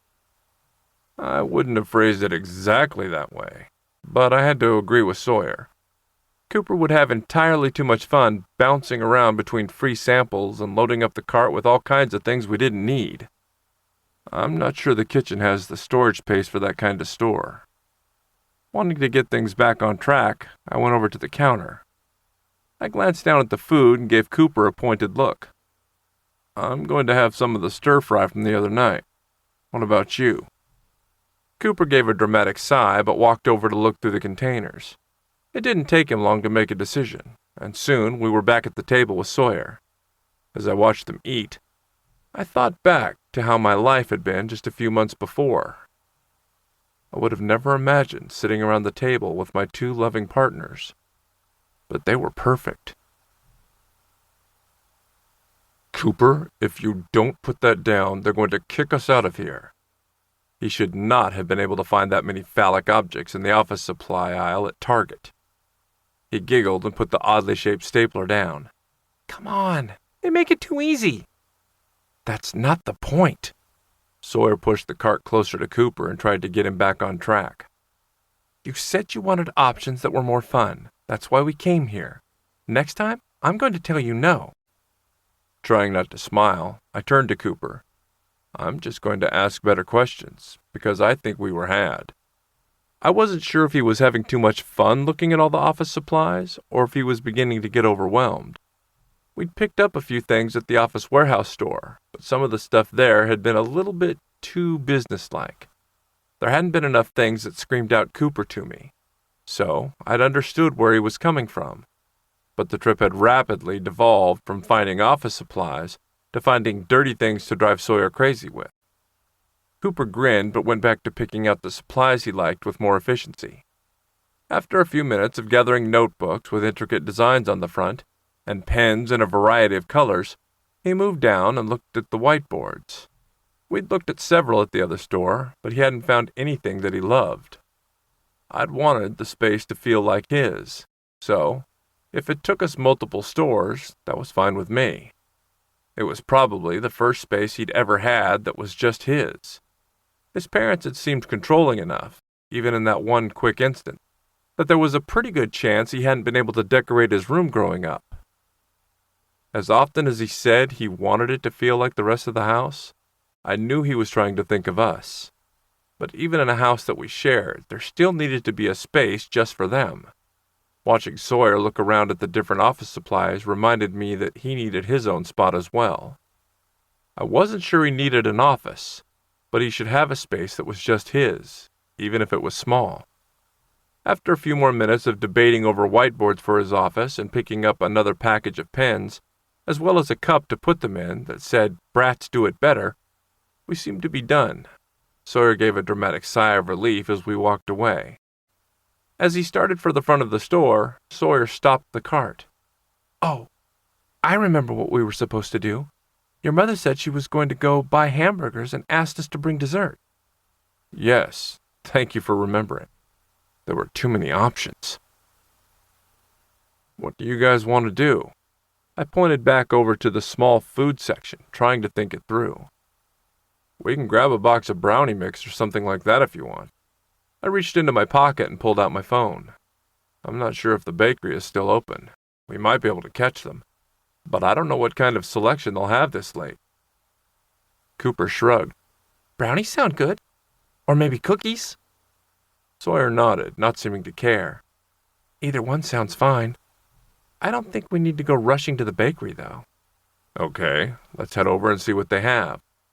Sawyer turned the cart around as we started heading back toward the grocery area of the store.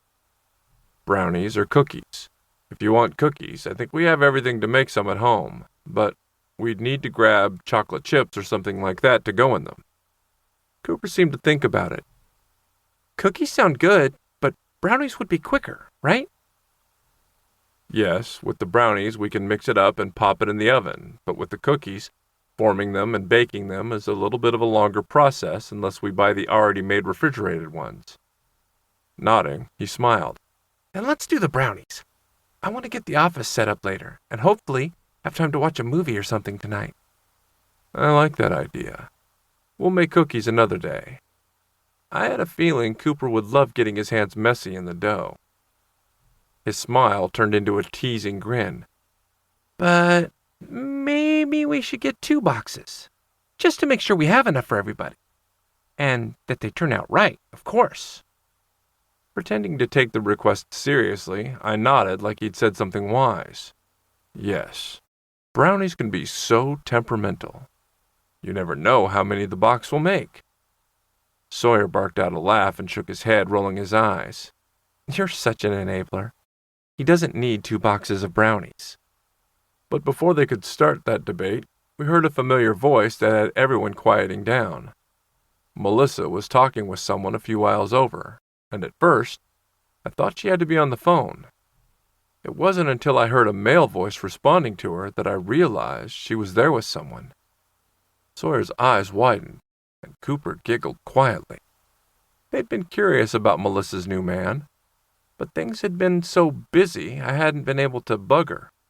Cooper had texted her several times, but she'd been very cagey with the details. As their voices got closer, I couldn't decide what we should do. It had been clear that she wasn't ready to introduce him to the family yet. Deciding to abide by her wishes, at least for the time being, I gestured to the next aisle. Cooper gave us a wicked grin but followed us quietly. Part of me agreed with Cooper. Teasing her would have been fun. But without knowing the specifics of their relationship, it wouldn't have been fair to her. We caught a quick glance of him as they walked past our aisle, oblivious to their audience. They were talking intently, but Melissa seemed relaxed and happy with him. They looked like any traditional couple. Nothing about their relationship seemed unique or interesting, but glancing at my own family, I knew that appearances didn't always tell you what was under the surface. When they were far enough away that they wouldn't hear us, Cooper finally laughed. "He's cute. I mean, he looks like some kind of banker or something." Sawyer grinned. "He should be out playing golf or something." Driving her crazy tomorrow is perfectly acceptable, right? I glanced between the two laughing faces. We gave her privacy today, so it's only fair that we get back at her tomorrow. They immediately nodded. Even Sawyer couldn't argue with the logic. "She showed up at your house knowing we were there. I think we behaved admirably today." Cooper nodded earnestly. "And if she's stingy on the details, I'll invite her for lunch next week. She'll say yes on the off chance she can be nosy about us." Laughing, we headed back to get the brownie mix. I ran my hand over Cooper's head and gave his shoulder a squeeze. She'll never know what hit her. His innocent little shrug and wide-eyed expression had Sawyer and me in stitches. Oh yes, he'd have the entire story of their relationship before lunch arrived. She'd never seen my little secret weapon at his most devious. Chapter 16. Cooper. I was really going to have to remember to go to bed earlier on Saturday nights. That, or drink more coffee on Sunday mornings. But the idea of missing out on sexy or even just cuddly times with Jackson and Sawyer was too sad to contemplate. I'd catch up on sleep later in the week. It was starting to become part of my routine lately. More coffee it is. Leaning my head back against the wall, I fought off a yawn. To be honest, I'm not sure you need more coffee. April's teasing voice coming from the door made me jump. I laughed once I caught my breath. Don't do that. See? And that proves my point. Bullshit. That just means I need to put a bell on you or something like a cat. Sitting up, I shifted my legs out of the way so she could sit down in the other chair. Has it finally quieted down? Not really, but my taking a break now was a better option than honestly answering the woman who always asks why we don't have the fun pink drinks too. I can't handle her today. April sighed and slouched back in the chair. Yeah, she's been a bit obsessed lately. We always play the "what's new that I'll like" game, but every time it ends up with her ordering the same black coffee. Last week, I offered to put red food coloring in a white chocolate mocha if she wanted something pink I could put whipped cream on. She said, black coffee was fine. You didn't. Of course I did. And she can't complain, because I was trying to give her something she'd like. I wasn't going to feel bad about teasing that old bat. At first, we'd all been nice to her. We thought she was old and had dementia or something. But it hadn't taken long to realize she just liked being a pain in the ass. My new goal in life was to get old enough that I could do whatever I wanted, and people still had to be nice to me. I don't understand some people. April was too nice sometimes. I still think something might be wrong. And just not devious enough. No. I talked to the guy at the barbecue place down the street the other day when he was out back on a smoke break. Her face drew up in a wince. Oh, gross. But he's so hot.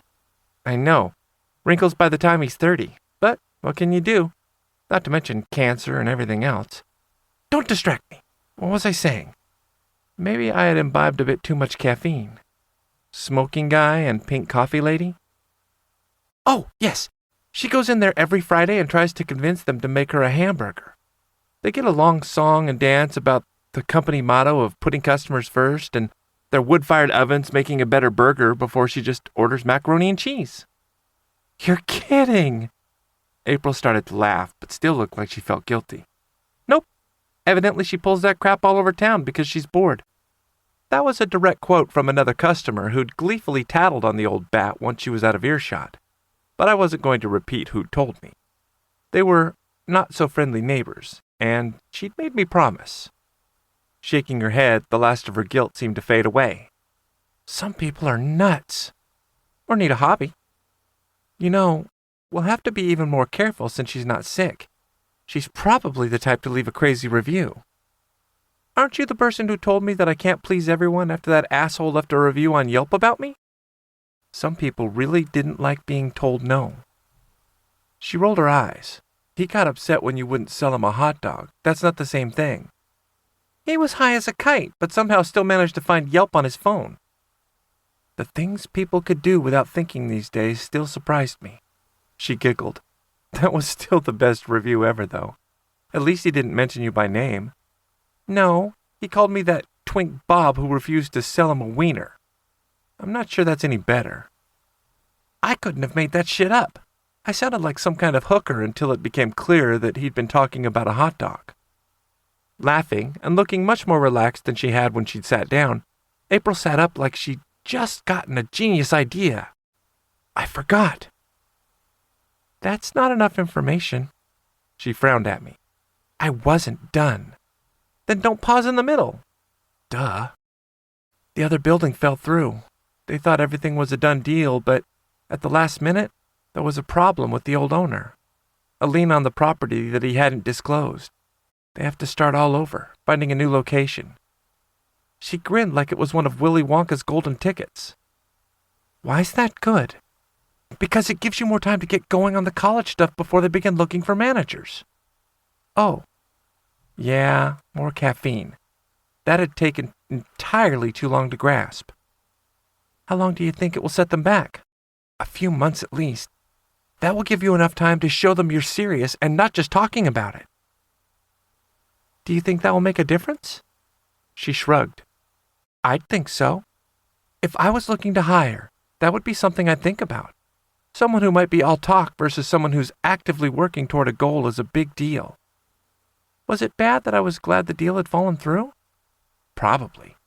Was I going to feel bad about it? Nope. I was going to show them that I was the best candidate for manager ever.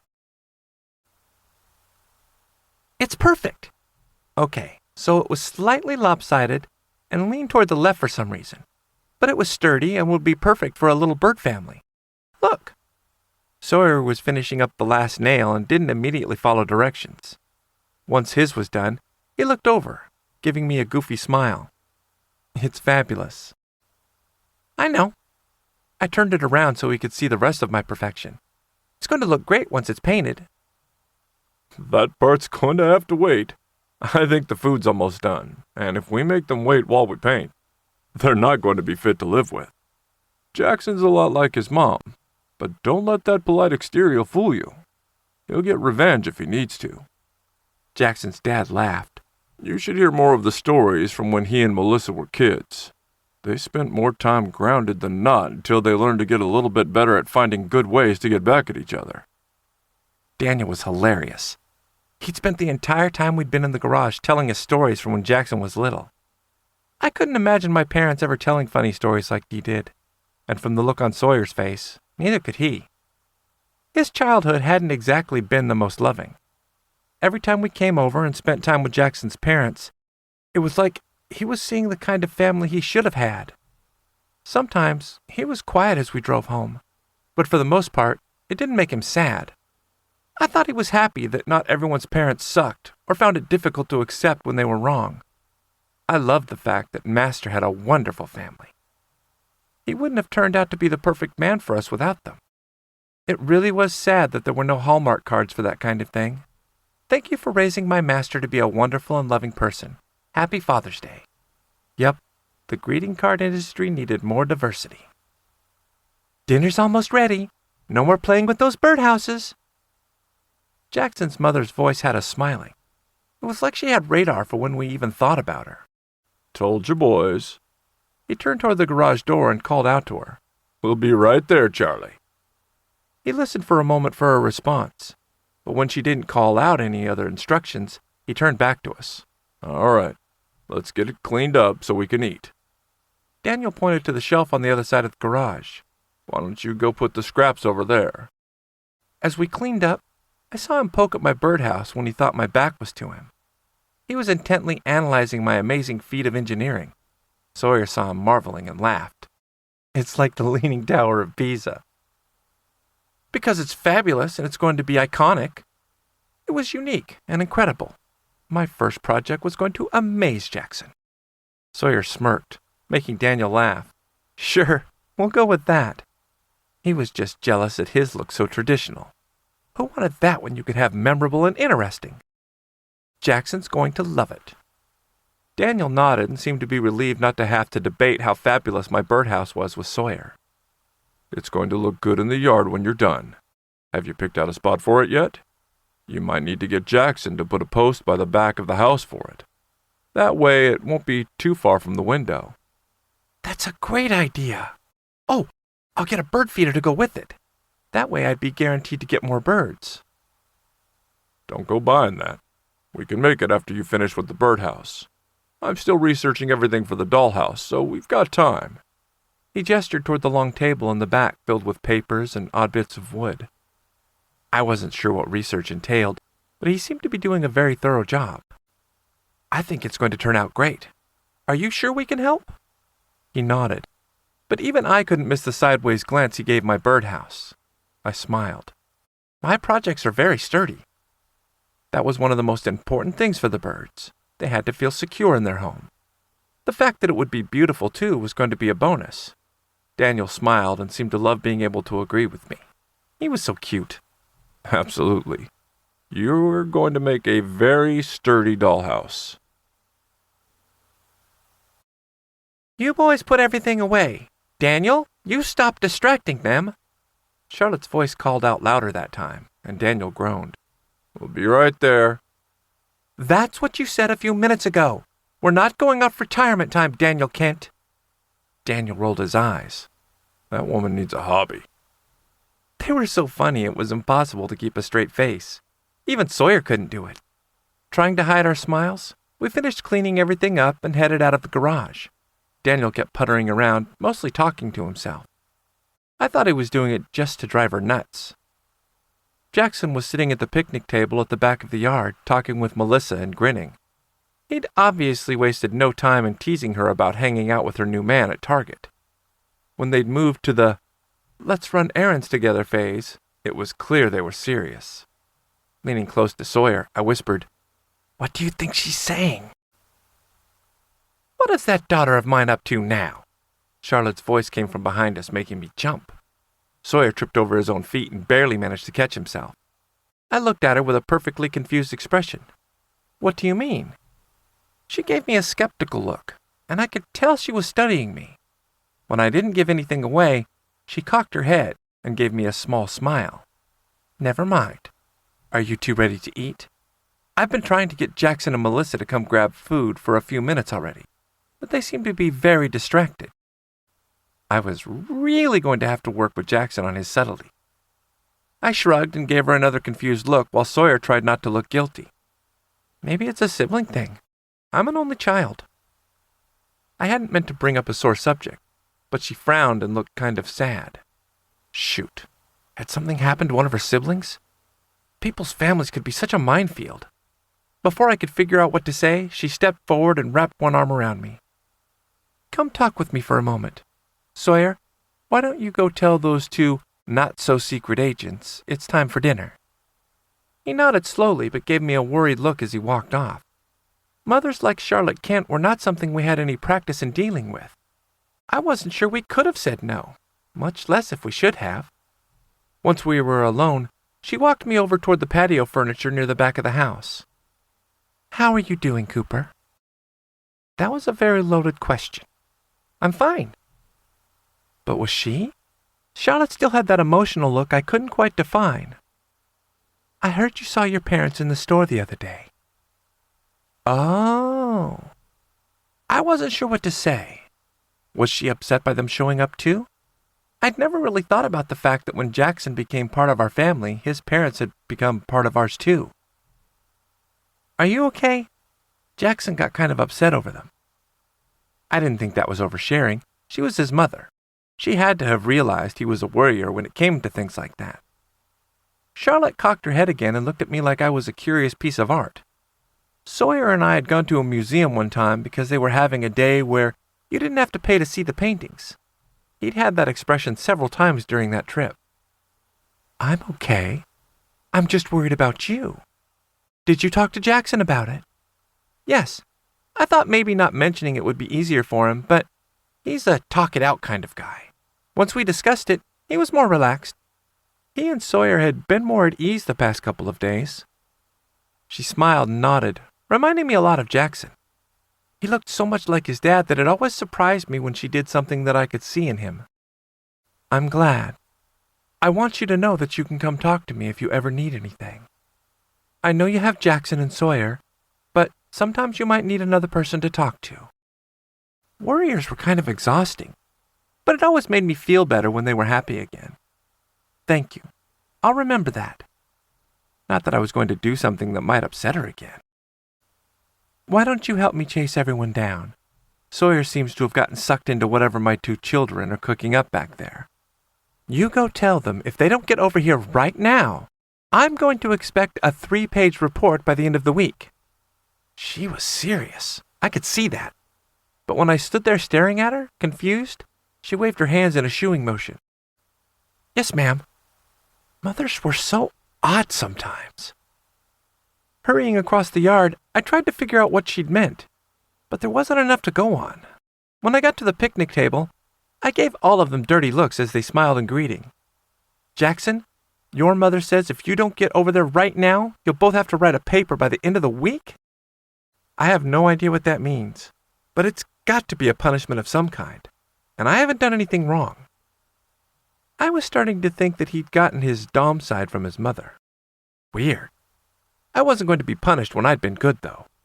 They both mumbled low curse words under their breath and stood up. Sawyer was grinning, but Jackson shook his head. She's going to drive me crazy. That was basically what his mother had said, so I thought it was kind of cute. What does she mean? Jackson wrapped an arm around me and took Sawyer's hand as we crossed the yard. She used to make us write papers about what we'd done wrong. She said it was to help us realize how to make better choices.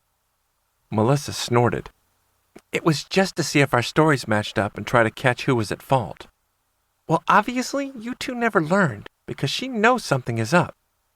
They both needed lessons in how to not look guilty. Sawyer laughed and nodded. That's what I said. I was surrounded by amateurs. And I bet you two haven't even gotten your story straight yet. They both at least had the good sense to look guilty as they nodded. Oh, for goodness sake! They clearly needed a keeper. I hoped the story was good enough for all the crazy we were going to have to deal with. I'll get you out of this, but my birdhouse is going to get its own special stand, and I want it to be right outside the back door, so everyone can see how perfectly incredible it is. He was going to owe me, and I was going to collect insects and birdhouses. Chapter 17. Sawyer. How is my little Energizer bunny? Jackson spoke quietly as I walked into the living room. Finally asleep. Flopping down on the couch, I curled up next to Jackson. I sighed as I rested my head on his shoulder. 1 minute he was awake and going 90 miles an hour about bird feeders, birthdays, and blowjobs, and the next minute, he was out. Don't be surprised if you wake up with your cock in his mouth. He went to bed horny, and you know what? Jackson stiffened and interrupted what I was saying. Hold on. The blowjob part makes sense. And he fell asleep in the car on the way home from my parents' house. He needed sleep, not sex. But what was he saying about birthdays? I completely agree with you about the sex. He was exhausted. But, the birthday thing was actually something I should have mentioned sooner. His birthday is Friday. The surprise on his face made me feel bad, and I winced. Sorry, it slipped my mind. I should have said something about it before, but in the past, our budget for celebrations was so small, all we did was get more expensive takeout and watch a movie at home. Jackson nodded, but I could see conflict and a variety of emotions running across his face. Excitement, frustration, and worry seemed to be at odds. Did he say what he wanted to do this year? Does he want to keep the same traditions you guys have established or do something else? You're overthinking this. I curled back into him and rested my head on his chest. Sitting on the couch, it wasn't the most comfortable position, but it would work. You're talking about Cooper. What do you think he said? Jackson seemed to relax, and then a low chuckle escaped him. Knowing him, he probably started going on about Disney World or something like that. Hopefully, he dialed it back to something reasonable, because I don't think any of us could take a vacation at this short notice. He was so cute. There was nothing about the fact that it would be expensive or just ridiculous. His first thought was that we couldn't take time off. Very close. He was actually talking about Universal Studios. He's seen one too many commercials about Harry Potter World lately. I could hear the smile in Jackson's voice again, and his whole body shook with laughter. Of course. How could I have guessed wrong? What did he finally settle on? We're going to have to wait until he's at semester break in his classes before we do something like that. Smiling, I nodded. There were other vacations he probably wanted to go on more than standing in line with a bunch of tourists for a bank-themed roller coaster. If he wanted to plan something like that, though, I wasn't going to stop him. We talked about going out to dinner to someplace nice. Other than that, not much. Cooper was a go big or go home kind of guy. So when he couldn't go big, all he could think of was curling up on the couch with us and being the one to pick out the movie. Okay, I'll talk to him this week and see what sounds good. And then I'll make reservations somewhere. Does he want the whole family there, or just us? That had me stumped. I knew what the question meant, but it hadn't occurred to me that anyone else might want to come. Will your family want to come? Jackson didn't have to think before he responded. Of course. We usually go out to a nice restaurant. The birthday person gets a few presents, and then we either have dessert at the restaurant or go to my parents' house and have dessert there, depending on what they want. Birthday individual's choice and all that, you know. But we're not exactly... I mean, the three of us are family, but I hadn't really thought about how your parents or sister would see it. They'd all accepted us really well, so I probably should have expected it. Melissa is going to see it as an excuse for more presents. My parents understand how important you guys are to me, and I think they're starting to see you as part of the family. They haven't said anything specific, but the way they treat you and ask about you guys makes it feel like they're adopting you into the family as just more kids. Kinky, but I appreciate it. Cooper's fantasies might run off the rails into weird on that one, though, so you might want to keep that comparison to yourself, or find a less taboo way to describe it. Laughter rolled through Jackson's body as a chuckle escaped. Okay, I'll find another way to explain that. But yeah, Cooper would have a field day with it. The way Jackson said it made it sound like he would be willing to humor Cooper no matter what the fantasy involved. Those two and their dirty role-playing fantasies. That one would be a bit much for me, however. Let's save that one for a night when I have to work late. Deal? I don't know what you're talking about. The laughter in his voice made the lie completely unbelievable. I sat up enough to look at his face, and his eyes were sparkling. Your performance, to make that lie believable, would need to be Cooper quality, so don't even try. Just nod and say, "Yes, Sawyer." Quiet laughter rolled through the living room. Yes, Sawyer. Thank you. Jackson's arms wrapped tighter around me, and I moved back so I was curled into his chest again. I loved the way his words seemed to rumble out of his chest when my ear was pressed against it. You don't mind that, right? It wasn't a real sentence, but I thought I knew what he'd meant. That you guys will play and do different things when I'm not around? No, it's fine. Cooper's imagination always goes lightning fast and is so detailed. I like the fact that he has somebody to do it with. I tried and did my best in the past, but it's not quite the same without someone who enjoys it as much as he does. I loved the fact that between us both we could give Cooper what he needed. From stability to dirty fun, there wasn't anything he was missing. I didn't have to worry I wasn't giving him everything he needed, or that it wasn't quite enough. He was happy and surrounded by love, and that was everything I'd ever wanted for him. The fact that Jackson was everything I needed as well was a bonus. He was strong and stable when I needed it, and sweet and fun when it was time to relax. If I picked out every quality that I thought our master should have had and designed him myself, I couldn't have made a better master for us. Jackson's hands caressed along my back, and he shifted sideways on the couch so he could pull me onto his lap. When we were both comfortably settled, and I was curled up on his chest as we stretched out on the couch, his hands started the soothing motion again. He's so much fun to play with, but I want to make sure we're not doing anything that frustrates or upsets you. I also don't want you to feel left out. It's important we all have strong relationships with each other, and not just as the three of us, but... I tried not to smile, but it was hard. He was so sweet. No, it's fine, honest. It's not something I'm drawn to, so I like that you guys can play around like that together. What we do already is enough for me. The puppy play and the domination were everything I needed. I could understand why things like the role-playing were fun for them, and why Cooper got so turned on pretending to be Jackson's wicked virgin, but it wasn't something that got me going. I like our time together too. Baking with you and going out to dinner was a lot of fun. I felt Jackson kiss the top of my head, and I lifted it up just enough to let him know I wanted another one. His lips touched mine, and his arms tightened around me to deepen the kiss. We sucked and teased each other until we were breathless. When I finally pulled back and rested against his chest again, I was hard, and Cooper's birthday was the last thing on my mind. We'd plan that later. We had the evening to ourselves, and I wanted to make the most of it. Grinding my cock slowly against his thigh, I let my fingers caress his chest. I wasn't as brazen as Cooper, but I knew how to get my point across. Jackson's hands rubbed my back again, but they began massaging harder and working their way lower.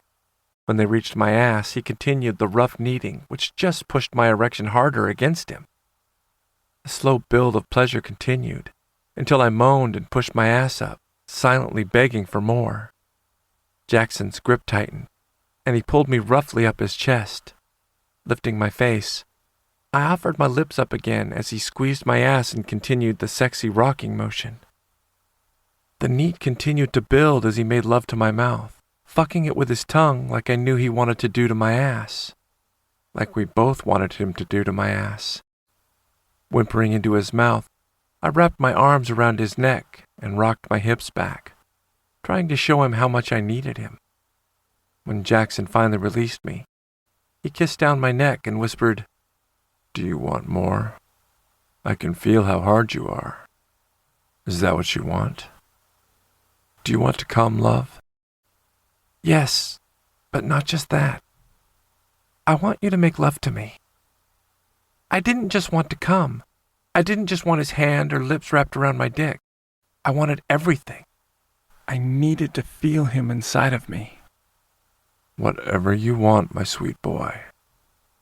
Jackson's words sent a flood of emotion through me, but it was the way his teeth nipped at the juncture of my neck and shoulder that made me moan again. He gave a low chuckle and licked the sensitive skin before nibbling on it again. "I'll kiss you and lick you and taste you and get you all ready for me. Then I'm going to slide deep inside you. Is that what you want?" God, yes. Please, yes. His damn teeth and wandering hands were making it hard to think. He laughed, low and wicked, letting me know he understood exactly how crazy he was making me.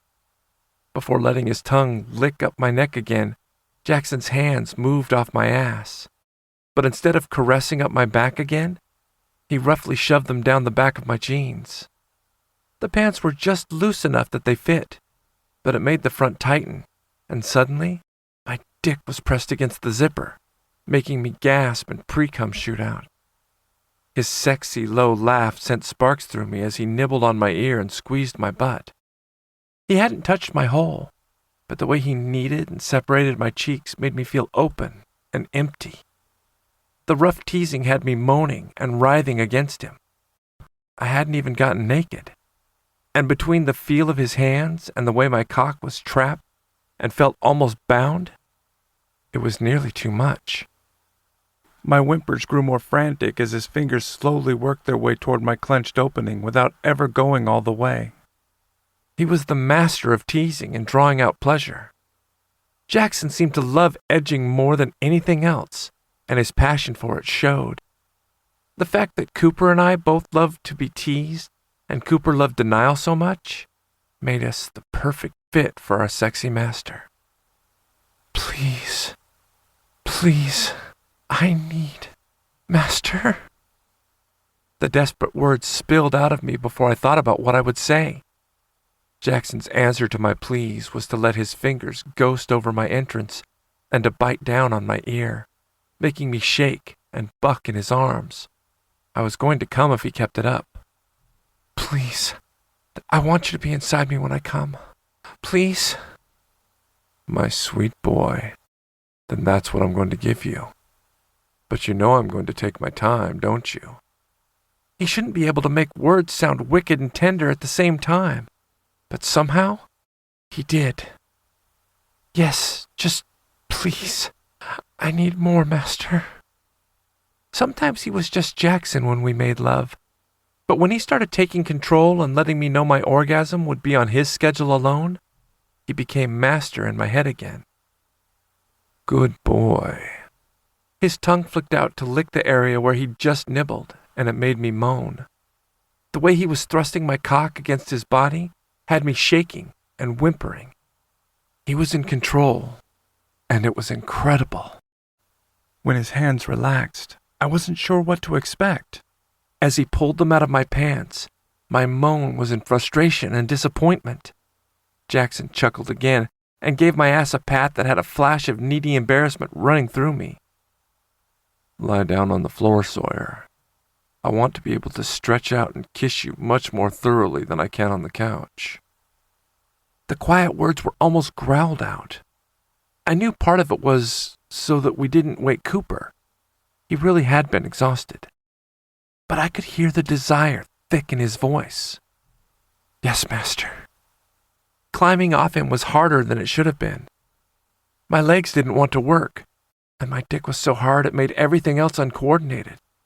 Finally, I managed to make it off the couch and onto the floor without falling or looking stupid. No, the way Jackson's eyes watched me and the heated way his gaze followed every movement said he loved just how turned on he'd made me. Before I could lie down, he was there beside me. Let's get this off you. He quickly stripped me of my shirt, and the heat from his hands as he started exploring had another shiver racing through me. My pants too, please? Any embarrassment I might have felt in the past about begging faded away. All I wanted was to have my dick free and his touch everywhere.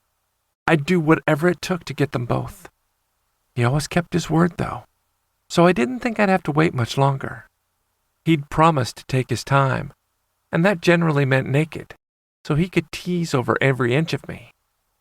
Relief flooded through me when he laughed but reached for the button on my jeans. As he stripped me out of them, I arched into his touch, any subtlety falling away as I grew more desperate. When he had the jeans and underwear to my knees, he moved closer, and his hands caressed around my hips to grab my ass again. I bet that feels better, doesn't it? Yes. Thank you. Okay. Part of me could see why Cooper loved role-playing so much. It was easy to picture the fantasy of promising Master anything he wanted because he'd let my dick free. The reality of his touch as his hand slowly slid over my ass was even better, though.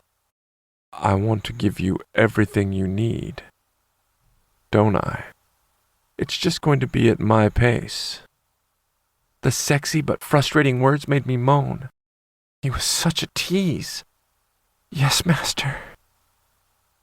He tugged me close until my cock was pressed against his steel-clothed body and leaned down to kiss me. I loved being with him any way he wanted, but when it was like this, tender but commanding, while I was naked and he was dressed, It was perfect. It made my submission swell inside of me, and everything just fell away. Master took his time kissing me and teasing me like he'd done on the couch. But eventually, he was ready for more. My cock was painfully erect as he slowly rocked my hips, humping me against his thigh. When he pulled away, I whimpered, and my dick jerked like it was trying to reach out to him for more. Ignoring my protest, Master laid me down on the carpet and finished stripping off my pants, so I was completely naked for him. So beautiful. Master kissed down my body, alternating between delicate licks and stinging bites. It wasn't hard enough to mark my skin, but I could feel his teeth as he moved away. The incredible sensation as he nibbled along my body was like little lightning bolts shooting straight down to my dick. When his slow exploration of my chest finally reached my hip, and he worked his way toward my cock, I almost couldn't breathe. The idea of those nibbling little bites around my cock or down my shaft had pre-cum leaking out of it. I wasn't sure if I was relieved or disappointed when it was the slow licks that teased at my erection. Every little sting of his teeth would have been magnified, but the fantasy wouldn't leave my head. When Master finally took my shaft between his lips, I groaned in pleasure, and his hands pinning my hips to the floor were the only thing that kept me from thrusting up into him. He lightly sucked on the head, making me gasp and shake before letting it slide deep into his mouth. All I could do was moan and alternate between basking in the pleasure and begging for more. When his hands moved from my hips down to my thighs and spread my legs apart, I knew what would happen next. Master stretched out between my legs and opened me up so he could continue kissing and exploring as thoroughly as he'd said he would. When he kissed down my balls and licked them, all I could do was squirm. But when his tongue finally reached my hole, even begging was too hard. "That's my beautiful Sawyer. Show me just how much you want it. Let me hear those sexy noises."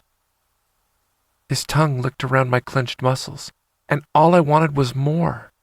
Every touch made me greedier, and all I could think about was feeling him inside me and finally getting to come. Dirty sounds of pleasure and pleading noises flooded out of me as he kept sending me higher. When his tongue stiffened and he fucked me with it, all I managed was a whimper.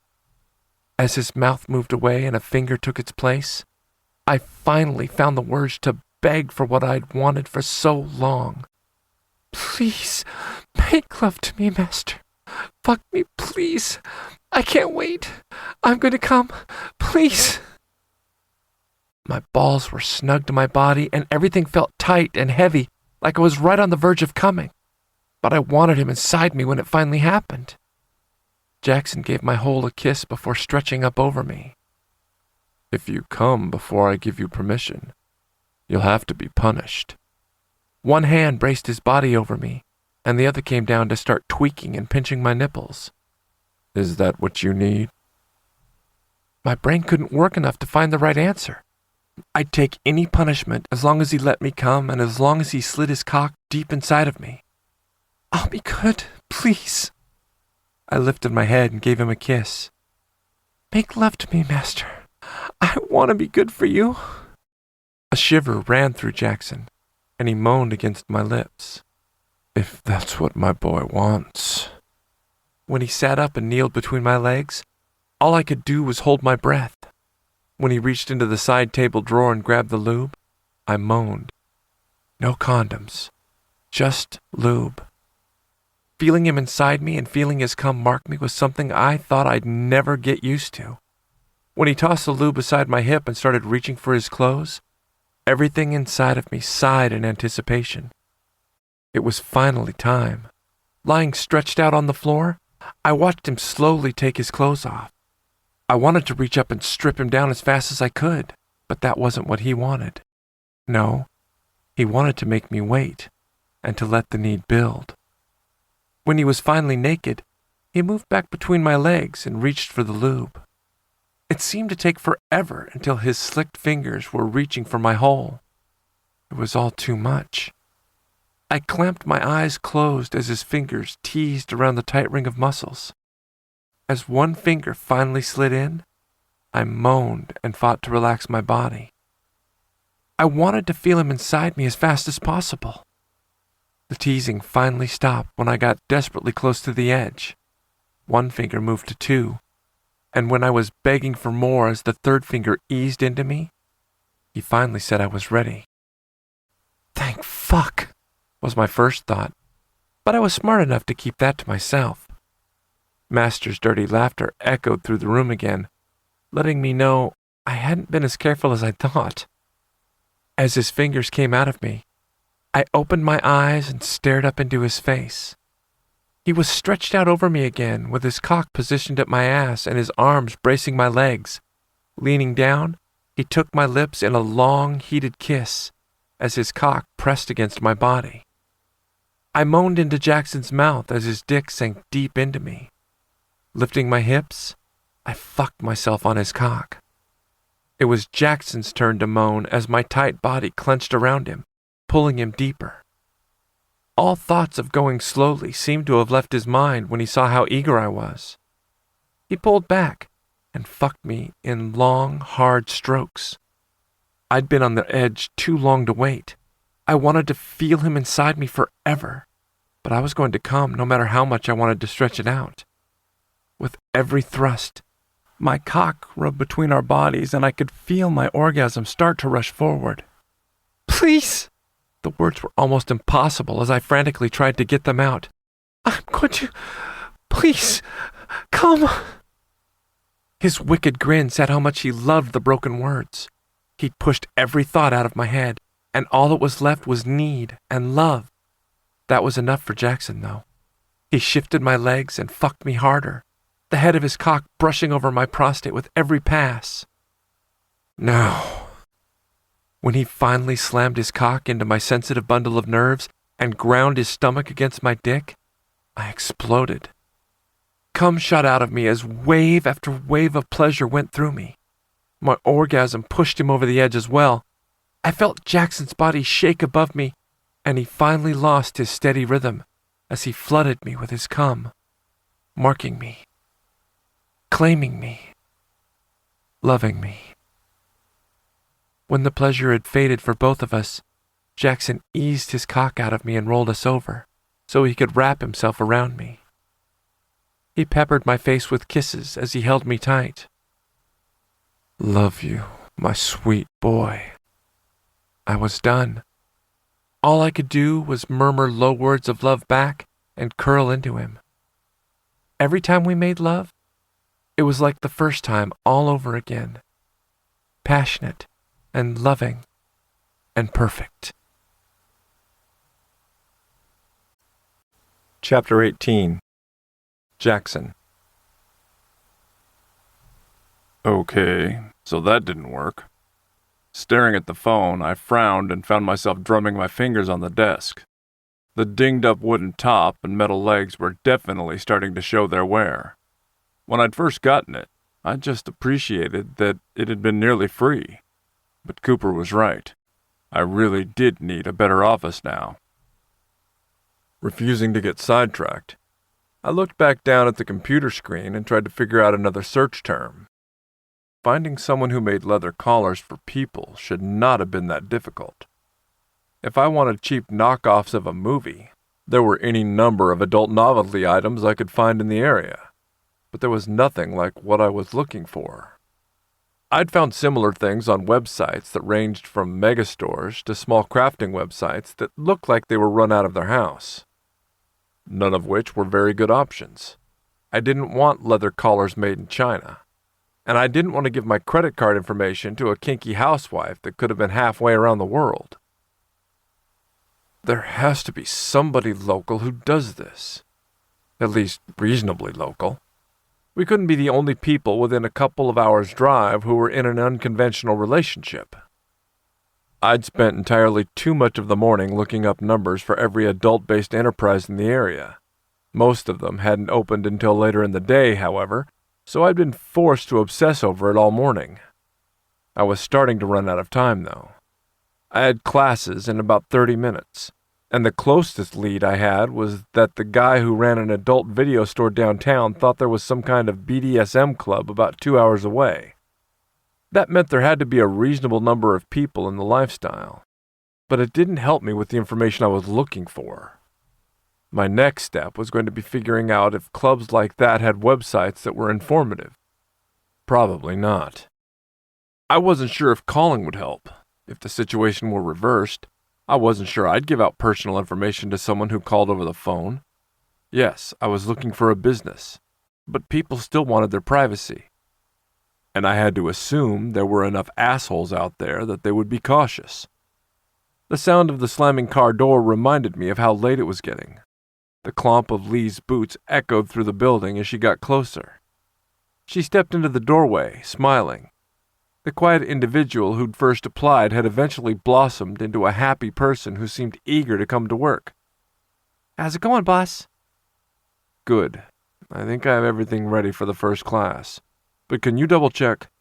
I've got a few things I need to finish up before everyone gets here, and I know I missed something.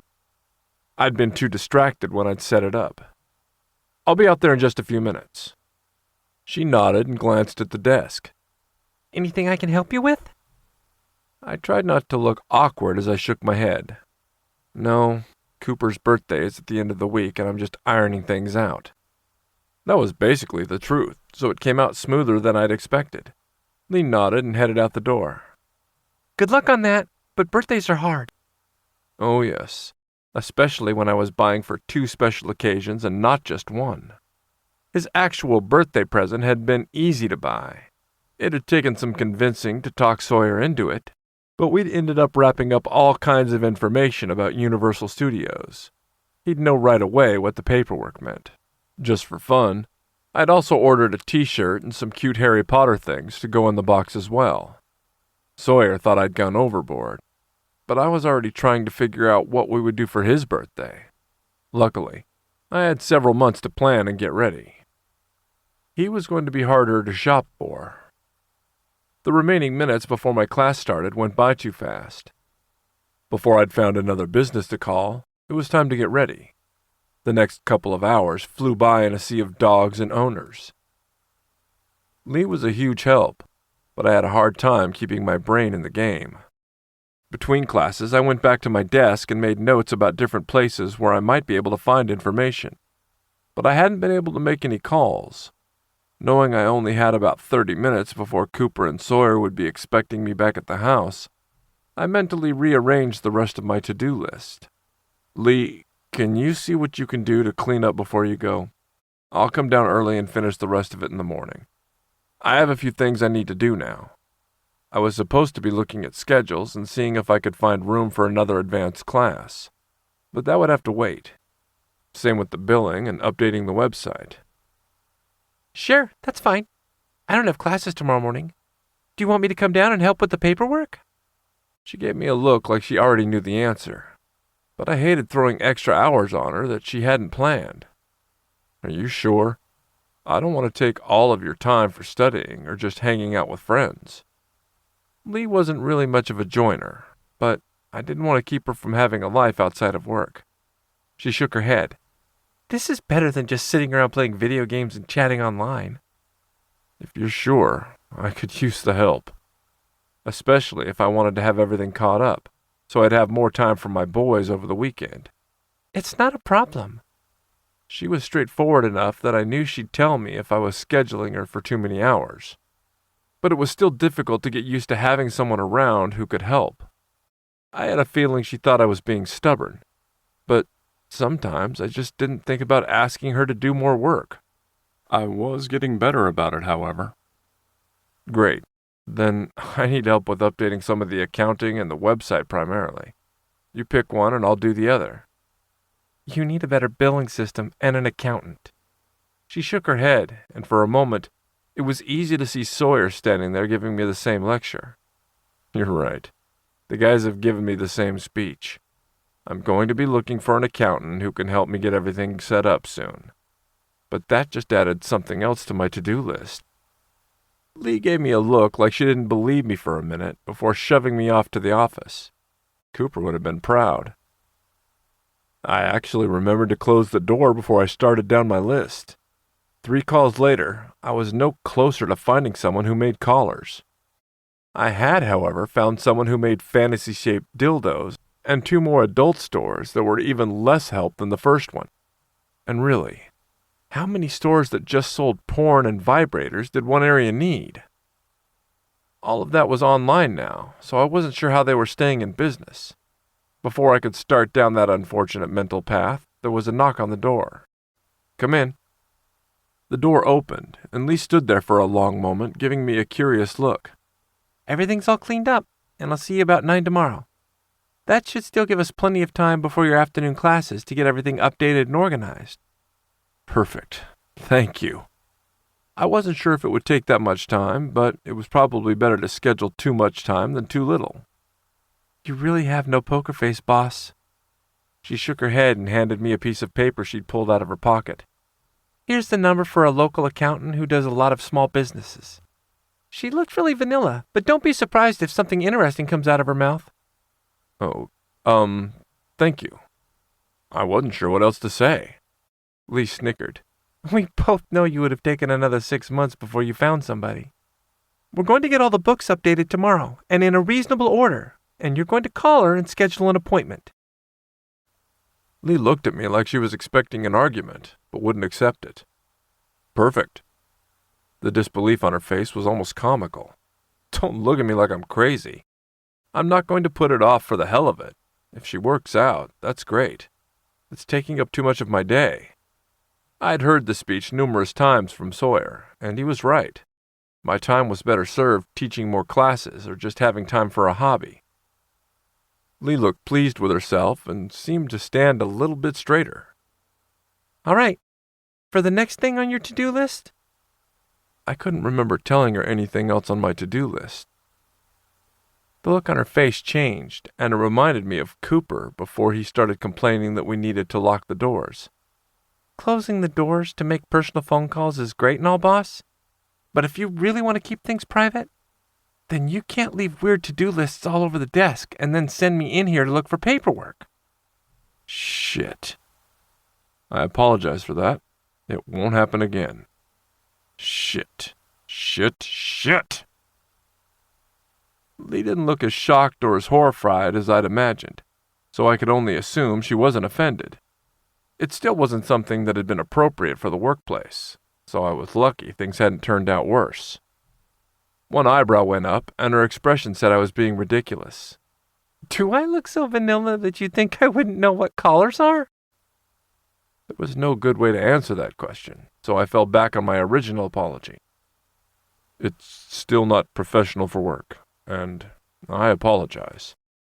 I got an exasperated look, and she shook her head. "Give this guy a call."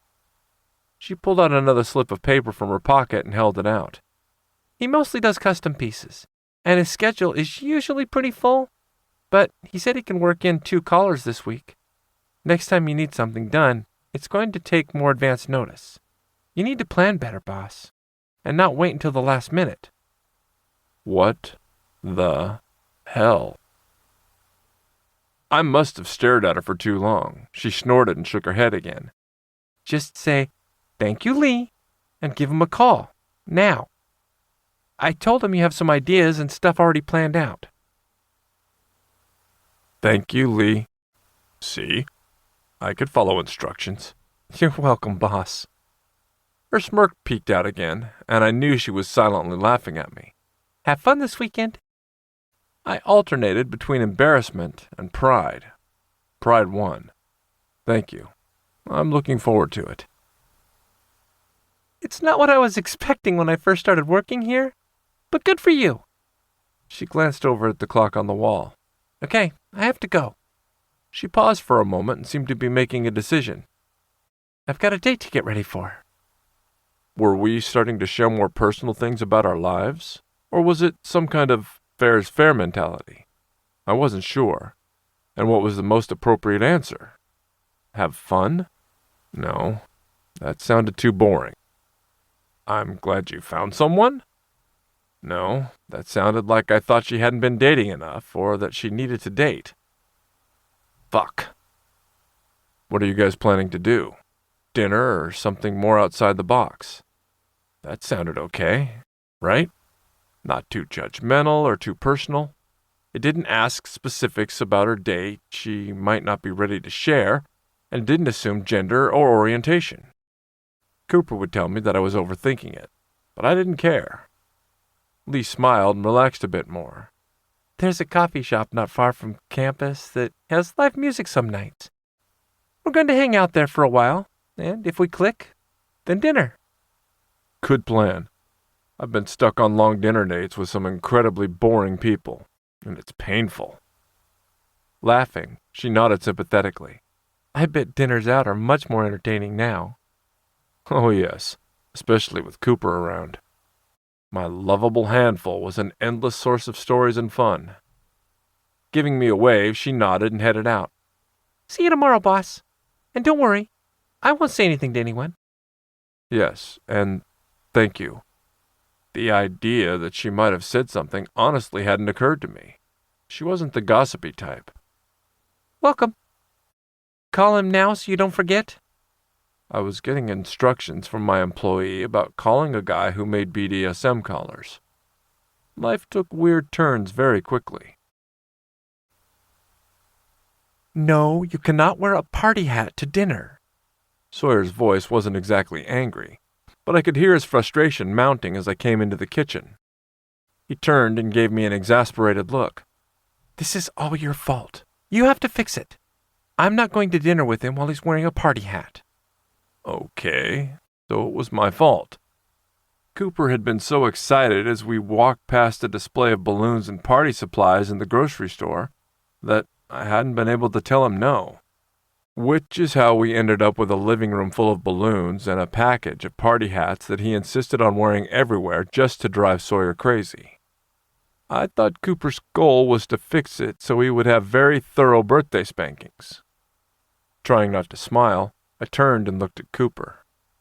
He was wandering excitedly around the room, giving longing glances to the refrigerator. Cooper, no birthday cake. And what did we say about the hats? I got his best innocent look, and he sighed sweetly. I'm sorry? I'm not supposed to wear it outside the house. He took off the brightly colored hat and walked over to set it on the table.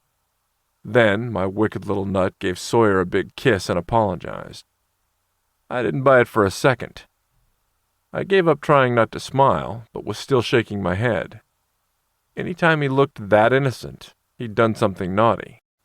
Walking over to my boys, I gave Cooper a long look and held out my hand.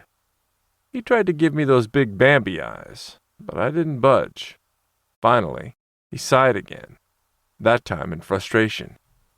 You guys are no fun. They wouldn't have minded. Your dad would have thought I was funny. Cooper reached into his back pocket and pulled out another party hat. Thank you. Now, is that it? I was learning to ask better questions. He rolled his eyes but reached into his other back pocket. As he handed me the second hat, he deflated a little. The little con artist. Cooper, why don't we wear the hats out in public? The conversation was starting to become too familiar.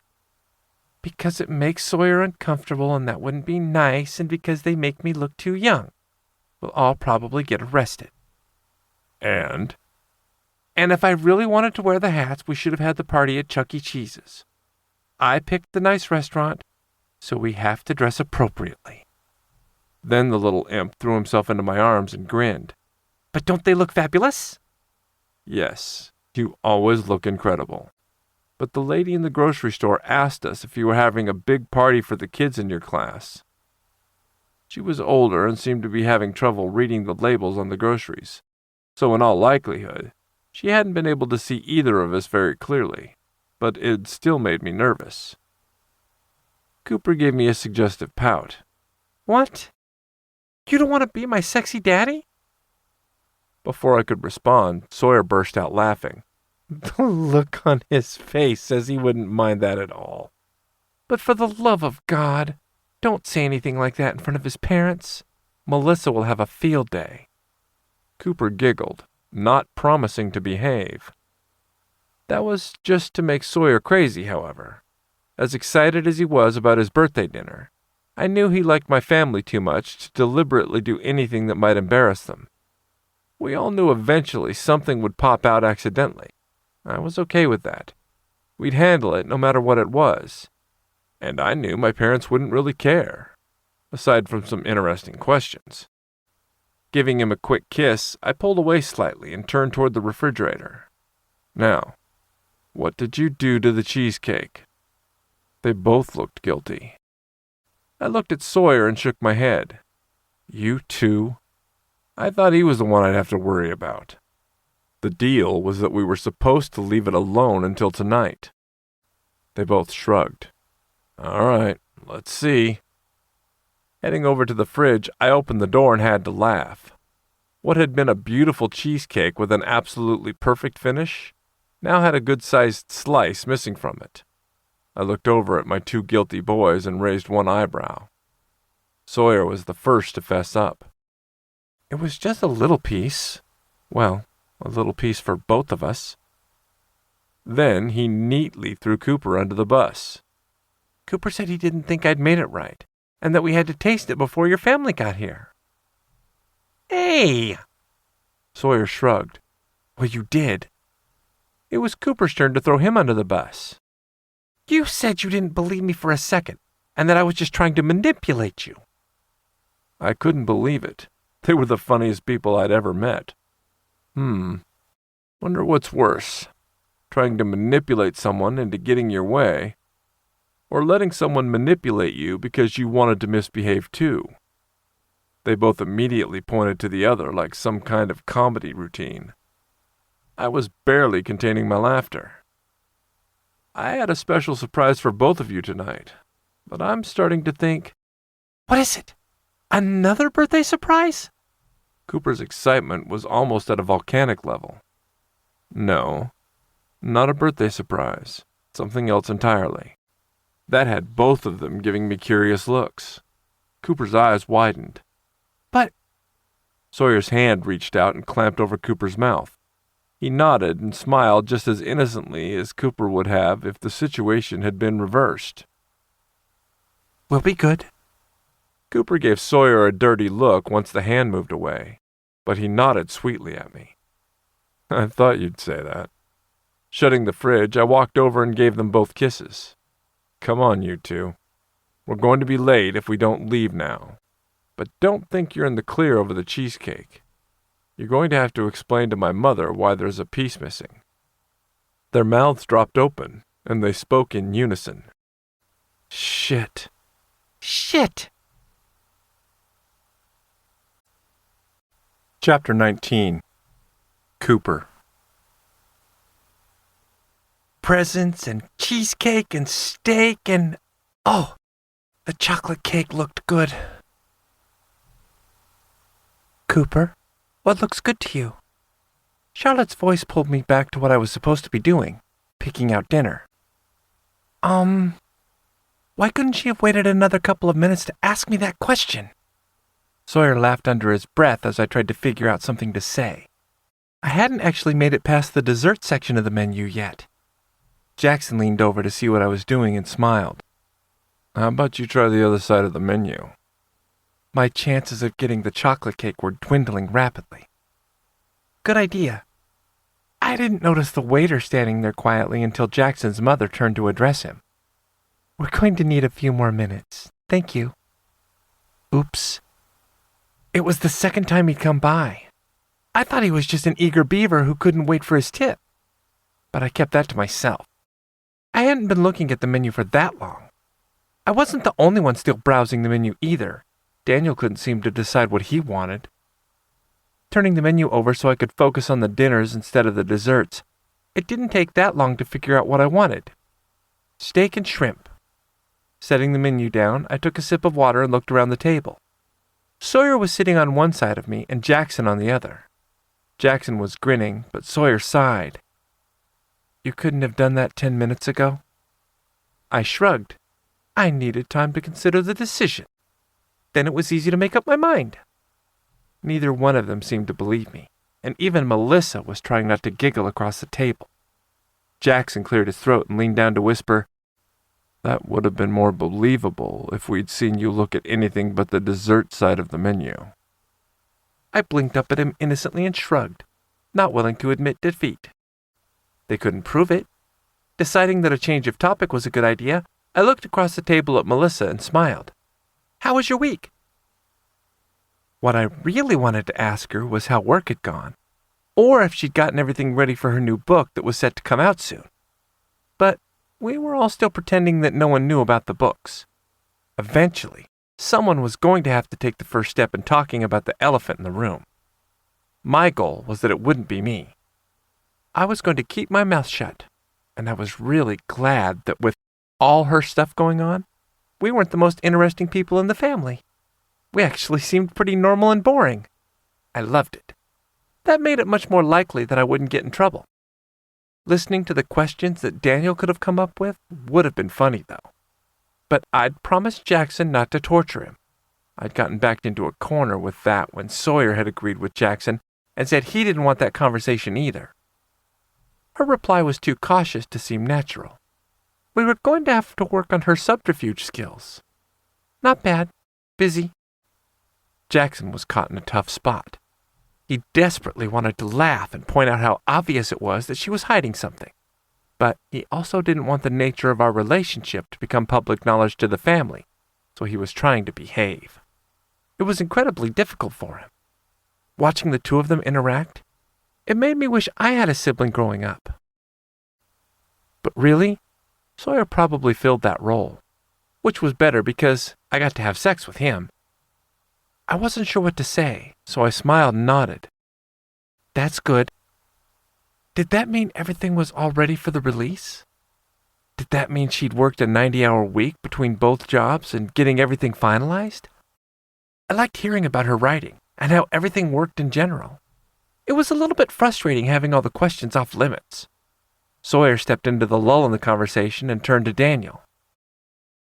How is the planning coming for the dollhouse? Charlotte couldn't seem to decide if she wanted to sigh or roll her eyes. She'd probably had enough of the dollhouse conversations. But Sawyer and I thought it was fabulous. Daniel beamed. It's coming along nicely. I started practicing making some of the different pieces this week, and they're turning out very well. Wonderful. I can't wait to see how it will look. I wasn't sure if his description meant he'd just spent the week trying to make roofing shingles and some of the delicate cuts, but he seemed to be having fun, and that was all that mattered. The small talk about everyone's week continued until the waiter came back. He seemed relieved that we were finally ready to order. After a few minutes of getting everything organized and explained to the waiter, I thought I'd finally waited long enough. When do I get to open presents? Laughter flowed around the table, and I smiled excitedly. Jackson reached out and ran a hand over my hair. What? You don't want to wait until we get home? Do I have to? I made a show of glancing down at the long, flat box that was propped against his chair. I was assuming that since everyone had brought their presents to dinner, it meant I didn't have to wait. At least, that was going to be my logic if they tried to pull a fast one. Waiting only made everything better with sex, not gifts or rewards. Presents didn't work like orgasms. They didn't get bigger the longer you waited. Jackson looked like he was going to tease me, but Charlotte spoke up, shaking her head. No, it's your birthday. If you would like to open them now, that's fine. That's why we brought them. It would be a while before the food arrived, so it seemed like as good a time as any for opening the presents. Now, please. That's what I thought you'd say. Jackson's smile widened as he reached for the brightly wrapped box. They'd been very quiet about what my present was going to be. I hadn't been expecting anything, so when Jackson started smiling and telling me he had a secret, I'd been surprised. I guess I shouldn't have been. Jackson liked doing little things for us. I just couldn't figure out what could be in the package. It looked like one of those long rectangular boxes that pajamas would come in at Christmas. Everyone was quiet as I turned the box over in my hands. I felt something shift, so I knew it couldn't be clothing. Thank goodness. There hadn't been any big gift-giving holiday since we'd met, so I hadn't seen what kind of shopper he was yet. Sawyer leaned in closer, and he seemed to be vibrating with excitement. Don't just look at it. Open it. Part of me wanted to rip it open, but part of me wanted to savor it. It was my first birthday present from Jackson. They said they'd picked it out together, but the little look Sawyer had given him made it clear whose idea it was. Don't rush me. It's my birthday. I'd been using that excuse all day long for just about everything.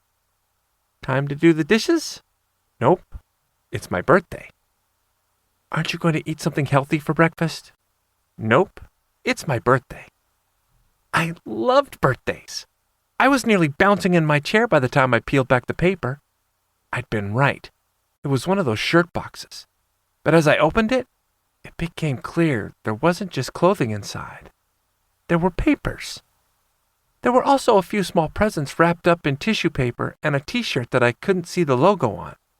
But it was the paperwork that caught my eye first. What could they have picked out? Contrary to Jackson's worries, I wasn't old enough to be excited about stocks or something like that for my birthday. What is it? The anticipation was still there, but now I was confused. Jackson and Sawyer both nearly giggled. Sawyer poked my arm and nodded toward the box. Just look at it. He was still ridiculously excited, so the chances of it being something financial went down dramatically. But I still wasn't sure what it could be. As I reached into the box and lifted out the paperwork, Sawyer seemed to be holding his breath. The blank sides were up, teasing me more, but as I turned them over, I knew exactly what it was. Universal Studios! Laughter rumbled around the table as I started looking at our vacation. There was information about the tickets and even the hotel where we would be staying. We were going on vacation to Orlando. This is fabulous! Thank you! I gave each of them a kiss on the cheek and squeezed Jackson's hand. We're going to go on vacation. After a quick round of comments about how much fun it was going to be from Jackson's parents, and some jealousy from Melissa, I opened the little presents. They'd gotten me a Harry Potter picture frame and notepad for my office, along with a t-shirt from the movie. I couldn't wait to get a picture taken of all three of us to put inside of the frame. I looked back down at the papers.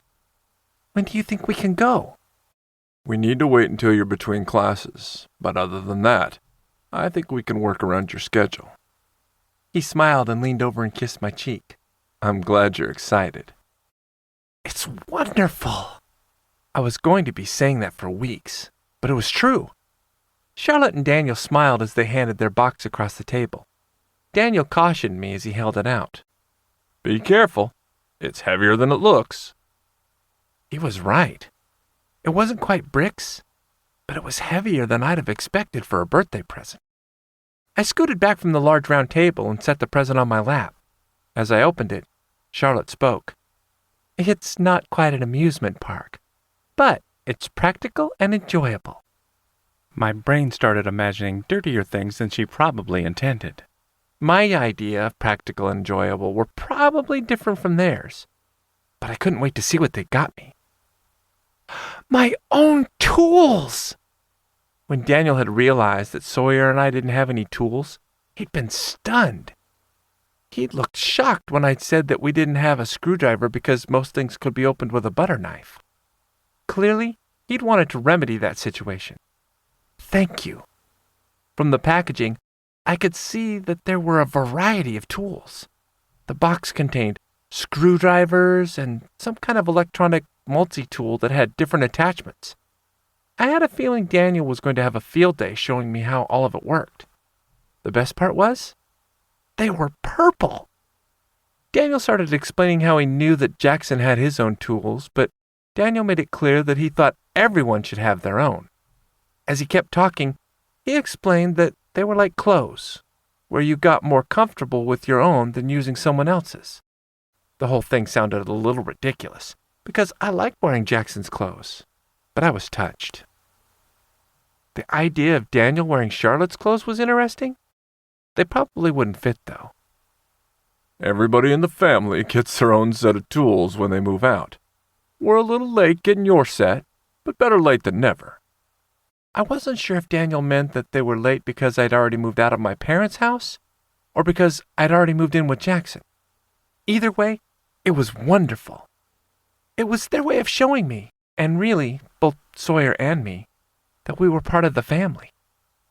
Giving the tools to Sawyer for a moment, I went around the table and gave both of them a hug. By the time I got back to my seat, it was Melissa's turn to be grinning like a lunatic. When she handed an envelope across the table, I knew from her expression it wasn't just a gift card. "Thank you." As I opened the envelope and slid out the card, my curiosity started to build. Yes, there were a couple of scratch-off tickets and a good-sized gift card in it, but the note was what made me smile. After wishing me happy birthday, Melissa had gone on to write that my real present was out in her car. She went on to tease that she had a variety of books she thought I would like, and even said that one of them was hers, but she wasn't going to say which. "This is wonderful. Thank you. If I hit it big on the tickets, I'm not going to share, though." I held out the card so everyone could see and thanked Melissa again for the gift. As I tucked the envelope away in the box from Jackson and Sawyer, I saw Sawyer giving me a curious look. I just winked at him and mouthed, "Later." There was no way I was going to be the one to start that discussion in front of Jackson's parents. But once they began discussing the elephant, I was going to have fun with it. The whole thing would be too funny to ignore, and if I played my cards right, I could end up getting a spanking for being naughty, too. "That was delicious. You did a wonderful job." Charlotte was all smiles as she finished up the last of her cheesecake. In the past, everyone had gone over to their house for dessert after the birthday dinner. But when Jackson explained that I'd wanted to learn how to make a cheesecake, they'd been fine with the change. I was glad that it had turned out okay, and we only got a little lecture about cutting into it before everyone else arrived. Thank you. Between the balloons and the cheesecake, it actually felt like a real party. I even managed to get Sawyer into a birthday hat. I'm just glad it turned out edible. Sawyer had been right. The consistency had been weird, but it had turned out perfectly. I still thought that taste testing before everyone arrived had been a good idea. I'd have died if it had been gross. And who wanted to wait all day long for dessert? As Charlotte helped clean up the kitchen, she set everything down on the counter by the sink and came over to give me a hug. "Happy birthday, Cooper. I'm very glad that Jackson found you both. I hope you had a wonderful birthday." I returned the hug before she stepped away. Smiling, I nodded, "It was a wonderful birthday. Thank you for celebrating with me." I couldn't remember ever having a birthday as happy as that one. My first birthday with Sawyer, once we were a family, had been incredibly special. But this one was just filled with happiness and laughter. They'd accepted us as part of their family, even though we were probably very different from what they'd expected. After more hugs and a quick goodbye, Daniel and Charlotte left, claiming it was getting late for them. But there was something about the way Charlotte looked at Melissa that made me curious. Melissa hung back, telling them goodbye and saying she'd leave in a few minutes, but Charlotte just smiled and said she was sure she'd see Melissa soon. As soon as their car drove away and they headed toward the main road, I bounced up and down. "Where are my books? You made me wait forever. That's just mean." Melissa laughed but grabbed her keys off the table and headed for her car. "There was no way I was going to give these to you in front of my parents. I don't care if they actually know what I write. It's still weird." "No, what's weird is that none of you are willing to talk about it." She shrugged as she opened the trunk of her car. "Personally, I'm pretty content pretending they don't know." She slammed the trunk and headed for the house carrying a big decorative bag. "I don't think your mother will be willing to let it go on forever. One of these days, she's going to show up on your doorstep and get it all out in the open." And from the look on her face as they'd left the house, it probably wouldn't be as far into the future as Melissa hoped. Nope. Her mother had the same glint in her eyes that she'd had at the barbecue. "That's just mean." She frowned and gave me a dirty look. "Don't wish that on me. It's not going to be my fault when she shows up at your house." You should hide things better, or talk about it and just get it over with. Now hurry, I've been waiting hours for these. Teasing me with the books and then making me wait all night for them was wrong. Melissa laughed, clearly not worried about driving me crazy. Here you go. Most of them are books I picked up at some conventions, so a lot of them are actually signed. I'm not going to tell you which one is mine or if it's signed or not, and if you guess, I don't want to know. I snatched the bag from her hand gleefully and danced toward the living room. Sawyer and Jackson were trying to herd the balloons back into one corner as I skidded to a halt. My books!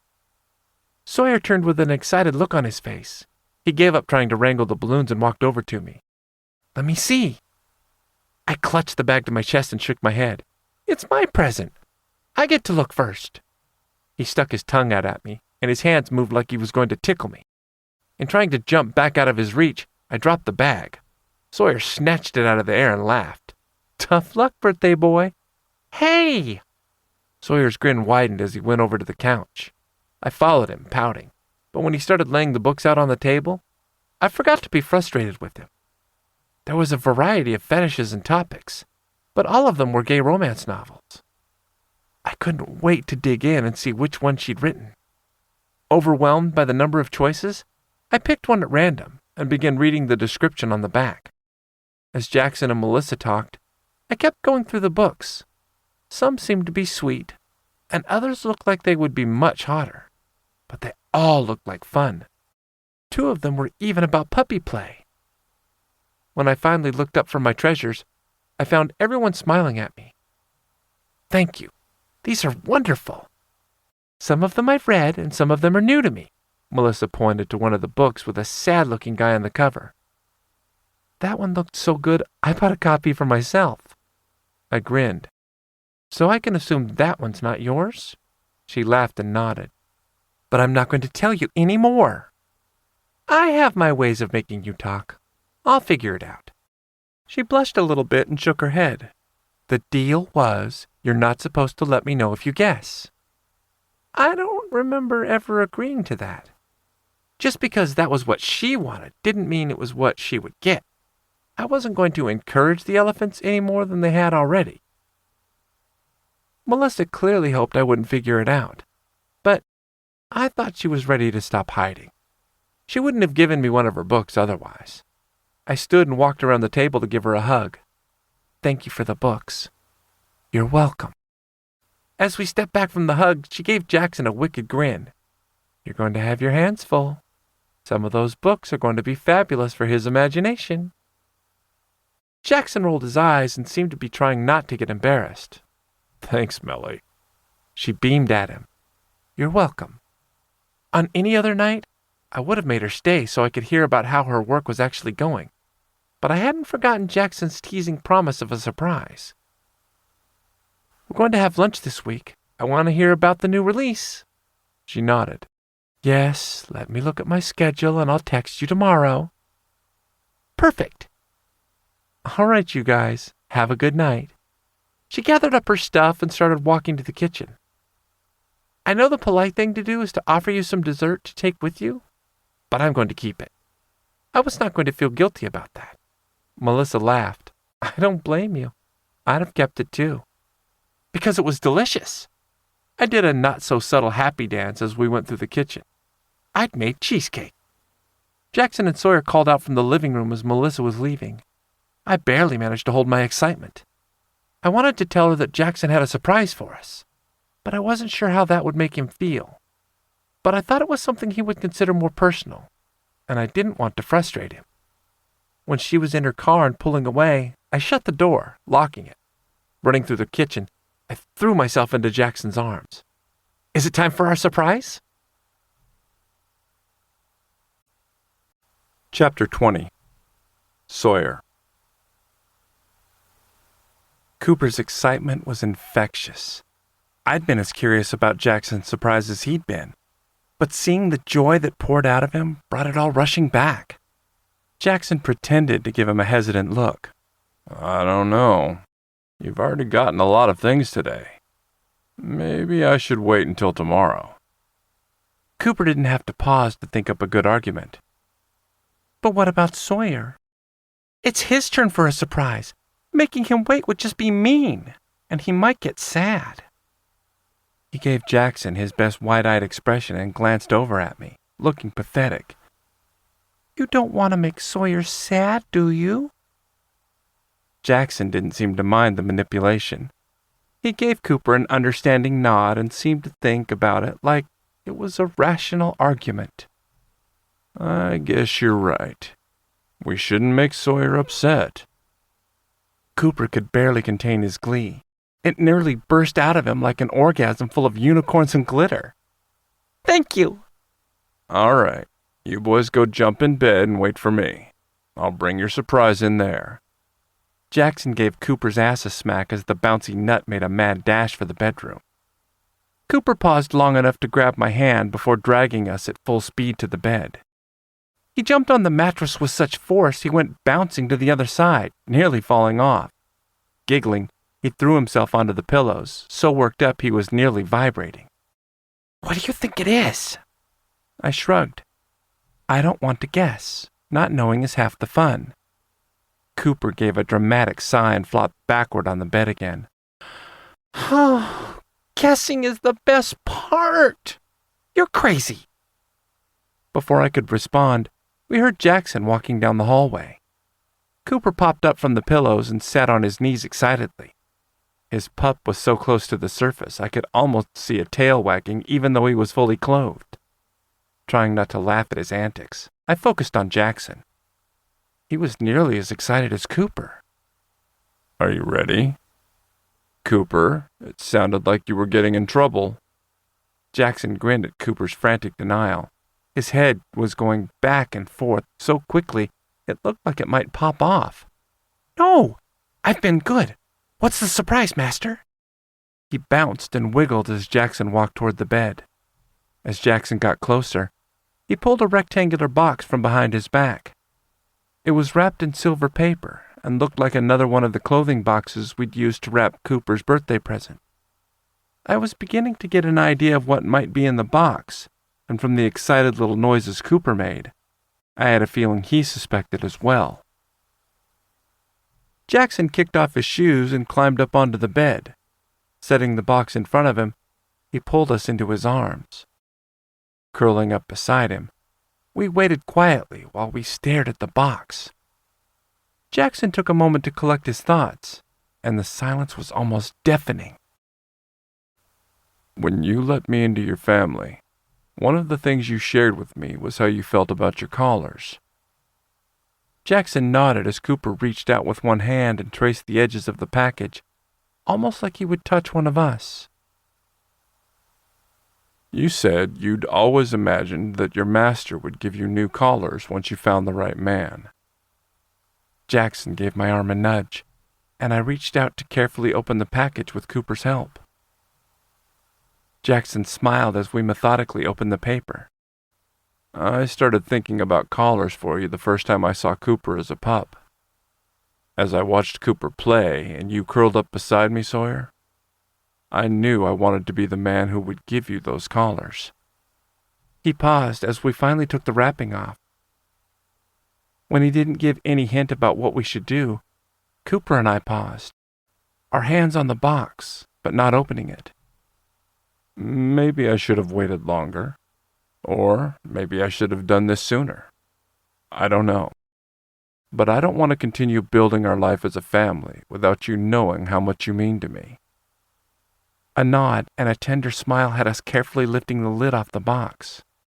I want you to understand how much I love you, and how much being your master means to me every time you see the collars. I never imagined that this was how my life would turn out, but I couldn't have asked for a better family. You both mean the world to me, and I can't wait to see where our life goes from here. Jackson moved his arms from around us and reached into the box to pick up our collars. Holding out the 2 leather circles, he gave us a tender smile. It was easy to see which collar was intended for me and which one for Cooper, even without seeing our tags. They were both very similar, but it was clear Jackson wanted to show our personalities in them. They were beautifully made. The dark brown leather looked soft and supple.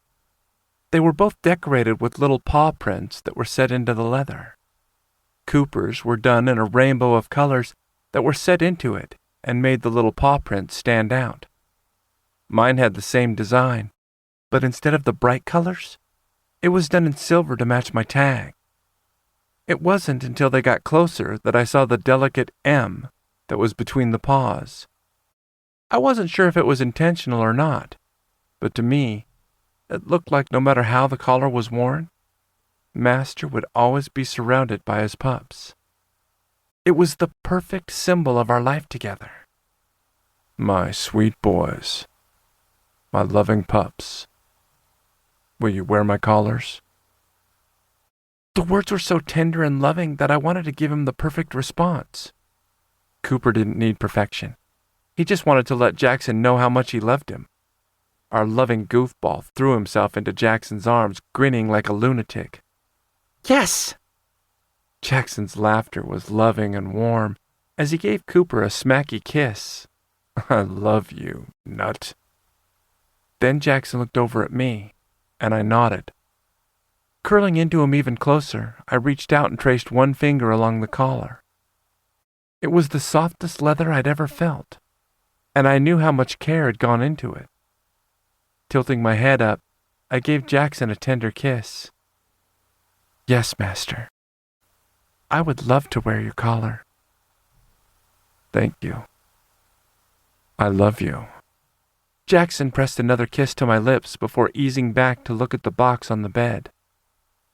I have one more surprise for you both. Cooper's whole body gave another excited wiggle, and he just about threw himself into Jackson's lap. Another present? Laughing, Jackson nodded. Yes. Jackson reached into the box and picked up a piece of tissue paper off the bottom of the box. I couldn't see what it had been covering up, but Cooper just melted. Oh, Master! Looking closer so I could see, I felt the same rush of emotion as Cooper. It was two thin necklaces with tiny locks instead of clasps. Jackson picked one up and brought it over to my neck. Pausing, he waited until I nodded before opening the little hidden clasp that released the lock. As he put it around my neck, he smiled and had a faraway look in his eyes. When it was fastened, he leaned in and kissed my cheek. It should be thin enough that no one will see it under your clothes, but I wanted to give you something you could wear every day. Not a lock where I have the key, but a lock where you're choosing to keep me wrapped around you.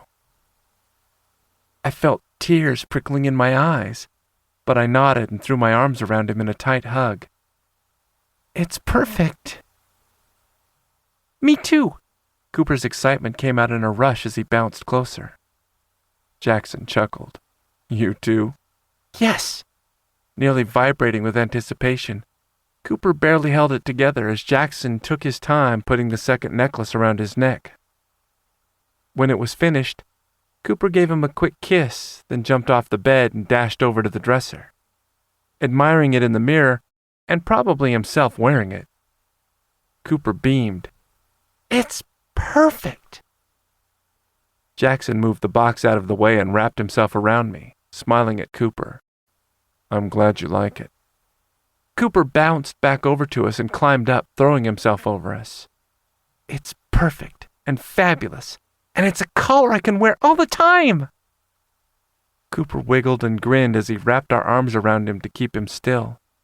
Trying not to laugh because that would just egg him on, I tried to pin him down. You've had too much sugar.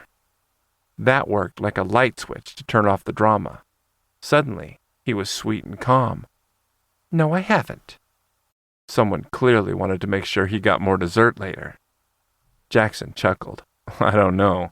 You seem slightly hyper to me. Cooper gave Jackson a wide-eyed stare, blinking down at him with an innocent-looking pout. I'm just excited. The way his hips flexed, I knew Jackson was getting a very good example of just how excited Cooper was. Jackson's voice dipped lower. Excited for your collar?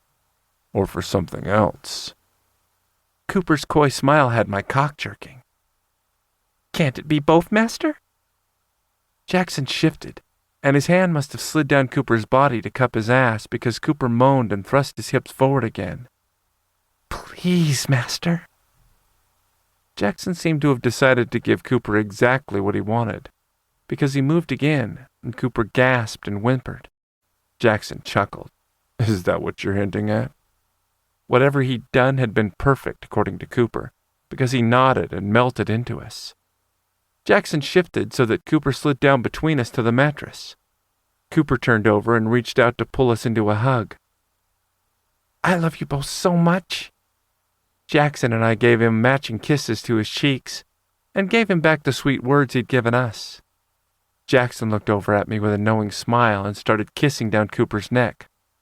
Following his signal, I started licking and nibbling down the other side so Cooper was writhing and making low begging sounds. When we reached his shoulders, Jackson sat up and glanced over at me. I think he's wearing too many clothes. What do you think? I'd agree to whatever got us naked the fastest. Cooper wasn't the only one who was excited. I think you're right, Master. Jackson's heated smile turned tender, and he leaned over Cooper to give me a kiss. Cooper sighed. You two are so sexy together. I chuckled as Jackson finally pulled away. If he can talk in full sentences, I don't think we've been giving him enough attention. Oh, yes, I think you're right. Jackson looked down at Cooper and gave him a heated look. It might take us a while to make sure he's had enough. Another shiver raced through Cooper, and he couldn't seem to decide if he wanted to say thank you or if he wanted to force us to hurry.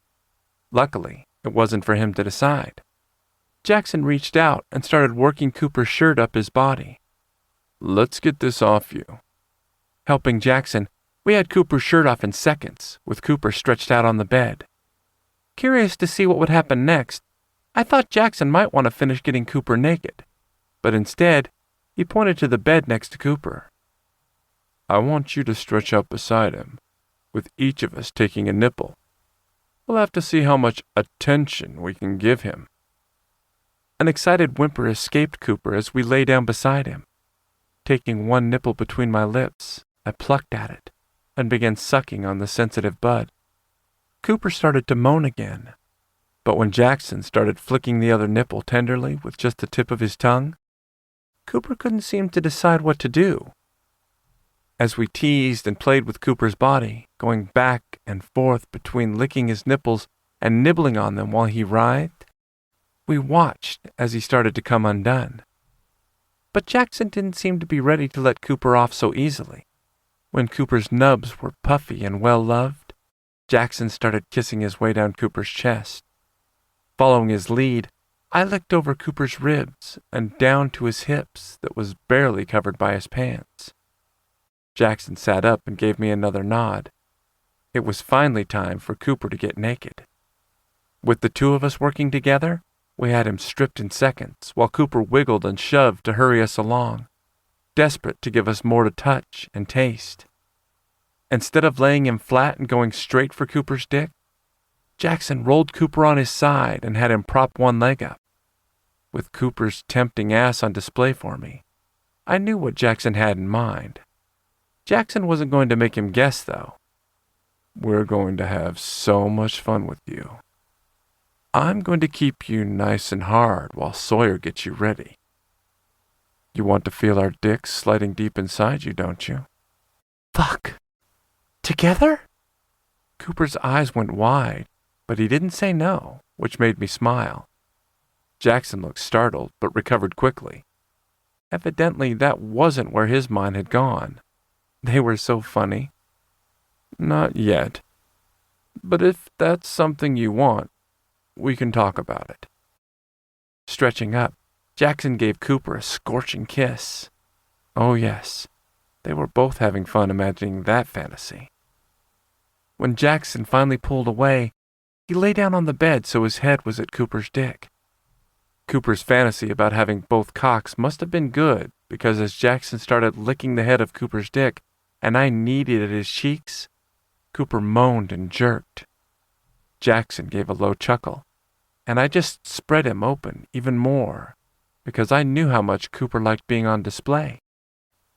The gasp of pleasure from Cooper let me know the moment when Jackson finally took him completely in his mouth. When I started circling Cooper's tight ring of muscles and flicking my tongue over it, he whined and writhed. He couldn't seem to decide what he wanted more, but since it wasn't up to him and he didn't have to choose, I didn't see the problem. He just had to feel and remember not to come until he had permission. That was going to be harder than he imagined, though. As I flicked my tongue and squeezed his cheeks, Cooper made the most beautiful sounds. He wanted it too much to let his body guard against me, so it wasn't long until the muscles relaxed and I was fucking him with my tongue, kissing and stabbing it in as far as it would go. It was just enough to make him beg for more, but not enough to satisfy him. "Please, Jackson, Sawyer, please, I'm..." His stuttered, broken words were music to Jackson, who hummed again with pleasure. It egged him on and pushed him to take Cooper even closer to the edge. When Cooper's body was open for me and frantically trying to pull me deeper, I brought one finger up and started fucking him with just the tip. Cooper started trying to desperately shove himself back and forth to get more from each of us, but Jackson's tight grip on Cooper's hip made it almost impossible. The rising desperation in his voice made me realize that no matter how long we wanted to pleasure him and torture him, his pleas for more would eventually push Jackson to give in. Reaching behind me to the nightstand, I grabbed the lube and brought it over to the bed. Cooper was too distracted by Jackson's mouth and the little tip of my finger that was teasing his hole. So when I pulled out to slick up my fingers, he didn't seem to realize what was happening. "Sawyer, don't stop! Fuck more, Sawyer!" I just chuckled as I brought my slicked finger back to his opening and sank deep with one thrust. It was just a single finger, but Cooper cried out like it was the thickest dick he'd ever taken, and another shiver raced through him as he desperately tried to chase his orgasm. Jackson wasn't ready to let Cooper orgasm yet, however, and did something to Cooper's dick that made him gasp and shake before thrusting his hips forward. "Please, Jackson. Again. Fuck. Again." Chuckling low, Jackson did whatever it was again, and Cooper whimpered, but clenched down on my finger like pleasure was flooding through him. I couldn't wait to figure out what Jackson had done to get such a fabulous response from Cooper. "Don't forget, pup. You don't get to come until I say so. Remember?" Jackson's low words made my cock even harder, and even though I knew he was talking to Cooper, all I wanted to do was to promise to do whatever he said. Cooper beat me to it, though. "Yes, remember. Good. Please. Now." Jackson's arm moved, and I pictured him slowly jerking Cooper off because Cooper whimpered again as Jackson told him how good he was being and how Jackson was having fun playing with him. Unable to resist the temptation, I pulled almost all the way out of Cooper's body before adding a second finger. There was no way we'd last much longer. He gasped and whined before trying to push me deeper. Jackson just made a low, pleased sound, and his head dipped back to Cooper's dick. As I stretched Cooper and Jackson had fun wringing frantic, pleasured cries from him, we both pushed him higher and higher. When I had 3 fingers in, and he was more than ready, Jackson must have finally realized that Cooper was holding back his orgasm by a thread, because he moved away from Cooper's cock and nodded at me. Thank God. Pulling my fingers out, I shoved my clothes off while Cooper shook and Jackson grinned at the two of us. He wasn't much smoother, though. Jackson's hands jerked, and even through his pants, I could see he was hard as a rock and desperate to slide into Cooper. When we were both naked, I slicked my cock before reaching over to take Jackson's dick in my hand to ready him. He was hard and hot, and I could feel the blood pumping through him as I dragged the lube across his skin. He groaned, but thrust his dick forward to let me get him ready. Lie down beside him, Sawyer. Jackson's words startled me and had me pulling back. I was going to get to fuck Cooper? Yes, master. Cooper and Jackson both gave low moans as I whispered the words and stretched out behind Cooper, my cock teasing at his needy hole. Jackson lay in front of Cooper and positioned his arm under Cooper's leg to open him even more. Once I saw Jackson move, I knew what he wanted. So did Cooper, because he started jerking back and forth between us, mumbling low, "Thank you. Fuck. Yes. Thank you. Fuck." I couldn't even laugh or respond. Everything in me was focused on Jackson's face and the wonderful men stretched out in front of me. When Jackson leaned over Cooper and kissed my lips, I wanted to come right then. My beautiful boys. Show Cooper how much you want him, and how much you love him, Sawyer. Jackson's sexy, sweet words had my cock throbbing, and I sank into Cooper in one slow thrust. Cooper cried out, and the rambling mess of thank yous and fucks continued as he shook and waited for me to move. When I didn't go fast enough, he thrust back and whimpered for more. My first response was to give him whatever he wanted, but Jackson reached over and put a hand on my hip. Slowly. He's going to have to wait. Jackson was going to kill us. Cooper seemed to think so too, because the fucks he was mumbling took a more frustrated turn. But Jackson just chuckled and used his hand to guide my body, which was sexy as hell, and had me fighting to remember I couldn't come either. Not until Master had given me permission. That thought made me jerk, and my cock sank roughly into Cooper. He sighed, but Jackson shook his head. No. Remember the rules. Slowly. Yes, slowly. Fuck. I was turning into Cooper. Jackson let me make love to Cooper with torturously slow thrusts for a few more seconds before his hand stilled me. Now it's my turn. Fuck. We were taking turns. Pulling out slowly, I watched as Jackson moved lower and repositioned Cooper so he could sink into Cooper's tight heat. Watching Jackson's cock gradually enter Cooper was almost as hot as being able to feel Cooper's body wrapped around mine. Almost. It was also maddeningly erotic, and so frustrating I wanted to jack myself off and come all over Cooper's back. That wasn't the plan, though. Jackson kept up the measured pace for a few long minutes before withdrawing. Sawyer again. If I was frustrated, then Cooper was almost insane. He shook and begged and sighed in relief when I started easing into him, but the careful pace just made him more frantic. Jackson kept up the sexy rounds of playfully slow lovemaking until Cooper was a whimpering mess, and little shocks of pleasure he could barely hold back kept firing through him. When Jackson leaned over and kissed me, I almost missed the low words he whispered. Come, my love. The words finally cleared the hazy fog in my brain, and my hips shot forward with a mind of their own. Cooper had gotten so used to the gentle in and out that as I started to fuck him hard, he wasn't sure what to do. Before he could come, my orgasm burst through me and I shot deep inside him. Jackson leaned down, and I distantly heard him whispering to Cooper about how we were going to mark him and fill him up with our cum. The dirty words were said with such love it only made them hotter. As I finally pulled out, I gave Jackson a kiss on the cheek and fell back onto the mattress. I felt flattened, but they weren't done yet. I watched as Jackson growled and rolled a desperate Cooper onto his back.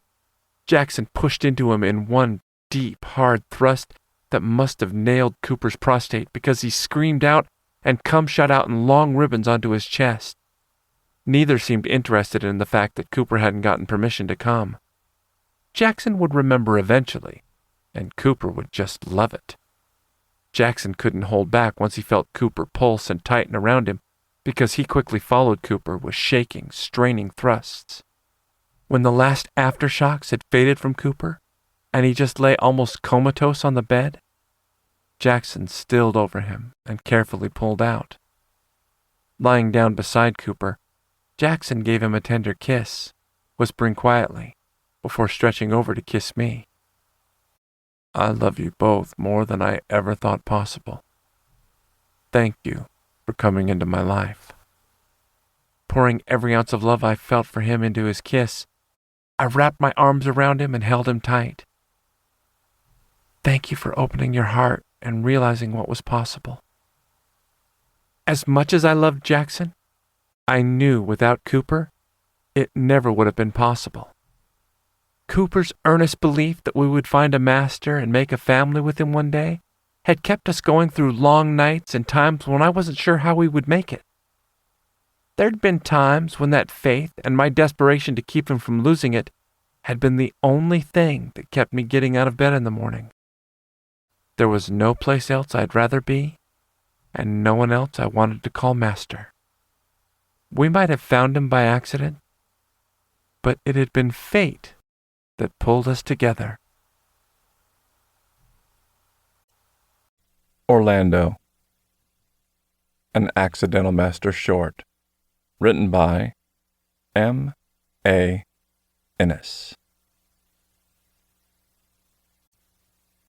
Chapter 1. Jackson. Are we supposed to be able to see alligators from the window? Oh, wait. Are they crocodiles? What's the difference again? Watching Cooper's head bob back and forth as he pressed his face to the window had me smiling. As we'd walked in the condo, the first thing he'd done was run to the large windows on the far side of the living room and start talking about everything he was seeing.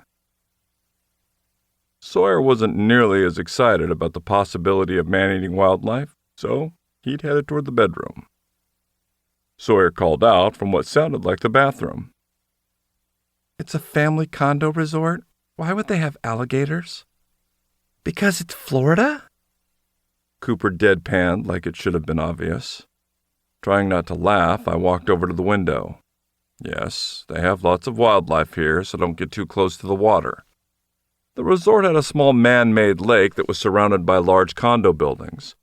I wasn't sure it was a good idea to let tourists paddle around in tiny boats in a lake that clearly had alligators, judging by the little one that was sunning itself on the strip of grass behind the building. But all I was worried about was Cooper, so I wouldn't focus on the dangers.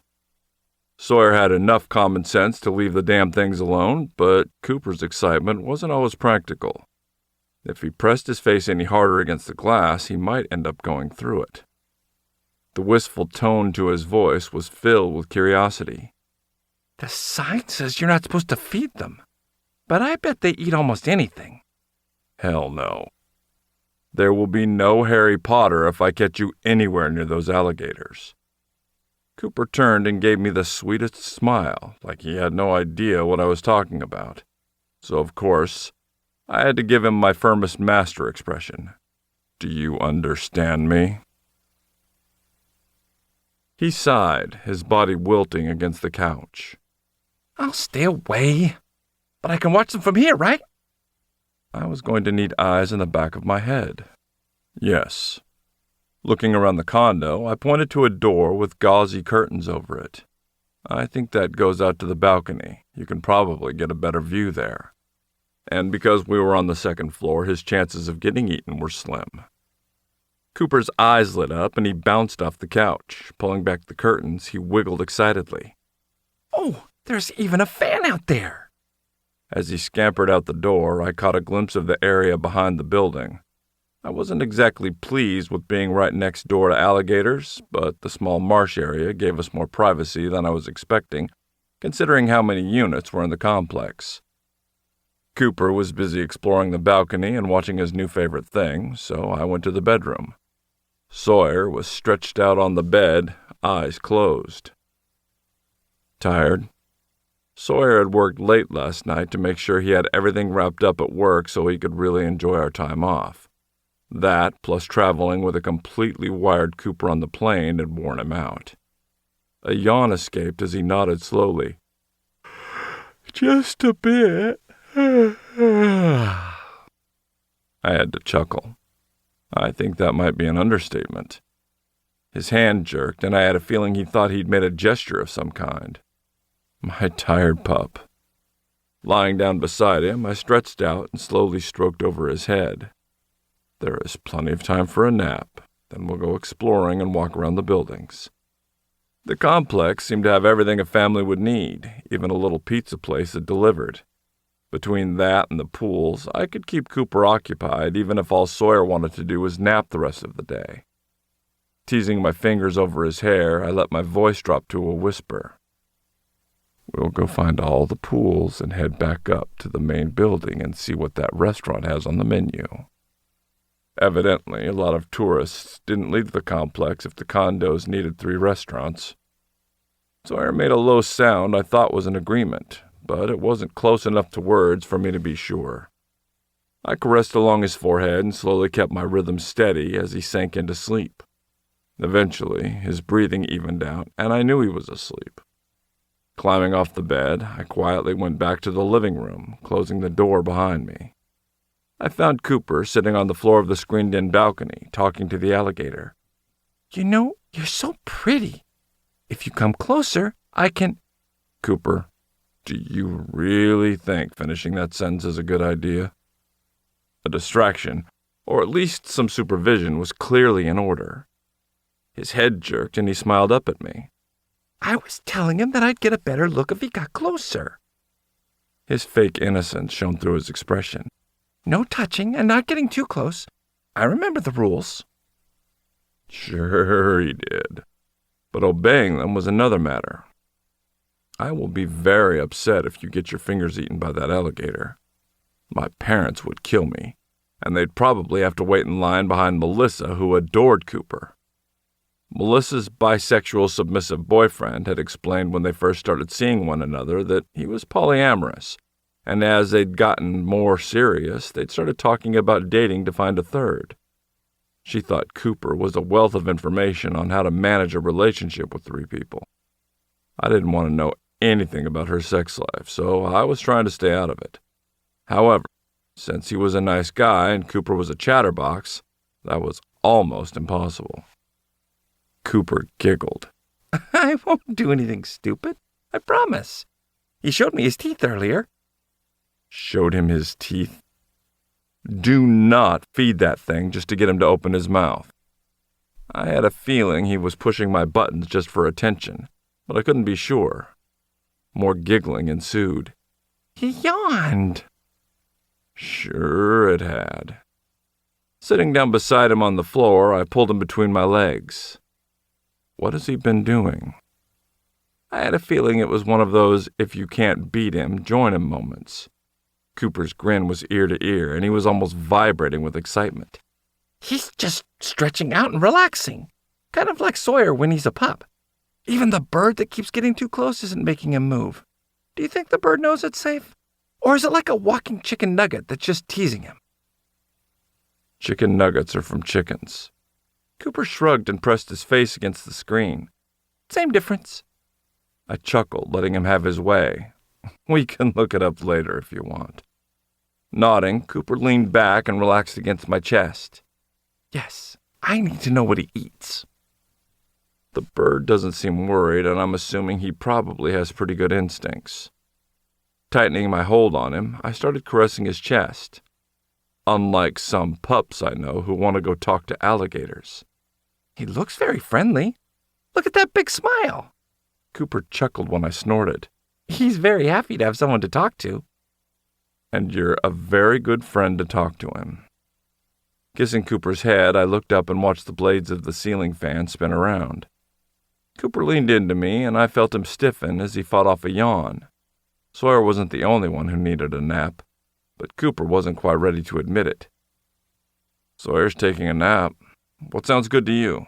Do you want to relax on the couch and see if we can find a movie?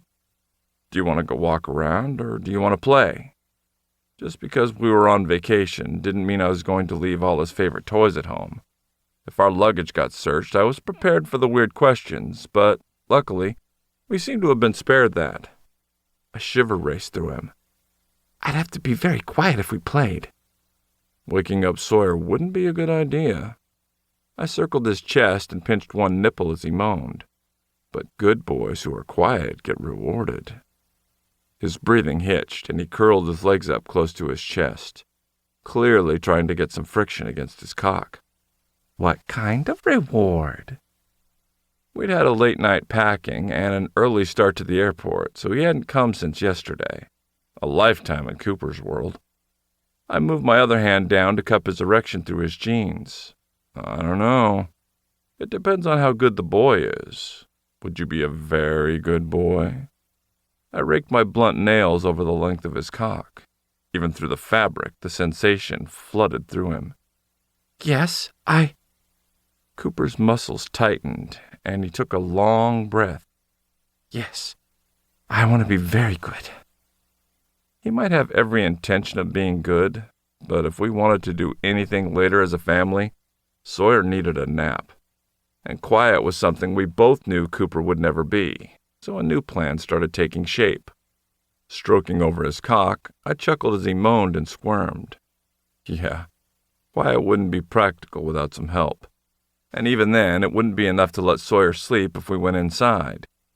Squeezing down on his covered dick, I kissed his cheek. Stay right here for me and don't move. The position of our condo building meant that no one could see us, even though I could hear people at the pool in the distance. As long as I kept Cooper somewhat quiet, we'd be safe, and he would get a bit of an exhibitionistic thrill. Cooper nodded frantically as he sat up, whispering quietly, I'll be good. Trying not to smile, I ran my hand over his head as I stood. I know you will. Heading back inside, I went over to the suitcase and started digging through it to see what toys I'd packed. Yeah, we'd have either been security's nightmare or made their day, depending on what they were into. But luckily, nothing seemed to have been disturbed. Pulling out a long, thick plug and a ball gag, I grabbed the lube and one of the pool towels before heading back out to the porch, closing the door quietly. Cooper was vibrating with excitement, but he was frozen and doing his best not to move. My poor boy was ready for attention. Cooper moaned softly as he saw the toys in my hand. I had a feeling he was just glad that after teasing me with the alligator, he hadn't ended up in the cage. Sitting down behind him, I leaned back against the wall and set the towel down so it would keep the toys clean. Speaking quietly, I wrapped my arms around him. Come here, let's make sure you can't be loud and naughty. That didn't help his excitement level any. Cooper loved it when I took control. Scrambling back, he leaned into me and rested his hands on his lap, trying to be the picture of sweet and innocent. Yes, master. Since he even managed to whisper that, I knew he was trying. Good boy. Stroking down his chest, I teased over his dick before caressing his legs. Now, if you need a safe word, I want you to squeeze my leg twice. That will stop everything since you won't be able to talk. I wasn't planning on pushing his limits, just his patience. Yes, master. Cooper's voice was breathy and needy. He looked like he was ready to burst without any help at all. A few dirty words and a well-placed caress would probably be all it would take. But I wanted to have fun. And watching him squirm and whine was much more fun than simply getting him off quickly. Good boy. I reached out slowly for the gag while Cooper shook in my arms, barely holding himself back from pleading with me to go faster. When it was finally at his lips, he moaned, and another shiver ran through him. You're my needy little pup, aren't you? Cooper whined and nodded as I wrapped the straps around his head. He looked incredible. The sweet, debauched innocence radiating from him with the dirty way his lips stretched around the gag was one of the most erotic sights I'd ever seen. No one did erotic innocence like Cooper did. He had it down to an art. When the gag was in place, I cupped his chin and stroked around his mouth. Turning his head, I pressed a kiss to the outside of the toy. So sexy. Cooper made a low, needy sound, and he shifted, trying to rub his ass against my dick. Be patient. Naughty boys don't get to come. That had him blinking back up at me sweetly. Yes, you're going to be my good boy. At the very least, he'd do his best. Don't forget, you have to be quiet. I stroked down his chest and started opening his jeans. This isn't like the club where you get to be loud and beg for attention. We'd only been to the club during puppy play dates, but he was slowly wearing us down to the idea of going other times. Sawyer was still on the edge, but they'd both started getting to know some of the other pups outside of the play dates at the club, so I had a feeling it wouldn't be long until we took the plunge. But just because Sawyer and I were nervous about being in public like that didn't mean I wouldn't use it to turn Cooper on. You like the way the pups and masters watch you when you're wagging your tail and running around. I wasn't sure if it was the memory of the last time we'd been to the club or that I'd finally released his cock from his restrictive clothes, but Cooper whined around the gag and humped against my hands. His wiggling made it easier to get his pants off, so he was quickly naked from the waist down. Trailing my fingers over his thighs, I watched as his cock bobbed and pre-cum purled at the tip. I could feel the tension and desire running through him as he desperately tried to be good for me. I wasn't going to make it easy for him, though. As I ran my hands over him, paying attention to all the little places he responded to the best, I got lost in the sensations and just holding him. Eventually, his throbbing erection wouldn't be ignored anymore, and pre-cum started leaking out as he shook and made sexy, desperate noises. As I reached for the lube and plug, Cooper closed his eyes as he spread his legs, pulling them up to show off his needy hole. Having something to hold on to seemed to steady him because the need stayed, but the frantic feeling that radiated from him faded as he gripped his legs. Stroking around his hole, I sank one finger inside him, spreading the lube but not stretching him too much. I wanted him to fly, and the pain would help push him right to the edge. When I pulled my finger out, he made the sweetest begging sound, almost like he was a pup. As I slicked up the plug, I kissed his cheek. My pretty boy. I think you want me to do this to you at the club. The sound of pure pleasure that escaped him was all the answer I needed. Smiling, I teased his hole with the plug as I kept up the fantasy. I'll tie you down and stretch you out so everyone can see my sexy boy. I might even put a cock ring on you so everyone will be able to see your needy, desperate dick waving around. I dropped my voice even lower as I started to breach his body with the toy. They won't know what they want to see more. Your hard cock, or the pretty hole I'll fill with all kinds of thick, long toys. Pushing the plug into him, I kept up slow, steady pressure, inching into him carefully. Cooper whimpered and whined as his muscles stretched and burned, but his hand stayed wrapped around his legs as he held himself open for me. He'd probably have odd bruises tomorrow, but there was no doubting my boy loved the pleasure-filled pain. Kissing down his neck, I kept up the dirty fantasies as I sank the toy deeper. I'll start out with thin dildos that vibrate and drive your prostate crazy, but they won't be thick enough to get you off. More sexy noises poured out of him as I inched the toy out again, slowly starting the painfully gentle fucking. You'll beg and squirm, pleading for more until I have to gag you. He groaned and his cock jerked, loving the fantasy. I'm going to use a cock-shaped gag so you'll feel your lips wrapped around that big fake dick. When the toy was almost out and Cooper was sweetly whining, I pushed it back in, fucking him faster. But it wouldn't be fast enough for my needy boy until I was slamming it into him. Maybe I'll tease your cock while I'm fucking you with the thin toy. But maybe I'll just let your needy trapped dick swing there ignored. It'll start to ache and leak pre-cum until all you can think of is me touching you. When the toy was fully seated again, I fucked him with it faster, finally giving him what he wanted. You're going to be gagging on that fake cock and desperately trying to beg for more. But I'm just going to play with your ass and keep filling you with toys. You want your master to have fun, don't you? Something about playing with Cooper released a dirty side I'd never discovered with anyone else.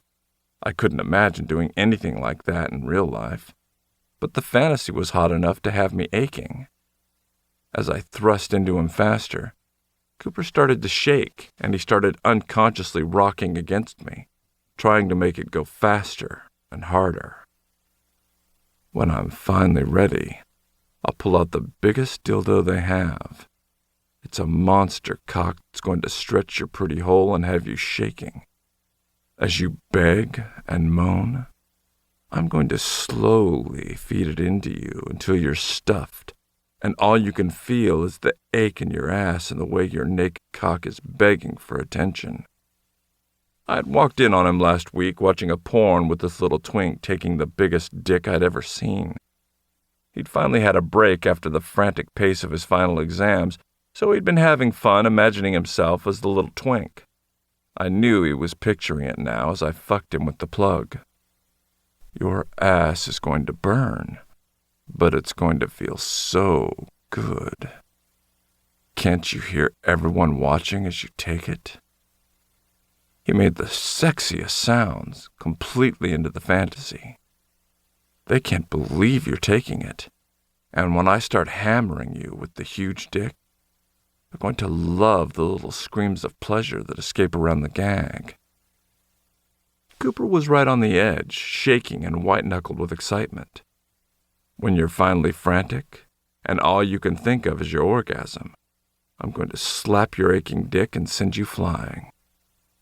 I didn't hit his cock, but I grabbed it roughly, making the fantasy feel real enough that my needy pup exploded. Cum shot out of his cock as he shook and whined. I fucked him even faster with the plug, letting him get every drop of pleasure from his orgasm. When he finally let go of his legs and just sank into me, I eased it out gently. It took some effort to get the gag off without letting him slide to the floor, but he was too gone to help. Stroking my hands over my exhausted boy, I pulled the towel over him to keep him warm enough. Winter in Orlando wasn't cold, but I wasn't going to take a chance, and it would give him some privacy just in case. As I held my beautiful boy, I couldn't help but smile. Every day with Cooper and Sawyer was fascinating. They were so unique, but I loved both of them even more because of those differences. Being able to see the world from their perspective was something I'd never take for granted. And I couldn't wait to see what my boys would think of their first real vacation as a family. Chapter 2. Sawyer. He's got to slow down eventually, right? I looked up at Jackson and sighed when he shook his head, trying not to laugh. I don't think so. Jackson looked at Cooper, who was bouncing in place as he stood in line to get his picture taken with a transformer. He looks like he snuck a few extra cups of coffee while I was in the shower. I blushed and squirmed. Jackson chuckled. I see I'm on the right track. He kept trying to convince me to go talk to that damn alligator. It seemed like the safest bribe. I was starting to wish I'd let the alligator eat him. Maybe that would have slowed him down a little. Jackson rocked into me, nudging my shoulder with his arm. I bet you're starting to regret that. Oh, the things I wanted to say. You're just trying to get me in trouble. I'm not falling for that. Jackson laughed, leaning down. He whispered in my ear as he waved to Cooper, who turned to watch us. You've been so good. I haven't had a chance to spank you in days. He'd obviously had just as much caffeine as Cooper. Master? Whispering quietly, I tried not to react. You can't say things like that. We all made a deal. No. We discussed no PDAs in public so we wouldn't have to explain things to strangers. I made no promises about dirty talk or whispers. His grin turned wicked as he straightened. You need to read the fine print. Groaning, I shook my head. You're as bad as he is. We'd all sat down over coffee earlier and talked about how we would handle things in the park. In normal places like the grocery store, we weren't worrying about how we looked, so people were getting used to us. There was still the occasional wide-eyed stare when people realized we were together, but it wasn't as bad as I'd feared. It helped that Cooper was so outgoing he made friends wherever he went, and that Jackson had been in the area for so long that he knew everyone too.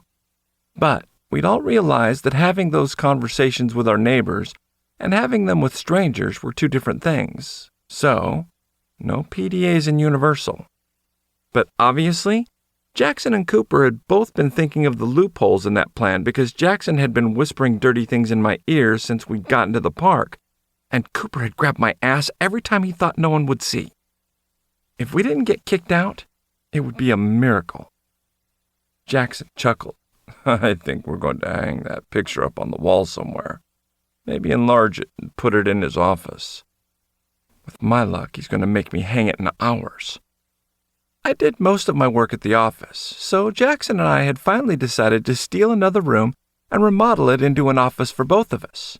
We'd also put a big wall bed up to replace the bed that used to be in Cooper's office to give him more space, because when his promotion to store manager had come through, he'd needed more room to spread out. So far, we hadn't needed to use the bed for visitors, but it was there if we did. Having more space for Jackson to get stuff done at home and for Cooper to spread out had been more important than having a guest room no one used. But now there was enough space for me to help Jackson with the paperwork at the house, so I was pleased with how things had turned out. Jackson snorted. That will definitely go in his office. I want something sweet of us all together in ours and another picture of my cute pups for the bedroom. I just need to find a photographer. Groaning, I fought the urge to blush. I'm pretty sure the spirit of that no PDA thing covers talking about our pups in here too. If not, it should have. We both got distracted as Cooper bounced over, finally finished with posing with the large thing I couldn't decide was a machine or some kind of suit. Are you sure you didn't want one? He really had no idea why I hadn't wanted to stand in line to get a picture with a transformer. No, but yours is going to turn out great. Jackson nodded, and the look on his face said he was dying to lean down and kiss Cooper. Cooper seemed to agree, so I decided a distraction was in order. Are you ready for the ride? We hadn't even made it to the Transformers ride yet. Cooper had gotten distracted just walking toward the entrance. Not that I could blame him. There was so much to see. It was hard to decide what we wanted to do next. Luckily, Jackson's plan to have us go when the kids were still in school meant the lines weren't too long, so we could do whatever we wanted. Yes! Cooper wiggled excitedly like his pup was just under the surface. Let's go! Then, off to Harry Potter! And then I want to be a secret agent. And then, the train to the other side. Oh, don't forget the ride with the cars. We have to do that before we go over too. His to-do list was a mile long, and that didn't even include the rides at the other side of the park. I was glad Jackson kept reminding him we were going to be in Orlando for a week, because I wasn't sure my feet could keep up with Cooper's wish list if we had to do it all in one day. It's going to be wonderful. Jackson's smile was as big as Cooper's as we walked toward the entrance of the ride. Most of his excitement seemed to be from seeing how much fun we were having, especially Cooper. But I just loved how perfect the whole trip was. He'd gone all out, and it was purely to make us happy. He was the sweetest man ever. We have to go again. I need a better score. Cooper was bouncing down the exit ramp of the Men in Black ride, hurrying us along. I just need more practice. I loved the nut, but we'd already gone on it twice. The ride was fun, though. The whole idea was basically shooting at aliens that popped up randomly, so it wasn't complicated. But it had been one of Cooper's favorite rides so far. You just hate that my score is better, I grinned as he turned back and stuck his tongue out at me. He was just too easily distracted and bouncy to focus on killing the aliens. One more time, then the train over to the other side. Jackson shook his head. One more time, then we're sitting down for lunch. That would work too. Between the insane number of times we'd gone through the bank ride in the Diagon Alley side of Universal and the other rides we'd done, it was getting late. I wouldn't have been as patient any other time, but Jackson really had picked the best time of year to come. It wasn't that hot and wasn't that packed, so because we'd gotten there early, we'd been able to do a lot so far. Cooper grinned. Aliens and then more coffee. We passed the Starbucks on the way over. I groaned. Real food. No more caffeine for you. A mother being dragged along by what seemed to be a dozen teenagers shook her head. I'm with him. More coffee. Laughing, Jackson and I shook our heads as Cooper grinned. Yes, I win. That logic was flawed, but I wasn't going to argue with him as we weaved through the gift shop. But one more time turned into 2 more times because he almost beat my record and I couldn't have that. When we finally left Men in Black, we were exhausted and starving. That made it very easy for Cooper to talk us into a burger place that included huge shakes with the meals, as well as coffee at the Starbucks that was right around the corner. By the time we were heading to the train to take us to the other park for the rest of Harry Potter, I was stuffed, but finding my second win thanks to the caffeine. Oh, this is perfect. This is just as good as Diagon Alley. Look at that. Cooper's infectious excitement as we waited for the train had the other people in line trying not to grin. But it was hard to pretend you weren't listening in on other people's conversations when you kept chuckling. By the time the train pulled up and we'd climbed into our compartment, he was nearly bouncing off the walls. Look at the window! Luckily, we were in the same car with a family who thought Cooper was hilarious, so it wasn't awkward. The wife was a sweet soccer mom type who thought Cooper was as cute as her little kids, who were just as easily entertained as he was. But the husband was obviously a bit more worldly because his gaze kept darting between the 3 of us, and he carefully steered the conversation away from anything personal. But they were polite, so I didn't care what he thought we were doing. And once the train started to move, we were all distracted enough that it didn't matter. We were together as a family and having fun. That was the only thing that mattered.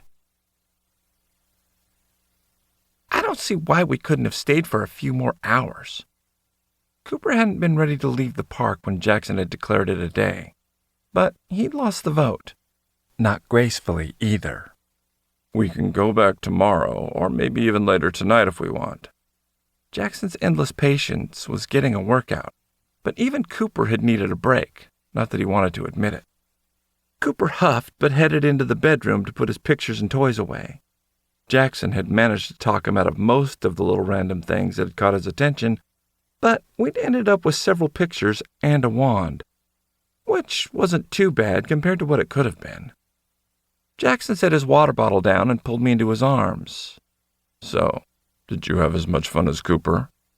Chuckling, I nodded and leaned back into him. More, because I still have the highest score from Men in Black. Jackson shook his head, grinning. You two were funny. Is that why you barely fired? He'd been more intent on watching us and laughing than shooting anything. Jackson started kissing down my neck. You were more fun to watch than any ride. I shivered and squirmed against him, but tried to focus on what he was saying. This was a wonderful idea. Thank you. He worked his way back up my neck and nibbled my ear. I'm glad you're having fun. I like getting away with you guys and not having anything to worry about. So did Cooper. He loved being on vacation, and it was cute to watch. I had a feeling I was more of a homebody than they were, but this had been an amazing idea. Leaning into Jackson, I moaned as he licked my ear and nibbled on my neck. His fingers stroked over my nipples, making it hard to think. I was exhausted, but something about his touch just chased every thought from my head. Jackson chuckled, but started slowly stroking over my chest, letting me relax. This is perfect. My brain was starting to work, but it was slow. You're giving us the best trip ever. I'm glad. I love you both so much, and I want you to have everything. Jackson turned me in his arms and hugged me tight as I curled against him. I love you. As I rested against him, I yawned, making Jackson chuckle again.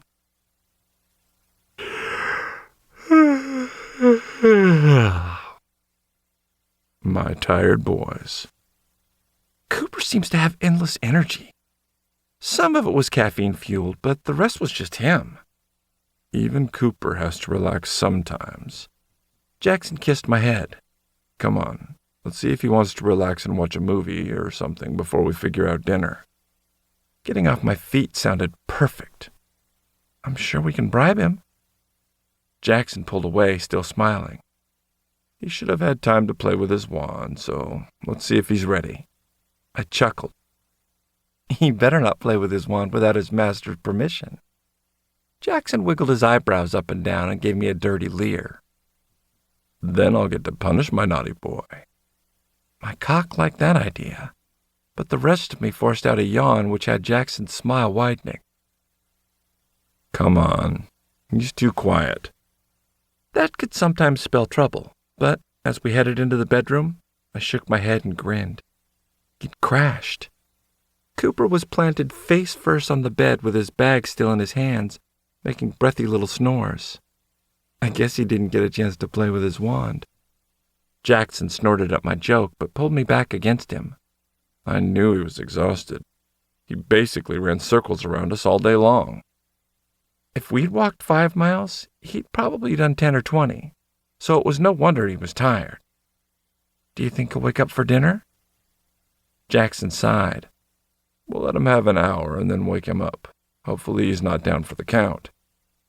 I turned my head and looked back at Jackson. Did you still want to watch a movie? Jackson seemed to think about it for a few seconds before he smiled. How about I watch a movie with my favorite cuddly pup? Favorite cuddly pup, huh? Jackson nodded, and I could see laughter behind his eyes. And Cooper is my favorite wiggly horny pup. Chuckling, I turned and wrapped my arms around it. Well, I'd say you're my favorite master, but Cooper topping me really doesn't count. Jackson grinned. I'm going to claim the compliment anyway. Come on, let's get you ready. He kissed my forehead. You go out to the living room and take off your clothes and I'll grab the stuff. He definitely won't wake up, so I'm not worried about being quiet. They'd been really sweet to let me sleep yesterday, but Cooper slept like the dead when he was this exhausted, so it would take a marching band and the promise of a rematch on Men in Black to wake him up. Yes, master. I stretched up and gave him a kiss before stepping back and heading to the living room. It didn't take long before I was naked and Jackson had come out from the bedroom with all my gear. Setting it down on the couch, Jackson wrapped one arm around me and pulled me close, stroking along my collar with the other. Running his fingers over the fine chain, he fingered the lock and smiled tenderly. I love seeing you wear nothing but this, my beautiful boy. A shiver ran through me, and even though I was tired, my cock jerked against his leg. I made a breathy sound and leaned into his touch. I love you, master. I'd never get used to saying that. No matter how many times Cooper had said we'd find our master, it had never seemed like a real possibility until Jackson had stepped into our lives. Now, I couldn't imagine life without him. I love you too. He kissed me tenderly. Now it's time for me to cuddle with Chance. I bet he needs some love too. That sounded perfect. Yes, master. He'd love that. Master traced his finger around my collar one more time, stroking over the thin chain to play with the lock. The constant reminder that I belonged to him was better than I'd ever imagined, and I knew Cooper felt the same way. Kneel down for me. Master kissed my forehead and stroked my arms as I sank slowly in front of him. Master always took his time getting me ready. I never felt like an imposition or like I was too needy. It felt special. Before my tail was even in, I could feel my pup rising to the surface. The need to curl around Master while he petted me was overwhelming, and I let it completely take over. Knowing I didn't need to worry because he was there to take care of me was perfect. As my other collar slipped around my neck, the last of Sawyer fell away. That's my good pup. Jackson smiled as I nuzzled him, pushing closer. Good boy, Chance. Master's hand stroked over my neck and back, trailing slowly over me. When I whined and made a low bark, he smiled. Such a good pup. Master brushed his hands over my tail and chuckled as I whimpered, scooting closer. I was utterly worn out from the day, but it had been so much fun, and his hands felt perfect. Master moved to the couch and patted the cushion beside him. Come, Chance. All I wanted was to obey Master and earn that smile again. Everything was so simple. Good pup. Master pulled me close as I curled up beside him on the couch. That's my Chance. So cuddly, and such a good pup. I closed my eyes as his hands petted my head and over my back. The sweet words and firm touch kept going even after the hum of the TV filled the background with quiet sounds. I was too far gone to care about what he was watching. I was just floating as my master told me what a good pup I was. At some point, the couch dipped behind me, and I felt Cooper's hands tease around my tail. It pulled me away from the haze enough that I focused on their words. Master must have asked Cooper about his nap, because Cooper seemed to wiggle on the couch as he responded excitedly. So good, Master. I didn't know I was tired, but now I'm starving. I smiled and started stretching. I'd laid curled up for so long I was stiff, and I couldn't decide if I wanted to nap or stay awake. Cooper decided that for me when he flopped down on me and kissed my head. Such a pretty pup, isn't he, Master? Chance is so cuddly. I nuzzled against his face, but Chance was mostly gone, and I was ready to find my human side again. Jackson must have realized that because he chuckled and started taking off my gear. Cooper helped, chatting away about everything we'd done earlier. By the time it was all off, I was mostly awake, but not nearly as much as Cooper. Oh no, you winning 1 time out of 5 does not make you the clear winner in that game. He was crazy if he thought I'd let him get away with that nonsense. Cooper ignored me and pouted to Jackson as he leaned over me. Master, Sawyer's being mean to me. Jackson chuckled but kissed the lunatic. I might have to punish you both then. You for tattling and Sawyer for being mean. Cooper grinned wickedly. Yes, Master. You'll help me learn to be good? If he wanted to learn to be good, I didn't know why that meant I needed a spanking. But I was all for anything that would let me come. Having his wiggly body on mine quickly shifted my body from relaxed and cuddly to hard and needy. I snorted, then wrapped my arms around him so I could rub my cock against him. That's a lost cause, and we all know it. No one will ever teach you how to be good. Chapter 3. Cooper. Being naughty is much more fun. I gave Sawyer a quick peck on the lips and rotated my hips, grinding my cock against his thigh as he lay on his side. Besides, you're always good enough for both of us. Jackson chuckled, but Sawyer snorted and pinched my butt through my jean. I like being good, so don't drag me into your schemes. You just want to come, so you're being good. He knew I wasn't serious. He was always cuddly and cute as a pup, and just as nice as a person. But he still played along, giving me a duh expression and sticking his tongue out at me. I'm not the one who clearly needs a spanking. He was right, but both of us getting spankings would be hot too. Jackson was still chuckling as he reached over and gave my ass a smack. I think you owe Sawyer an apology. Since he hadn't given any specifics about how the apology should look, and the expression on his face screamed sexy fun time, I took that as permission to get creative. Wiggling down the couch so I was only half on Sawyer, I started kissing down his neck, whispering apologies as I licked and nibbled. I'm sorry. I licked around his ear and grinned when he shivered. I was so naughty. Nibbling on his ear, I kept the pain light, just enough to make him squirm for more. I was a naughty boy, and Master might have to punish me. Sawyer moaned as I started kissing down his neck. I glanced up to see Jackson's gaze locked on us. He looked like he was ready to fuck us at any second. Sawyer might not have been thinking of puppy time as sexual, but Jackson had been stroking his nearly naked body for close to an hour. Master said for me to tell you I was sorry, but even before he said it, I wanted to show you I could be a good boy. I rocked my hips, rubbing my dick along his leg. You'll let me show you how sorry I am, won't you? I kissed down to his shoulder and pushed his arm up over his head to get access to his chest. I ran my fingers down his arm, loving the way he shivered, but his nipples were calling to me. Stretching out, I leaned down and nibbled on one. Jackson and Sawyer both moaned as I scraped my teeth over the needy bud, giving it a kiss. I looked up at Sawyer, making sure Jackson could see my sexy apology. I feel so bad about trying to tell Master you were mean to me. I need to make it up to you. By licking his nipple and teasing it more with my teeth. They both obviously thought that was a wonderful apology because Sawyer wiggled and thrust up, begging for more, and Jackson reached down to stroke Sawyer's side, still watching us both like we were the most wickedly delicious thing he'd ever seen. I loved apologies. Tugging on Sawyer's nipple, I loved the way he moaned and whined for more. He was so sexy, even when he was frustrated with me and I'd driven him crazy. He loved me no matter what. Wrapping my lips around his nipple, I peeked up through my lashes at Master as I suckled.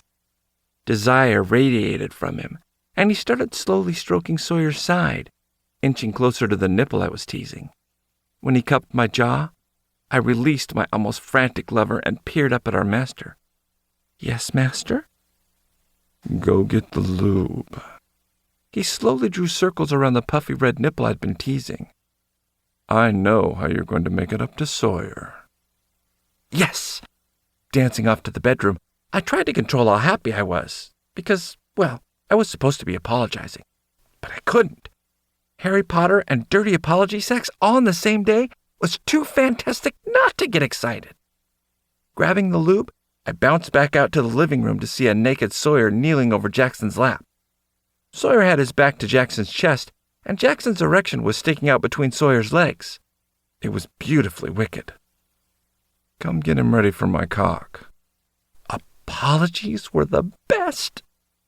Kneeling in front of Sawyer, I kissed his thighs, feeling the little shivers that were racing through him as I opened the lube. The sound had his cock jerking, and a breathy sound escaping. Sawyer was more than ready for whatever Master had planned. I kept up the teasing kisses as I ran my lubed finger around his opening. Never quite touching his cock, I peered up at both of the men I loved most in the world as I sank my fingers slowly inside Sawyer.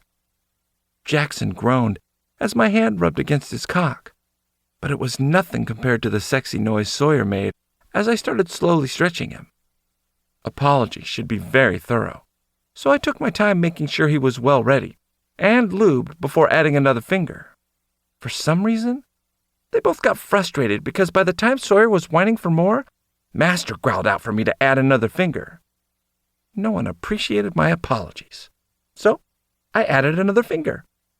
By the time I was up to 3, which Sawyer really didn't need, they were both breathing heavy, and Master's cock was leaking pre-cum, which, of course, I had to lick off him because I couldn't leave my master dirty. Enough, Cooper. Enough.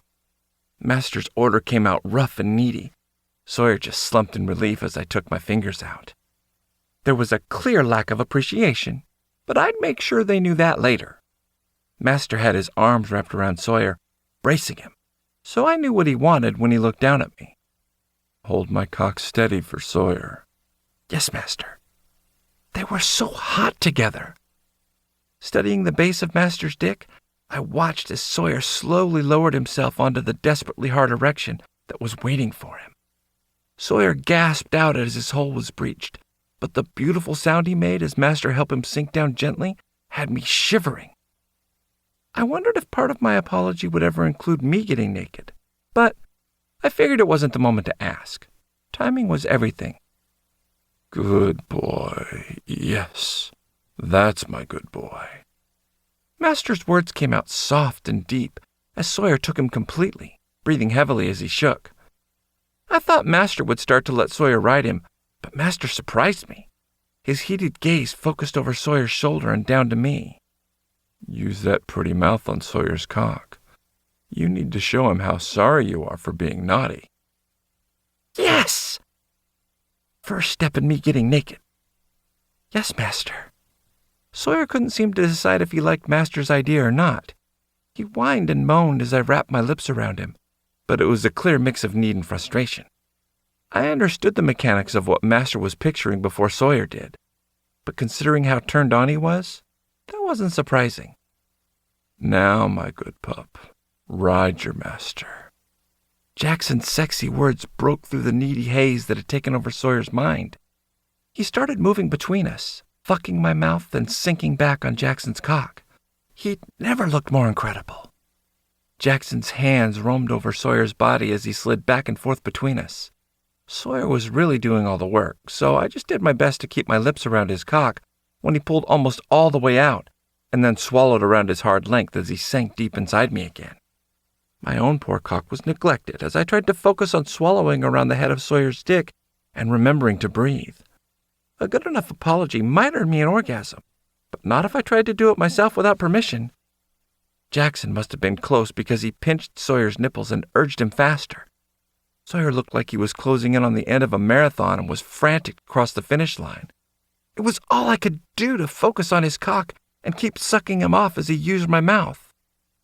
Come. When Jackson growled out the words, it took us both a few seconds to realize what he'd said. Sawyer's body jerked and he froze, crying out. I took the opportunity to swallow his erection deep and sink lower around his cock. Sawyer let out a frantic sound and spilled down my throat as he shook. His orgasm seemed to bring Masters because he growled out and thrust up as he roughly pulled Sawyer down. I knew his body well enough to imagine how his cock felt deep in Sawyer as cum shot, filling Sawyer. Sawyer slumped back onto Jackson, and I released his softening cock as his squirm showed he was getting oversensitive. Jackson reached out and cupped my face as I rested my head on Sawyer's thigh. That was a very good apology. Sawyer chuckled, looking exhausted. Yes. I rose on my knees, kissing Sawyer's soft dick, and gave Master my sweetest, "I'm so innocent" expression. I was trying to be a good boy, Master. Sawyer rolled his eyes, but his grin said I'd done it perfectly. Master nodded, his eyes raking over me. You were a very good boy. Good enough to come? But again, I was smart enough not to ask that out loud. Master knew what I wanted, though. His fingers stroked my cheek and he smiled tenderly, but the sweet moment was colored with erotic desire. Sawyer was still naked and impaled on Jackson's softening cock. Just thinking about it made my dick even harder. It felt like days since I'd come, even though it was just earlier that morning in the shower as Jackson had watched, giving me permission. That memory didn't help my control any. Should we let him come, Sawyer? Do you think his apology was good enough? Jackson's gaze had a wicked glint to it. I can apologize better, Master. I leaned over and sucked on just the tip of Sawyer's cock. The teasing threat just enough to make him realize he was too tired for me to start apologizing all over again. Evil pup. He smiled and nodded, though. Yes, Master. He was very good. Yes. Strip down for me, my naughty boy. Jackson's gaze never left me as I rose and started stripping off my clothes. I would have loved to have given him a slow striptease, but I wasn't going to risk them changing their minds, so I kept it sexy, but quick. When I was naked, Jackson crooked his finger at me. Come closer. Almost shaking with excitement, I stepped between Jackson's legs and whimpered as he wrapped his hand around my hard length. When Sawyer's hand joined his, my legs started to shake. I might not have been the one being fucked earlier, but it had been one long teasing session for me, so I was already on the edge. There was no reason to hold back, so I whimpered and thrust into their hands as their fingers stroked around me. Knowing they were both touching me made it even more erotic. Such a sexy boy for his master. You want to come, don't you? Jackson's sexy words made it impossible to hold back. Please, Master? Please, can I come? Their hands tightened on me, giving me the answer I wanted before the words came out of Jackson's mouth. Come. There was nothing I wanted more than to obey him. 3 thrusts, each more frantic than the last, and I exploded. Cum streaked across Sawyer as their fingers milked every ounce of pleasure from my orgasm. It was almost too good as they teased and caressed me. When I was too exhausted to stand, I pulled away and flopped down beside them on the couch, leaning into them. Sawyer sighed and wrapped one arm around me. Best apology ever. I need to be sorry more often if that's what it will get me. Jackson laughed, which made Sawyer squirm as Jackson's cock slipped out of him. Shifting Sawyer, Jackson shook his head. You two are a mess. Shower time. As soon as my legs worked, sitting up just enough that it was easier for Sawyer to move, I kissed his cheek and then shifted to kiss Jackson. I love you both so much. Sawyer smiled and wrapped his arms around me. I love you too. I grinned. Even when I'm grumpy? He snorted. Even when you're grumpy. Even when I'm a horny brat? Jackson chuckled and hugged me tight. Even when you're a horny brat. I had the best family ever. Throwing my arms around them both, I sprinkled kisses over their faces as they laughed and giggled. Thinking back to how my life had changed over the past year, I almost couldn't recognize it. Sawyer had never laughed so much, and I'd never felt so loved. Yes, we'd been a family before we'd ever met Jackson.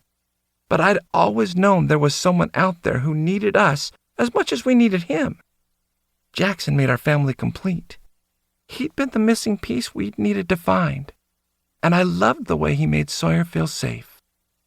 He saw the best in both of us, but he loved us even more because of what made us unique. I love you both so much. My image of what the perfect family would look like had never been like other people's. But that hadn't mattered to me. I'd known it would all work out eventually, and seeing my 2 men smiling and sated with love, I knew I'd been right. Love would always work out in the end. We hope you've enjoyed The Accidental Master Series, written by M. A. Innes. Narrated by Kenneth Obie. Post-production and edits by D.B. Brown.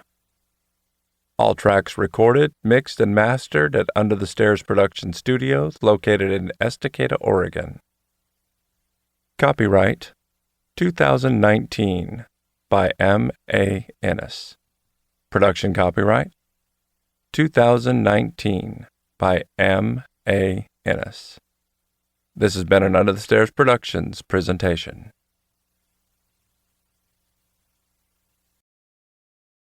Audible hopes you have enjoyed this program.